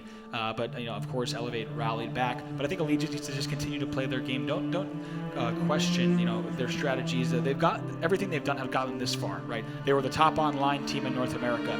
They somehow stayed alive in the previous round. There's not only a lot of changes they need to make. They just need to focus on doing their stuff in this game.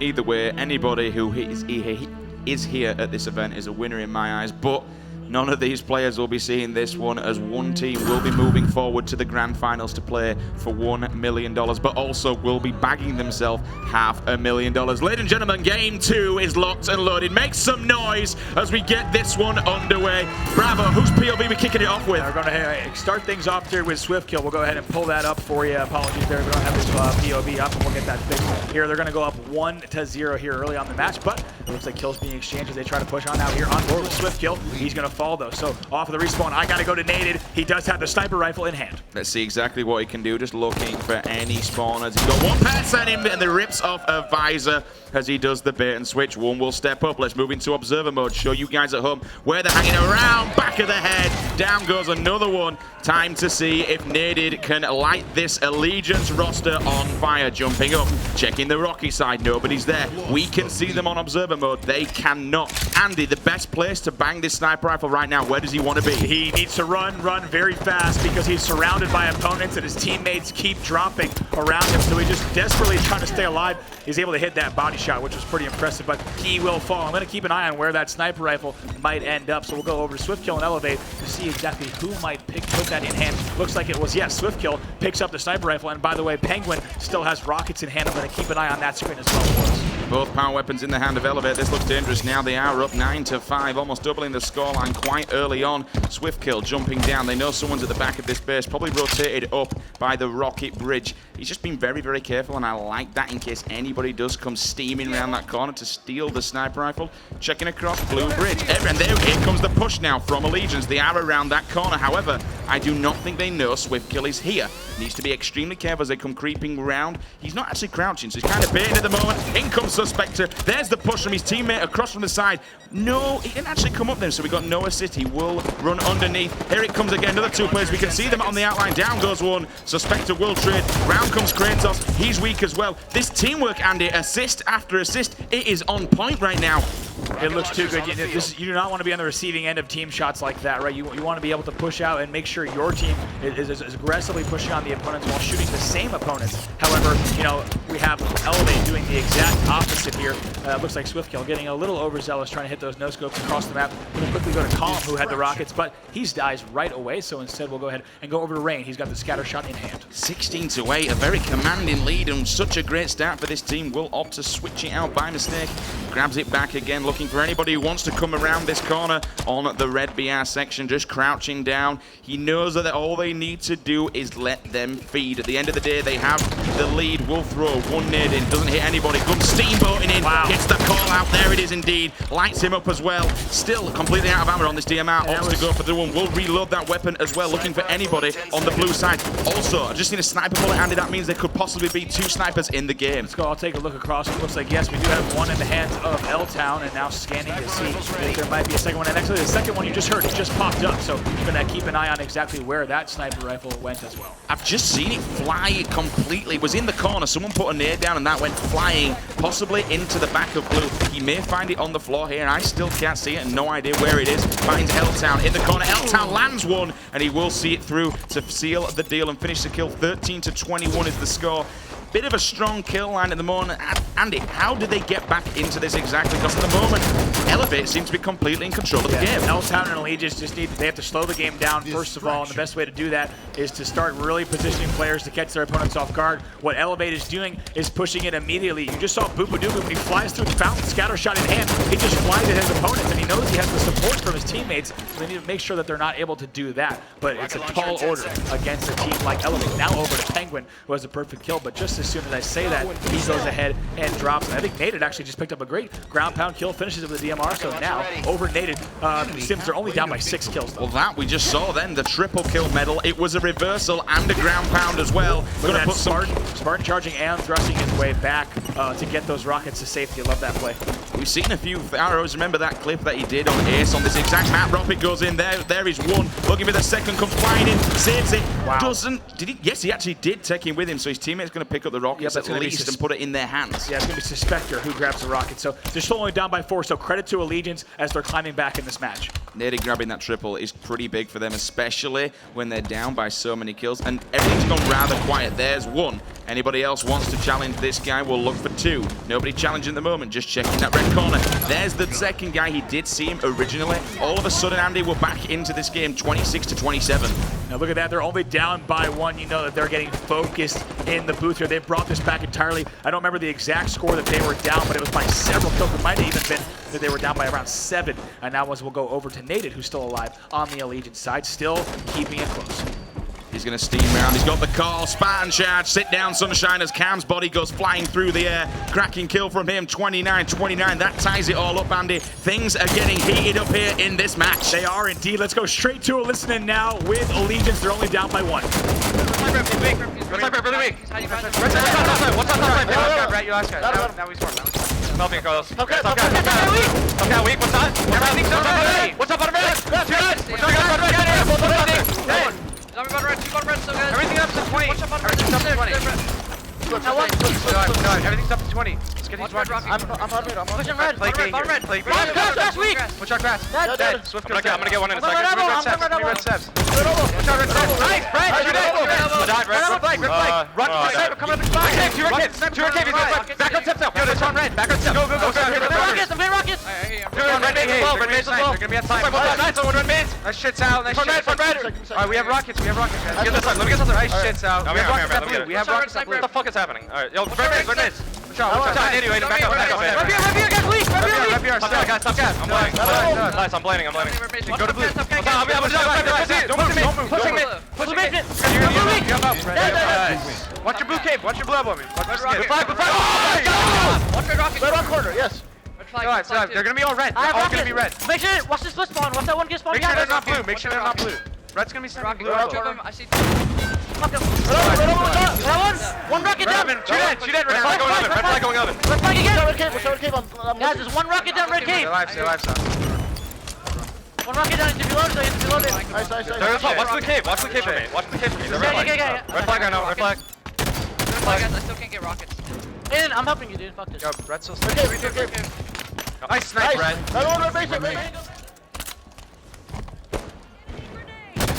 Allegiance kicking ass and taking names. They brought it back from a 16, pretty much almost down 16-8 right at the start. And now look at this. They're only 2 kills away, Andy, from claiming victory. It's all down to 1 sky shot in the hand of Suspect, looking for any. He's in that corner now. He's got 2 more players. And there you have it, guys. Allegiance tie up game 2. That's the kind of game that they needed. They wanted to kind of shrug off that initial loss. And now we're moving forward into game number 3. Jeez, well, I mean, what a comeback there as they win that game. Like you said, 50-38, I think was the final. They did not let up after gaining control of the weapons. And you heard during the listening just how fired, 50-36 final score. You heard just how fired up they were throughout that about 7.5 minutes total in that game. But 15-11 from Meltdown, just putting numbers on the board for his squad, but +6 for Suspector as well. Naded going a +5 and rounding out the roster. Kratos there, -1, however, 10 assists on the board for him. Allegiance bounced back. They were so fired up towards the end, and specifically talking about exactly who's going to kill who, right? How do they push in? Slowing it down to a methodical match. So we have some replays here. It looks like this is from the last match, so we'll see if we have some moments from the game number 2 in just a bit. But man, Allegiance, they look pretty strong. Yeah, we'll get this changed in just a second to the last game, but completely how they were down at the initial start. It was 8-16, Andy, at one point, and all of a sudden things just went their way. You saw Naded grabbing. He got the. I mean, we didn't see it fully, but we heard the ground pound came in, flying through the air, bang, down it went. We went on board with him. We saw triple kill. We saw the reversal medal. He pretty much lit up towards the end. He grabbed the sniper rifle, and I think for the 3, maybe 4 shots we saw, every single one of them landed point blank between someone's face. Yeah, and I have to say, one thing I noticed that some of you may have noticed at home during the listening, we saw it twice. Naded did it and L-Town did it. They grabbed the rockets in almost, it looked like exact same fashion. You grab the rockets during a Spartan charge, you thrust down, and you get back to your base, turn the corner with another Spartan charge, right? So that is a methodical, strategic, thought-out motion, how you escape with those rockets. It worked out both times for them. I have to point that out. That's a practiced move.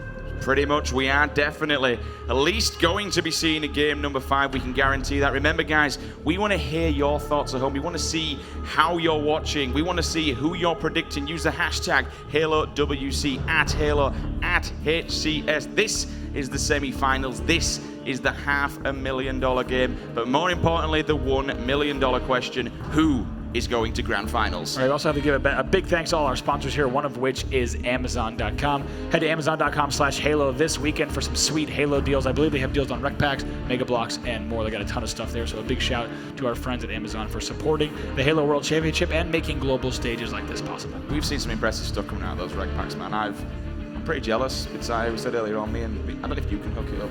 I'm pretty jealous. All these players here are playing with unreleased weapon skins that I don't even have access to, so I'm pretty jealous myself. Give over. You've got everything. No, there's a rule. I have to tell you, there's a rule at 343 that no one has any skins that aren't allowed because we are playing the same game that everyone else is. We don't unlock any skins for anyone.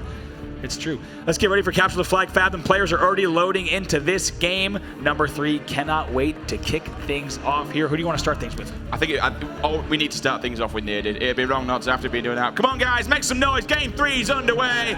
Let the players know you are watching them and cheering them on. Naded moving up to the treehouse. Going to rotate to that top middle section. Railgun is there. Banking that. You know what? He's trying to bank the grenade to blow himself, but it's already been stolen. Oh, it has been stolen. All right. Penguin scooped that railgun and said, see you later. He had wasted no time to try to bring that out there, but he's actually top mid. I'm not sure if Naded knows that. I'm going to keep an eye on that, but also looking to see if camo was a factor, but it looks like that was an immediate burn. So keep an eye on that timer as well. Still on board here with Naded.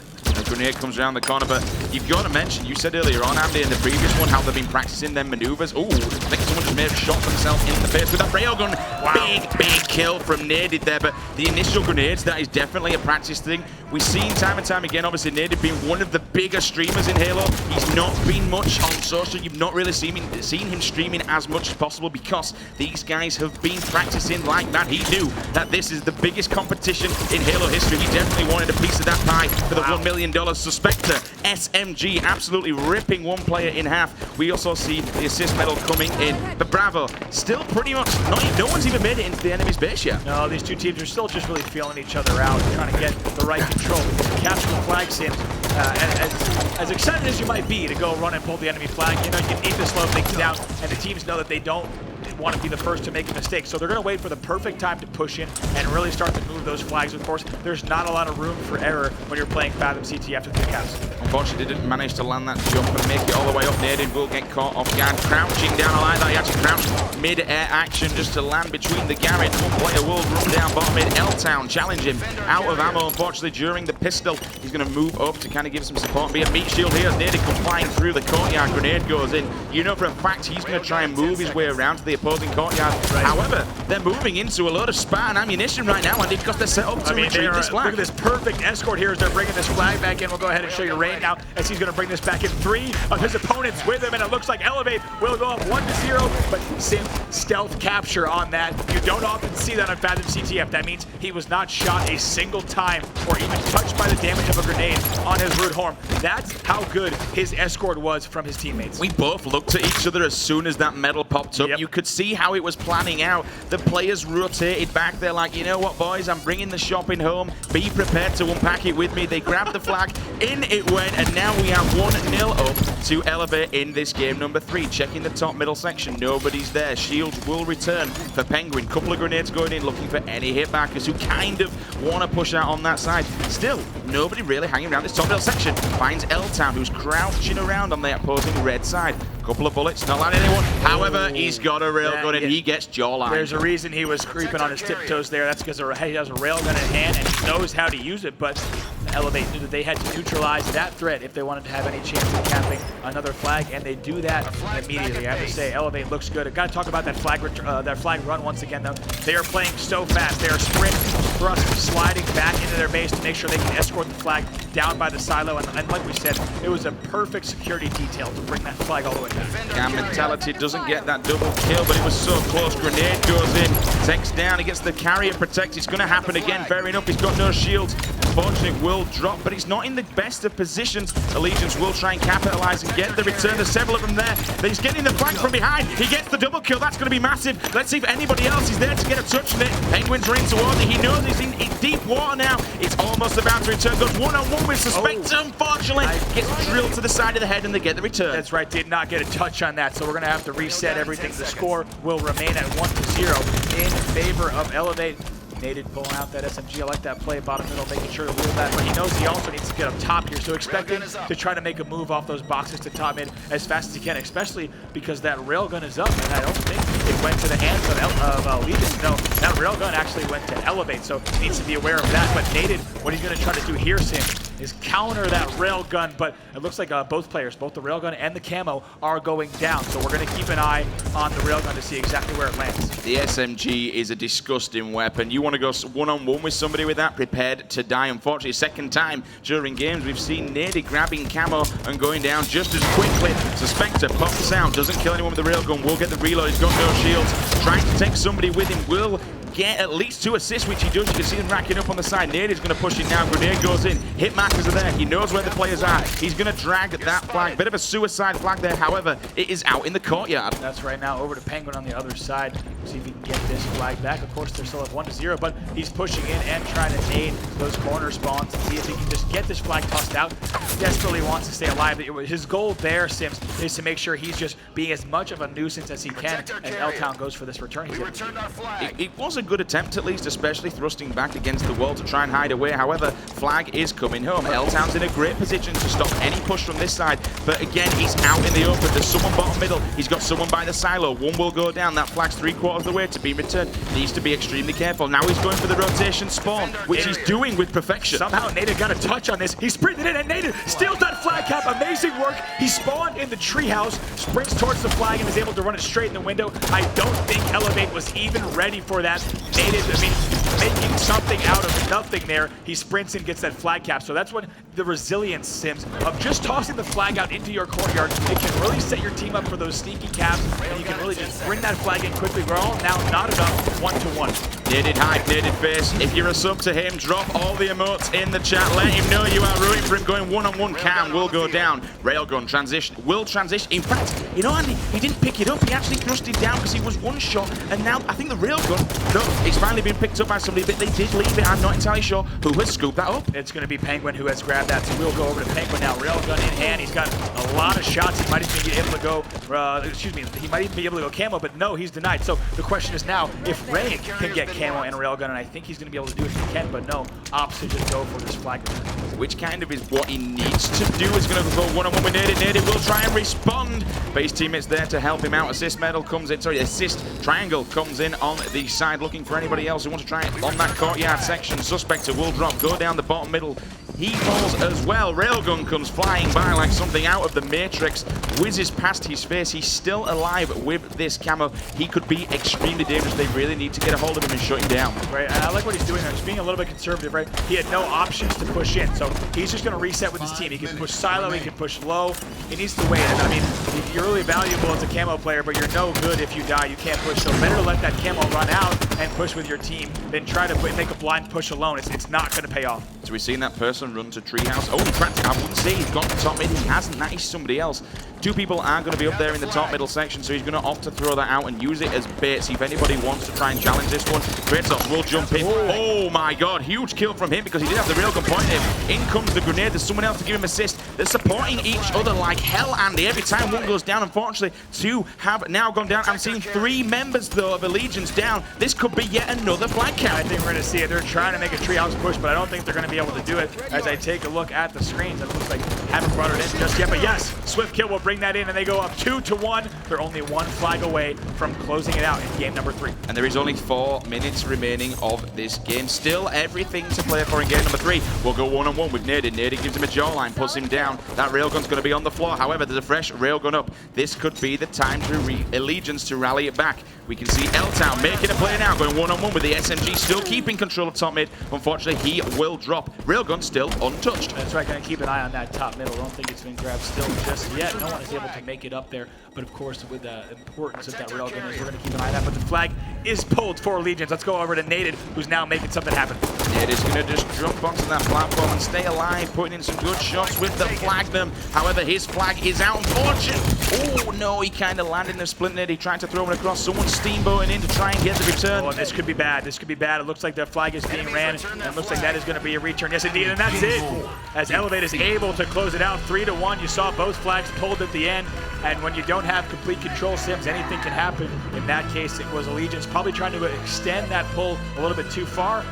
Elevate had the same idea. They brought the flag home. They went 3-1. Now looking at the stats, they certainly dominated the kills. Penguin. Every single time, Penguin is always at the top of the kill feed. This man is on fire during this series. Every single time, he's just always at the top, always a nuisance. We saw him earlier on just teabagging the floor. He had the weapons, he had the power, he was in control of Courtyard. Nobody was getting through there. Unfortunately, naded 9-9 and 19. Little bit of an unfortunate deficit, but he was making plays with the flag. That's right, but look at the assist column there. All double-digit assists for everyone on Elevate, and no one on the Allegiance side able to hit double-digit assists. So that tells a little bit of the story as well. Not only are they getting the kills, but they're also team shooting quite a bit. So 3-1 win for them in just under 9 minutes. As a recap, if you're just joining us, welcome to the semifinals here at the Halo World Championship live from Hollywood. You're watching Elevate going up against Allegiance. Elevate able to win games 1 and 3. Allegiance with a pretty good win, though, on Coliseum Team Slayer. That's keeping them in this series. Next up, we're going to go to Strongholds on the rig. One of my favorite game types. This kind of is that map for me that settles the men from the boys, keeping control of that carbine area and the back section. If you don't lock those 2 points down, they're going to run away with the game. However, I was reading Team Beyond last night. People mentioning the difference of playstyles in these metas and how they play. It used to be all about locking down 2 plots. Now it's kind of all about pushing and being aggressive, grabbing that third spot, just getting the rotational spawn, but you need to be careful, as Walshy mentioned. It can backfire and kind of kick you in the ass. If someone gets the spawn on the opposing side and puts you in a bad position, it can instantly flip on its head. So you need to be extremely coordinated in this game when doing the triple cap. Yeah, there's a high risk, high reward, of course, scenario when you look at triple capping, but I'd certainly say the meta has shifted, right? People don't only go for nest basement and trap at BR base anymore like you might see in your normal kind of territories game types. You don't want to just trap them there, especially because total control is going to give you 2 things. When you control all 3 points, it's going to give you, of course, points even faster on the board, which makes the enemy actually have to act even faster and more chance for them to panic and make poor decisions. But it also allows you to dictate exactly where the enemy needs to go, right? You can push them in certain directions because they are bleeding out as the score continues to increase more and more. It allows you to continually make sure you have 2 out of 3. If you have total control, you can totally ditch points without worrying about it, and that's what we're seeing teams do now. The teams that can play that most aggressive are able to close it out. So moving into game 4, this is going to be an interesting one. Can we tie it up? You'll see all 4 POVs of Team Elevate there. They do have the lead. They have a little bit of the advantage in their back pocket, but as we've seen so far, the Halo World Championship, and generally Halo as a whole, anything can happen. This is the prime esports right now. These people are playing for $500,000. You can see Team Allegiance looking a little bit deflated after that 3rd game, but you know what? They shouldn't be. They should just answer back, move on, shake it off, and see what happens, because it's still not over. Yeah, we know they're capable of it, right? Because they lost game 1 of their last series 100-0 and rallied back in game 5. You know, nothing can get these guys down. We learned that last series, but this is going to be game number 4. It's going to be Strongholds on the rig. Rock and roll. Let's get this underway. Come on, audience. Put your hands together, make some noise, let the players know you're cheering them on. Here we are on board with Penguin every single time. This Railgun, this man and this weapon is a dangerous combo. I've never seen a Penguin cause so many problems with a Railgun. Even on America's Funniest Home Videos, I saw one crazy Penguin, Sims. Let me tell you, that was wild, but not as crazy as this one, especially with the Railgun. He's going to get the first strike medal as well. I got to say, Rain is also doing damage in the nest with camo. You see that on the center of his screen, so a pretty good good start here for Elevate, even though they allowed Allegiance to put some early points on the board. Oh, unfortunately, did just clip his teammate there, and his teammate will fall after that. Not the best of things. Can he line up this triple? He's found that player there. That's going to help his teammate out. Who will take that? So that's 3 players down now. Could we see a reversal sweep for the triple cap? 1 player goes down again. They do. They rally. Take 2 plots, so they're putting some points on the board, Andy. Double kill and killing spree now. Looking for that triple. Doesn't quite land it. Naded's in the corner. Cleans up 1. That's going to be Swift Kill, who goes down to a perfect from Suspector. And let me tell you, Elevate is playing the long game. We've seen teams do it time and time again. Let's see if he can tee up this ground pound to the ledge. He stays alive somehow. Almost actually gets Suspector there. But what I'm seeing there from Elevate is they're playing the long game. They grab the railgun, they grab the camo, they give up 2 points early on, and they go for map control. That's what you want to do. That could have been the most accidental, possibly, ground pound I have ever seen. Didn't land it, unfortunately. Would have been truly incredible. Jumping into the POV of Suspect. As we do that, he will fall. Let's move across to one of his teammates. In fact, let's move across to Penguin, as he's going to be coming off of the respawn. Let's see where he lands and where he goes. Look at that. Already they got a 60-point lead, which is good, but they need to stop this right now. They need to make sure that they can get right back in this game, because I do think Allegiance has the potential to put on a lot of pressure. But Elevate looks like, off the first break, I thought they were going to do quite well. But it looks like actually Allegiance putting on the pressure that they were hoping to. Allegiance is actually going to take the lead, so let's spend a little bit of time on their side. They're now up 19-16. Some dominant shots there we just saw as we see Naded moving into Tower 2. Will find himself a railgun as well. What a care package to grab, especially at this more pivotal time as they are taking the lead. 2 plots in hand, 1 for the hands of Elevate, looking for any players down. Bomb mid comes round the corner. Will he take down the Penguin? He will not. He will opt to live to fight again another day. Finding Rain. Did he? Yes, he actually got the kill. I wasn't too sure there. So on the kill feed, we're going to jump on board very shortly. In fact, right now, we're going to jump into a listening with Allegiance. Wait, dude, just kidding. That's sweet. We have numbers. We got him. That's one BR. It's one BR. They're going to spawn blue. They're going to spawn blue. They might have railgun. One shot big cat. One shot long. I am. Am I going nasty? Carl, come back and help me. I am. Nice, guys. So we're going to be back runway. That's weak. One dead. Oh my god! 2 dead right now for them. Watch my cat too. He's on square. On square. Square now. Square. That's last guy. In that's capping it. It's halfway done. I'm low. One shot. Go! Got him! I died! They're going for it. Go for it. We have 1 shot. We're 2 dead. White hole. Gonna get reset, guys. Come in. Engine 2, calm. We can fuck. Eggless, jumped out. He's on BR bit. He's top end of flat. Back line. They're gonna get BR bits here. Maybe not. Yeah, they're getting BR. They're runway going barrels behind you. They're getting BR. I can stop. We can stop. He's behind the box. Yo, 8. What's up? This kid didn't die, bro. He didn't die here. Nice, bro. Reset. Behind you. Watch out, BR! Second time. We'll get it. Last two. We can go next year. I got it in. Go next. I'm trying to help. Sugar. Railgun's up in 20. Open field, guys. I can't go. Open field. I'm soaring. I need help now. Square. I'm dead. He's making me cat there, bro. Hey, open field one time. Absolute. Watch open field. Absolute open field. One on me. That's. Watch that nest. One shot behind me. I died. I'm double capping. They're gonna get BR bits then. They're getting BR bits. It's bad. You do not want this. Where? I died. Guys, it's almost there. Nice, we got this. Nice, good job. Choco now. And Nest, I need help Nest. 1 minute, Benson weak. I died. Get BR base. They're getting base. Only 1 in the basement. Now, 2 seconds. Basement's on shortcut door. They're not getting basement yet. BR low. They didn't even get basement. They got reset. Alright, we're fine, guys. We're fine. What, they have camo now? Long. Camo. You have camo. Camo's up to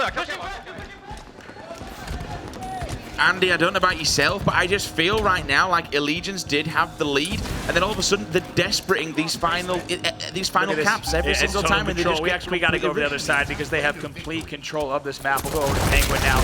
They now looks like finally will lose a point, but they've come back. I believe they had a 20 or 30-point run just now. 53-43 is the score. You heard Naded asking why. I think Kratos it was who was getting control of basement, and Naded was saying, I don't want this. I don't want us to control this setup because now they're going to get this BR base spawn, and we're not in the best position to fight against that. So it looks like Elevate still racking up points now with 2 points control. 59-43 is the score. At the moment, he seems to be Allegiance who are kind of defeating themselves. They don't really know which setup to pick, but every single time they're just desperate, these final caps, and they end up paying with their lives quite literally. And then we just see Elevate advance onto that L-Town, trying to take Nest. Grenade goes in. He's going to be half shields, looking for anybody else who wants to do something, as we see 3 members all across the floor. BR base will get turned around, and pretty damn quickly as well. I've got to say, Bravo, 2 or 3 players in that hill. Yeah, we listened to Allegiance when they were doing well just now, Sims, but Allegiance has since taken the lead, and they're up by quite a margin. Let's hear the communication on that side. Here's a listen in now with Elevate. Top E2, watch out, nerd spot, naded. No nerd spot, dead. Nice job. I'm watching yellow as gunner, Just watch, somebody watch Sideball. I'm here. Yeah, I'm gonna push rail. Sideball, watch out. We get Sideball. Top rail. E2. One's on top rail. I hear that. I'm watching I'm at rail. E2, watch out. There's 2 top rail, 2 at rail. Two rail. He's got a weak. We're all dead. They're gonna push Nest. They're gonna push Nest. Okay, we're fine. They're gonna get in both things. Yo, get Skip BR, real quick. We can skip this. He has to load it. Just sit behind the bottom. Sit behind the dub. Yep. He's weak. Kill this guy. Guys, Camo's coming up right now. Camo right now. Hurry, Camo. I'm gonna get this. Okay, I'm not shooting down. I'm back yellow. I'm shot. I'm staying alive. Camo, he's on me. Whitehall. I'm staying alive.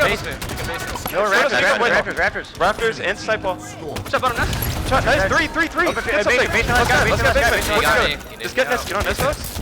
I died. In base I'm getting Nest. Trying to open. He has railgun. They're gonna bum rush you now. Cutting up open field. Spinner's weak. He's behind that box, Zane. Nice, that's rail. Watch out, E1. I'm one shot here. Hurry, I will. I'm getting my shield. I hear you. That's all you use. I'm trying to look at you. I'm looking at you. He's still weak. I'm hitting it. I shot him. He's full shield. They're gonna be Whitehall. Can we get Whitehall? Yeah, we need Whitehall. I'm pushing Nest. You want to make native. You want to make native. Stay alive here. We need your last guy, Tyler. Last one, Tyler. Play safe. Nice, Tyler. We get white corner. They're gonna spawn BR probably. Just watch you. Yeah, BR. On Tyler. White corner, BR. I died.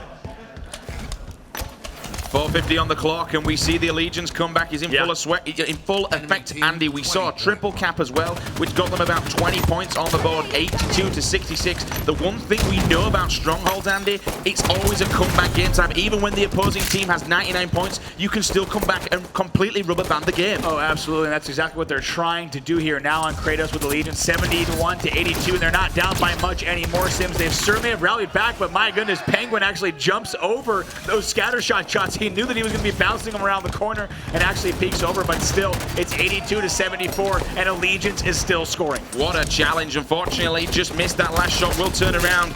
Gives Kratos a face full of it, but unfortunately does not go down, looking for this camo to pop. Almost fell off the map, unfortunately, but there was the platform there. Not entirely sure when that one's going to be coming up. It should be very, very soon. Just hunting around, looking for any players. Finds Nade, whips out the Magnum. 2 more people there. Turns face, takes down Kratos. Double kill. Look at the points, though, Andy. The lead is super, super fragile. 2 points, 2 plots even, will transition into the hands of Elevate. This is going to come down to the wire. It is. They almost got total control, but Naded and team need to fight back. They are now no longer scoring points, despite the fact that they just had a huge run, and Naded and team need to decide exactly which stronghold they're going to push out of. Obviously, they have the BR base, yes, indeed, and they also grab Nest. Basement is the only one. They might go total control if they get enough kills here. 87-86 is going to come all the way down to the wire, I do believe. 2 members trying to dogpile that base. BR base is under attack right now. Naded been super aggressive. Grenades goes in. He wants a bit of that. He knows that they are going to challenge and they can't defeat him. He's got his teammate behind him. Still 2 plots in the hands of Allegiance. I got to point out, Elevate did a really great job on that bottom BR base to stop that for a second, and it really ensured that they got a few extra points on the board and slowed down, but now it's 93-89. Allegiance could take this if they keep up this hold. What a comeback this would be. They were down by about 50-60 points at one point in this entire game. They are only 4 ticks away, down to 3. We're counting it down. However, there is a member in that hill. They need to get that round now, otherwise this is game over. 99, this is going to be Allegiance taking it. It's all drawn up. We're moving into game 5. 100-89 is the final score there. Allegiance playing on the game all the way through. I think we have some native chants here in the house. I tell you what, when Allegiance brought the game back, it got loud in here. I don't know if once again, it was probably the loudest that I heard it, but my goodness, they look good there. 100-89 final score. Taking a look at the stats, once again, really any standout performances there might just be Suspector, but look at 3 players on Allegiance going negative. They were outslayed in that game, however, able to win it. the resilience right there. Look at the number at the bottom of the screen and look at the name next to it once again, Andy. We keep seeing this performance from Penguin, but as you mentioned, it's not about the kills, it's about the big W. You always want to notice that whenever a team goes 3 out of 4 players negative, it means despite the fact being outslayed, they just outsmarted and actually outplayed their opponent. Look at this, almost tees up the ground pound on the Spectre. He was actually just using it to stay on that ledge, but he's able to get back on the map. He's getting taken out, but look at this. This is where Allegiance was up 26-6. And that's kind of where the depth. There you go. You saw it 80-45. Look at that lead. Carried on. Don't forget that they were up 81-45. And they brought it back. Pulled it back. Look at this though. Bang. He knew he was fine at trying to bounce off the wall. You called it. He jumped over. He might have actually took a challenge. We have to watch it again, but those scatter shots might have actually bounced off the wall and hit him, and which would have also given him the pistol kill. But look at this, Native clearing out this base. But I have to say, Elevate actually did really well to steal BR base with 2 players there. They almost put up a fight, but they're able to close that out. Look at this. I mean, Native and Allegiance, and we were on board with him, and it's too little too late. As we went over to Calm, he got to that base too late, and that was it. My goodness. That is the series so far. These 2 teams battling it out. It's been tug of war. Elevate wins game 1, 100-87. Allegiance answers back, followed by the repeat of what we saw earlier. Elevate wins, Allegiance wins.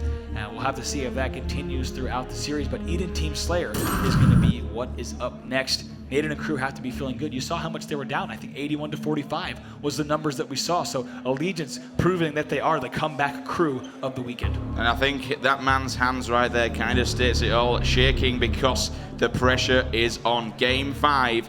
This, of course, is a $500,000 game at the end of the day, and they're going to move on to play for $1 million if they win it. But again, the pressure is on for both sides of the playing field. As you mentioned, Andy, we're moving into Eden. Any kind of initial thoughts on that from both sides of the teams? I think, first of all, for me, I think what we just saw from the Legion speaks to their tournament life, right? They're a very scrappy team. They're throwing together wins however they can. If 75% of their team goes negative, they still might pull out the win. Now, of course, in a Slayer, that doesn't really work out too well for you. So they're going to need to make sure they keep their KD in check for this game. But I said it earlier, and Allegiance needs to continue playing their game. However, I think Elevate knows they're better than these performances. When you're up 81-45 and you lose the strongholds, that's because you made a series of errors, right? You should win that game every time. There was mistakes made. They need to make sure they correct those going into game number 5, which is, like you said, Eden Slayer. So once again, ladies and gentlemen, thank you very much for joining us here today. The Halo World Championship 2016. Shout out to everybody at home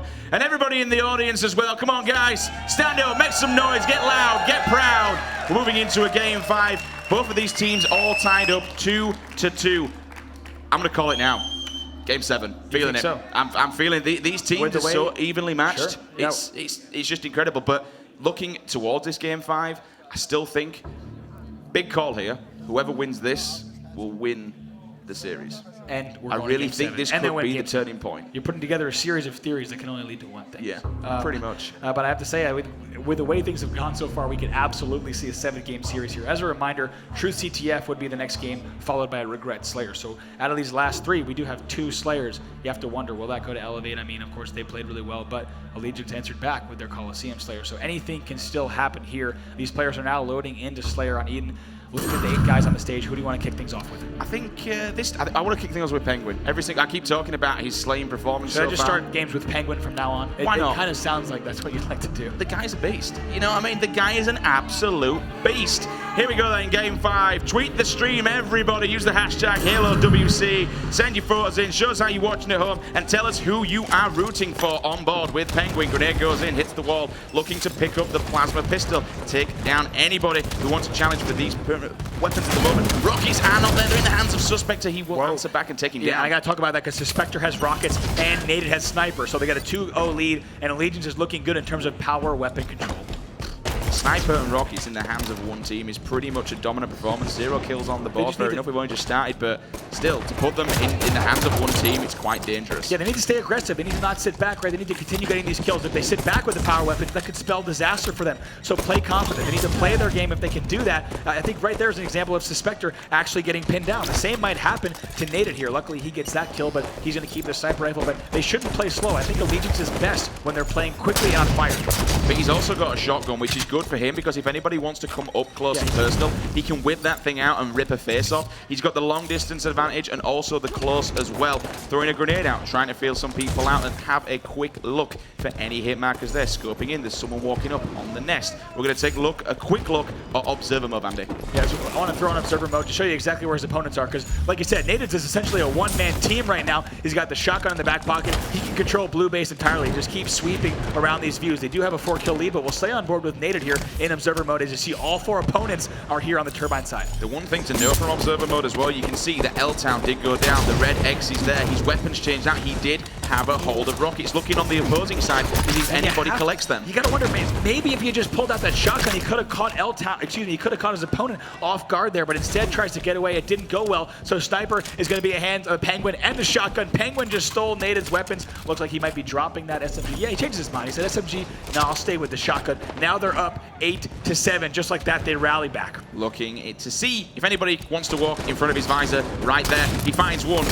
Did tank the first one. Did scope in. Firing up. Grenade goes in. Looking for that hit marker. Didn't actually get it because it dropped below. One player's there. Needs to whip out the shotgun now. That's going to be needed. Oh, wow. Didn't actually go down. He ran out of ammunition. However, his teammate was there to clean it up in the back. The Sniper is getting swapped around on both players. Fresh rockets in the hands of Kratos. That's a pretty big play. We are all tied up at 10-10. That's right. You have to wonder, like, when you see Penguin going for those no-scopes there, what is the chance that he's going to hit that? I'm not sure if that's necessary, making those plays. Maybe just stay alive if you can, but of course he's a player who can hit some ridiculous snipes. We know that, so maybe in the future that will work out a little bit better for him, but in that case, it really didn't. But now on board with Kratos rocket launchers in hand, he's going to try to make a move for the tower here. I like how he's moving towards his teammate, though. Obviously, Nadids just picked up the shotgun there. He's got the call out. He's taking the rockets over there. They did kind of turtle back into red base, but now they're pushing out, but they're doing it as a team. You've just seen one player there swapping out the weapon, hard scoping in for that sniper rifle. It's about to pop. He's getting some pop shots, hitting back in, which will push him back. But still, nobody going for that sniper rifle because they know it is a straight up death trap. Will jump out. One player drops down. We're going to see a split nade flying past his face. Second rocket goes in. It will find its player. That's right. I think L-Town actually has a sniper watching the enemy sniper as well. So no one on Elevate has been able to grab the sniper just yet, but still keeping an eye on that for you, Sims. I'll let you know if that changes at all. Kratos will drop down to the bottom middle section to get his shields back. Finally does go down. We'll get a bullet from a BR to the brain. He will drop as well. L-Town still hard scoping in on that sniper rifle, but only one bullet left. And if they go for that sniper, he needs to make it count. And they're playing so cautious right here, Elevate. They're not even going for that sniper rifle. Still, they haven't tried to make a move for it because they don't want to give up any kills here, which is wise. But, you know, given that L-Town only has one shot left, if they knew that, they might try to make a little bit of a bolder play. You just heard that rocket launcher's coming in 10 as well. So that's going to be a huge rocket as well because whoever gets that can probably move forward and take control of that sniper rifle. Grenades there to try and stop anyone making his way up to it. His teammate will collect it. I love that play. Lay down a landmine so no one can walk into it. That's right. You just saw Nated picked up the sniper as well. So Nated is going to have that fresh sniper. We'll make our way over to him in just a little bit, but score 13-15. Allegiance is still down by a few. They also have the Hydra in hand, so they really have pulling out all the stops. But Swiftkill and team are pushing in on blue right now. We're going to go ahead and show that in just a second, but it doesn't look too good. We'll see what Swiftkill is able to do around blue. One thing you did They don't know that they're actually right around the corner from each other. They're on blue band, and right now, Allegiance is here on the tower side. He's only got one bullet in that shotgun. Personal preference, maybe get it used, drop the bullet, swap it out, wait on the fresh one, but look this is what I was talking about. Hands. Swiftkill here with the rockets. He wants to try to make a sneak attack into the enemy base, but actually pulls it back towards Turbine. So I thought we were going to see an exciting series of events, but let's actually show you Nated as well. He has a sniper rifle in hand. By the way, Kratos still with the Hydra, so lots of power weapons in play here, and neither team, of course, wants to be the first to give theirs up. But the problem is them rockets. With them floating around, you really need to get a hold of them because all of a sudden they could come from nowhere and shut down an entire team. We'll drop the back platform to see if anyone's hiding around, which they're not. He's scoping in. Oh, finds someone's face. Down goes the rockets. Swiftkill is killed swiftly. They're going to transition still into the hands of also a teammate. But you know what? They're all rallying around. You can see on the observer mode, they're in the hands of Rain right now. Still as his primary. He knows he's there. We'll see if he goes ahead and peeks. Nated knows. We just want to know which side he's going to poke out. And he gets the Guardian Angel medal as well. Rockets again falling every time. They really can't make anything happen with them. And now we see Allegiance slowly taking the lead, Andy. Look at this, he's gonna, oh my gosh. You can just tell he knows where his opponents are thanks to observer mode. Goes for that no scope as well, but his teammate Kratos is gonna have to protect him here. They need to hold down blue band. fact that there are 3 people pushing up on Bluebird. He's going to come around the corner, take down Penguin, gets the call out from his teammate, looking for 2 more people that are around that corner, 22-16. Rockets have just popped. This could be the turning point, whoever gets control of this power weapon. Look at this Native staying alive for so long. They have a substantial lead now. You can see, keep in mind on observer mode, you can tell which players are alive, how long their respawn time might be, as well as which weapons they have in hand as well. So you can see a full look at the battlefield. One thing I want to say, Andy, we need to take note of when he whips back that sniper rifle, have a look at how many bullets are in the chamber of that thing. He's got both of them. That's right, he has a sniper ammo pack in here, but he's getting pushed hard. Just be careful. Oh my gosh, Sims. If you ever want a teammate to come up clutch with support, ground pound comes in, gets the kill as well. Nadine is going off right now, killing spree for him. That sniper rifle is going to be extremely important. It has a hell of a lot of bullets in the barrel. We're on board with Suspector. He's got plenty of rockets. Also needs to push his way over there. Nadine is challenging inside blue. He's taking control of this top middle section. Probably wants to rotate back a little bit and help out Nadine. However, he is stopping anybody taking control of this side and pushing inwards. Right there, and like I said, Rain also has a sniper on the elevated side. And keep in mind, it has more than a full sniper clip in there, so we're going to keep an eye on that as well. Right here, Allegiance, I like what they're doing. They're going to slow it down just a bit. They have rockets in hand at tower. They're up by 8 kills, but the second they get an advantage, we need to see them push. We cannot see them slow down the pace of the game. They need to keep it up. Everything's gone really quiet, so at one point it would be good to go to an Allegiance listening because everyone's kind of turling, you know. They've only got an 8-kill lead. In comes the Penguin, and down he goes just quickly. Did have a shotgun there, so that's going to fall below the feet of Suspector, waiting for anyone else to challenge that section if they want to try and take back control of that power weapon. Still locking down this catwalk area. That's going to be calm mentality, throwing by. We'll take down Kratos. That's going to be a big kill from him. Throws in 1 grenade. Did get some hit markers, so he's going to drop down below. However, as you heard it, Bravo, Rockets are up in 10. That's right. Let's go straight into a listening on this power weapon drop with Team Allegiance. Aiden has rockets on run. Run! Kill me! I got rockets and 2 rockets. You're gonna have rockets. They're gonna have 3 more. I want. Oh, watch out tower. Nice. Alright, get those rockets. Get those rockets. There's 2 rockets there. There's 1 last rocket there. Oh my god! Rockets! I'll get him.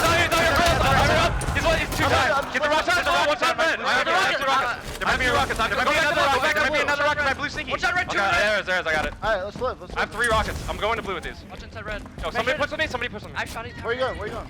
In blue, bro. I'm here, Brad. I'm locking this shit down. No, they're not. go tower. I'm taking tower shot. I'll be a tower. Oh, that's fine. Outside red. I'm gonna. They know I'm here, so I'm gonna go back. I'm gonna go back. Yeah, I'm gonna go back. He's from red. Okay, why don't you give the rockets to Los and grab the snipe? Keep playing this slow, guys. There's sniper 10. I'm waiting for snipe. Right there. Bottom cam. Red side tower. Red second, Aiden. I could run. Nice. Red street, Aiden. Let him push outside blue. Push red street. Let him push outside blue here. Let him push. They're making mistakes. We're up by a lot. Don't make mistakes. Don't blue. Get back to blue. Turbine's 1. He's on me, yeah. Nice. Alive. I have sniper in blue. Keep blue, yeah. Shit, dude. Let's fucking go. Are they in blue or what? I have blue. Yeah, we're good. They know I'm here, so I'm gonna dip set. Red side tower. I left you, Brad. Bottom red tower. Penguin, he's choking bottom red. I'm gonna watch her outside now, Brad. You don't really have to. They know. Yeah, rocket red. Watch that door. Oh, he's sniping! Brad, stay right there. Don't move. Yeah, sniping red fence. He's be outside on the rocket box. One pushing your thing, Brad. Yeah. I think they're here. We can serve on. Pushing. I died. I was out of rockets. Alright. Just stay alive. We have 2 minutes, guys. Work together. No easy deaths. Turbine weak. Stay alive. Comms one shot by turbine. 10 seconds to rockets coming up. Should I push blue door. I'm gonna rotate red. I'm running with sniper. I'm rotating red here. You didn't see me? Red next one shot, absolutely. Watch out, blue sneaky. Launcher ready. We can turbine. The Sal has snipe, guys. Watch out, sniper on rocket box. Sure. Red nest, guys. Turbine. Turn nest coming outside weak. No, not one shot, Red. Turbine right there. Another one was 1 shot. Nice. 3 dead. Where? Outside blue. 44-29, a commanding lead from Allegiance. Sniper rifle falling back into the hands of L-Town. All of his teammates kind of huddling together in that tower area. A couple of shots from the light rifle will push him back. Nobody, I don't think, is around this red area, so he's got a little bit of breathing room. However, Andy, they're locking down pretty much 50% of the left-hand side of him, so he can kind of rotate back. They are flushing them out. They are pushing them towards. This is what he needed to do. He's rotated behind them all. Somebody comes steamboating in. He's going to go for the no-scope. Didn't manage managed to land it, but you know what? They're only 2 kills away from taking game number 5. That's right. Look at this. He's without a problem. Look at that Swift kill trying to slide under, and it might end right here. Yes, indeed. Helltown doing the job himself, and the crowd in front of Allegiance is getting hyped up. They've got some hometown fans here. I believe Kratos, of course, hailing from California, if I'm not mistaken. But my goodness, Allegiance looks good in that match there as they are fired up and standing up. On the other side, though, Elevate knows that they have more in them. And they're going to need to bring that out if they want to win. So go ahead and pull up the stats here in just a moment. But I'll tell you what, really impressive work from the Allegiance gentlemen. I mean, their blue base control is admirable. I've got to say, that was not, compared to what we've seen before, Andy, the victory on that one, the scoreline kind of said the whole storyline, 50-31. We're going to try and move that across for a second, but you know what? Let's take a look at some of the replays and some of the major turning points of this game. Nadine, of course. Nadine at blue base, right? Look at that. Completely took and wiped out the Rocky guy. Then everything just spiraled off and, you know, kind of in the words of Anchorman, that escalated quickly from this point onwards. This right here, boom. Hitting that no-scope and then teeing up this ground pound. I mean, this is, insult to injury. Killing spree and ground pound for Nated there. And they never really looked back, right? Once they had this 28-20 lead, they maintained that throughout the whole game. This play right here, triple kill. Yep. Took down the Rock guy. He was actually close to getting the over, but you know what? He thought, I'm going to stay alive. It doesn't matter. It's so disciplined, because even I was rooting Kratos. I'm like, Kratos, come on, you're so close to this overkill. But he has wisely put down some shots and just stays alive. And you heard how excited he got when he killed that Rocky guy with that exclamation, and they kept it up. Look at this, 18 lead by the end. Now it's a 19 lead. I believe they actually ended there. Yeah, 50-31. Here's the series score so far. Elevate won the first 2 out of 3. Allegiance has turned it around now. They lead 3-2.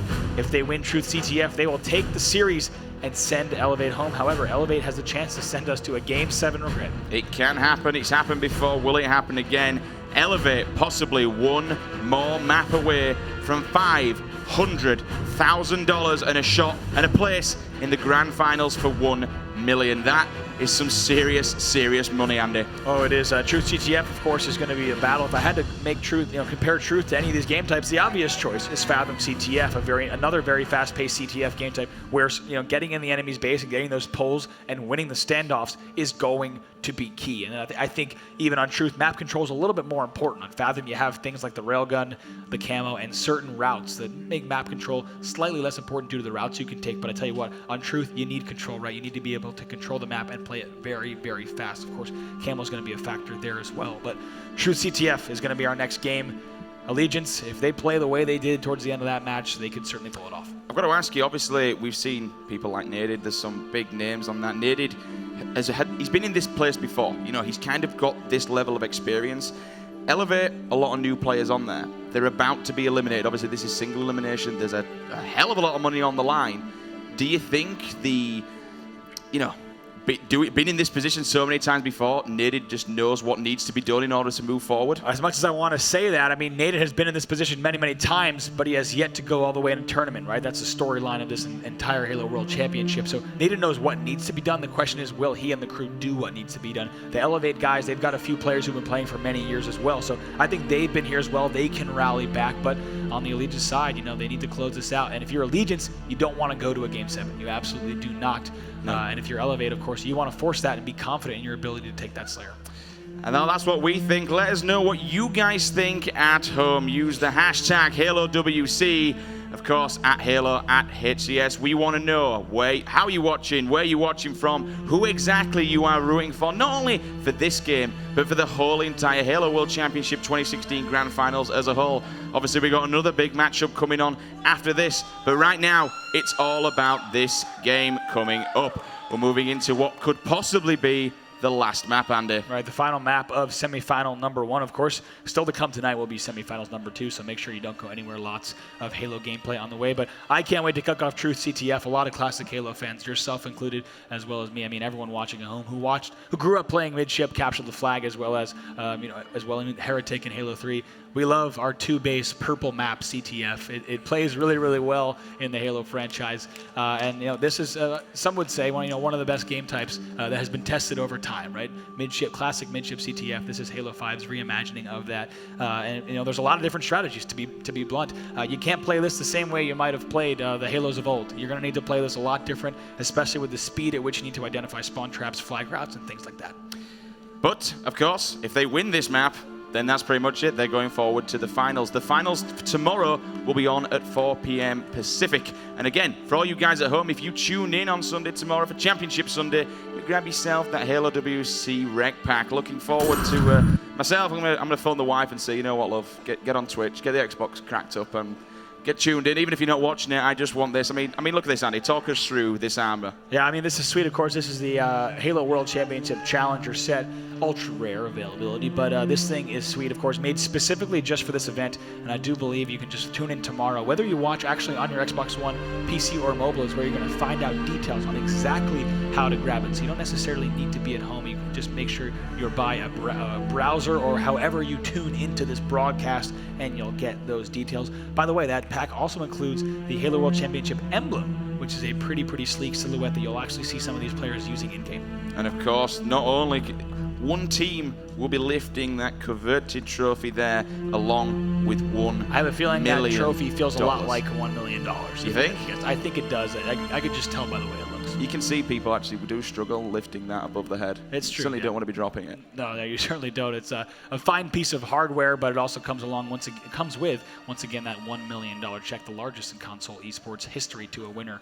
So exciting to award that. Like we said, each match is making Halo history in terms of the cash that's on the line, as well as the players, the names that rise, and to be honest, the players and names that have already been forgotten. Right, this weekend, there's a lot of teams who went home already. We only have a few left in the tournament.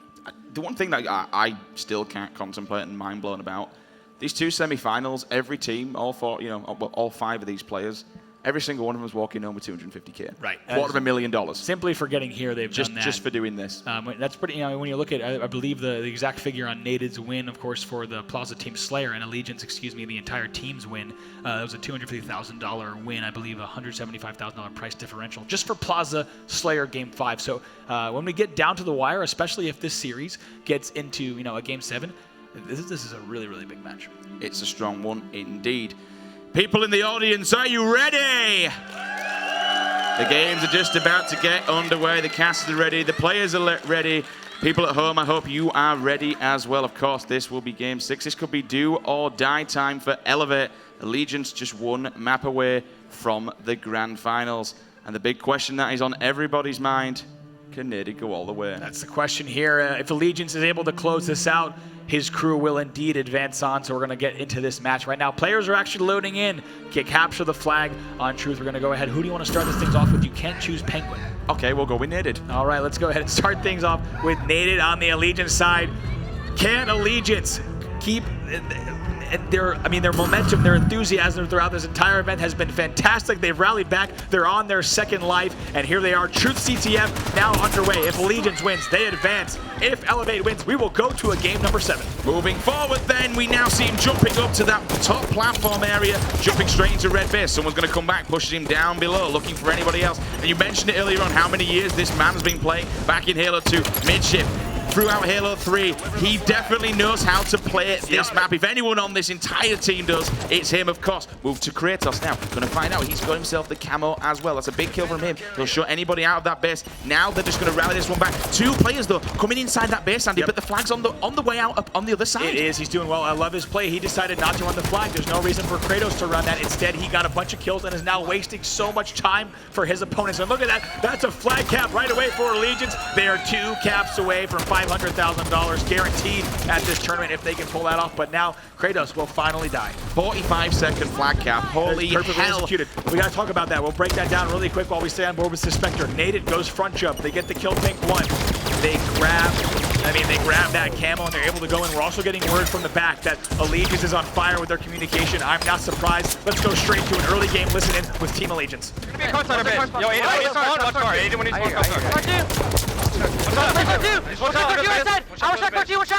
gonna be there. You left drop right there. I'm Bubble, one shot! Yo, my God! One shot bubble. The car, what's going to the corridor? We're running at B. I'm looking at the corridor. We're running at B. I killed the car. I'm dead. I'm right behind you. I'm literally right behind you. Aiden, watch car, respawn, Aiden. He's in our flag, guys. Grenade car. Watch out, I'm just gonna toss him. I spawned bubble. Brett, don't die. I'm one shot. Flag swing. One shot car, two. One. Fuck, man. P3. Got him. Yeah, just don't let me this.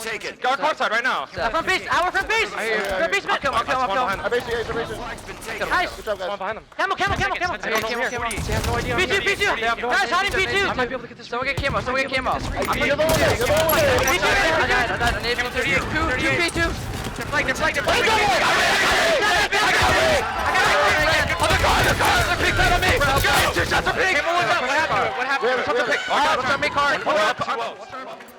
We are on flag number 2 for Allegiance. They want to seal the deal and send Elevate home. They are literally one cap away from the grand finals. Andy, look at this sneaky play from L-Town. He didn't bother shooting. There's the assassination. He got the beat down as well. He's going to move forward. They've got the flag. One player down. Again, perfect execution could be following here. He's got support from the opposing side. One player's there. They're going to miss it. His teammates are helping him out. There's the support. He's only one shot. He's going to jump up through the sneaky. Oh my God. They're going to get it. That was the quickest cap ever. 3 caps gained. Allegiance are going to the grand finals. Oh my goodness, Naden is so fired up, smile on his face. His whole team is Suspector, L-Town, Kratos as well. They played so well in that series, and what a game. Naden chant is in the room. I have chills. I have not heard the crowd this loud throughout that game. NADED, $500,000 in the back pocket of Allegiance. Holy hell, what a way to end the series. That was super quick. What do you think, Andy? Was it A, played perfectly, or B, do you think Elevate just kind of gave it? I think it was played perfectly. Let's look, camo flag runs, there's no better way to do that. I'm also taking a look at the stats. The total time on the clock was 3 minutes and 17 seconds there. We barely had enough time to really have anyone hit double digits. Kratos was the only one. Kratos goes 11-2, and they win 3-0. 3-17. Winning the game for the semi-finals in just over 3 minutes. That is ridiculous. Here we go. Take a look at how that match went down. That was your second cap there. Well, they're going to go ahead and put that flag in. They go up 2-0. But look at L-Town. This is the whole play, right? Sims, walk us through. And so he obviously jumped in. He didn't bother shooting him at the start. He decided, just kind of opted to wait. Got the beat down, and then his teammates pretty much just supported him. And then he jumps up, ground pound in, bang. That ground pound has just got backed himself. 500K, $500,000, Andy. Let that sink in. Look at them. They are fired up as they damn well should be. What a performance from them to rally back in this series as well. Hugs all around. Take a look at the final look at that series. Elevate was able to win games 1 and 3. They actually went up 2 out of 3 on that first set. However, after that, it was Allegiance, able to close it out there. But to answer your original question, Sims, I think it was perfect gameplay. From the original camo grab to the team shooting, the second flag run, as well as using the camo on the third flag run. L-Town knew exactly what to do, right? The sneaky back flag. He waits for the team shot from the pink street, and he's able to run that pink one. He gets in there. You know when he's going to the sneaky, he's going to tee up the ground pound. That's why they actually were standing up early. They knew that cap was coming in, and Allegiance closes out. He was so disciplined. He didn't shoot the guy. He didn't want to go one-on-one. He thought, I'll wait, get it, move forward. But guys, both teams played out the mind. Let's give a round of applause for Elevate. They played out of their minds. Naden up on the main stage. They're looking extremely, extremely happy. He's got to be. Keep in mind, I'll keep saying it throughout the entire tournament, as long as Allegiance is alive. Suspector, L-Town, Kratos, we talk about Naden a lot, but those teammates deserve the credit too. Keep in mind that their tournament life was over. They were 3 minutes away from being eliminated. They were down 0-2 in Coliseum CTF.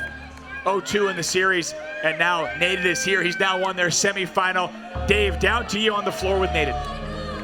Walshy here, down with Naden, and we already got a Nade chant going on here. What are you thinking? This is incredible, man. It reminds me of the old Wall Street chants back in the day, man. It gets me so hyped, man. It's awesome.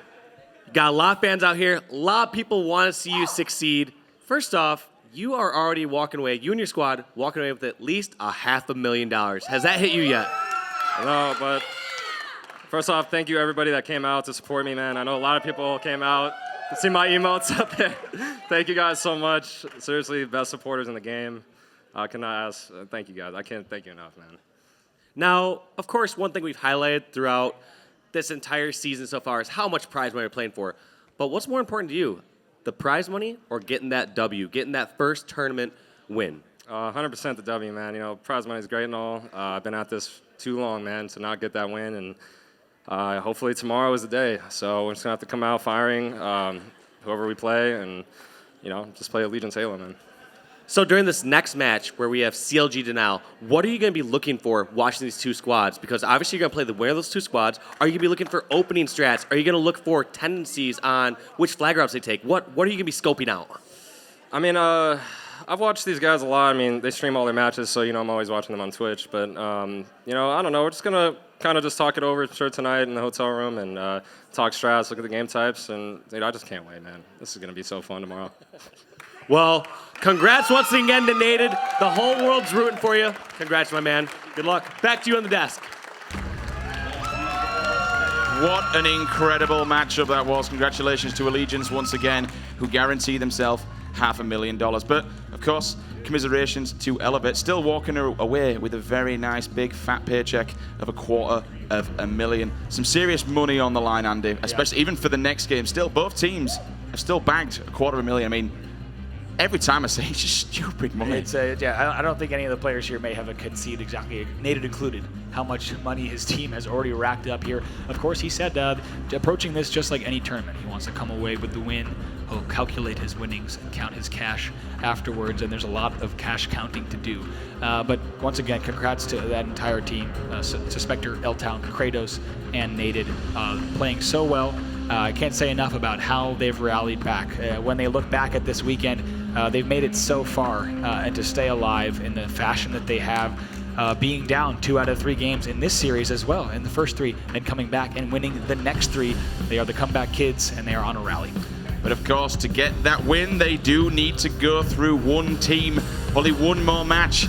But today there is another semi-finals. It is, of course, CLG taking on Denial. The winner of that will play Allegiance tomorrow for $1 million. Stay right with us, guys, because after this quick commercial break, we will have that second semi-final game. Do not go anywhere.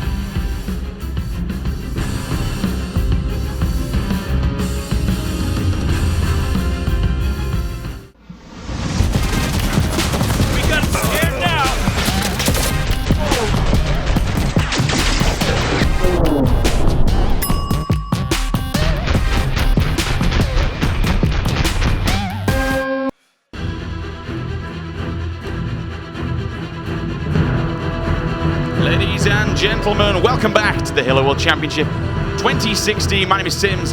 This beautiful man is Walshy, and we are here to guide you through the second and last game of tonight. This, of course, is the semi-finals. CLG taking on Denial. Dave, what an explosive series we've just seen on Mainstage. Yes, Nated could not have said better himself. I mean, they're walking away with at least $500,000. He said it's going to be fun. He said that with a smile. He knows that his Allegiance squad, they have not gotten to the finals yet at a live major event. However, if there's an event to do it, it's here at the Halo World Championship 2016. And of course, this game also is a $500,000 matchup. Both of these teams bagging themselves $250,000.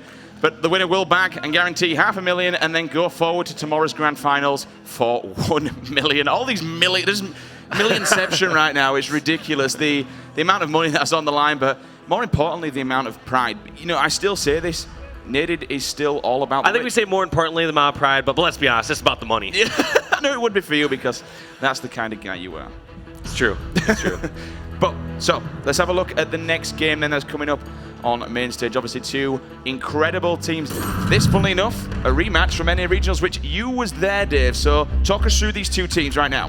Well, CLG versus Denial, you're talking about these kind of young guns versus this powerhouse that has kind of yet to be taken down. Ever since CLG formed, they took second at X Games. They won the North American Regional Finals, and you can look at the roster right here. A scary squad of players with Frosty, Lethal, Royal 2, and Snakebite. Royal 2, one of the most clutchest players of our time. So for every single time we see him at an event, he just goes nuts. Quick rundown then, as you mentioned, Dave. You got Coach Clutch in the back there, going to be stepping things up with these boys, obviously replacing their previous coach in the previous ones that we've seen from Season 1 and Season 2 finals. Now moving forward with him. It's a disgusting roster every single time we've seen it. Funnily enough, Epsilon pushed these guys though and took a few, it took one game off them, almost took the third as well. So they kind of showed that at least they are beatable. They showed they were human, but at the end of the day, you're looking at one of these players who is quite godly of a player. This is Snakebite. I remember my experience playing against Snakebite back in Halo 3. It was one of those situations where I played against him online, he would destroy me every single time. I was like, you know what? I can't wait to play this guy on LAN. And then I played him on LAN and got destroyed. Went to his first event at 11 years old. Pro Halo career started in 2008. And of course, he is the team captain of Counter Logic Gaming, otherwise known as CLG. A very disgusting and dominant force in Halo 5. If I remember a stat correctly, it was something along the lines of Snakebite and Royal 2, I believe in the last 5 years, have placed out of the top 3. We're talking about live major events twice. Something along those lines. And that is a ridiculous statistic if you think about it. It's a duo, and we talk about the duos of the brothers, obviously the Ogre twins, and then we talk about, Roy and Lunchbox. Even though these aren't brothers by blood, they are brothers in teamwork. They are a solid duo, and separated. This is kind of the thing. Every single time you go for one, the other one there is just going to peep around the corner and take you down. But let's take a quick look at their opponents. Once again, this is a rematch from the North American Regionals. This is Denial Esports, another young gun roster. We find ourselves with Hugh Nukem, as you like to call him, again in a semi-finals. Contra, Prodevinator, Boo Boo Doo and Hugh, and of course, Illuminite as the coach. Yes, they have shown quite a bit more of, success at these live events, in part due to Alumni. He has helped kind of keep these guys, keep their heads in the game, keep them composed, and keep them focused on the correct areas. One thing that I see with players like Hook is that he is an incredible player, he's an incredible slayer. However, when there are situations where he doesn't know what to do as far as objective, he doesn't have that sort of experience when it comes to playing against someone like Royal 2 or Snakebite, who have been at the top of the pro scene since 2010 or 2011. And I've got to say, as you can see on your screen now, that is Hugh.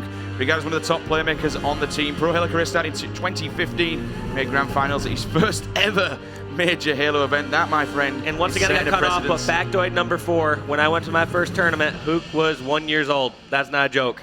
I went to my first tournament in 2001, and Hook was like 1 or 2 years old. That is ridiculous. And now he's earning more money than you. Oh, yeah, playing Halo. It's ridiculous. But I've got to say, from what I'm not calling anyone out here, but when I was casting these games earlier on, he wasn't putting up the figures of what we saw back at North American Regionals. Now, I don't want to say that's pressure, because in his previous title that he was playing, I think he's got 6 second place consecutive. So that's the main stage in the light. It's not about pressure with him, but maybe the money's getting to him. I have no idea. Game number 1 is about to get underway. It's going to be Strongholds on Plaza. Dave, who do you want to kick things off with? And obviously, people in the audience, make some noise. This is our second semi-final for $500,000. We talked about the young gun who might have struggles on these objective game types. Let's see how Hook reacts to the pressure of the CLG squad. Opts to not go for the Stronghold. Will go after Frosty instead. Frosty turns around and says, not today, my friend. He will shut him down. Bottom mid gets taken control. I gotta switch this over to Contra. Look at this sneaky play right here. He is gonna wait till one CLG member falls in this trap. I like this angle too. He knows somebody's up at Snipe 3, so he's gonna just wait and be so patient. I wouldn't have this patience. I would have shot a long time ago and probably gotten killed. No, look at the sneaky play. Reminiscent. Oh my gosh. He almost pulled it off, but that was reminiscent of the Boo Boo Doo Boo play, Bomb Center at North American Regionals. They know how to play this map, and they keep doing it over and over with perfection. We see an early lead taken by CLG. Only 4 points though. We're still just at the start of the game. Interesting plays from him already, as we see Nesty's taken and turned around. Bottom mid also will be converted as they control the courtyard. Looking down this bottom middle section, they've started just to put the tip of it, as we also now see, back out, Snakebite comes in from round the corner. He's got someone running in from across the dumpster. Dave, what do you see? I really like that play by Devinator. I think a lot of players in that situation would have just committed fully to sitting in the bomb center hill. Instead, what he did is he pushed towards Blue Truck. He had an option of either lifting up towards Nest, or anyone who had to come out and kill him. they had to expose themselves completely, and that's exactly what happened. Debonair led 2 different players to their deaths, bottom center. I've got to say though, Dave, all the big players right now are coming from that railgun. Every time they look to try and get a little bit of a setup, the railgun comes steamboating in, takes down one player, and completely breaks the setup every single time. Here's the man himself, Lethal, who caused such a storm throughout this season so far in the Halo World Championship. Will go after it. He's going to commit to this kill. He does get it, but unfortunately there's a player there behind him to defend the courtyard. They will turn that one back. Triple cap for just a second in the hands of CLG. Can they send Denial to the 100-point club? One thing I want to point out is that Frosty had to pick that up. I believe he started to run out of ammo with his other weapon. One point being is they've stayed alive so long, and I did want to highlight there for a second that lethal play where he charged in yard. I think what he initially wanted to do was just back down. However, once he was halfway through that hallway, he realized I have to commit to this bully, at least get this trade instead of just giving up a free down. There was 2 players there. One went down from opposing side. He managed to clean up the second one. We saw an assist medal coming in. 2 players now advancing on to the hands of Royal 2. Snakebite will collect that railgun. He's going to look up at Nest. We're going to see Lethal pushing on his right-hand side. He opts to run below where the camo would normally spawn. The elevator is there, but he's going to back off. He's just seen someone kind of probably teeing up a ground pound. Down comes one player. Didn't quite catch who that was. Another player's around that corner. They will turn him though. He's no shield. But you know what? The railgun has now transitioned into the hands of Denial Esports. Yes, and we've seen how much work can be done with that, as that was one of the keys to success for CLG this first 2 to 3 minutes of the game. Any single time it seemed like Denial started to get some sort of grasp on the map, or they started to push across, that key player was just shut down by that one key shot of the railgun. The shotgun comes in, but they can't shut down Royal 2. He got the perfect kill. He's going to try and turn face on this bottom middle section. Hiding by White Car. They will force them out though to get the reset. But what a place he's in. He just rotated behind, down on dip. They managed to clean it up. There are plenty of assists there to be done. And Frosty will just step in, clean up 1 kill, and also turn around bottom mid. However, Hugh will drop in, but he will get his face ripped off. I can't believe Frosty and this crew were able to just drop down bomb center and take care of that first. It seems like a lot of times you have to prioritize Nest first in order to get some sort of presence on the map.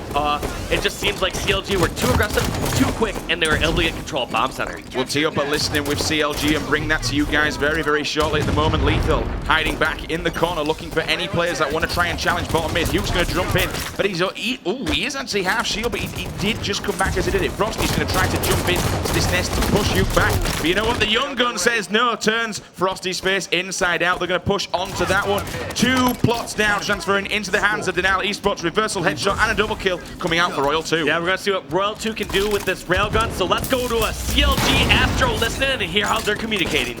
I need help top side. That's Nest. Camo guys. Camo. They probably have it. Dude, 2 on me, Café. 2 Café. There, I've got it. Café. I'm on head. I'm on head. They have camo somewhere. 2 Nest. 2 Nest. Camo up there. There's 2 there. Another one. You got it. Camo is the Nest. Camo is the Nest. Yo, Brad, you stay alive no matter what, Brad. Let's wait. Yeah, I can't get him. He's one shot. Absolutely Devin. They're in it. Yeah, in it. One shot. Boo boo. Let's game on thing. Absolutely there. 2 Nest. Top yellow, guys. Good shit. That's another one. Top yellow. Bottom mid. Priest and bottom mid. Alright. We can test bottom middle. We can test bottom middle. Test bottom mid. Last guy's Priest. Combo. He's half up combo. Get the ring. We can play challenging. Dip half health. He's still out of bottom mid. No show dip. I got dip. We have numbers.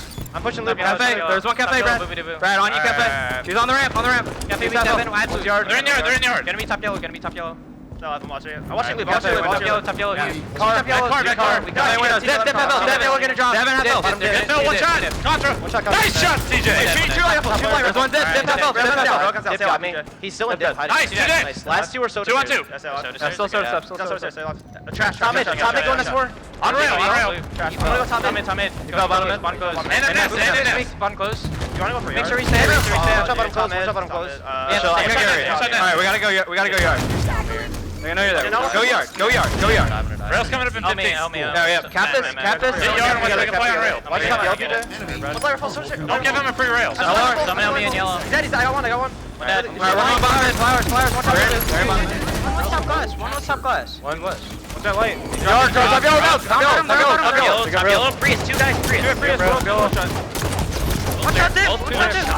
Weak. Dude, one shot. Alright, they're rotating the nest. Jesse, 2 are gonna be dead. You're gonna be tough nest. Terminal. 3 going nest. And now we see two caps going back into the hands, only 3 seconds away for CLG to take game number 1. TJ will light his face up with a railgun. Who comes in? But that's not going to be good enough. CLG claim victory in game number 1 of this semi-finals best of 7. They move 3 maps closer to $500,000, Dave. CLG just completely controlling Nest and the center of the map the entire game. On top of that, so much work with the railgun. We saw that clutch, I believe it was near triple kill by Royal 2 or Snakebite when they were over at the Snipe 3 side, just to get control of Nest, get that reset, and then just kind of let them fall out, you know, one by one from yard and get picked off. 12 by play. 12, 10, 14, and 14. Let's take a quick look. Dave, walk us through this one just for a second. Contra, he was going for that back smack, trying to do a boo-boo-doo-boo like play. However, those players are smart enough to know, they say, guess what, we have 2 in Nest. This isn't moving up. We should have capped already. They both do a 180 turnaround on Contra. And, you know, this is kind of... It seems to be the young players that kind of con on to these cheesy and cheeky tricks time and time again. Unfortunately, didn't go all the way. They did lose game number 1, but still, anything can happen. We've seen a reversal Look at sweep those today already. movements from Frosty right there. Just so many times where he's crouching up and down, making it difficult to hit those last headshots. This was the play for me. He's no shields and he thinks, you know what, I'm going to charge this. You, my friend, are going down. 3 players completely wiped out the entire team. Final kill coming in there for Lethal as he will turn someone face. CLG, if you are joining us, guys, have claimed victory in game number 1 of this best of 7. We welcome you to the Halo World Championship 2016. This is the grand finals. People in the audience, make some noise for these teams. They are putting on quite a show right now. Dave, we're moving in to a Coliseum Team Slayer. Yeah, Denial not out of this yet. Denial is known as this slaying squad. We have seen some brilliant objective plays from multiple players from the Denial squad. However, at the end of the day, we're talking about someone like Hook. He is 16 years old. He does not have the years of Halo experience that some of these players on the CLG squad have. But more than anything, even though the years aren't there, it doesn't really show. You know, we've kind of, some of the things we've seen are just ridiculous. Yes, he's made some great plays, but I am mostly impressed with, I would say, Hook's awareness as far as where he can move to stay alive and where to move to get slays. However, I have not seen those brilliant objective plays out of Hook yet, saying running a counter cap in specific situations or knowing which stronghold to go for instantly without hesitation. All right then, guys, we are just going to a very quick break. Remember, tweet the stream, use the hashtag HaloWC. We'll be back after this commercial break. What's up, everyone? My name is Rikari from the Killer Instinct team. I'm here to talk to you today about the Arbiter, who is coming to KI Season 3 on March 29th. With me, I've got our creative director, Adam Eisgreen. So Adam, tell me why the Arbiter is such a good fit for Killer Instinct. Arbiter, for us, was one of those characters that just stood out as kind of exemplifying the best of Halo, right? You've got this noble alien race, plus the arsenal and all of the weapons and the, you know, he's got obviously the Prophet's Bane with not only its ability to use as a sword, but his cloaking. His signature weapons, he's got a Covenant Carbine, plasma grenades, made him just a perfect character for us for Killer Instinct. It's one that we've wanted for a long, long time to bring to the game. Another victory, yes, but there is always another battle. Every single fighter in Killer Instinct comes with alternate colors and accessories, and of course the Arbiter is no different. You've already seen Arbiter's default armor set from Halo 5, but we've also managed to sneak his Halo 2 look in the game, as well as the Zealot and Ranger armor sets. There are a ton more looks for Arbiter, but if I had to pick my absolute favorite, it would be his gold retro accessory set, which makes that Elite look just as badass as he did in Halo Combat Evolved. Alright, well that's going to do it for us, but before we kick it back to the Halo World Championships, we wanted to let you know that Killer Instinct Season 3, the Ultra Edition, which of course includes the Arbiter, is available for pre-order starting today in the Xbox Store. Killer Instinct Season 3 launches on Xbox One and Windows 10 March 29th. Arbiter looking sick in that trailer, but ladies and gentlemen, it's now all about game number 2. Welcome back, of course, CLG taking on Denial Esports. Pretty much a recap from the North American Regional Finals, but this time, first game looking set in stone and locked and loaded for CLG. They were pretty dominant on that. I've got to say, absolutely zeroed railgun control, Dave, which kind of controlled the entire map. But you know what? Time to shake it up. We've got a fresh game, a fresh map. It's going to be Coliseum.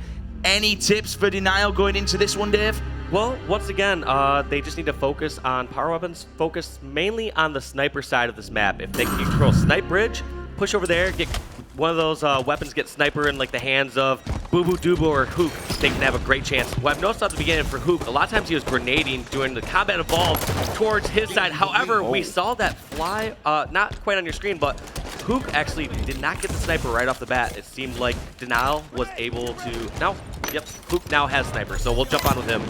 That's all the power weapons then in the hands of Denial Esports. The flushing back into this red corner. Hook with sniper. We got Contra with rocket scoping down, looking for any players that want to walk by his scope right now. One player there scopes in. I actually think that player may have bombed off the map, He which says, he I'm did. not going to let you snipe me. I'm jumping right off the map. But you know what? The player spawned behind him. He goes down. Predominator's going to try and push into that sniper section. They know it's on the floor, and they know that they cannot absolutely let Royal 2 get his hands on that weapon. Yes, and Devin doing a great job holding this significant position right here. Like I said, the team that holds Sniper Bridge has the most angles on the map because you can shoot towards either flag. You can keep players off the top rocket side, and at any moment, if you'd like to transition from a bridge and spawn trap on the flag itself, you can do that just like Devin did right here. Plenty of weapons across the board still. Predominator looking with his DMR finds Lethal hiding on the sneaky shot there. Look at these angles you can get from up here. It is so easy to lay down shots on player from top snipe side. And Devin is doing a great job getting that kill and eventually getting taken down. 14-4, a 10-kill lead. Currently, Hook will back up, doesn't go down from Royal 2's plasma grenade on the floor. They're going to drop this one up to 16-4. Oh my god, what a scoreline now from Denial, completely shaking off that previous game, Dave. They are here to play. Yes, this is a squad that has excelled in Slayer game types. The whole theme of their story has been, guess what? These kids, they have the amazing shot, they have great communication and teamwork with each other, but when it comes down to Halo strategy, it's something that not just can be learned in 3 months. Boo Boo Doobu will go for the no-scope, then finish off with the BR. Unfortunately, does get shut down straight away. Lethal putting some AR shots on there. We're going to see Hugh running in with the SMG. Will take him down as well to transfer another kill, 21-6. Jesus, what a scoreline that is. Massacre right now. I did not expect this, especially after a game 2, for them to come out and play like this. I mean, there doesn't seem to be really any power weapons in the control of CLG, and they're kind of off the spot, being slaughtered time and time again. Boo Boo Doobu hitting 2 nice no-scopes right there. That is exactly what you want to see when that's the last member alive in your team, at least taking one with you. Now, we start to see the CLG of old right there, like the MCC CLG for the last like 30 seconds or so, where they're actually slowing the game down quite a bit. Right there, they're realizing, guess what? It's now Scott. They're completely on fire. They're charging out, catching us off guard every single time. Slow down the game. Let them make a mistake, and that's exactly what they did as they baited someone out from the cave. Well, you know what, Bullshit? There's 9 minutes on the clock. He's 26-11. Let's jump into a listening to hear exactly what Denial have to say. That was him. One's right mid. Right mid. Right full cover. They have new side. There's 2 there. Alright, there's 3 inside. 3 inside. Stay alive. Nice, Cody. There's more. There's more. Yo, another one. Argondi, push I got it. He got me. He's pushing it. He has shots. He's 2 shots. Right, 102, one saving. Nice. I'm going for scatter. Alright, they have sniper red. They have sniper. They wreck. I'm trying to gun him. I'm helping. There's one here. One's right here. Second wave. No, they're court lethal. They're elbow. I'm pushing window. Two guys red window. I got one. Another one. Shot. No, top focus. Right here. Row 2, they're rocket street. Still one shot. Well, behind is the blue. That's 2 right now. Kyler top snipe. He has scatter. He's crouched there. He's sitting in grass. Red rocket. That's 2. He's on rocket, guys. I'm going for rockets. I should have rockets. There was sniper red cave. They might have it. Cave. Blue sniper right now. Cave still. Red cave. Blue shell right now. Red maze, one shot rocket. There's rockets. There's rocket cave. Rocks still red cave, man. Gonna be on me. He's going to He's going sniper now. Red window as well. Would be our. Same at. 2 red BR. Snipe straight. Red fountain also. Snipe straight. I'm hit. It's all good. We can try to bring this back. Yeah. Okay. Red BRs. I go window. Red BR. Shots like Contra. Yeah, no one under. Look at red cave. Look at red maze. Red elbow. I need it. Red elbow. There's one red BR. Catwalk absolute. I have no idea what is going on right now. That scoreline is incredible, 24-45. CLG enjoying a nice, well-done stick. Cliffhanger, medal will come up for Snakebite. Trying to get this kill now. Huke's there, he will back out though with a cheeky little thrust to the right to stop that kill. 25-46. Dave, everything's just kind of going wrong for this moment in time for CLG. Well, it's crazy going to that listening with CLG. It doesn't sound like they're playing for $500,000 right now. They're just kind of like, oh, let's see if we can bring this game back. But sometimes you need to have that mindset in a tournament. You have a multiple games. This is a 7-game series.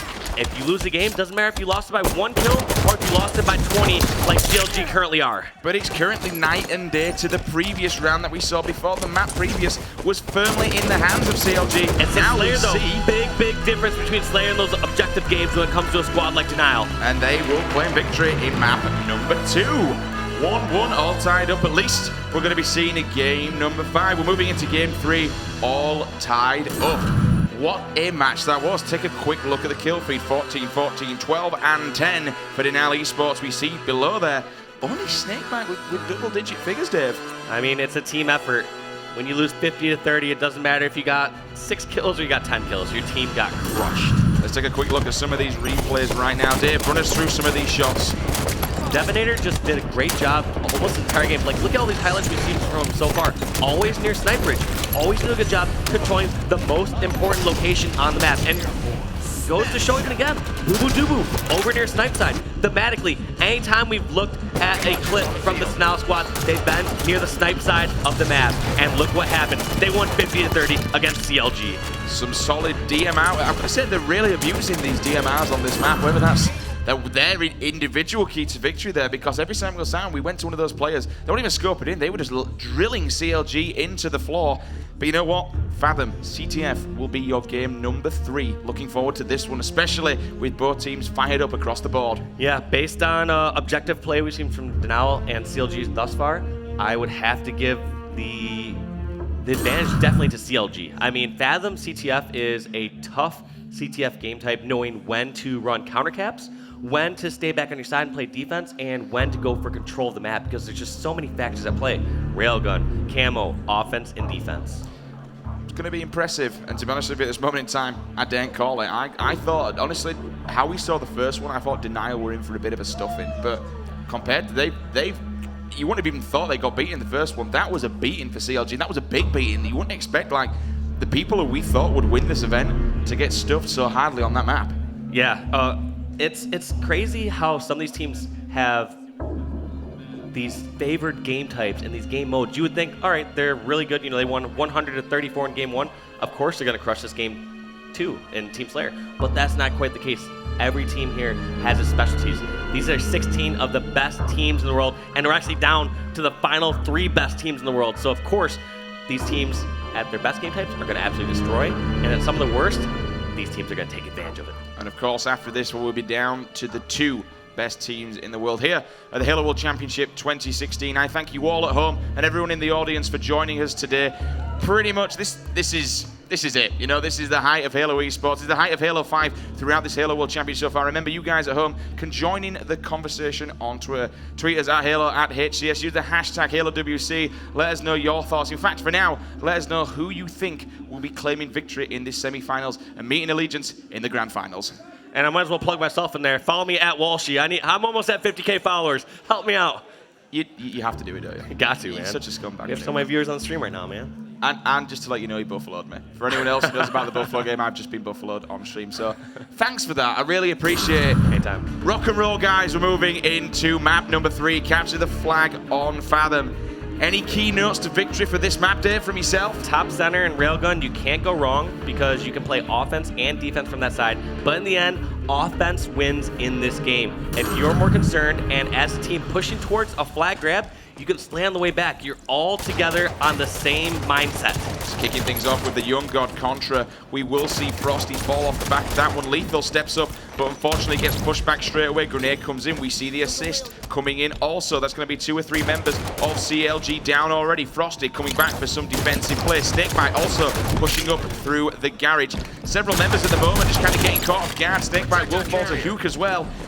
Already we've got a pull, Dave. This is a huge play by the Denial squad, a squad that I did not think could hang with objective play against CLG are proving me wrong right off the bat. However, they weren't able to transition that in 8-star capture, and I don't disagree with this play by Boo Boo Doo. He decided to say, guess what? We don't have the numbers right now. I can't pull and run the flag across the map. I'm gonna try to stay alive with Railgun. I think at this point, David, it'd be extremely good to go to an early listening, especially with CLG. They're coming off the back of a big loss. We'll get that prepared in the background to see how they're going to rally this one forward and transition game 3 into their hands to take the lead in this series. Lethal currently half shields, getting him back.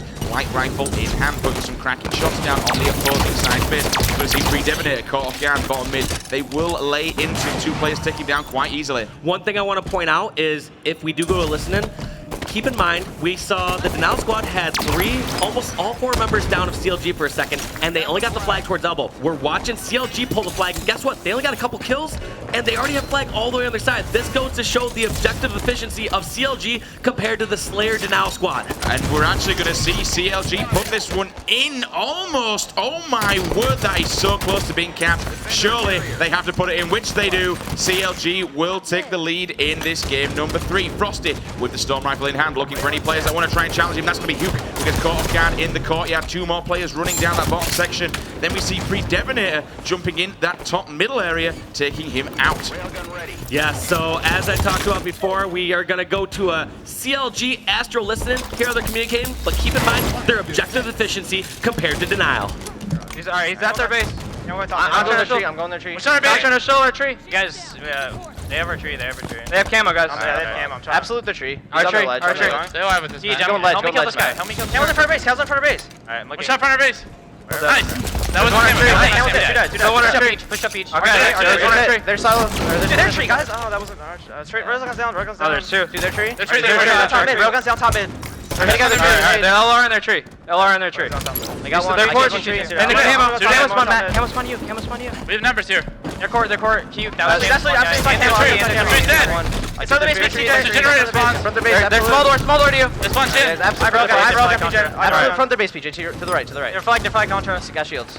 Nice. One shot their flag. They're small door. Out to their gen. Watch their tree. I'm flying into their porch. Alright. They're gonna start spawning silo. They're at their gen already. On their ledge. I shot Matt. I got beat down. He's absolute. Absolute gen. You're there. Absolute gen. Elbow pushing PJ. Elbow. He's small door. Elbow. Still gen. Still gen. No weak. Elbow. Watch out. Small door. Absolute. In the court. Boo boo. The court going bottom mid weak. Nice. Inside. Can you read a pull? They're flagged. One at the flag. That's last guy. They're flying at him. Might overextend silo. Yeah, they're They're forced. Shoot. Got hit him twice. They're gen. We gotta get a tree. Shoot their engine traps. Gonna be our pit maybe? Yeah, they're gonna be our base, guys. Dude, Railgun's down their tree. Our smaller, our elbow, make sure he kills this guy. Elbow. Make sure he kills this guy. Railgun's down their I'm gonna fight right now. He's on himself. He's gonna kill me. He's half up. Nice shot. Alright, nice shot, Gander. Back, TJ, stay up. Nice shot, get back. I think this guy our pit. Yeah, he is. Our elbow to you. Elbow in our pit. I hit elbow one time. You got two. Elbow, nice shot. Oh, yes, one shot. Our smaller. Rails up right now, guys. I'm nading in small. Fly guys, help me kill this guy. I don't see him. I don't see him. He's our small. Inside our base. Inside camo. Camo. I know. I'm Camo's 51. Camo's 51. Camo. It's gonna be up. Camo's coming up right now. You got it? Yeah. Hold our tree. Make sure we're holding our tree. Get our tree. They have Railgun's top mid. Challenging me. Around red pit for sure. They're gonna be pushing on. Alright, I have camo. I'm going I'm going on our silo. Our silo now. I got him. Staying in this flag. With laser. Down, retreat. Broken down. He's retreat. Broken down on it. 2 shots. Nice. He's dead. Two there. One's out there. Right. No one 3 weak. They're 3 weak. One shot their sword. I got two. They're 3 again. He's on the tree. Here's Rail. Take your time. He's just gonna wait for you to. Once they're porch. Vito. Tyler, no help. Yeah, our tree right now. Yo, once they're BR really weak. RBR one shot, guys. RBR one shot. RBR one shot. RBR. Help Jesse. Nice. Got one. We got 6. He's in our tree. One shot their camo. One's going to tree. Kill that guy. Dead. Nice, dude. He might be our first. Watch top mid. We need to hold our porch now. Top mid control. Top mid rail. I shot him once with a rifle. Yo. Okay, porch really weak. Frosty's really weak. One's in our tree one shot. Yo, our tree was one shot. He was one shot. Still on board. Hiding. 2 shots there. One shot there. World 2 absolute. Come behind me. Tyler got the finish. 6:30 on the clock. One flag in hand for CLG. They've got one in the pocket. However, not a lot else happening at the moment. He's kind of neck and neck. As you mentioned before, Dave, they're just kind of feeling each other out. You're getting in these one-on-one battles. Nobody can take a breather. It's just non-stop action. Well, it feels like CLG have been in position and have had attempts that could transpire into actual captures. However, when I look at the Denial squad, it doesn't feel that way. It seems like, yeah, they get some great slays. Sometimes they get on top center and get slays here and there, but they have not had a actual time where they've ran flag all the way towards pit or gotten it all the way towards their half of the map. However, CLG has actually been in position. They've had, you know, 2 or 3 members, and look at this. Right now, Devastator is pushing back, trying to play defense, and it could come back and fight him. Unfortunately, we're seeing red X's across the water grenade. They'll get wrecked lethal as he sits down and gets hit by a splinter nade pretty much in the face. Trying to catch anyone who's top mid. We did catch somebody on the radar. He's probably crouching down. Misses the jump, unfortunately. Just checking his garage, though, in case anybody wants to try and do a sneaky pull. He will get lit up from his window, though. That's going to be someone coming down for the spot. All 4 down for Denial right now. And watch how efficient CLG are going to be. Right here, we have Frosty throwing grenades to block. Spawns at elbow. They are running flag towards Treehouse and spawning all the members of Denial over at the silo. He's pretty much just got the railgun and got in their own base. Ooh, didn't quite get that 1 kill. 2 more people pushing in on that flag. It's not in the best of positions. There are 3 players, though, to try and transition it back to the base, Dave. Look at that well-oiled machine, though. The whole point being is they executed that so quickly. They all pushed and were on the exact same page and knew where to block spawns and where to run that flag. It only took them a few seconds. And look at this. They cleared out the members of their base, killing Contra, and they have the flag almost back to their window.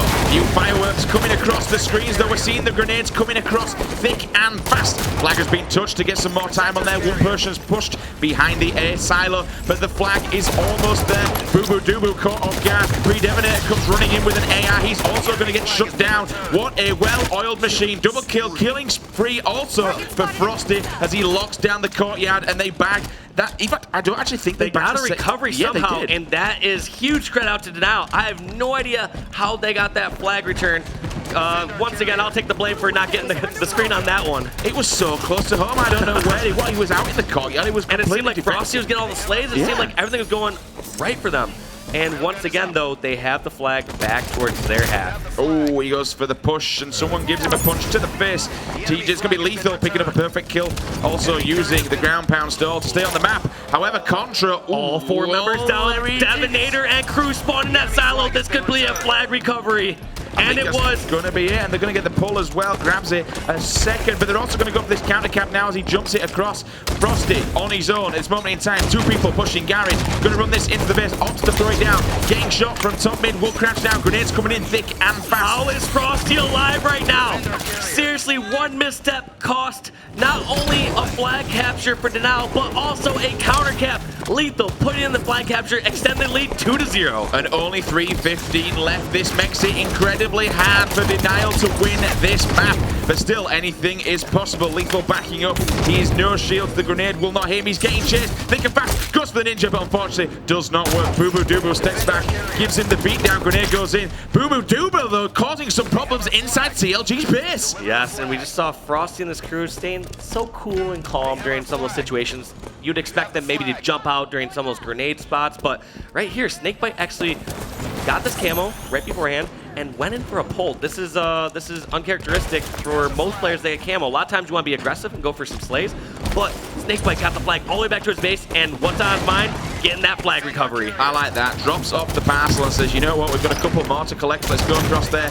Huke will get the touch, though. What a pull from him. They're going to put that in the base. If they don't get the previous one in the back, if no one's actually touching that one, Dave, give us a run through where these flags exactly are across the map. Okay, one is in the blue window. The other is all the way over at red treehouse. Now, what CLG would ideally like to do in this situation is almost play pure defense. By that, I mean get top center, get some slays, but take advantage with time on your side, because you got to consider they have a 2-cap lead. Fathom standoffs can actually last for minutes at a time. It could last 3 or 4 minutes if you play it correctly. So right now, if CLG just goes slay for slay, it's going to be really tough for Denial to push across the map, win a 3-on-4, and get a flag recovery. That play he just did was truly incredible. Put a couple of shots in with the Flagnum, thrusted forward. The CLG teamwork, the train came in, cleaned up with the assist. Botchley now kind of left on his own, but look at that, Dave. As soon as one goes down, we see Royal 2 pushing in bottom mid to come and act as an anchor for some defensive play. Yes, this is actually a great situation once again, as I said, for CLG. They are happy to go slay for slay and let time waste down. Because not only did Now have to get the kills and get the flag recovery, they have to get 2 kevs within the next 70 seconds. And the thing is, they have no idea. Now currently do not... Well, this will be interesting if he manages to get up there. Going to opt. He doesn't go up there in the end. Will ground pound back to his original platform. They do not know where he is. His team is doing all this work, and Frosty's just playing in the treehouse right now. This is I've never seen this ledge before. If he does get up there, unfortunately, does not try to crouch inwards. He was going to try and hide away up on that corner. Clearly, they've been practicing that jump a few times. Clearly, he has not been practicing this jump lately. But at least they know where it is. But you know what? There's only 38 seconds left here. This is pretty much locked in the back for CLG, claiming victory in game number 3 and taking this map to make the series 2-1. 29 seconds left, just running down the clock. I mean, anything's possible, but at this point, I don't see it happening. And actually, the Denial squad going on some sort of a power play. Right now, they're just dropping their flag. No one's guarding it, and they're pushing full offense towards this CLG base. I like this play. In most situations, you would not want to leave the flag absolutely undefended on your side. Instead, they realize, guess what? We have to get double cap in 30 seconds. We can't just sit back. And it looks like Hook and the squad realize that's going to be game number 3 in favor of CLG, the superior objective team. Game, set, and match just running down the clock to victory. As you called it, Dave, they do take game number 3, I do apologize, and now move the series score to 2-1, putting Denial on the back foot. Dave, runners down the kill feed. As far as slaying-wise, it definitely looks like CLG outslayed fairly heavily. I mean, we see someone like Royal 2 going positive 11, his duo Snakebite adding on another +4 to that. So across the board, CLG outslaying somewhat heavily this Denial squad, but at the end of the day, I just noticed so much more objective efficiency. We'd see a time where 3 members of CLG would be down. Denial took so long to get the flag, they only got to elbow at the very beginning of the game. However, remember the time where we saw CLG get a triple kill? They instantly grabbed flag, naded towards elbow, spawned them over at silo. Well, you know what, Dave? Let's take a look at how these flags made it home. We do have, I think, at the end, the bit of the standoff that we saw. So this is flag number 2. They go to put it in, take the lead on that one. You saw the stealth cap, but that's because no one else saw him. But look at this play. So he goes forward, and then all of a sudden, bang, you see the little golden arrow coming up in the corner, instantly cleaned up.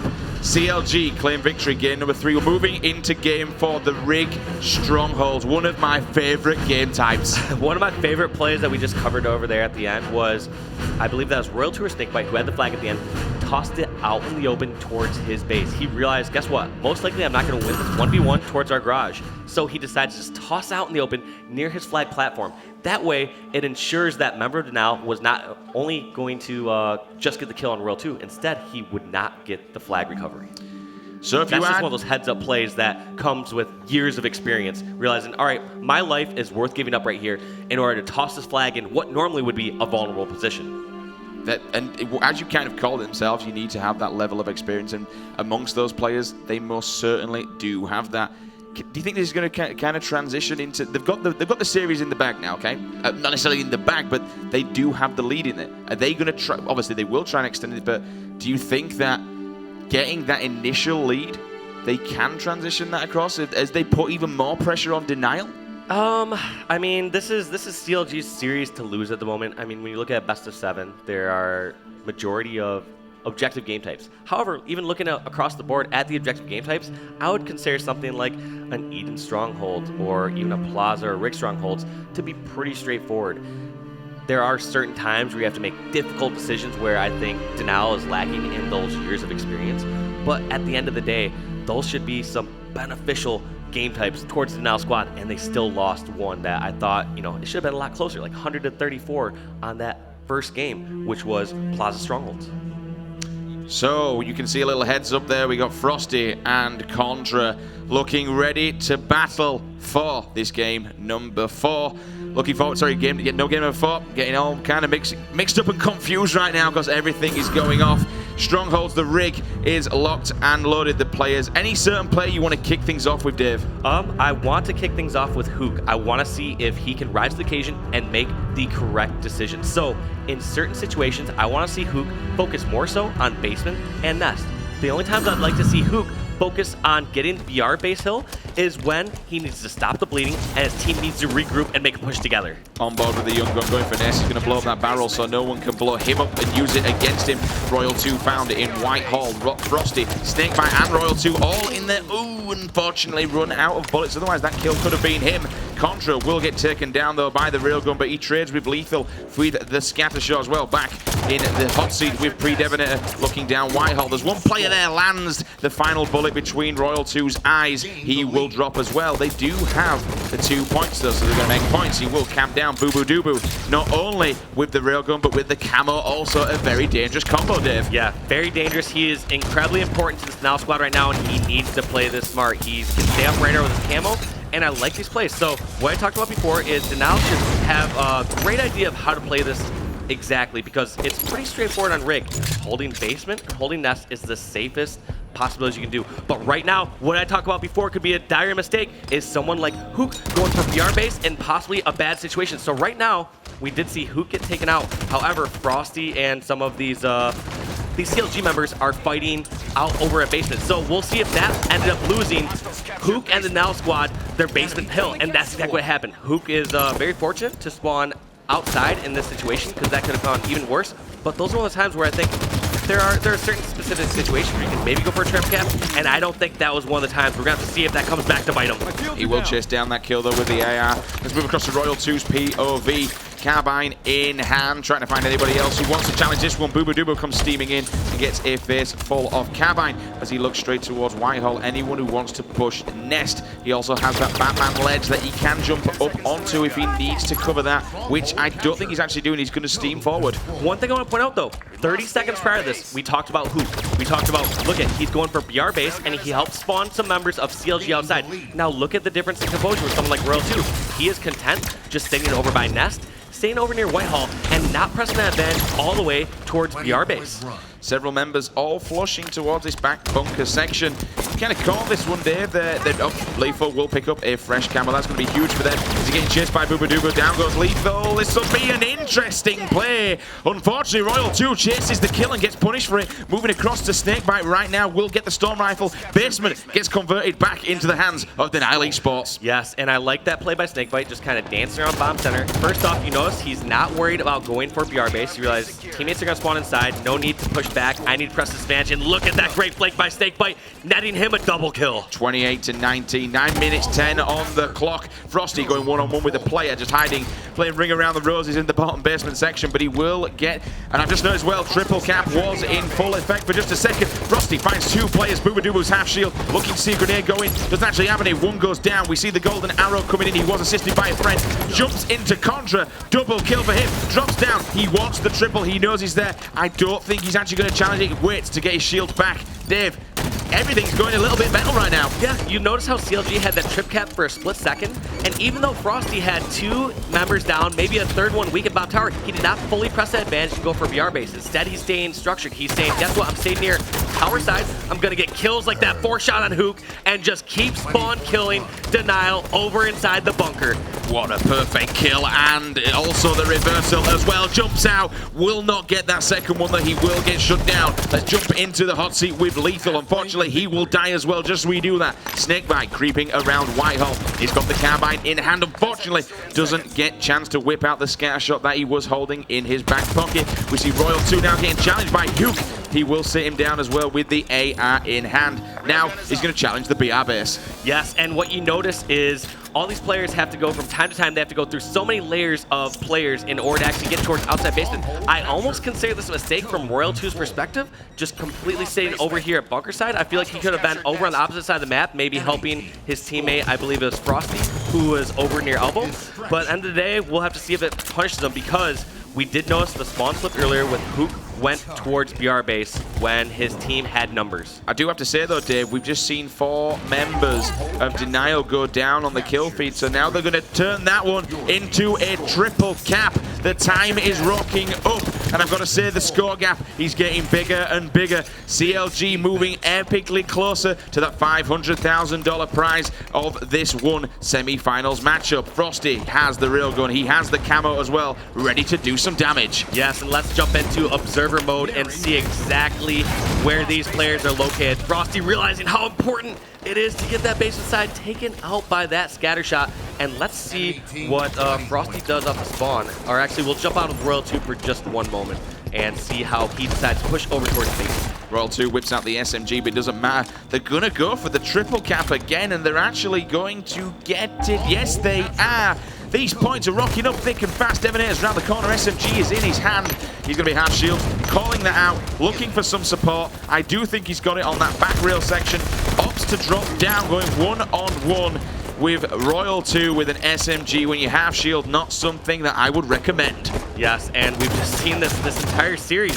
We've seen Denial seem to be able to hang when it comes slay to slay, but you notice how in that situation right there, you just completely back down. This Boo-Boo Doo-Boo and the Denial squad cannot hang with CLG when it comes to objective games. CLG claiming victory in game number 4. They will rock the series up to 3 games to 1, claiming victory in that previous map.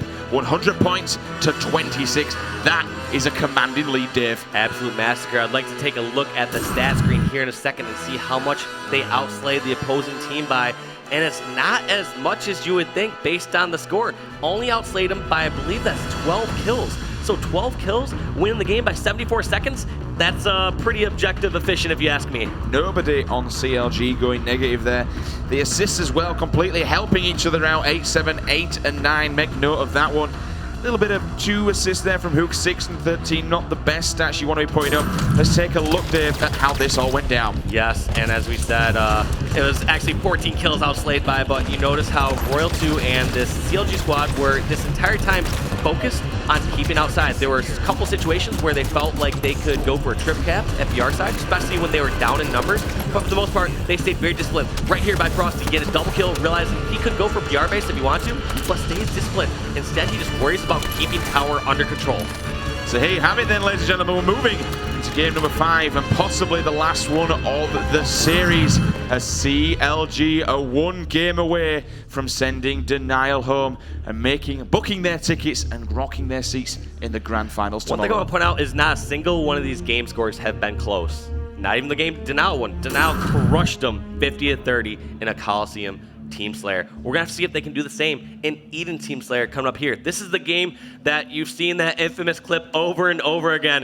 Hook closing out the Liquid squad at the North American Regionals with that no scope from Blue Bend all the way to Top Catwalk. Whew. I watched that at least 100 times. The famous comment, send them home, baby. Send them home. We could be seeing that happen right now if CLG claim victory in this. Remember, guys, this is a $500,000 matchup. Both of these teams guaranteed $250,000. One team will be guaranteeing themselves $500,000 and playing for $1 million. Millionception once again, Dave. But Dude, the money we need to on the put line. a tip jar out in front of our caster booth. See if any of these guys, like after they get done winning a poker match, like we'll throw Walshy and Sims maybe a $10,000 or $20,000, whatever it happens to be. I like where you're going there. Yeah, I don't know if maybe we should do it. Maybe the US authorities might not like me bagging that much money going through customs, but you know what? We can always try it. CLG on your screen right now. Just getting prepared for what could be the final map of this series. Pretty intense game so far, though. You know, it's not exactly been... They have been big victories, but they've not been super fast like we saw in the previous Elite. The very last game of Allegiance, 3 minutes, 14 seconds to win a flag game, Dave. Yeah, I mean, CLG have been known a lot of times to slow down the games. I mean, this CLG squad is quite different from the roster they had with Ogre 2 and in their style of play and their aggressiveness towards the objective. But at the end of the day, you got to keep in mind that Denial, despite not being as good at the objective games as CLG, they still have the slaying power. You still aren't going to just be able to roll over the squad within a few minutes on a CTF game. So here we are then, guys. This could possibly be it. Can CLG succeed with victory and move on to the grand finals for Championship Sunday? This is Eden. I'm Team calling a Slayer. game 6. Yeah? Calling a game 6. I mean, Denial are so strong at Slayer games. It's just their game type. So I could see this going to game 6 with its Truth CTF. Let's jump on with Boo Boo Doo, one of these strong young gun slayers from the Denial squad. People in the Twitch chat, I know you will be doing the emotes. Boo Boo, take my doo boo. Let's see how he performs in this. What could be his elimination game. Finds Lethal creeping around on that red barrier. Just, he's hanging around the bottom middle section. Is this kind of asking to die, Dave? I mean, in a certain game type like, let's say like a CTF, where you definitely need to have more map presence, or like a map such as Regret Team Slayer, where you need to have that top presence constantly, I would say that's a dire mistake. However, Team Slayer at the end of the day is about doing damage, staying alive, and helping out your teammates. So right there, they have this interesting dynamic with this Denial roster. Sort of like, all right, we all do as much damage as we can across the map, stay alive, and back down. And so Boo Boo realized he had teammates over at like Red Turbine with rockets over here, so he said, I'm gonna try and make some flank. I'm trying to make something happen. And look at how fast this game slowed down. Nobody wanted to make a move and be that first step. I'm going to actually switch over to Lethal, and eventually I'll get you the spectator view of Lethal, and we can see where all these players are located, because based on the pace of this game so far, we're in for like a 10-kill game. I think we're going to have to go to a listening as well there, because this is going to go very slow. Both teams are going to play extremely disciplined. I mean, you kind of saw before Contra was not moving. He was stationary with those rockets. Dave, let's jump on board with an Astro listening with CLG. I'm pushing the tower. Blue window. Alright. They're gonna be all over Turbine. All over Turbine. Red band still pushing. Outside red. Maybe I got above you. Two. Volley, right now. 2 feet. Yeah, Blue alley. You just gotta watch it. You wanna push Blue? Blue alley. He's weak. Rockets are in 10 seconds, guys. Rockets are under. New rockets is 5. Under Blue. One shot inside Blue. There's 2 there. New rockets coming up right now. I think that's nice shot, PJ. I just stared. He's shocking. Rockets are up. Alright, Rocks outside red, he's going back to red. Alright, we're gonna get new rockets. Yeah, that's fine. Yeah, they have rockets. We have a shot. Someone get near TJ, it's snipe. Blally. TJ still a sniper red, guys. Blally, wait. Same, man. TJ, Snipe outside red, guys. Man, grab the VR. Alright, yeah. I think we're gonna wanna make man, come back and grab this VR. Grab the VR. Probably have rockets near Turbine somewhere. They're 100% gonna be in Turbine. Tower. Blally, Devin. Challenging. Alright, probably outside red with rockets. Everybody saw PJ. Snipe's coming up in 20. Blally, weak. Can't get him. No blow. He's a shotgun. Like 2 bullets. And blue flash. I hit. Oh! Nice. Blally weak. He's just in and out. I'm trying to look. He's like under.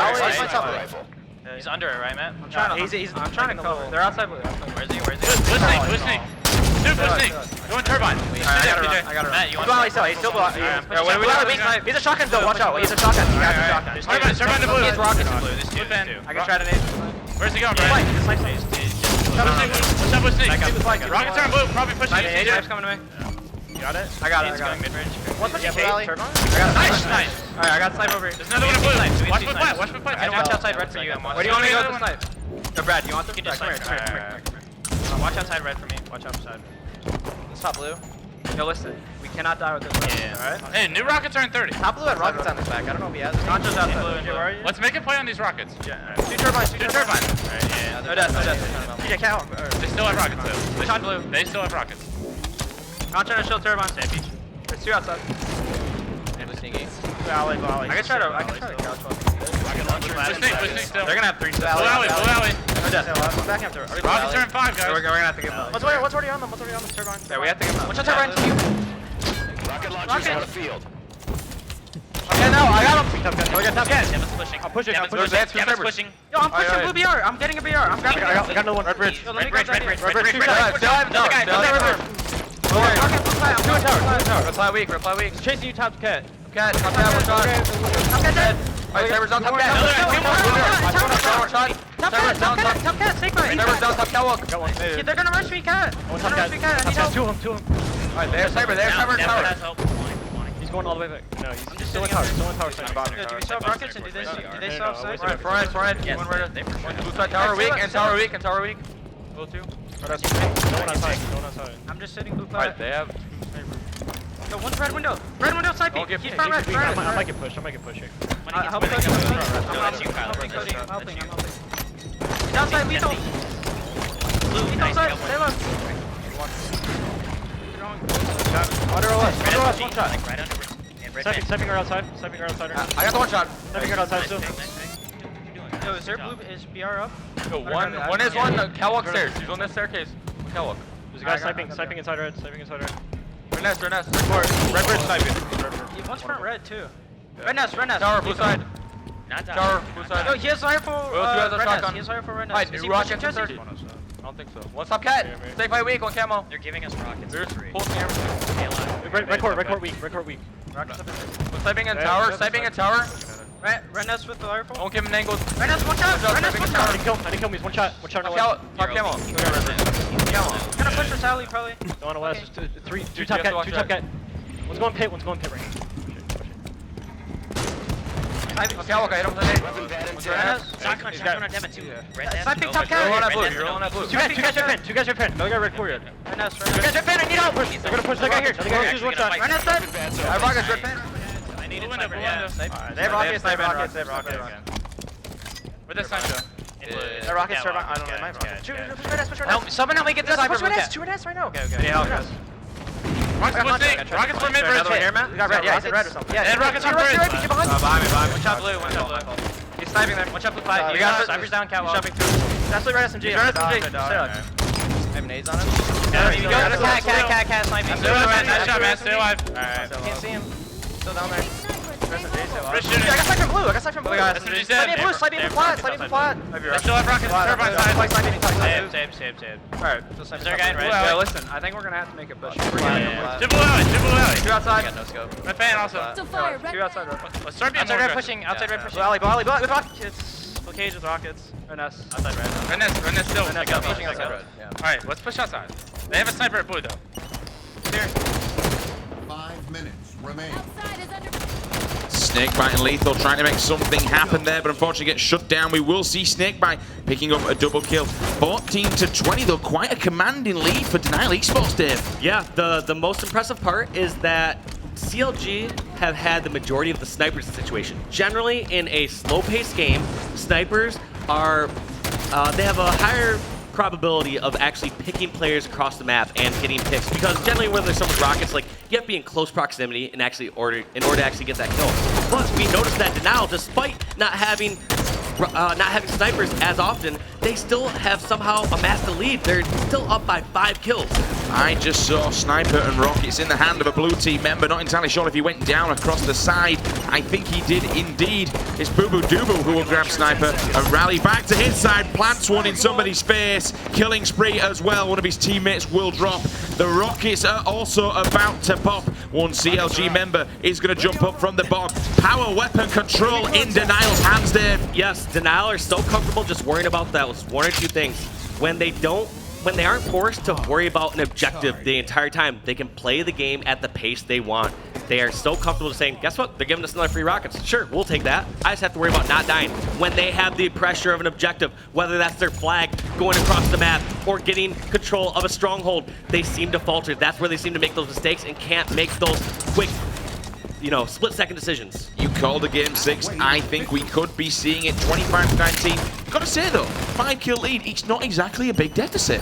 Anything can come back at this point. It's still impressive to me, the fact that the majority of the time Denial has not had Sniper. If you're talking about a standoff situation where I have a choice between Rockets or Sniper, I will take Sniper any day. What a fantastic rocket. Lethal tries to dodge it, but unfortunately you're not dodging that nuclear bomb as he jumps across. Will get wrecked and backed off from the rail. In fact, he sees Snakebite Contra pushing in. Fires a bit of a YOLO rocket, doesn't quite hit anything whatsoever. However, that was actually a Hydra coming out of nowhere. Frosty using that weapon to the best of his ability. Also putting a grenade on a player with a sniper rifle.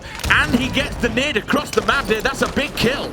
Yes, we're going to have to see what Denial, like Boo Boo Doo and this Denial squad are going to do, because they had a lot of success hanging outside and staying out there. And it seems like they're kind of switching up strategy now. It seems like they're kind of pushing towards in the tower, where they're actually almost going to give up these rockets. I see Snakebite and the CLG squad start this up outside. So this could be a bad time for the Denial squad and Denial fans. 2:20 on the clock, 3-kill game. Sniper in the hands of Frosty, picks up one. Looking for anybody else, wants to challenge him on the stairs. He's going to jump up on the sneaky. The rockets are about to drop in 10.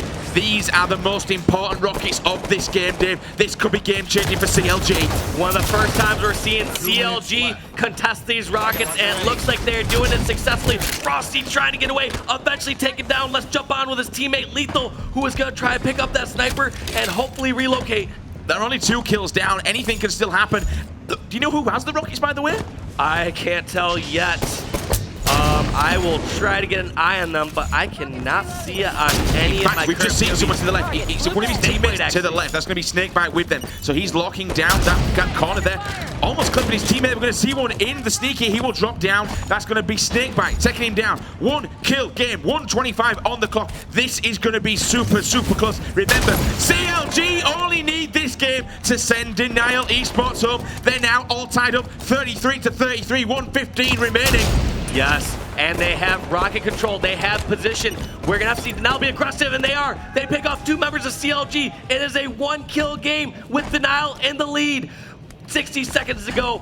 Do CLG get aggressive, or do they try and pull it out and get some sort of tie? I don't want to get this too hyped up. I know there's only 1 kill, but the game is slowing down once again. The grenades are coming in. He knows. Oh, both. I actually thought they would play there, so that was a good play by them. They check the corner. They need to be careful. He will put a rocket down, gets the trade. Still 1 point remaining. However, this rocket could soon turn someone's face. Fires it at Boobo Dooble. Doesn't even get a hit mark. He will thrust back and live. Now CLG are going to have to be the aggressors. They sat back this entire time with advantages like the sniper rifle and weren't able to pick off kills. Now they have to make a push together, somehow get 1 or 2 kills to either tie or win this game. CLG have to be aggressive. Only 20 seconds left. As you mentioned it, 20 seconds, 1-kill game. They're down on the deficit at this moment in time. They're making the push though, but they've all rotated out of here. They're on the back foot. Frosty's 1 shot. He's trying to stay alive. 2 of his teammates are chasing. There's someone up on this top rail. It's all coming down to this last second. 5 seconds remaining. 31. Oh my God. 1-kill game. That's all it is. Oh my God. They do it. Denial win that game. They are pushing into a game 6. You called it. They've taken the Slayer once again. For whatever reason, Denial are so comfortably Slayer games. They have the skill and they just have this comfort zone. They can play at any pace. If they want to be super aggressive, keep the pace up fast when they are getting the slays on something like Coliseum, they can do that. If they want to slow down the pace of the game to a 38-kill game on Eden Team Slayer, Denial can play that style as well. Boo-Boo using the Doo-Boo. Not getting the biggest of kills in his team, but you know what? He's pretty much even. 11, 10, 9, and 8. It's all about the win, Dave. 38-37. That is a fragile win. Doesn't get much closer than that.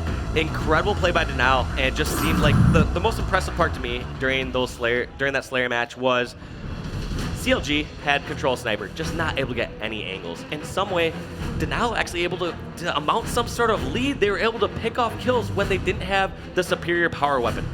And now we're moving into Truth CTF, one of our favorite game types, Dave. Do you think we're going to see what happened with the Legions and a team just get completely steamrolled? I'm still stunned for a $500,000 game. 3 caps in 3 minutes. Do you think the same will happen now? If Denial are taken down in this game, I don't think it's going to be like a 3-minute game. I don't think it's going to be that swift and quick. Obviously, Denial can play at different speeds, but at the same time, I've always said Denial can hang with CLG and Slays. They just can't match their objective efficiency. So once again, we're going to have to see if Denial can fix this. And I think this is where Alumni is going to be a key factor possibly in this victory, because I believe he needs to start leading his players and say, Hook, run a counter cap here, run it towards Carbine side. Those are the crucial decisions that we've seen have been lacking from the Denial squad. They seem to be fine with a one-track mind where it's like, all right, if we just focus on holding a specific position or just staying alive and holding power positions, they are fine. However, when it comes to that objective wrench thrown into the mixture, they don't know how to react. They sometimes get too aggressive. They sometimes pull back and have too many players that are defensive. If I was Denial and I was Denial's coach, I would talk to them right now and say, all right, our goal right now is to be aggressive. At any moment in time, you should be worrying about pushing towards Car, Pink, and the opposing base. Staying alive over there, you don't always have to force the objective, but when you're on the opposite side of the map, you're actually going to create opportunities where you can collapse on the base and then push the flag back together. If they get in this mindset where they're going to chase around the CLG members around the bottom of their base or stick in their window and try to shoot cross map from their own base, they're just going to get ran over by CLG. I could see this very well be a CLG victory if Denial don't run the objective properly. So we are just about to get this game underway. But remember, guys, you can head on over to Amazon at amazon.com/Halo. They've got 50% off of the Rec Bundle at this moment in time. They've got some fantastic deals on Halo in general to celebrate the Halo World Championship 2016. And what a way to celebrate it. You know what? I'm going to be that guy, Dave, and I'm going to pressure you. CLG or Game 6? What do you think? Sorry, CLG win now or Game 7? CLG are going to win this until proven otherwise. I mean, they've won every objective thus far in convincing fashion, and unless there's some huge difference in their play, either from Alumnite directing their objective play, or if they're all being aggressive towards the opposite side of the map, I don't see them making that big of a change, though. This is Game 6. We're talking about some young guns who don't have as much tournament experience under their belt, so they have to make some drastic change, but I haven't seen it yet, so I'm going to say that CLG are going to close this out 4-2, winning 4 objective games and losing both Slayers. Good call, good call. But just quickly, while this one's getting booted up in the background, I want to ask you, obviously, you've been playing midship for many, many years. Dude, my dog used to be named after midship. No joke. I had a dog before. The dog's name was Mitty. Well, now I'm probably going to get like my email password hacked and stuff like that. Like, what was your first dog's name? We all know Bullshoe's answer to that one now. Okay, let me just let this sink in. You named your dog after midship. Yep, Mitty. It's a cute little Yorkie Bashan. Dave Walsh, ladies and gentlemen. See, the people love it. All right, just really quickly, I want to step back. Obviously, you've been playing this for many, many years. We saw before, and Bravo called it Allegiance, the perfect flag running. What is the perfect way to run the flag on this map? And I also want to throw in the comment that Mason made at Neighbor on Twitter about the new play where you run it down bottom mid and split the spawns. Yes, so there are a couple different routes. The play that Neighbor is referring to is when you have pink control of the map, what you're going to want to do is pull flag, run it down one of the holes in the base, and then go out the pink 1 entrance, because that eliminates the shots of getting shot from bubble or car side of the base. So basically, it's going to be a few seconds longer, but you are entirely safe because you've already pushed in their base, you already have pink side under control, so you're blocking all the spawns level 1 and level 2. The only threat can actually come from carbine side. So, to answer your question, there are 2 different ways. One is running it pink side by going under your base and then taking the long route and getting slays on the way back. The other option is if you have car bubble blocked, you can run it straight as fast as you can, either from the base towards car 1 side or the car entrance and just, run it car 1 or car 2. Either way, the times that you see a team run it towards bomb mill is when they already have enough control of the map or they have some players out of position, and those are a bit more of situational caps. But like I said, as far as structured caps, going towards pink side or car side. And like I said, the time that Mason, a.k.a. Neighbor from 343, was talking about is run it under the base and run it towards pink 1. So let's say you're in that situation then. You're on the opposing side. They're running the flag straight off of the spawn. How do you break that setup and completely mess up that clean run? You be aggressive. You have to push towards the opposing side of the map. So one mistake that a lot of players make is they'll see the flag, they'll spawn in bubble. Let's say we're talking about pink flag run, for example. The opposing teams run the flag towards pink, and you're at your bubble. Your best move is to sprint all the way across to the opposing team's bubble, or maybe you can get towards top side and just get some slays, get some damage. You can't be chasing the flag. You're not going to catch up in that if you ran towards level 2 of your base. So it's always pushing towards the opposing base and cutting off the flag over there. So here we have it then, guys. Game 6 is underway. This could possibly it. Make some noise in the audience. Let the players know you are there. It's CLG taking on Denial Esports. Will we see a game number 7, or will we see CLG sending Denial Esports packing on board with Frosty? Dave, what are you seeing? Frosty doing a great job getting control of car 3, letting Denial member make the first move. And here's that aggression from CLG I'm talking about. They're going to try to draw Denial members back towards their base, be aggressive on their side, and make them actually clear them out. So what's going to happen in those situations is, even though Frosty died there, guess what? No one from Denial are in position to grab the CLG flag. They're all worried about playing defense. 2 members will catch Snakebite coming on the offensive though, and he will drop Frosty now. Steamboating round to try and defend his flag. Predevinator will drop. He does see 2 red X's from his teammates though, so he knows he's on his own and in a little bit of trouble. Needs to stay alive, which he does perfectly, hanging around his base. Now he's got support from his team. But they're a little bit trapped in the base there. Yes, for the first time we're seeing Frosty and the CLG squad being pinned in the base. While I say that, I believe Snakebite is all the way across the map, drawing attention from 1 or 2 members of Denial. So even though Frosty and Squad are stuck in their base, look at what they're able to do with the distraction of Snakebite. They're able to push out, get a kill Pink, and get control of Pink Tower right here. Both Frosty and Contra wanting that kill there. Frosty came out on top, turns around with the Storm Rifle. Predevinator says no, he has a Storm Rifle of his own. Let's have a look at the Young Gun. Who can see where he's hanging around up in this P2 section? However, Predevinator is there to give him some support using the bait and switch. We hear the Plasma Grenade come in. One player, that's going to be Snakebite, comes steaming across the bottom midsection. No shield. Easy cleanup for Hook. Now they're looking onwards and looking strong as he takes control of top mid, jumping into red base. I like this play. We're seeing Hook be aggressive towards the opposing base compared to playing defense. This has been the bane of Denial's objective gameplay. They've been worried too much on defense. And what did I talk about before? I said if Denial is going to struggle on this, it's because they have players sitting level to their base, just laying shots across the map instead of pushing up. Contra, he could be over towards Pink 2. He could be towards Top Center. He could be towards Car. Anywhere except his own base. And look at this. Now he's not even a factor in this fight. These are the reasons that Denial gets pinned in their base on objective game types. And all of a sudden, it's all slowed down. Snakebite will grab himself the camo. No, he didn't get the kill. We can see the player there getting his shields back, so he will stay alive, which is crucial, especially in a game like this, because on this dark map, such as Truth, you cannot see that camo guy whatsoever. So let me also explain from a mathematical standpoint why it's a bad reason for Contra to stick level to his base. If Contra dies, a player can grab the flag, get it all the way across the map, almost towards their side Car or their side Pink, without Contra being a factor in the play. However, if Contra is over towards Pink side or Carbine side, if that person who is going to grab flag killed Contra, they have to run 5 or 6 seconds over to get that flag grab, and Contra can be a factor in that next flag stop. Both flags are out and in the open. Getting some touches on there. However, Hook has no shields at this moment in time. He needs to get them back, just hanging around on this sneaky section, waiting for anyone to kind of push forward. Looking down at P1, no one's there at this moment in time, and here comes Royal 2. We'll get a few shots in his chest, moving back into his base, just checking the kill feed, seeing how many people are up, having a look towards the Carbine side if anyone wants to challenge that. He does have, we can see on the player outline, someone's going to come across underneath bottom mid. He's now seen him on the radar, just teeing up this player, but all of a sudden, out of nowhere, we see Royal 2 up on P3, putting some shots. Then we see Snakebite coming across from Carbine. He's kind of trapped, Dave, and nowhere to go. The CLG squad are doing a much better job of being aggressive towards getting this flag recovery.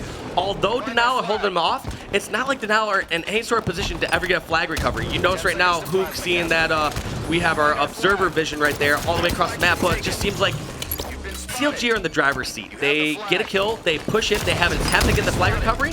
Even if it's denied, guess what? They are at no risk of losing the flag ever. I like this play by Hook, dropping the flag, and hopefully one of his teammates pick it up. So this is a great heads-up play. These are the kind of plays that we were hoping to see Hook do earlier. Right now, Hook doing so much damage across the map, and oh no, Hook left the flag and gets the recovery. That's going to be first cap for CLG. So what I thought was a good play earlier ended up backfiring. It's a good situation to drop the flag if you have one of your teammates in the respawn screen and they can pick it up later, but we talked about Denial struggling with objective games, not being on the same page, and there's an example of a dire mistake that cost Denial the flag cap. I've got to ask you, Dave, I mean, we said it first, it was a good play. Who was kind of at fault then? Was it him, or was it his teammates by that? It's a bit of a communication effort. On one hand, it is okay, it's actually great to drop that flag when you have someone on the respawn screen, because basically Hook can get 4 or 5 seconds ahead on the map while one of his teammates are in the respawn screen. However, if you don't have a teammate there in the respawn screen or a teammate that's going to be picking up that flag, it is just leaving that flag up for grabs. It's okay to maybe do in that power play position that we saw on Fathom CTF earlier, where they are desperate and they had to get that recovery. However, when they are in a stalemate situation, you can't just go for a Hail Mary. You have to play slow and methodical and try to trust your lane. We see Frosty dropping down from P3, putting him to half shields. Hook just going to get them back. We'll do the nice little jump up to top middle section. Going to find Lethal, trying to get his shields back. He'll drop below there also on the Cow 1 area. His teammate, he will be pushing behind it, but then again, they've got 2 people running underneath that base. Kind of a little bit messy at this moment in time because he's got people to the left and people to the right. What did I talk about before? One of Contra's flaws here on this game type, he is sitting back at his window doing shots across the map. Guess what? He has no effect on killing that person level 2 of the opposing base. Contra needs to push up and he needs to push up fast. Right now, he is a non-factor on a potential flag cap. passive play isn't working for them. Look at this Called it defense. perfectly. This entire time we talked about before. If CLG or if Denial are defensive, look at this. Contra's not going to be a factor while this flag's being run. Look at on his screen. Right there, we see Hoop trying to go for a counter cap. Eventually taken down, but all right, Contra was in the death screen, and Royal 2 already has the flag towards Pink 1. These are the situations that I'm talking about, saying that Contra needs to push up, be aggressive, and get out of his base. And look at where that flag is. Oh, I'm going to say they can't really do much because of where it is, but they did get the pull. He run in, suicide it, came back out again. It is on the move. It's a quarter of the way return. We do have Snakebite below it, though. Can he get that return? He's also got Lethal chasing. What a play, though. Throw it out into the open and keep it there. They could possibly get the return. Can he get the touch? Oh, my word. They managed to get that one back, and I have no idea how.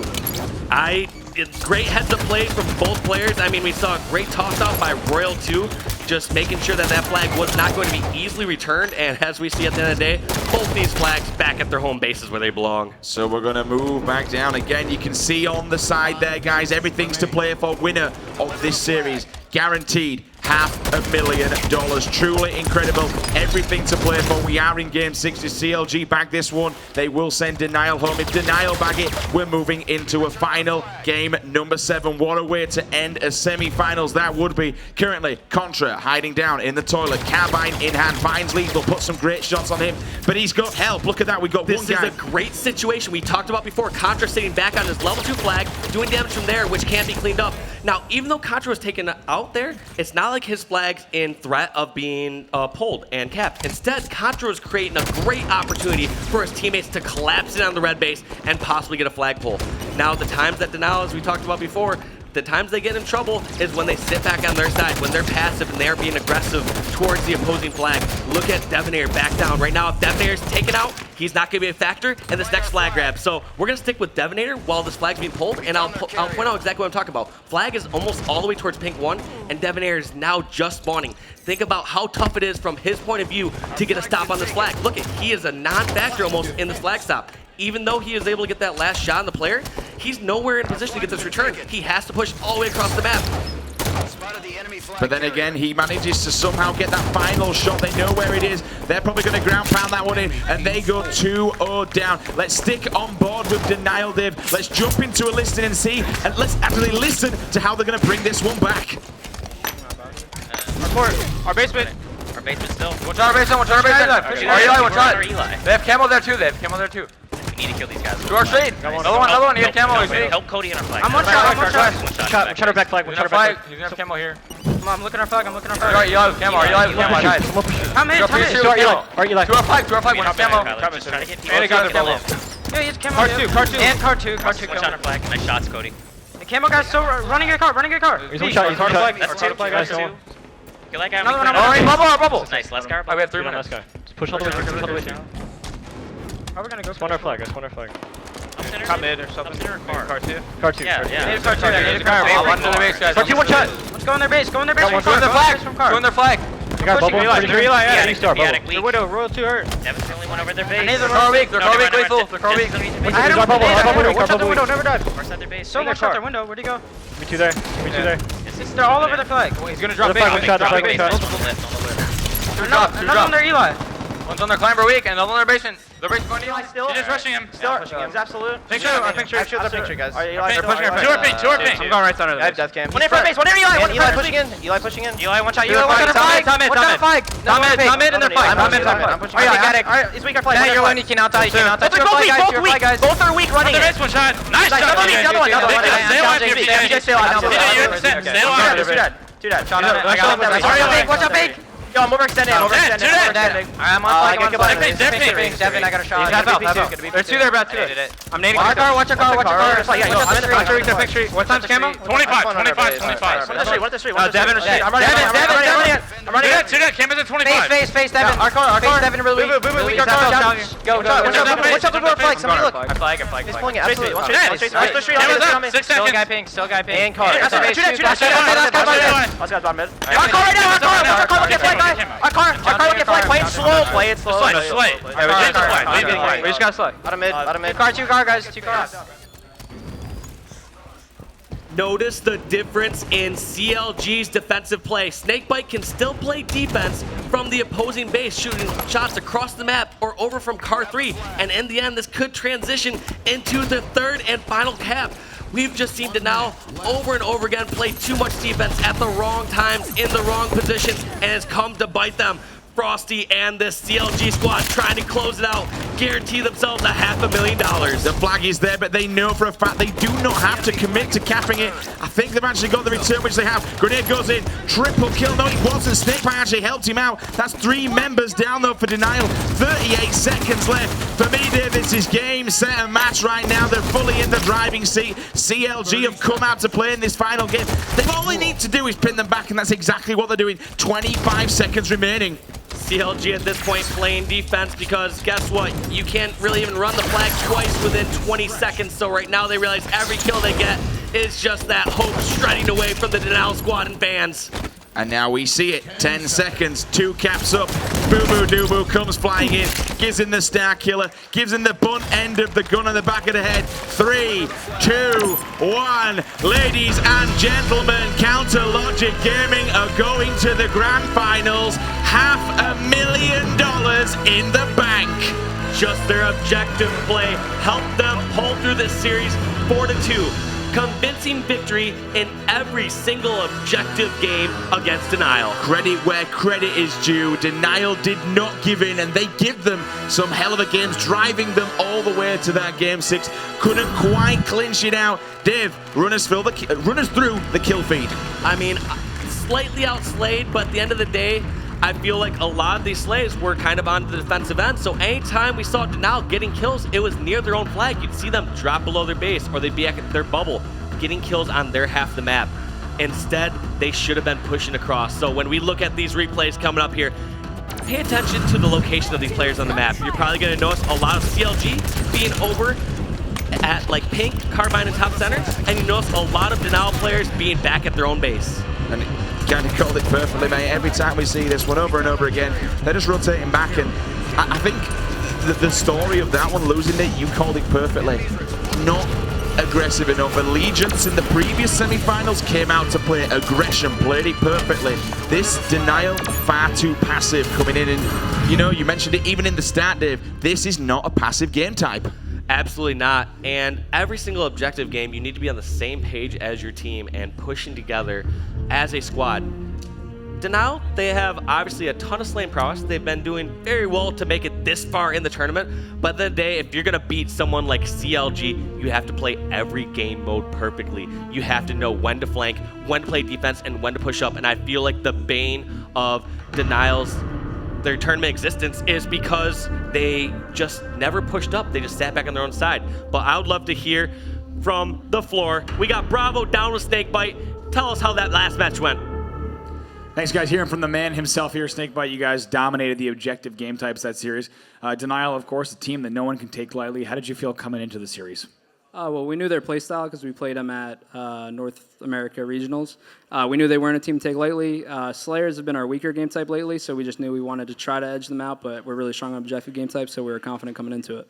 I mean, we just saw those objective scores on screen, right? Not really even within a stone's throw with those score margins. But tell me, what happened on that Eden Team Slayer? It was the 38-37 final. I believe they got a shotgun kill. I'm not sure if you were on the receiving end of that shotgun. You might have been. Walk me through what happened there. Well, we just didn't give ourselves enough time. We let them get 3 or 4 sets of rockets. We had 2 snipes, but we just weren't playing aggressive enough. And at the end of the game, it was just desperate. We need to push. One of them made a great play, dropped down on me and shotgun me, and won the game by 1. That's right, but it certainly shouldn't dwell on that. You guys dominated the objective play. Is there a certain thing you felt clicking with your squad in this last series? Our communication was really good. Whether it was winning or losing, it stayed the same no matter what. And when we play like that, we're pretty hard to beat. All right, best of luck, of course, tomorrow going up against Allegiance. You guys have proved that you're top 2 in the world. We'll see if you can be the world champion. Hey, guys, back over to you at the desk. Thank you very much, Bravo. Once again, you can hear the crowd there. Big round of applause for CLG, both CLG and Denial. Truly incredible matches so far. I mean, this has just been the stellar story of the entire Halo World Championship so far, especially here at the finals. The teams have been playing out of their mind. We've had some upsets, we've had ups and downs, all sorts. Let's take a look at the bracket and show you guys how the quarters and the semis have played out and how we land in our grand finals. Game 1, obviously, we see at the top, Epsilon got 0 and 3 going up against Elevate. A strong American roster took them down. We moved in to Allegiance versus Renegade. Allegiance took the full reversal sweep and they took down Renegades. Allegiance were one cap away from being knocked out in the quarterfinals. Instead, they are in the finals with a guaranteed $500,000. We carry on going. We see EG going up against their rivals CLG.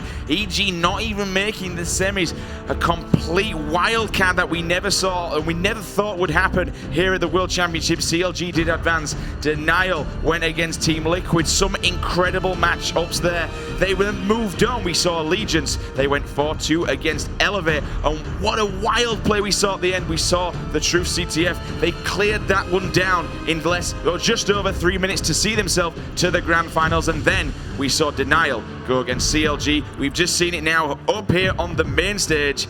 It was truly, truly impressive. Funnily enough, both semis, Dave, 4-2. Yeah, close games. I would actually love to hear from some of our community out there that do the stats like Halo Hive and hear how many of the game types that Denial won were Team Slayers, or how many won versus lost. I would guess probably 75% of the Team Slayers that they played this tournament, they came ahead. I'm truly, it's been such a journey. We've said, you know what, we're going to welcome back the analysts. We're going to have G-Man, Golden Boy, Mr. Bravo. Gents, any thoughts on that game? You're kidding me right now. No, I'm not kidding you. This is going to be a thing? It is. Don't interrupt him, G-Man. You're the glow, you know, it's a gold. I hate everything about my life right now. What a day, gentlemen. What a day we just witnessed. Bravo. You know, we've been talking in the, outside in the trailer, just hanging out, talking about all the games. Yes, we have a trailer. I have my own, just emphasize. Bravo, your thoughts? Let me tell you, talking to Snakebite, you and I just talked a little bit before the interview as well. He's so calm right now. He looked at me and I was like, hey, did you guys drop an objective game type that series? He's like, no. And then I looked up at the score as you guys are going through the series layout. The objective game types were not even close. They lost one of the Slayers 38-37. CLG is feeling really good. Obviously, Allegiance had what a performance from them to make it to the semifinals, but Allegiance was undoubtedly watching that series, and they know that CLG is firing on all cylinders. Allegiance obviously would need to steal the Slayers tomorrow from CLG, and they're also going to need to do more than that to win the tournament. Yeah, it's going to be very exciting. Now let's take a look at the final standings here. Of course, folks, we are pretty much down to the wire, as we only have 2 teams remaining. Coming in the 5th through 8th slot, we have Team Liquid, Epsilon Esports, Evil Geniuses, and Renegades. And to be honest with you, that team could have easily been at the top. They are going to take home $75,000 each. And then in 4th place, Denial Esports takes home $250,000. Elevate takes home $250,000. And finally, it all comes down to the 2 teams who clawed and fought their way through. Allegiance and CLG, $1 million on the line. Walshy. One thing I want to point out, if you look at the qualification on the far right side, we saw 7 North American squads and Epsilon doing a great job representing Europe and these international teams, showing that they can hang with the best of the best. I think anyone who's betting on that final bracket would have expected top 8 North American squads to have been there. So Epsilon to have the best tournament for an international team or European team, it says a lot. Sims, your final thoughts before we close it out? It just so far, we mentioned it. This is Halo Esports at its finest. The teams have been playing out of their minds. We've had upsets, we've had ups and downs throughout the entire week so far. We're only on day 2. We've still got the championship Sunday to go. Anything can happen, and I suppose it is the $1 million question. And no capper involved there, but who's going to take it? That's it, folks. It's going to be incredible. We want you guys to join us at 4 p.m. Pacific Standard Time.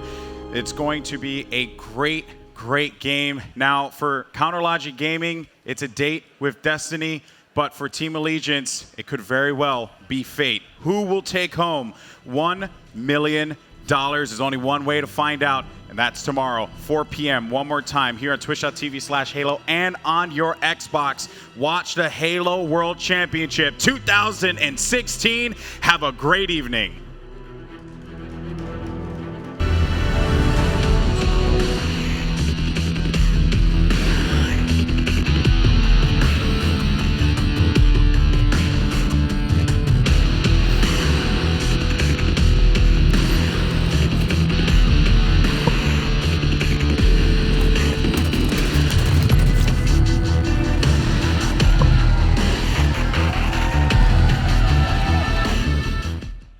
The Halo World Championship 2016 is presented by Warcraft, in theaters June 10th, Mega Bloks, and Xbox.